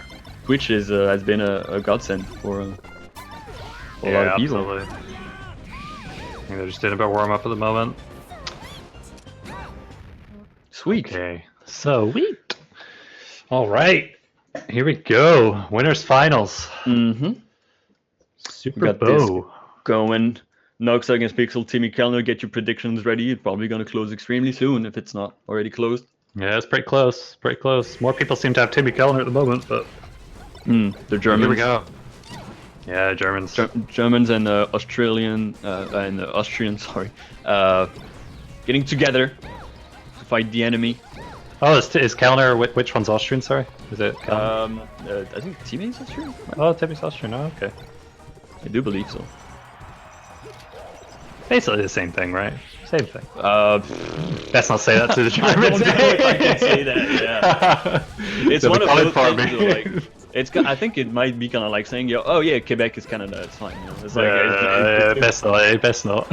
Get myself in trouble. Right, anyway, here we go. So, down smash, also cool. taken. Oh my god, Power Shield Shine on the recovery on the umbrella. Damn, Pixel and Oxa looking really solid. Oh my god, all these down smashes. They're just down smashing each other. I love to see it. The down smashing Peach. Peach is unsafe from the down smash. And that was a sick catch by Timmy there. Sick catch. All right. So let's see how they control. Well, how they control the stage. Right now, they're fine with being in the corner and keeping the corner close. That down air was lovely. Yeah, really good there. Like, didn't even like, because Timmy would have made it back there, but he actually just did it just to delay him coming back, just to try and mess up the timings a bit, which was cool. Oh my god, there we go. Now that people like are amazing at ASDI down, you better not do anything unsafe in doubles. Before you can kind of get away, you can get away with more in doubles, definitely, just because it goes so fast and there's so much. And so, right. Punishes aren't going to be the same, and you can always get covered. But like Peach's down smash is always going to be Peach's down smash. Yeah, you just in general, right, in Melee, you can't get away with as much as you used to be able to get away with. Oh yeah. Like even just like simple things like hitting someone on a platform, like everyone's always ready for a shield drop, like every time. Like for me recently, it's been slip offs. Like I'm not, I don't really have slip offs like amazing like most people do these days, and I'm always surprised. I'm like, oh fuck yeah, of course. Yeah, but even then, with stuff like slide offs now, like people are now covering the slide offs, so sometimes it's better not to do the slide offs. So it's crazy, isn't it? Like the way the meta develops. Yeah, you missed a year or two, and it's like it's too much. Yeah, it's like you even playing the same game anymore. Like, I don't know. Yeah. So oh wow, that there was ballsy. Damn, but that was a quick game one. Yeah, Nox a Pixel. Yeah, they're looking hot. Looking good. Oh, again, see, I'm getting all these predictions wrong. I would have given Timmy Kellner a bit of an advantage. I think Nox a Pixel was looking way too good the last set we saw. Right. I mean, I haven't seen them play. I don't think I've seen them play before. Maybe like at one tournament during the circuit, but. Yeah, it's they're a force to reckon with. Yeah, absolutely. I mean, if they're being slept on before, they certainly aren't now. I'll tell you that. They are looking strong. But I mean, so of course, it's it kind of sucks that there was so many DQs or like not as many signups. But yeah, the top the top teams right now are super close. There's not someone that's gonna like. Right.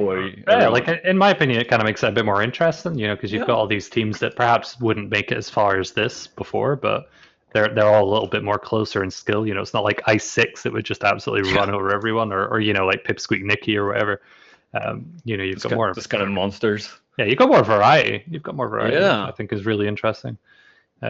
Plus, we don't have to commentate until stupid o'clock, which is nice. Yeah, and the fact that it started early, I was like, oh my god, thank you. Yeah. Because I was like, I was like, yeah, I'll do 2 blocks of commentary on Saturday, and then I saw that they were like at first running like 30 minutes or an hour late, and I was like, oh no. Oh yeah. No, it's been good. It's been good. It's I think a few hiccups, but I think it's ran well. We've kind of got everything pretty early now. Yeah. But. Here we go. Dreamland. Again, it's kind of... You're counter... no, that kills. You're not really counterpitting the Peach, you're counterpitting, like, the team. Yes. Just because your teams are so similar, so... You want to know what works, what doesn't, what they're comfortable with. I love those lasers. So you're just taking the whole stage, making it annoying for everyone. Your teammate's going to be, it's going to have to weave around, but it's so much better. Yeah. Exactly. It interrupts them trying to get an easy edge guard on your teammate. Yeah. If you use the lasers right. You can also use lasers to cancel your moves if you're like at that level. Yeah. You have a freeze. Yeah, it's difficult. It's like using lasers smartly in doubles is you know, you really got to kind of think about it. You can't just spam it. Do you have a freeze on your end? No. Yeah, a bit You of might- trouble today. Yeah, just close it and open it again. Oh, I'll tell you what's going on. So Timmy Kellner still a stock ahead at the moment. Mm-hmm. Looks like the counter pick's working out for him. All right. Oh my god. Yeah, Kellner doing the classic float to the edge. Not much he can do until my teammate spawns back in. Alright. Oh my god! Pixel, that shine spike! Oh my god, that laser from Timmy though saves him! He was about to die! That was incredible. Yes, so was the game? It was supposed to be a longer game because, you know, 2 Peaches and Dreamland is always going to be. It's going quite quick. Yeah, from what I'm hearing, it's they're hitting each other. Yeah, they are definitely hitting each other. Yeah, I don't think I'm gonna get it back until the next match, but yeah. All right, Kellner. I might watch, you know, the 10-second delayed. That's okay. It'll come back. It does take a wee while sometimes. But oh my god, that angle that Timmy sent Nox out there. It's back. It's back. Crazy. Awesome. So yeah, Timmy Kellner. Good leap. Cade getting out of the corner. Everyone is switching corner from corner to corner. Yeah, fighting all around the globe. Alright, Pixel has had enough of it. He's backed up, and Yeah. just to get bared to the face. Yeah. Glass cannon indeed. Mm-hmm. Okay, we got the fares from Noxa. It's plus a lot on Shield. I don't know how much, but it's Quite a lot. Quite a lot. Yeah. Oh my god, I was amazed that down smash didn't hit Pixel there. He must have been just out of range.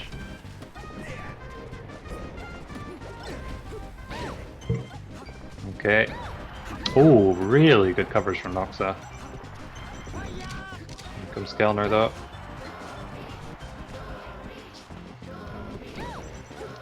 It's looking difficult.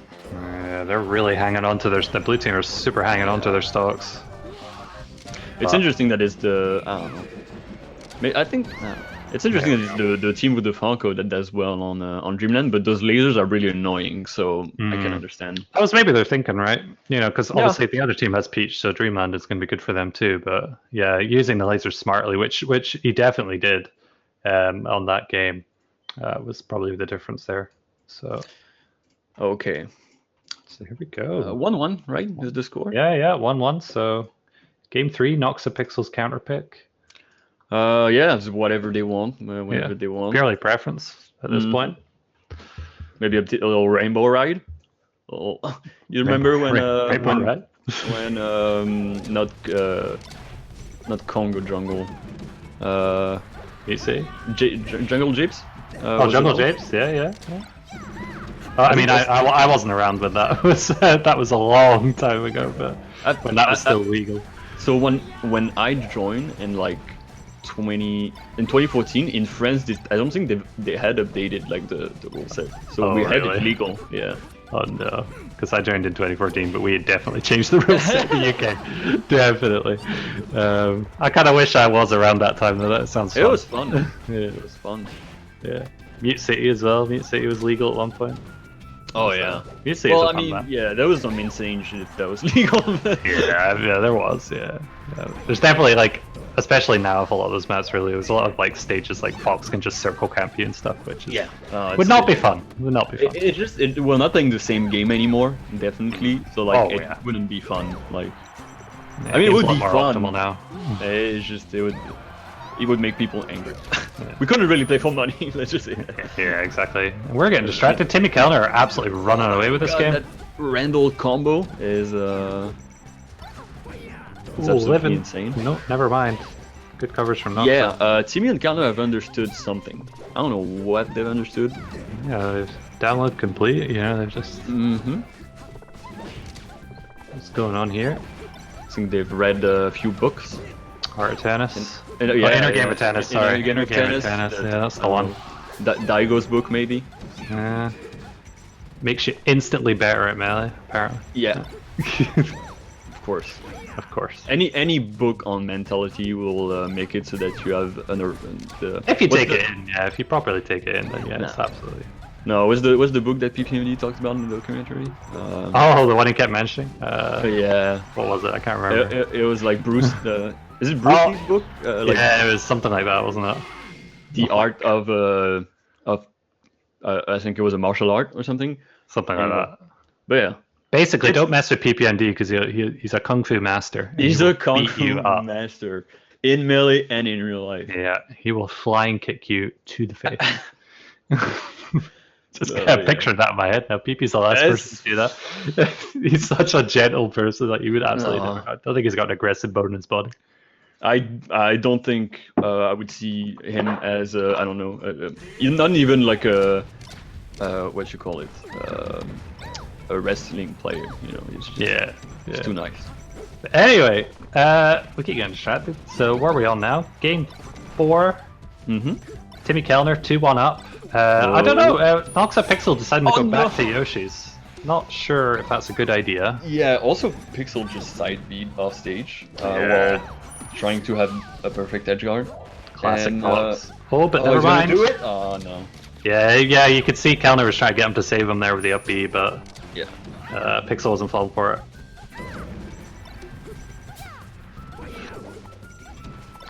And yeah, for the moment, I do think Timmy and Kellner like have more of the advantage, even if it gets close at like 3-stock like it is there. Right. As they have the momentum, they've understood something, and there's starting to be some like big misplays from the red team. From NoxaPixel, yeah. Oh, a great awareness. Because like, what do you do there? You don't dash attack. That's horrible. So what do? You throw that turnip. Yeah, throw a turnip and then throw that crown. Okay. Nice, good stuff from Pixel. Oh, that was really, really good from Timmy. He forward throws one and then he back airs the other. Like, that's the really good doubles awareness. Kellner, Noxa trying to go for the double forward smash. Yeah, it doesn't work the first time. You're gonna have another tool. Ooh. Noxa just avoided death there. Okay, that's your teammate.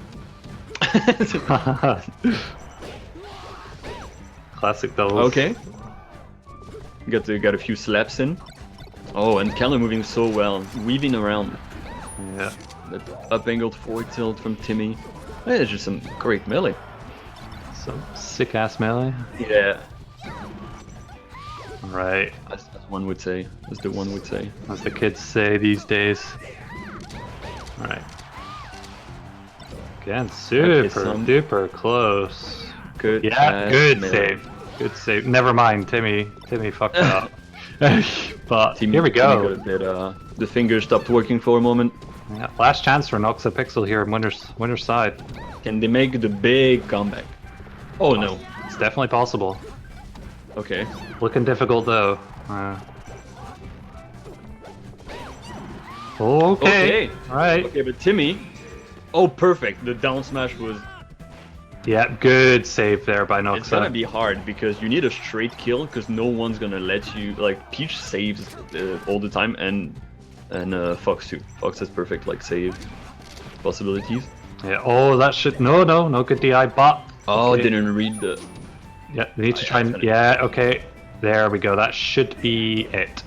No, really good DI from Timmy. Yeah, incredible DI from Timmy. SDIing his life away. Oh Randall my God. as well. They try to cover everything, oh my but they God, don't. Timmy!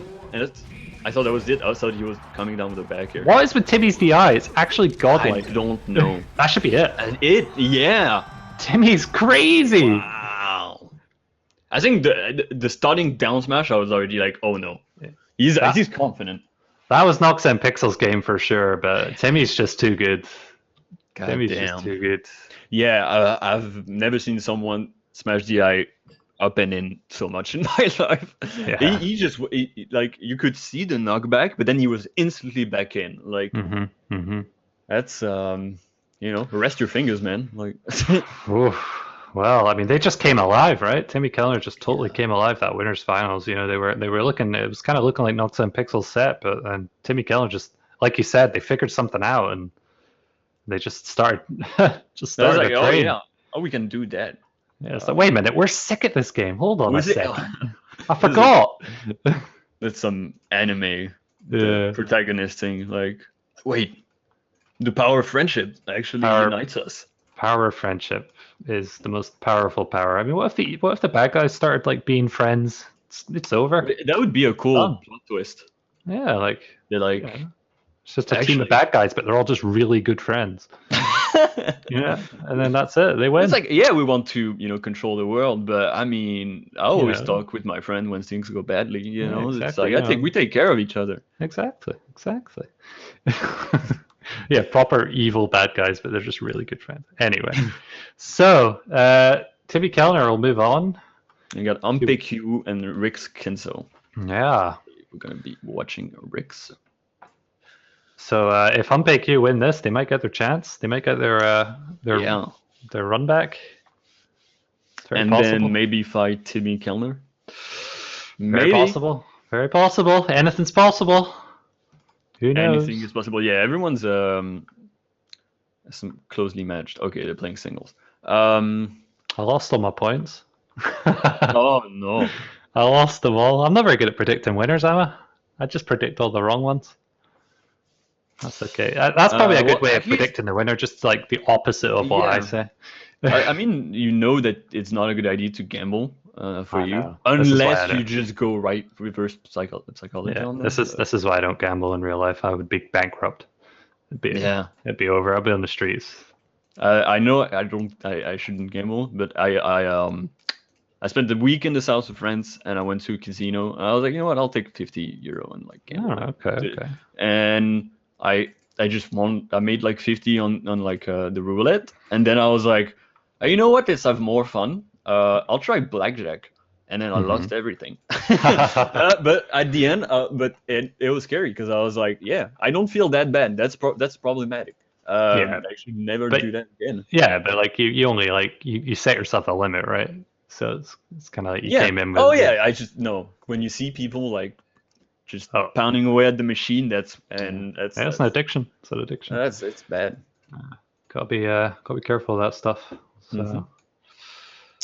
But The house always wins. That's still good. Oh, the house definitely wins. House always wins. That's why there are casinos. If you were gonna win all the time, they wouldn't exist, would they? So. Look at Mango. I think he bet like 24K of his winning, like on at the Did he casino or really? something. Did he lose it all? I think he lost it all. He's an idiot. Yeah, but it's He's an absolute moron.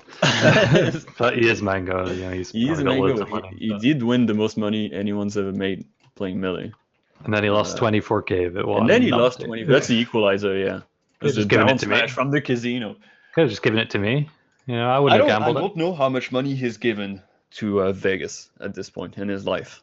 Probably in the much. six figures. In the six figures, I bet. You know. Yeah. I don't want to think about it. But you know, these high flying Melee players, living the high life. Ferraris. Just holding W, just going Mansions. forward. Oh goodness me. So I think we're just waiting on a broadcast at the moment. I have the broadcast right now on the rigs, do but you? it's a warm up. We got Oh, the two yeah. Oh, foxes. yeah. Oh, we got here we got the Falco. We got the other fox.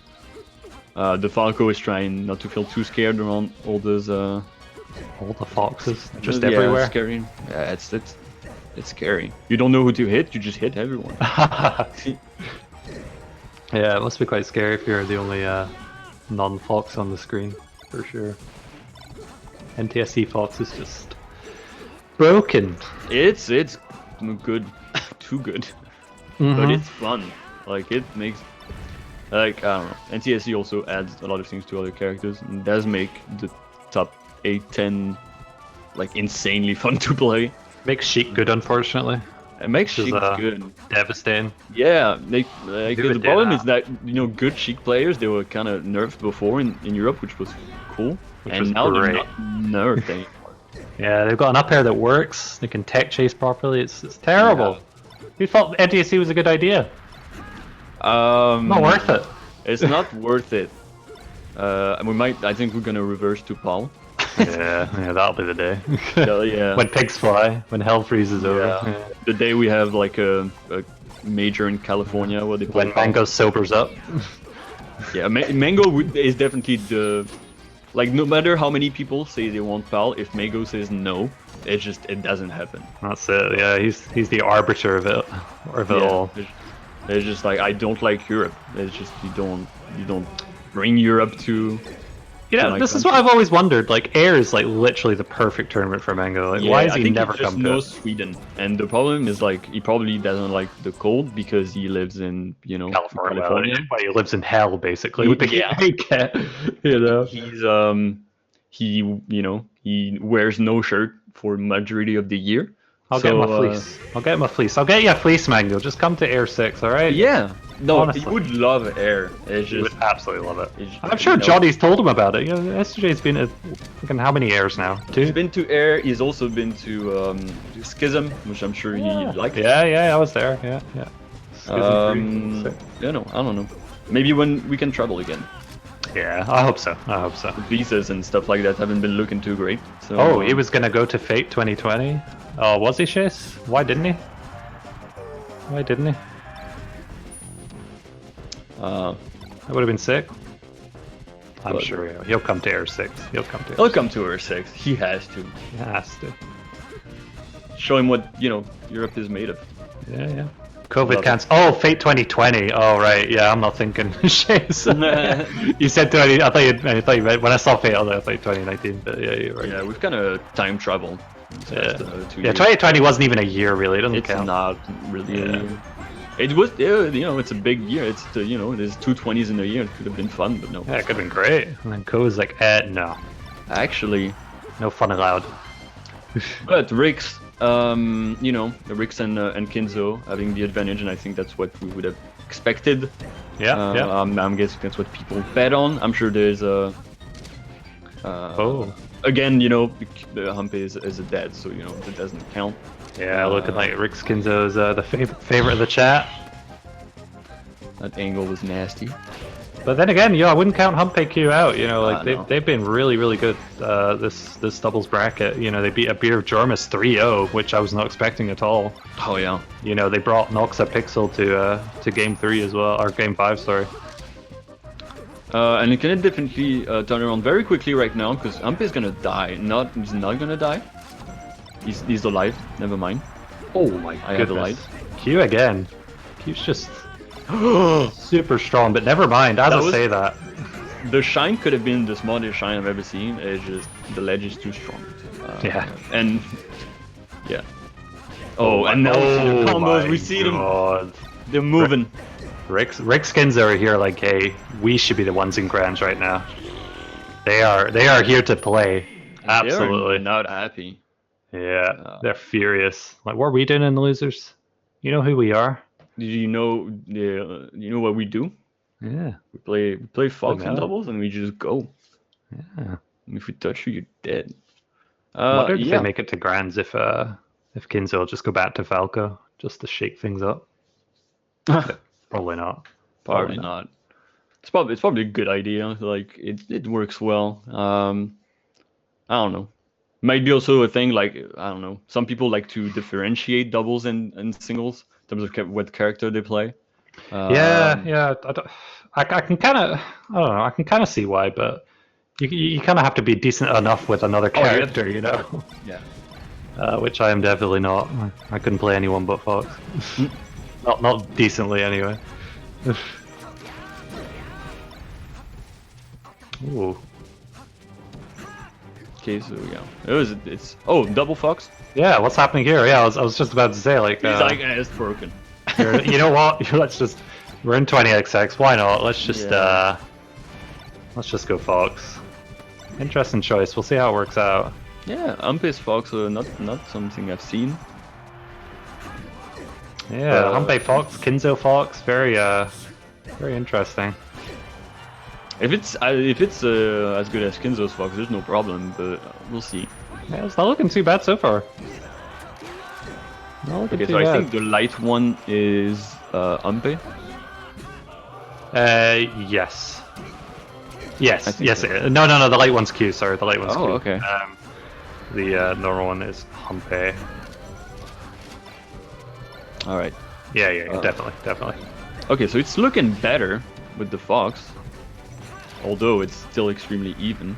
I find it amazing people who like play like one character and they can just switch to another and it looks like Yeah, you know. especially Falco into Fox, it's really hard because it's so close yet so far. Yeah, it's the jump squat, right? You know, Falco has a really slow jump squat in comparison to Fox, so it's totally different. Oh yeah, All the timings are like your wave dashes, and you're gonna get destroyed. Yeah, it's like whenever I try and play Falco, I just can't because I'm playing him like Fox. Yeah. Yeah. Also, yeah, it's hard to switch. You have to think about lasers because like you can't playing Falco like Fox kind of works in doubles. It's just if you don't use lasers, you're missing a whole part of the Exactly. Yeah. of the thing. Okay. Oh, what's going on down there? He just lets himself fall. It's like they give me a hit. Okay. Let me back. And Rix and Kinzo on this stadium game not looking looking amazing. Oh my god. Volleyball. Yeah, Humpe's like, Kinzo's doing it, I'm gonna do it, and it's working. It's really working. It's working. Yeah. I mean, they've just got. I mean, they're just really good in doubles. I mean, and Humpe's Fox is definitely out there. Yeah, for sure. And this is seeing like 4 Foxes on the screen. This is truly melee hell. It really is. This is what it has come to. Yeah. I bet you they're all on box. They'll be all on box. Oh, yeah. Everyone, and they're all playing Fox. That's when you know it's over. Mhm. Melee's done. That's when the people who don't like melee because they say it's all Fox and it's broken, then they can be like, oh yeah, well look at your game. It's like, well, we were right. We were ahead of the time. Right. Actually, the game is really easy. It's just annoying. Just go Fox. Just go Fox. LRA start Fox. That's all you need to do. Oh, Rick's kind of making a good little fight here. Rix is like, damn, I think I killed my teammate, so. My God, Rix is just make it 1v doing them right now. Like he's actually just battering them both. Yeah, they're a bit scared. They're like, I mean, we want to wait for you to kind of mess up, or at least pressure you into messing up. Yeah, they just need one good opening. There it is. Wow, so that changing to Fox worked out surprisingly. Mm-hmm. I didn't think it would, but hey, what do I know? But bear in mind that this was the first game. It's you need some time to adapt. Mm-hmm. Maybe Rix and Kinzo are like, okay, that's how you play. That's how you want to play. Yeah. That's how you want to play. That's how you want to do it. Then we're gonna do it too. My goodness. So 1-1. I mean, now that they're all Fox, it literally does not matter what stage you go to. Yeah, it would be funny if Kinzo played Falco now. Didn't think about that, did you? No, they're sticking to it. They're sticking to it. Okay. Oh god, so many Foxes. They do be shining. Yeah, they do be shining though. Absolutely. Humpe is basically a Fox main, Ziller's saying. Really? Yeah, he's that kind of player that's like, yeah, I play Falco, look at that. I mean, he's that kind of player. Like, of course he always plays Falco in tournaments, but he's like, he understands the power of Fox. And by pure spite and rage, he plays him all the time. He's like, oh, look at it. No, the character's so dumb. He just does the sickest thing with Fox. I mean, he's not wrong. He's not wrong. He's not wrong. It's just, I think it's funny when it happens that way, when it's just a pure, like, yeah. I hate that character. I hate this character so much, I'm gonna play him and get really good with him. Yeah. Would that be like me, like playing Mars and getting really good with the maps? Like, can't stand Mar. The wee rat. Right. That's how you become the Joker. We do live in a society, though. We do be living in a society. We do be living in a society. I mean, 2021, you can say that we live in a society. Yeah, it is true. Have we lost connection again? I'm gonna cry. Yeah. Seems like Fizzy's Fizzy's the servers are getting on overloaded. servers, or I don't know. Oh wait, hold on. Jeff Bezos is back on Mars or whatever. Yeah, I hope he stays there. Yeah. I don't want him coming back. This does not involve Chase. Please keep paying Chase. Oh yeah, good point. Good point. Damn it. All right. Okay, you can come back. You can come back. He can come. Okay. Yeah, you can come back as long as Give you a million pay or Chase. two, you know. Yeah, you need Chase. Give Chase a couple million. You can afford it. A couple of mils. Couple mil. Oh, did it not freeze for you? Froze for me. No, it sorry, it didn't freeze for me. Oh. So yeah, actually, Rix and Kinzo did say we don't, that's how you want to play it, and they are up a stock each on Yoshi's, but Umpe and Q very low percent trying to bring it back. Q is definitely the target right now. They want to get him to high percent. Oh no! And Humpe just decides to do. Humpe decided to do the crispiest waveland, and I think unfortunately what he did is like, I think he started with a shield and did the back or whatever, and it kind of messed him up. Yeah. Oh, really? That's usually like I'm too fast for the game. Yeah. Yeah, when your brain's too fast for your hands. You know what you want to do, but your hands don't. That's the problem with Fox. It's just with a 3-frame jump squat and like cancelable frame 1 action. You want to go fast. You do. Like you want Sonic. to go fast. You want to bait stuff out, and then at some point, it's just that I don't know. It's like a bike when the chain gets stuck. You fall and you get hurt. When that happens, you get hurt. It's hard to keep up. Especially especially when you're getting late in bracket and stuff. It is definitely hard to. I think doubles can be quite taxing. For sure. I mean, I don't want to be a Fox apologist, but Fox is a character that has tired out. Yeah. I mean, people, it's stamina work is definitely something that you need to work on no matter who you are. Yeah. And some people have better stamina than others. But Fox, that's depending on your style of Fox, it does take quite a bit of energy. Yeah. I mean, that's all But part fighting of it. Fox also takes a lot of energy. So Yeah, this is true. You gotta keep yourself fit, keep yourself healthy as you can. And that'll definitely help in melee for sure. Hit the gym. Yeah, get rid of that COVID stone they're calling it. You gained a COVID stone. What's the Twitter account? Bodybuilders for Smash, bodybuilders for melee. Oh, is that a thing? Yeah, that is the thing. They just tweet funny things. Yeah. Fair enough. Right, here we go. Dreamland, getting all preference. So. Yeah, we're up smashing, we're up airing, we're nairing. That's Fox. Yeah. What we're at? We're at 2-1, right? Rix Kenzo 2-1. Yeah, okay. 2-1. Yeah, 2-1. Yeah. Okay, looking good. The start, Umpe, Q, starting to, think it might be possible. It might be, there's a way. Yeah. All right. Right now, Rix and Kinzo. They didn't shave each other, unfortunately, but I think with the startup, it might have been a problem anyway.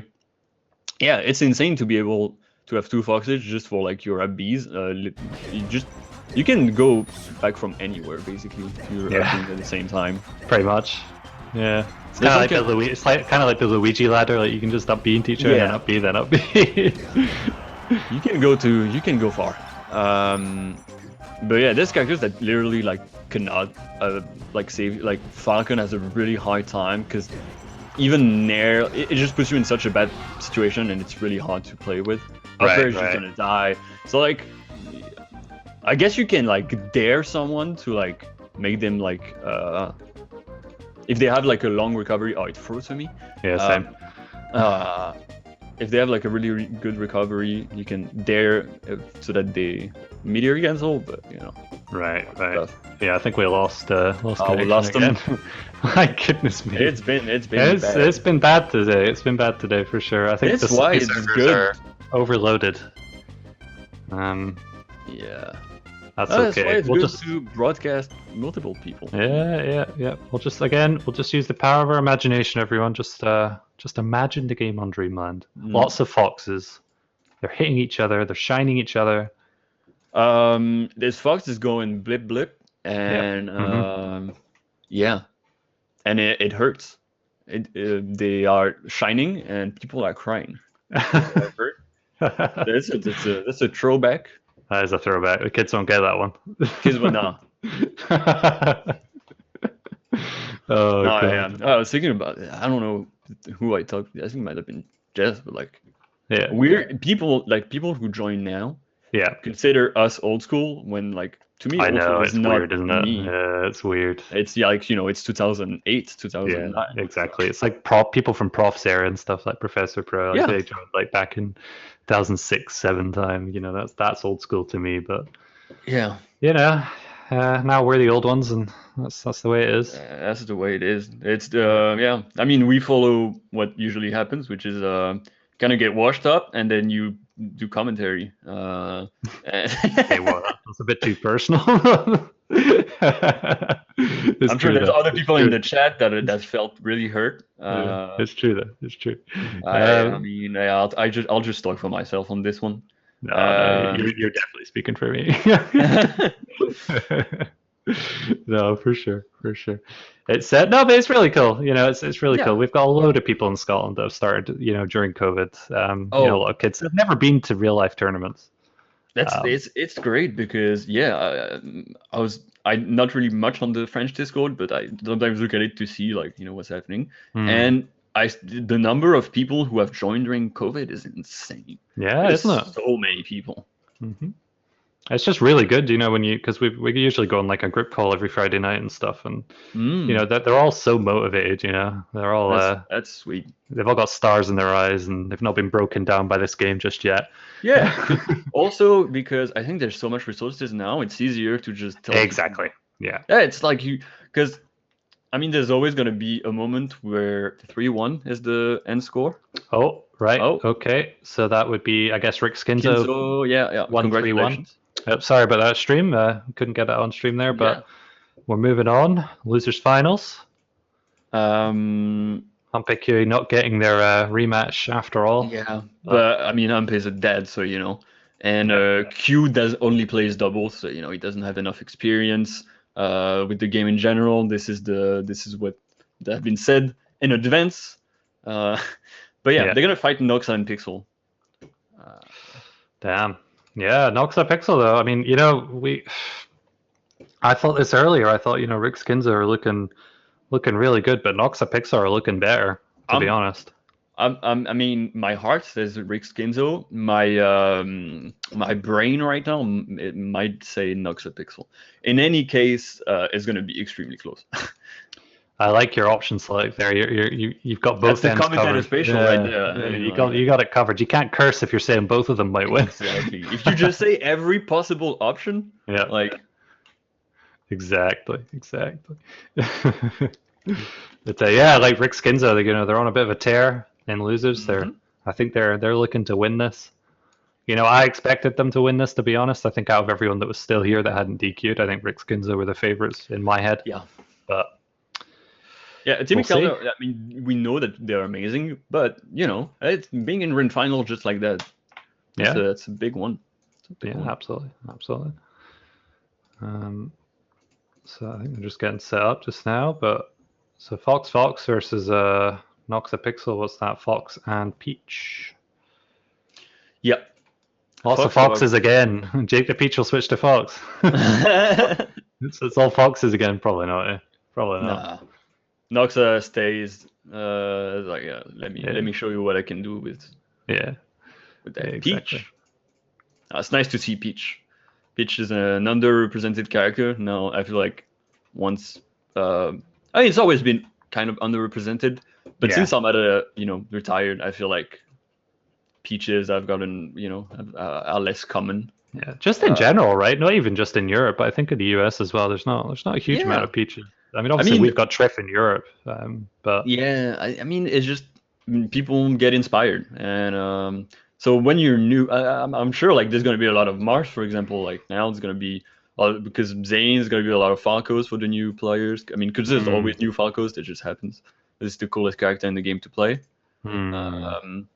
But it's gonna be the people that they see and they're like, yeah, yeah, guy looks amazing. But Yeah, the it looks Peach, sick. the Peach, it's hard because it's hard to play Peach. It's not easy. And Yeah, it's very difficult, and and they'll be watching Triff and they'll be like, I don't want to play that character. He looks terrible. They'd be like, yeah, it's just like it Just doesn't capping him. approach. Yeah, I don't want to play that character. No, only joking, Triff. Only joking. But the real thing is that no matter who you play at high level melee, no one approaches anyway. So like, Yeah, this is true. This is true. It's unfortunate, but that's the reality. I- But, you know what you do? You play who you have fun with. That's what you do at the end of the day. You'll and do because, better that way. Yeah, because even if you're like, I mean, even if you're good, I don't know with Fox, but you don't really enjoy playing him, you're gonna have the worst tournaments ever. Like Oh, you're exactly. not gonna enjoy your tournaments. Yeah, you're not. You know, you're basically forcing yourself to play a character just because they're good, basically.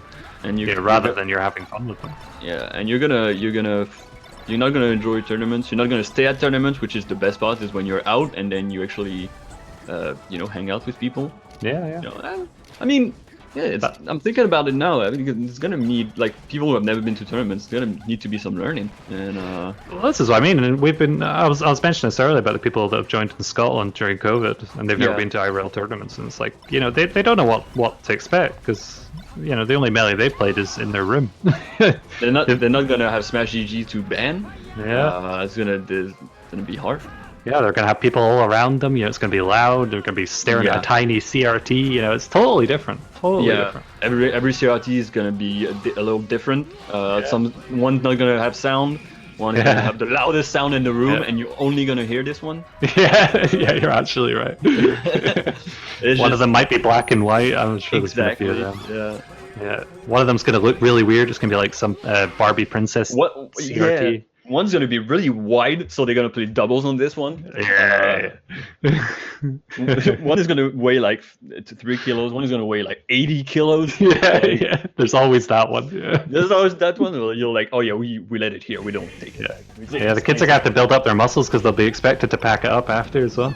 Yeah. Oh, you better start now. Yeah, you better start lifting your CRTs. Yeah, you gotta have your melee tournament body. Your tournament body. Yeah, we're all really built before COVID, right?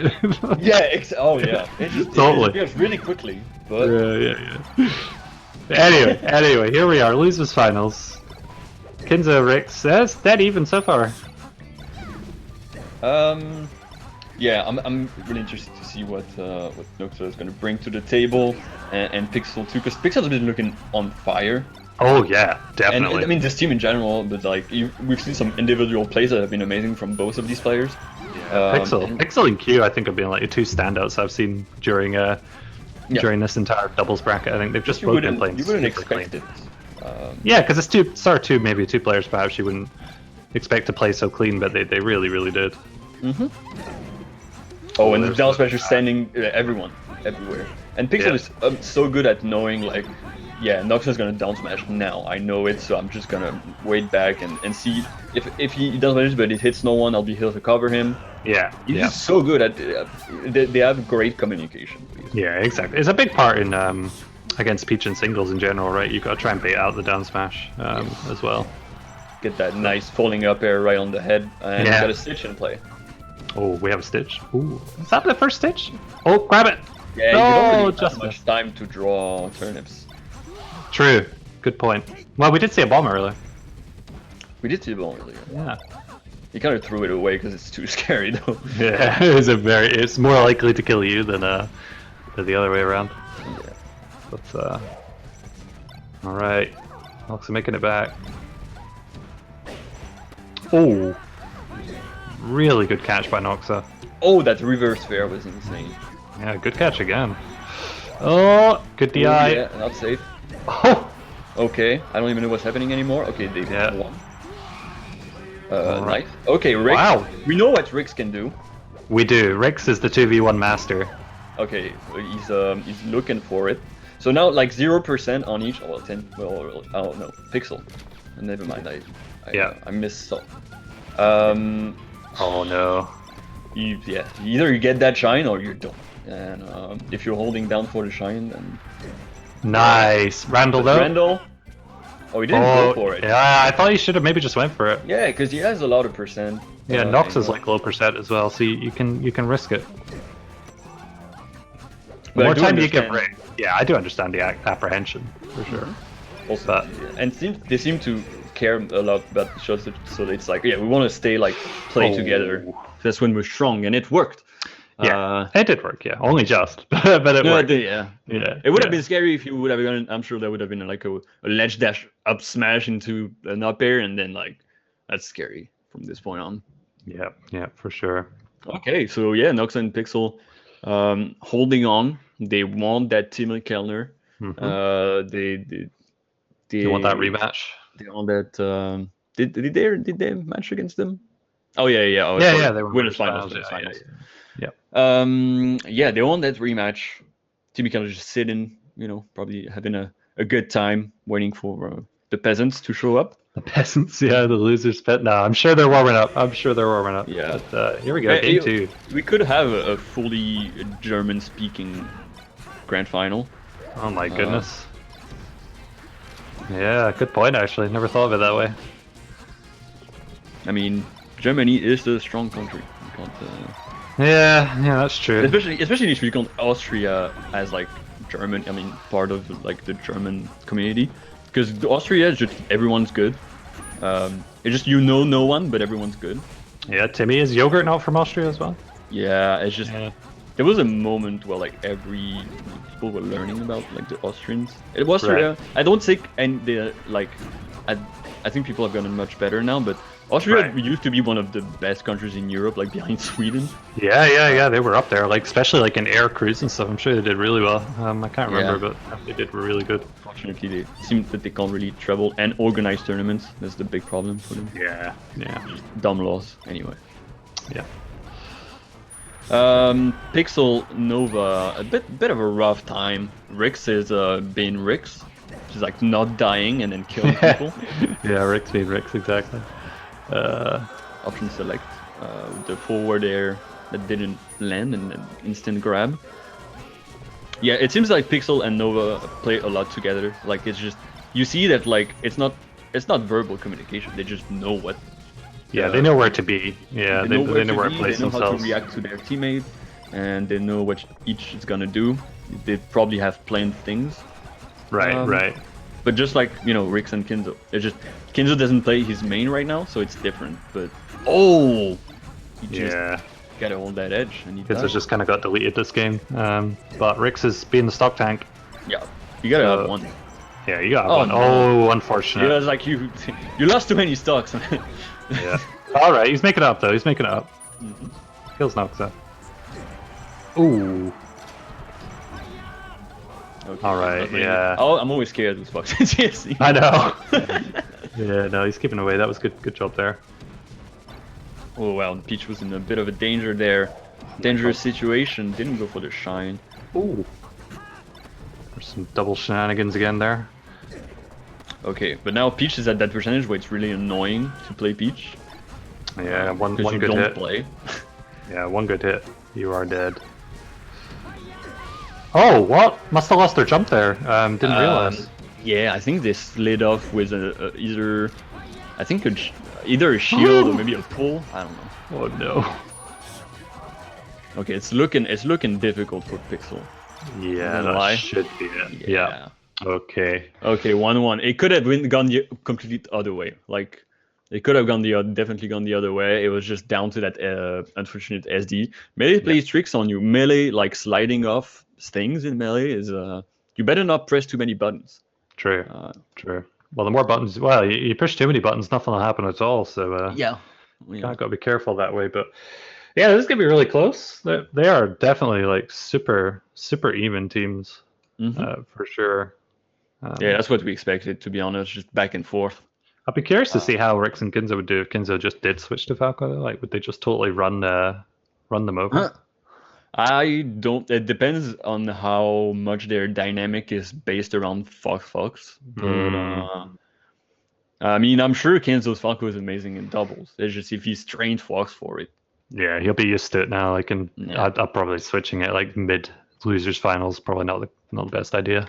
Yeah, I think you got to commit at some point, and that's what he's doing. He's doing well. Stick to the plan. Stick to the plan. Mm-hmm. Here we go. Battlefield again. I feel like we keep doing this in sets. We're like, you know what, we'll just keep going back to the same stage. Why not? Yeah.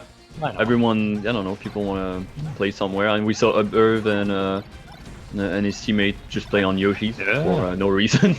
Yeah. They're just like, what's a counter pick? I don't know what that is. I'm just gonna go back to the same stage. Whatever. Who cares? This is Japan. We only play Dreamland, actually. It's my house, my rules. Yeah. I know they finally stopped that, but I know they play different stages now. But like, wow, that must have been interesting. Yeah, I'm a sure. big upgrade. Okay, he's gonna read that on the platform. Okay, try to be a bit cheeky. And now Nox has big control while Pixel's just looking out. Pixel is kind of playing a Falcon Fox, which is just I like controlling the stage and running around, and then I'll go in with an up smash whenever I feel like it. Yeah. Fox can do it all. Can play any kind of play style. He has all the tools. But yeah, Rick Skins are kind of. Yeah, it's Fox. Rick Skins are kind of running away with this one. All right. Oh, the armor on the grab. Yeah. Okay. What happened? Who hit him? I don't know. It happened so quick. I was like trying to pay attention. Yeah, I think I need I have a 144 hertz monitor. I think I need the 200 a better feed. Yeah, I need a 360 hertz monitor. I need that CS:GO competitive. Oh yeah. Well, I guess they kind of use that though. Melee doesn't really need it. Nah, yeah. We're not running Melee at 300. No, not quite. Not yet. Not yet. I'm sure we will. Oh, unfortunate. Yeah, if you try and do that crazy angle when you're too close to Battlefield, it never works. Yeah. So I think it works if you hold back just before grabbing the ledge. Like whenever you're supposed to grab the ledge, I think. Yeah, it's such a stupid thing. I think that who is it that released a video about the Battlefield ledges recently? Like it tells you specifically why you get Battlefielded. Yeah. There's a reason. I haven't seen that. That's interesting. Yeah, it's good. It is really good. It's like a very specific way that the stage is modeled. Noxai is so amazing as those those reverse flares. It's insane. Yeah, like you think like it's on you think it's an accident, but like he keeps doing it, and you're like, well, this actually must be on purpose. Yeah. You think it's gonna miss every time too. Yeah. Oh. Can you do it? Possibly. Oh well, I don't know. He doesn't have a jump. That's it. Yeah. That should be it. Yep. Damn. 2-1 now. 2-1. That's again super close, just like we said. That's how it works when you get to the top 3. You've got close teams. You get competitors that are very evenly matched. So it's gonna happen. Yeah, for sure. Where are we going back? Back to Battlefield, I bet. I bet so. Just like whatever. Yeah, I don't know. It's me. We're in New York apparently. Just go Battlefield.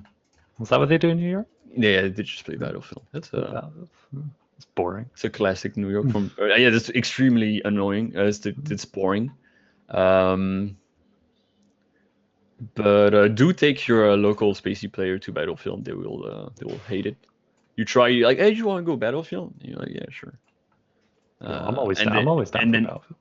Yeah, I think it's annoying to play Battlefield as a spacey now because people have gotten so good at edge guarding, and Battlefield kind of messes you up as a spacey, honestly. Yeah, but the stage is amazing for him. We were right. Yeah, we're always right. We're never wrong. Yeah, commentators are always right. Yep. I don't know. It seems to be a little bit of an unspoken agreement right now. We're just like, let's go back. Just like I don't want to think. I don't want to think. Yeah. It's too hot to think. Yeah.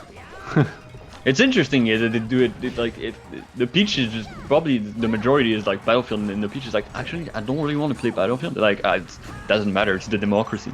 Yeah. Majority vote. Yeah, Dreamland would be a good counter pick, but nah. Foxes say Battlefield. So no, yeah, Fox is definitely a bit fraudulent when it comes. Probably doesn't do his taxes. Probably controls a bit too much. Yeah. My house, my rules. Right. Okay.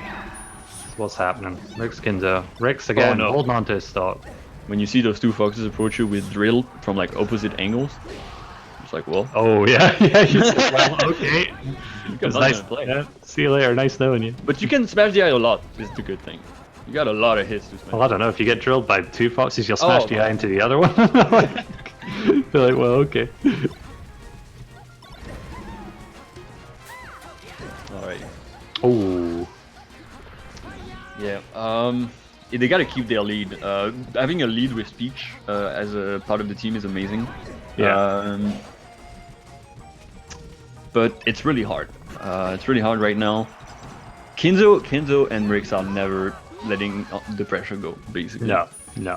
They definitely do play double fox for that.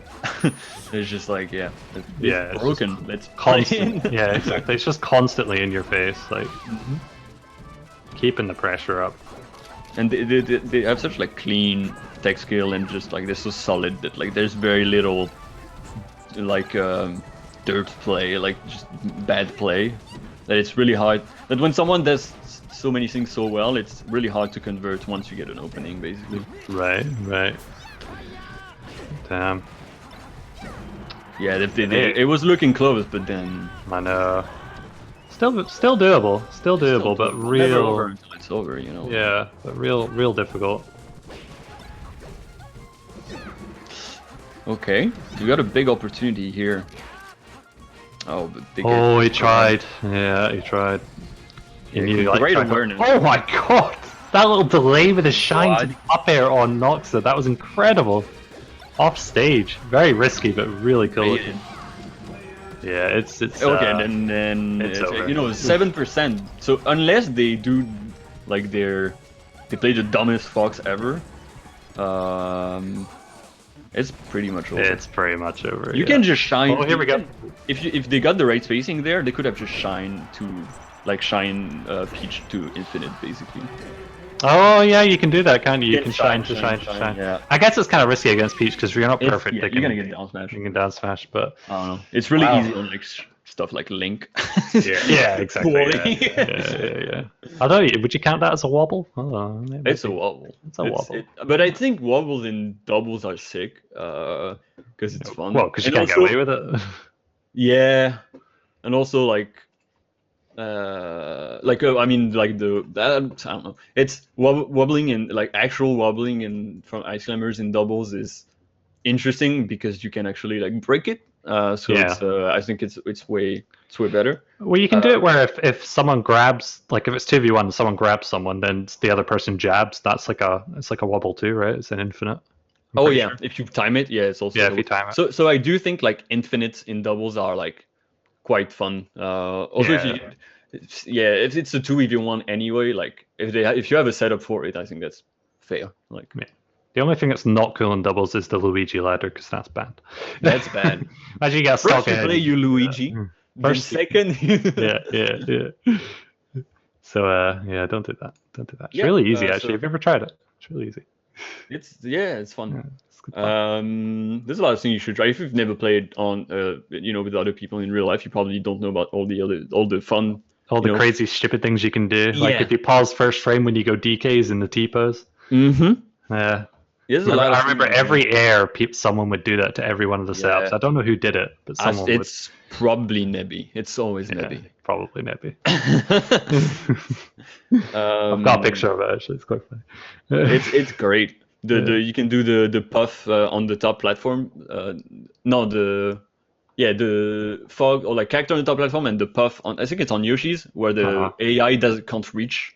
And they just constantly jump. Jumping. That's a fun one. Also, it makes you put it on Dreamland. No, it's on Dreamland, and it makes a lot of noise, which is amazing for people. There's a lot of strange and wonderful things you can do in the game. Like if you go to a certain part on, is it Battlefield with Pikachu, and then you neutral B it, like the B gets the thunder gets stuck, it makes a crazy loud sound.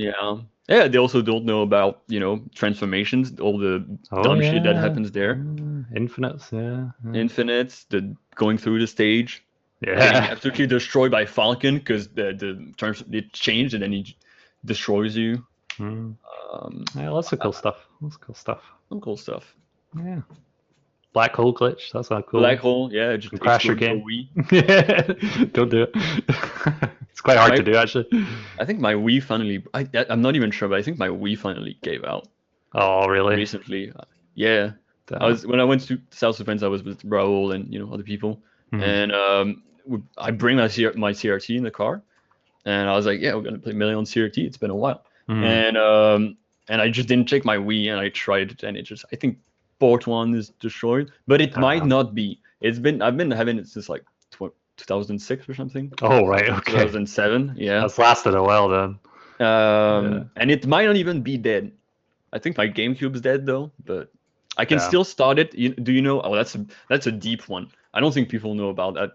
I think even some not so new player. Once your GameCube, like the lens gets a bit like tired, quote unquote.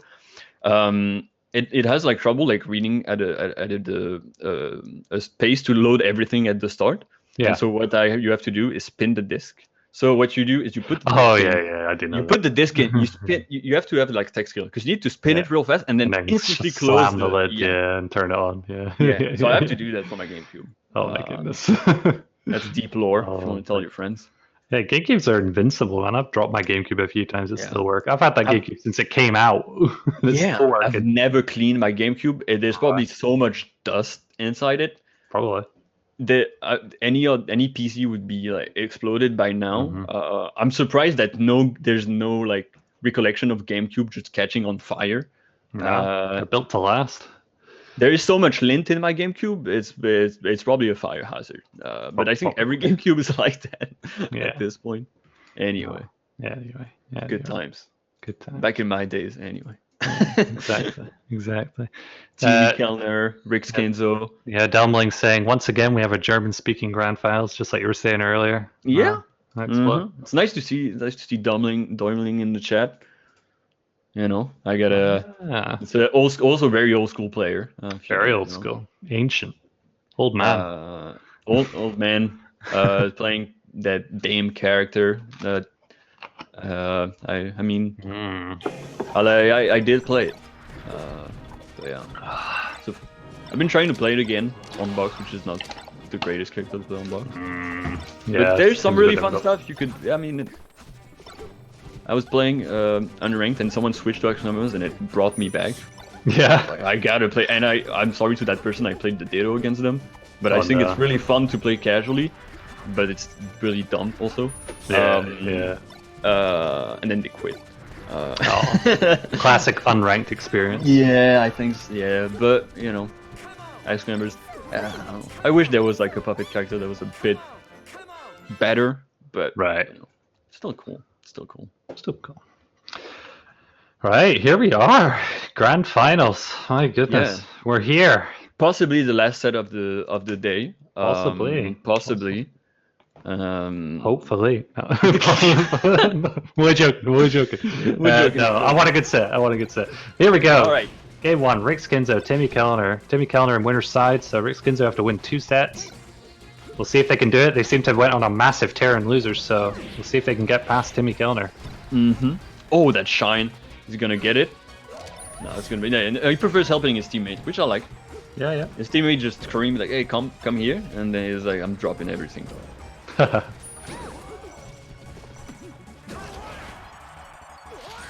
Okay. Ooh, I like Rick and Kinzo are looking crisp. Yeah, they just played against a similar team. True. And I like what Rick's was doing with the lasers. Just like if Peach is just gonna hover out there, then you might as well laser them if your teammates got it. Definitely. All right. That's something that you need to have on deck. Yeah. Okay, that's falling for the shine. Goodness, just the spacing from the green team right now. They're just. Yeah, it's so clean, but a bit of not being aware, and then Peach just comes. She survives though. Yeah, Peach is getting a wee bit destroyed at the moment. Yeah, that's what you gotta take it like that when you're surrounded by spaces. Yeah. Absolutely, absolutely. Oh, no! Oh yeah, that's really sucks. Okay, Rick Skinzo they are here for business. Oh yeah, looking to win. Like, let's get that 6-0. Yeah. Okay. It's not Peach because you just gotta be super aware and like every move is gonna be extremely committal. So you gotta have a strong mental to get hit like a million times and just find the moment where you're gonna have that forward air or that down smash, and it's gonna net you basically a stock. Yeah. But yeah, Rix and Kinzo right now, they're like, you know, countrymen or not, we're going. Yeah, exactly. They're even hitting each other at this point. It's just like, hey. No mercy. No mercy. I mean, that's Fox players. Yeah, that's true. Just press buttons. Just forehead. bad people. Just bad people. Exactly, of course. I mean, very bad. What you play just determines who you are in life. Yeah. By the way, it's actually Fox is the high school bully. Yeah, he's got everything. He's got the looks. He's got the money, skills, the strength, the money. But you know, he's not a nice person. Yeah, so he doesn't have any friends. Oh, freeze for me? Oh no, it's not frozen for me. Hell yeah. I think we're taking turns. Yeah, it's my shift. Sorry. Yeah, that's okay. Rick Skinzo's still got a decent lead here. Oh, I don't know though. Killing their Timmy are making a bit of a comeback here. If they can take Kinzo's stock here, this is definitely doable. But oh my god, yeah, Timmy Kellner just sticking together right now. They're like, yeah, Kellner overextended there, and green team took advantage of it. And that's all it took. Game 1. Okay, that's an extremely quick 0-2. Yeah. So I wonder. So are they gonna just play Battlefield? I don't know. I mean, I wouldn't put it past them. Maybe they'll actually do proper counter picks this time. Yeah, but, actually, we'll know, look at the stage list. Yeah. But I don't know. Maybe just like it. Don't take it away from them. Yeah, this is true. I mean, you know, I would say it should be Dreamland as the counter pick, but yeah. I wouldn't be surprised to see Battlefield or Yoshi's. I mean, seems to be the two favorite stages right now. So it's hard right now because they're playing so well. It feels like Fox is unbeatable. And the end of the game just loaded for me for a second. Oh, did it? Yeah. You time travel back. Extreme caching. Yeah. That's okay. Slippy servers are under a bit of strain at the moment, clearly. Clearly. Well, they must be having a wee think about it.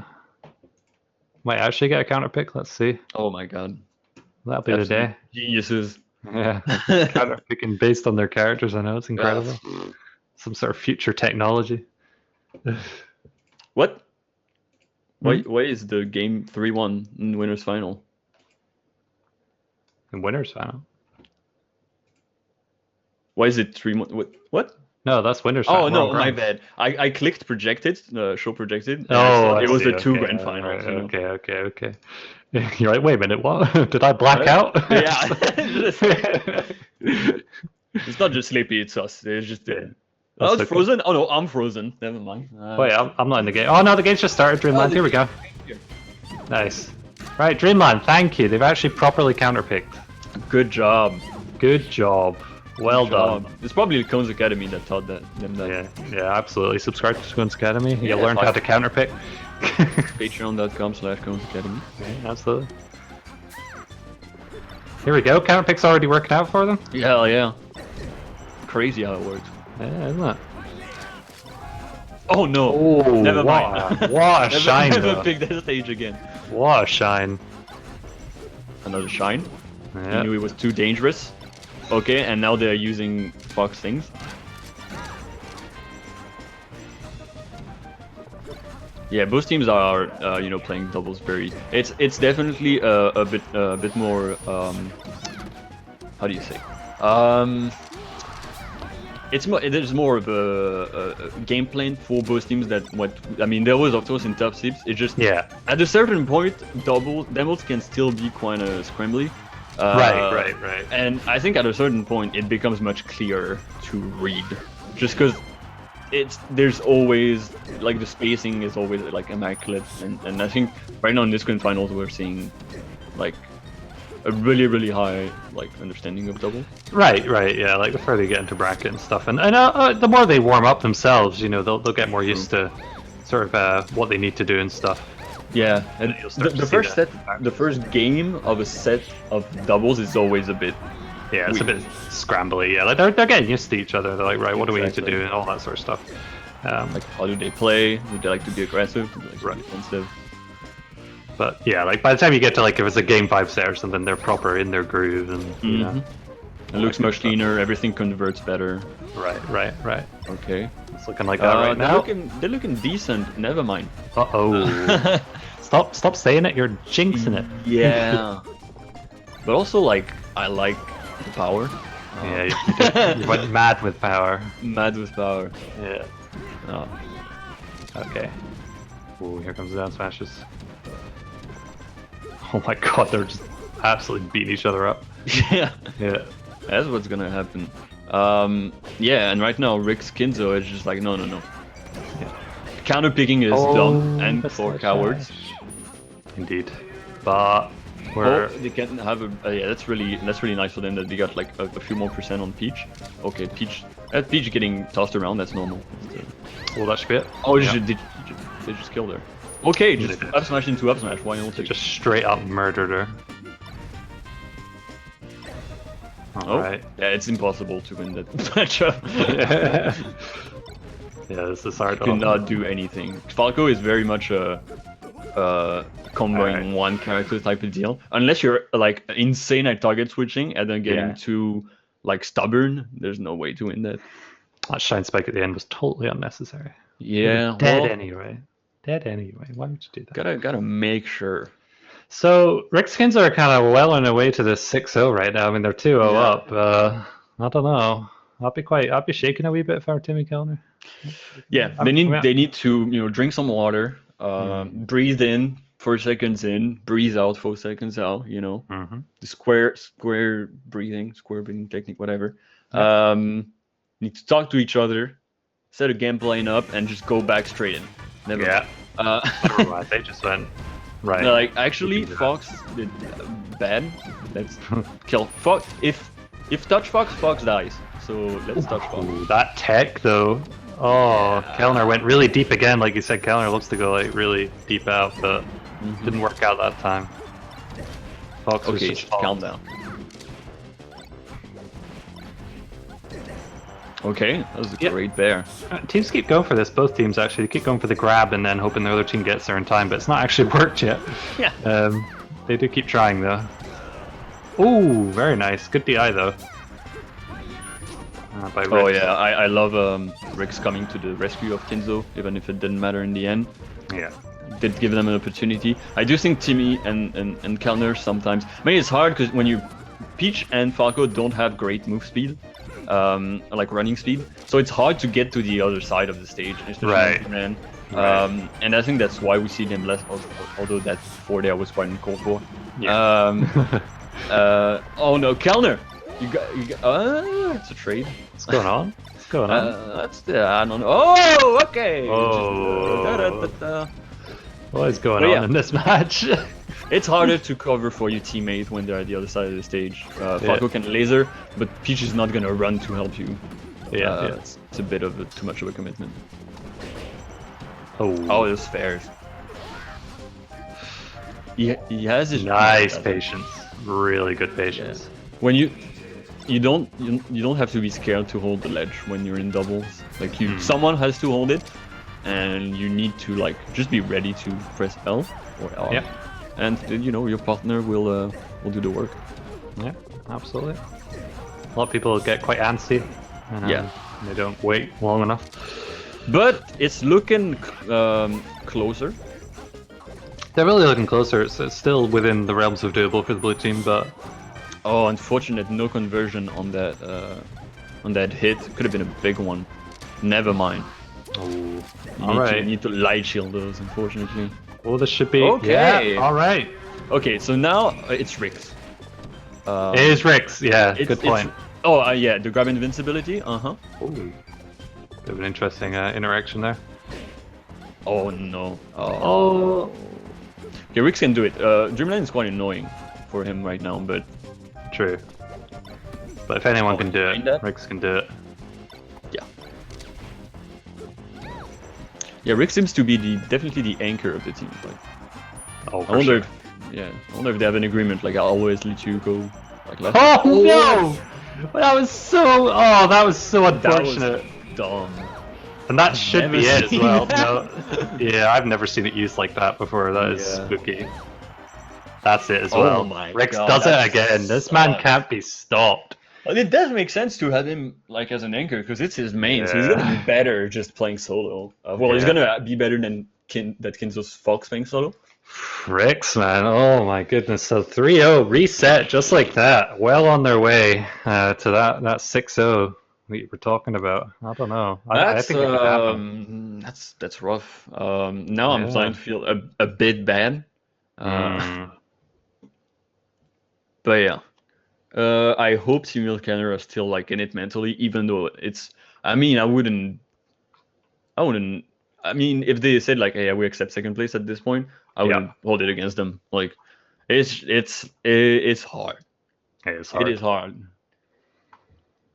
I mean, against a team of their caliber, Rix, Kinzo, they've just found an absolute tear. Absolute tear. I think they've only lost to Timmy Kellner so far, so... Yeah. I don't know. Timmy Kellner have to have a think about it. They have to say, right, what are we doing wrong? Mm-hmm. And just like you say, they just need to have a chat, bit of communication. Yeah. It's hard. It's hard. Like, yeah, at this point, they can try something like different if he feels like they can help them like mentally, and also but like, yeah, I don't think trying different characters. I think it's more just different gameplay, something out of the norm. Like, right, yeah, just come up with a plan and just go for it. All right, here we go. We're getting into it again. Start Battlefield. Why not? Pretty even stage. Mm-hmm. Battlefield and Dreamland. That's where they go. Dreamland was a bit, it was a bit too much. It was like, all right. Yeah. Oh, synchronized up piece. I love it. Are we not in the second set, right? It's one. Yep, second set. Okay. Yep. So game one. Yeah. Oh. I thought I had it wrong. See some messages. That's okay. Good catch from Timmy. But there goes Timmy's stop. Okay. Wait, no, it's yeah.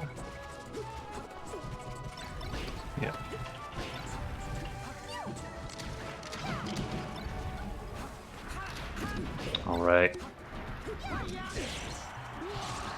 First game now? Yeah. So this is the first game in the reset. Oh, I thought it was the second game in the reset. My bad. No. They just reset it there. Okay. 3-0.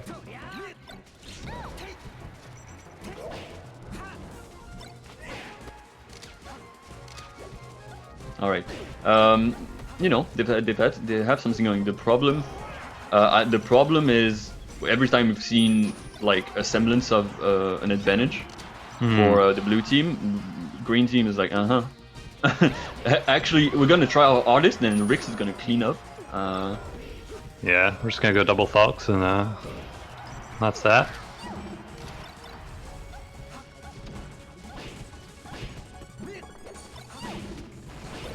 Pretty even so far. Mm-hmm. That's the most even it's been, definitely. Yeah. It's kind of looking like well, it wasn't kind of looking, it was totally looking like the Rix Kinzo trade. Even when Rix was like in 2v1, which is it's quite insane. Yeah, he's done that a few times today. Oh, there we go. Yeah, good shine spike. Big one, and that's unfortunately what we've seen most of the time. Is just like that, even and then just something like really clutch from Rix or Kinzo. Or both. He wanted the reverse. Still gonna kill.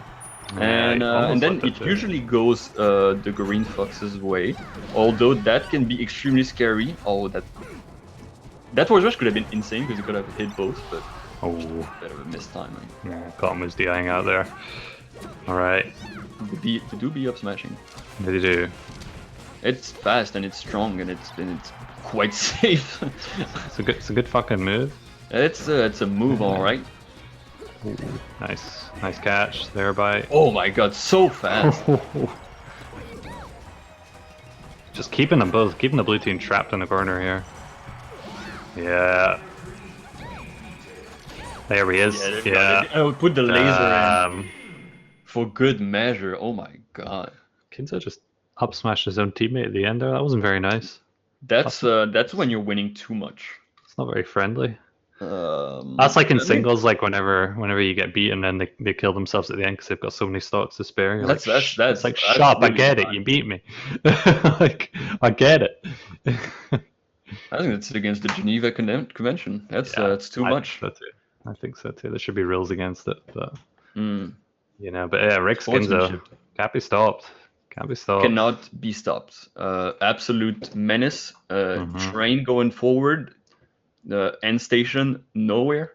Just fucking cruising. Just cruising. I don't know. Timmy Keller need to figure something out for sure. They do. I don't know. Even if they had, you know, if they were like, okay, what can we do? I'd be like, I don't know, man. I do not know what you can do. I am sorry to say. Yeah. Dreamland? No, FD. It's just being focused for like the whole game. It does seem like they get it's really close, and then it's either Kinzo and Hendrix just turning it up a little bit, or maybe something just unfortunate happening. There has been some unfortunate things happening. Not getting any game just ruins your momentum. Yeah, for sure. But yeah. FD, I'm kind of glad they're trying something different. Yes. You know, they could have easily went back to Dreamland or something, but you know, you might as well. You're just getting 3-0'd, like you might as well try something different. Yeah, it's been, you know, second set already. Yeah. Might as well, you know, try out the selection of sages. Right. Okay, that's a cute combo from Timmy, and then he has time to go help his teammate. Oh, amazing DI. Oh, I would have like maybe a down smash here. Oh, nice from Kellner. That should be a stock. Cool, yeah. nice. Oh, he up airs, then gets up aired for it. That was very cool. He's like, where are you going? Yeah. That's I would up air too. And something that's very important in doubles is like, if you're gonna die, you make sure to die the quickest possible, because you're gonna be able to help your teammate if you do. True, yeah. And that up air definitely was from that kind of timing. Yeah, for sure. It's almost like a, you know, rest punish. You don't want to get the star KO when you get rested. You want to get the exactly. You want to get a quick KO so you can. That's why come back. Fox is so good. Also, he just star KOs everyone. Yeah, true. Look at this. Kellner not even losing a stock yet. Just as I say that, curse. Yeah. That's how it works. Ooh, amazing spacing by Timmy. Yeah, and Kellner also doing a great job mixing up his down smash with jab. It's just really annoying.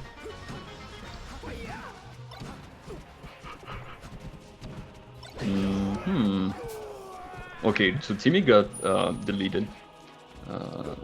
But yeah, looking on their way to taking their first game of the grand finals.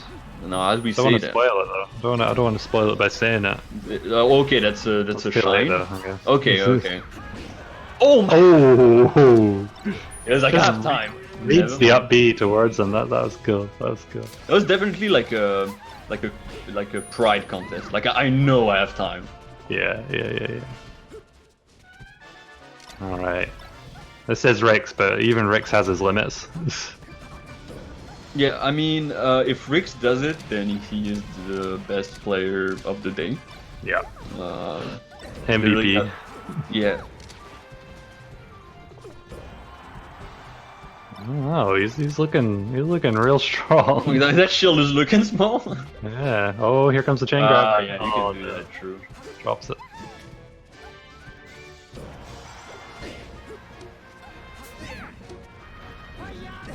Nice. Okay, nice. Good wait by Timmy. There we Okay, go. one game. First game. On the They're on the board. board. On the Only board. need one set to win. They they've been reset, but they just 1-1. need the one set. 1-1. All right, definitely doable. Rick Skinzo, they're not getting this for free. No. They are not, which we like to see. 6-0 is always a bit sad. So we're gonna see now that they have a bit more. I hope they're not too tired. I mean, both the 4 players are probably tired. Not gonna lie, they've played all their singles and stuff today. Some in maybe Cruise, Cruise. doubles. Oh yeah. It's been a long day for sure. Well, they haven't played Cruise because it's Germany. But Oh yeah. Oh yeah, did Germany play? I was commenting on BTS 1, but not. Good question. If they play, that's insane. I can tell you in a second. But yeah, doubles at this time, and it's not even late right now. Like I would like to say that it's not late. This is an extremely reasonable time for grand finals that has a bracket reset. True. Germany did not play today. Germany did not play. Okay, so they have that left. That would have been insane. Yeah, that would have been a bit nuts. But yeah, now maybe Rix and Kinzo. I mean, they're probably just like, okay, it's one game. But if they win another game, then it's like, oh no, maybe we have to figure something out. And right. Team Icon are like, okay, we got a groove on now. Yeah. Get that momentum. Okay, we beat them before in the Yoshi's bracket. is the ballsiest thing I've ever seen. It really is. Like, you do not have time, even on normal stages. He's on the slant, so it's a bit better. That's the I second guess. time this done Smash happened. The slant is a powerful tool. Sure. It's crazy how much of a difference it makes, but Yeah, like Marth F Smash is like it goes at a different angle on the slant. yeah. Marcy's extremely strong's got the best down tilt in the game already, but then got a slant. And then got twice the best down tilt. That up air coming onto the stage was really nice. Getting counter there. Very yeah, Timmy has been he's played well and he's been there in crucial moments, but just a bit I'd say a bit maybe anxious. Maybe he's not exactly sure of what. He's not as confident as Kinzo and Rix are in terms of like what we can see from. Oh no, Kinzo! What happened there? But it's Rix though, and it's Yoshi's. Yeah, true. We keep seeing these situations, don't we? Rix keeps getting put in these 2v1 situations. Yeah, it's Rick's job. Oh, he's dead. Oh my goodness. Oh, he could have had the the stop. up Take smash the there. stop. He has the up smash. No. Yeah. Timmy needs to take that stop. He didn't want. Alright. Yeah. Here we go. 1v1. I think Rix has won every one of these, so. Oh no, and I'm not seeing Timmy win this one, honestly. No, I'm not either. Oh my god. Ooh. Oh. Okay. Unless he, using lasers, cross up, shine. That's gonna be. That should be it if he finishes this. Oh my god, that angle from Rix! That was such a sweet angle. It was like proper, just subtle enough to get the ledge, like snap to the ledge. He didn't go too high. If he was ever so slightly higher there, Timmy would have gone. That back air was a bit hesitant. But yeah, it's I mean just a little bit of a flub on one part and a great angle on the other part. Yeah, for sure. Oh my goodness! All the buttons on the box to get that angle. This is a pretty intense like second set. Yeah, the first set was like a wash. The second set's kind of all over the place. Yeah, maybe that's just strat. We how do you say, we rest for the first set so that we can get back the energy, and they go at it like maniacs because they play both Fox, and then we come back. We tire them out. We get the download on them, and then the second set that's some we boxing. beat them. It's a Shadow high-level boxing. boxer. Some like to go in, some like to tire you out. At 11, 12 rounds, and then you tap out, and then they're like, I won. Yeah, dirty tactic. Go fight fair. It is 2-1. Yeah, 2-1. 2-1. to Rix Kinzo. Potentially the last match of the day, actually. Of the day, yeah, of the day, yeah. And they're taking a long time to think about it, which I think is a good idea. I think so too. Dreamland. Oh, Dreamland. Okay. Wow. I know this map. I think I do. Yeah. I've seen it once or twice. Once or twice. Heard the theme tune. It's a good tune. So many times. So many times. It's an insanely good tune. Oh, that's. It's good, but when you hear it like a million times, my God. But for some reason, you know what? It's weird. Like, I cannot play Melee without the Melee music. Really? Yeah. So I can't play Melee if I don't without sound, of course. But like. Oh yeah. I don't really like online tournaments. Not my thing. But the online tournaments I've done, if I didn't, because there's not music on Slippy. Yeah. So when I've tried playing Melee tournaments, I put M overlay, and it's so much better. I think it's just like an environment thing. My brain is so used to like having the music that it's like it soothes me. Fair enough. Also, I've lost signal. I'm just. Oh yeah. There is actually a bit of an advantage for the blue team. Kellner, you're crazy. Of course he's gonna. So Kellner tried the most insane bear, the falling bear, which could have been cool. Except I've just seen it on stream. Yeah. Yeah. Except teching as an option in the game, and those foxes do it really well. This is true. Yeah, and then they can just shine spike you for it. It's super risky. Yeah. And I think when you're on last game of potentially your last game, you probably shouldn't be going for those risks. But you know, yeah, there's two schools. It's either you go for everything or you play safe. Right. Oh, okay, I'm back. Oh wow. Here we go. Pretty even. Yeah, the umbrella is really fun to play with as a he made again. He's doing it again. All right. Yeah, this is a mountain to climb for Timmy Kellner here.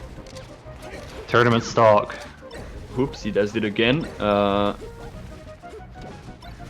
And right now, yeah, he's been having so much trouble on the edge. Oh, very good. But then you come back and you just catches Kinzo's, very unsafe getting back on there. Yeah, it's rough for the Falco, starting to have quite a bit of a percentage. Both the blue team players actually. Kellner playing out of his mind right now. Yeah, Kellner needs to survive. I mean, they both need to survive, but yeah, Kellner really needs to survive. Yeah. They need to get rid of Rix. Oh, okay. Rix, and then now is when you want the juicy kill on Kinzo. Oh, that should be a stock. No, it isn't. Oh, amazing. On the Rix actually right now. So it's starting to look better and better. A lot of down smashes which are gonna connect. But now it's Timmy's. That's it. Oh, you up smash. Oh, yeah, that was very doable. Timmy and Kellner did an incredible job at the end there, but Rix and Kinzo, I don't know, ever since they lost in winners, they were looking unstoppable, and that's it. They've won the doubles bracket. They are your doubles champions for Super Bowl Online. Congratulations to the German/Austrian team, bringing themselves together to conquer the other Germans. Yeah, congratulations to Germany in general. Yeah, this is true. Yeah, no matter who won there, Germany won. So. But also congratulations to Nox and Pixel, who went on to have a great run. That was really really entertaining, really interesting to watch. Yeah. That Peach and that Fox are clean. To sneeze it.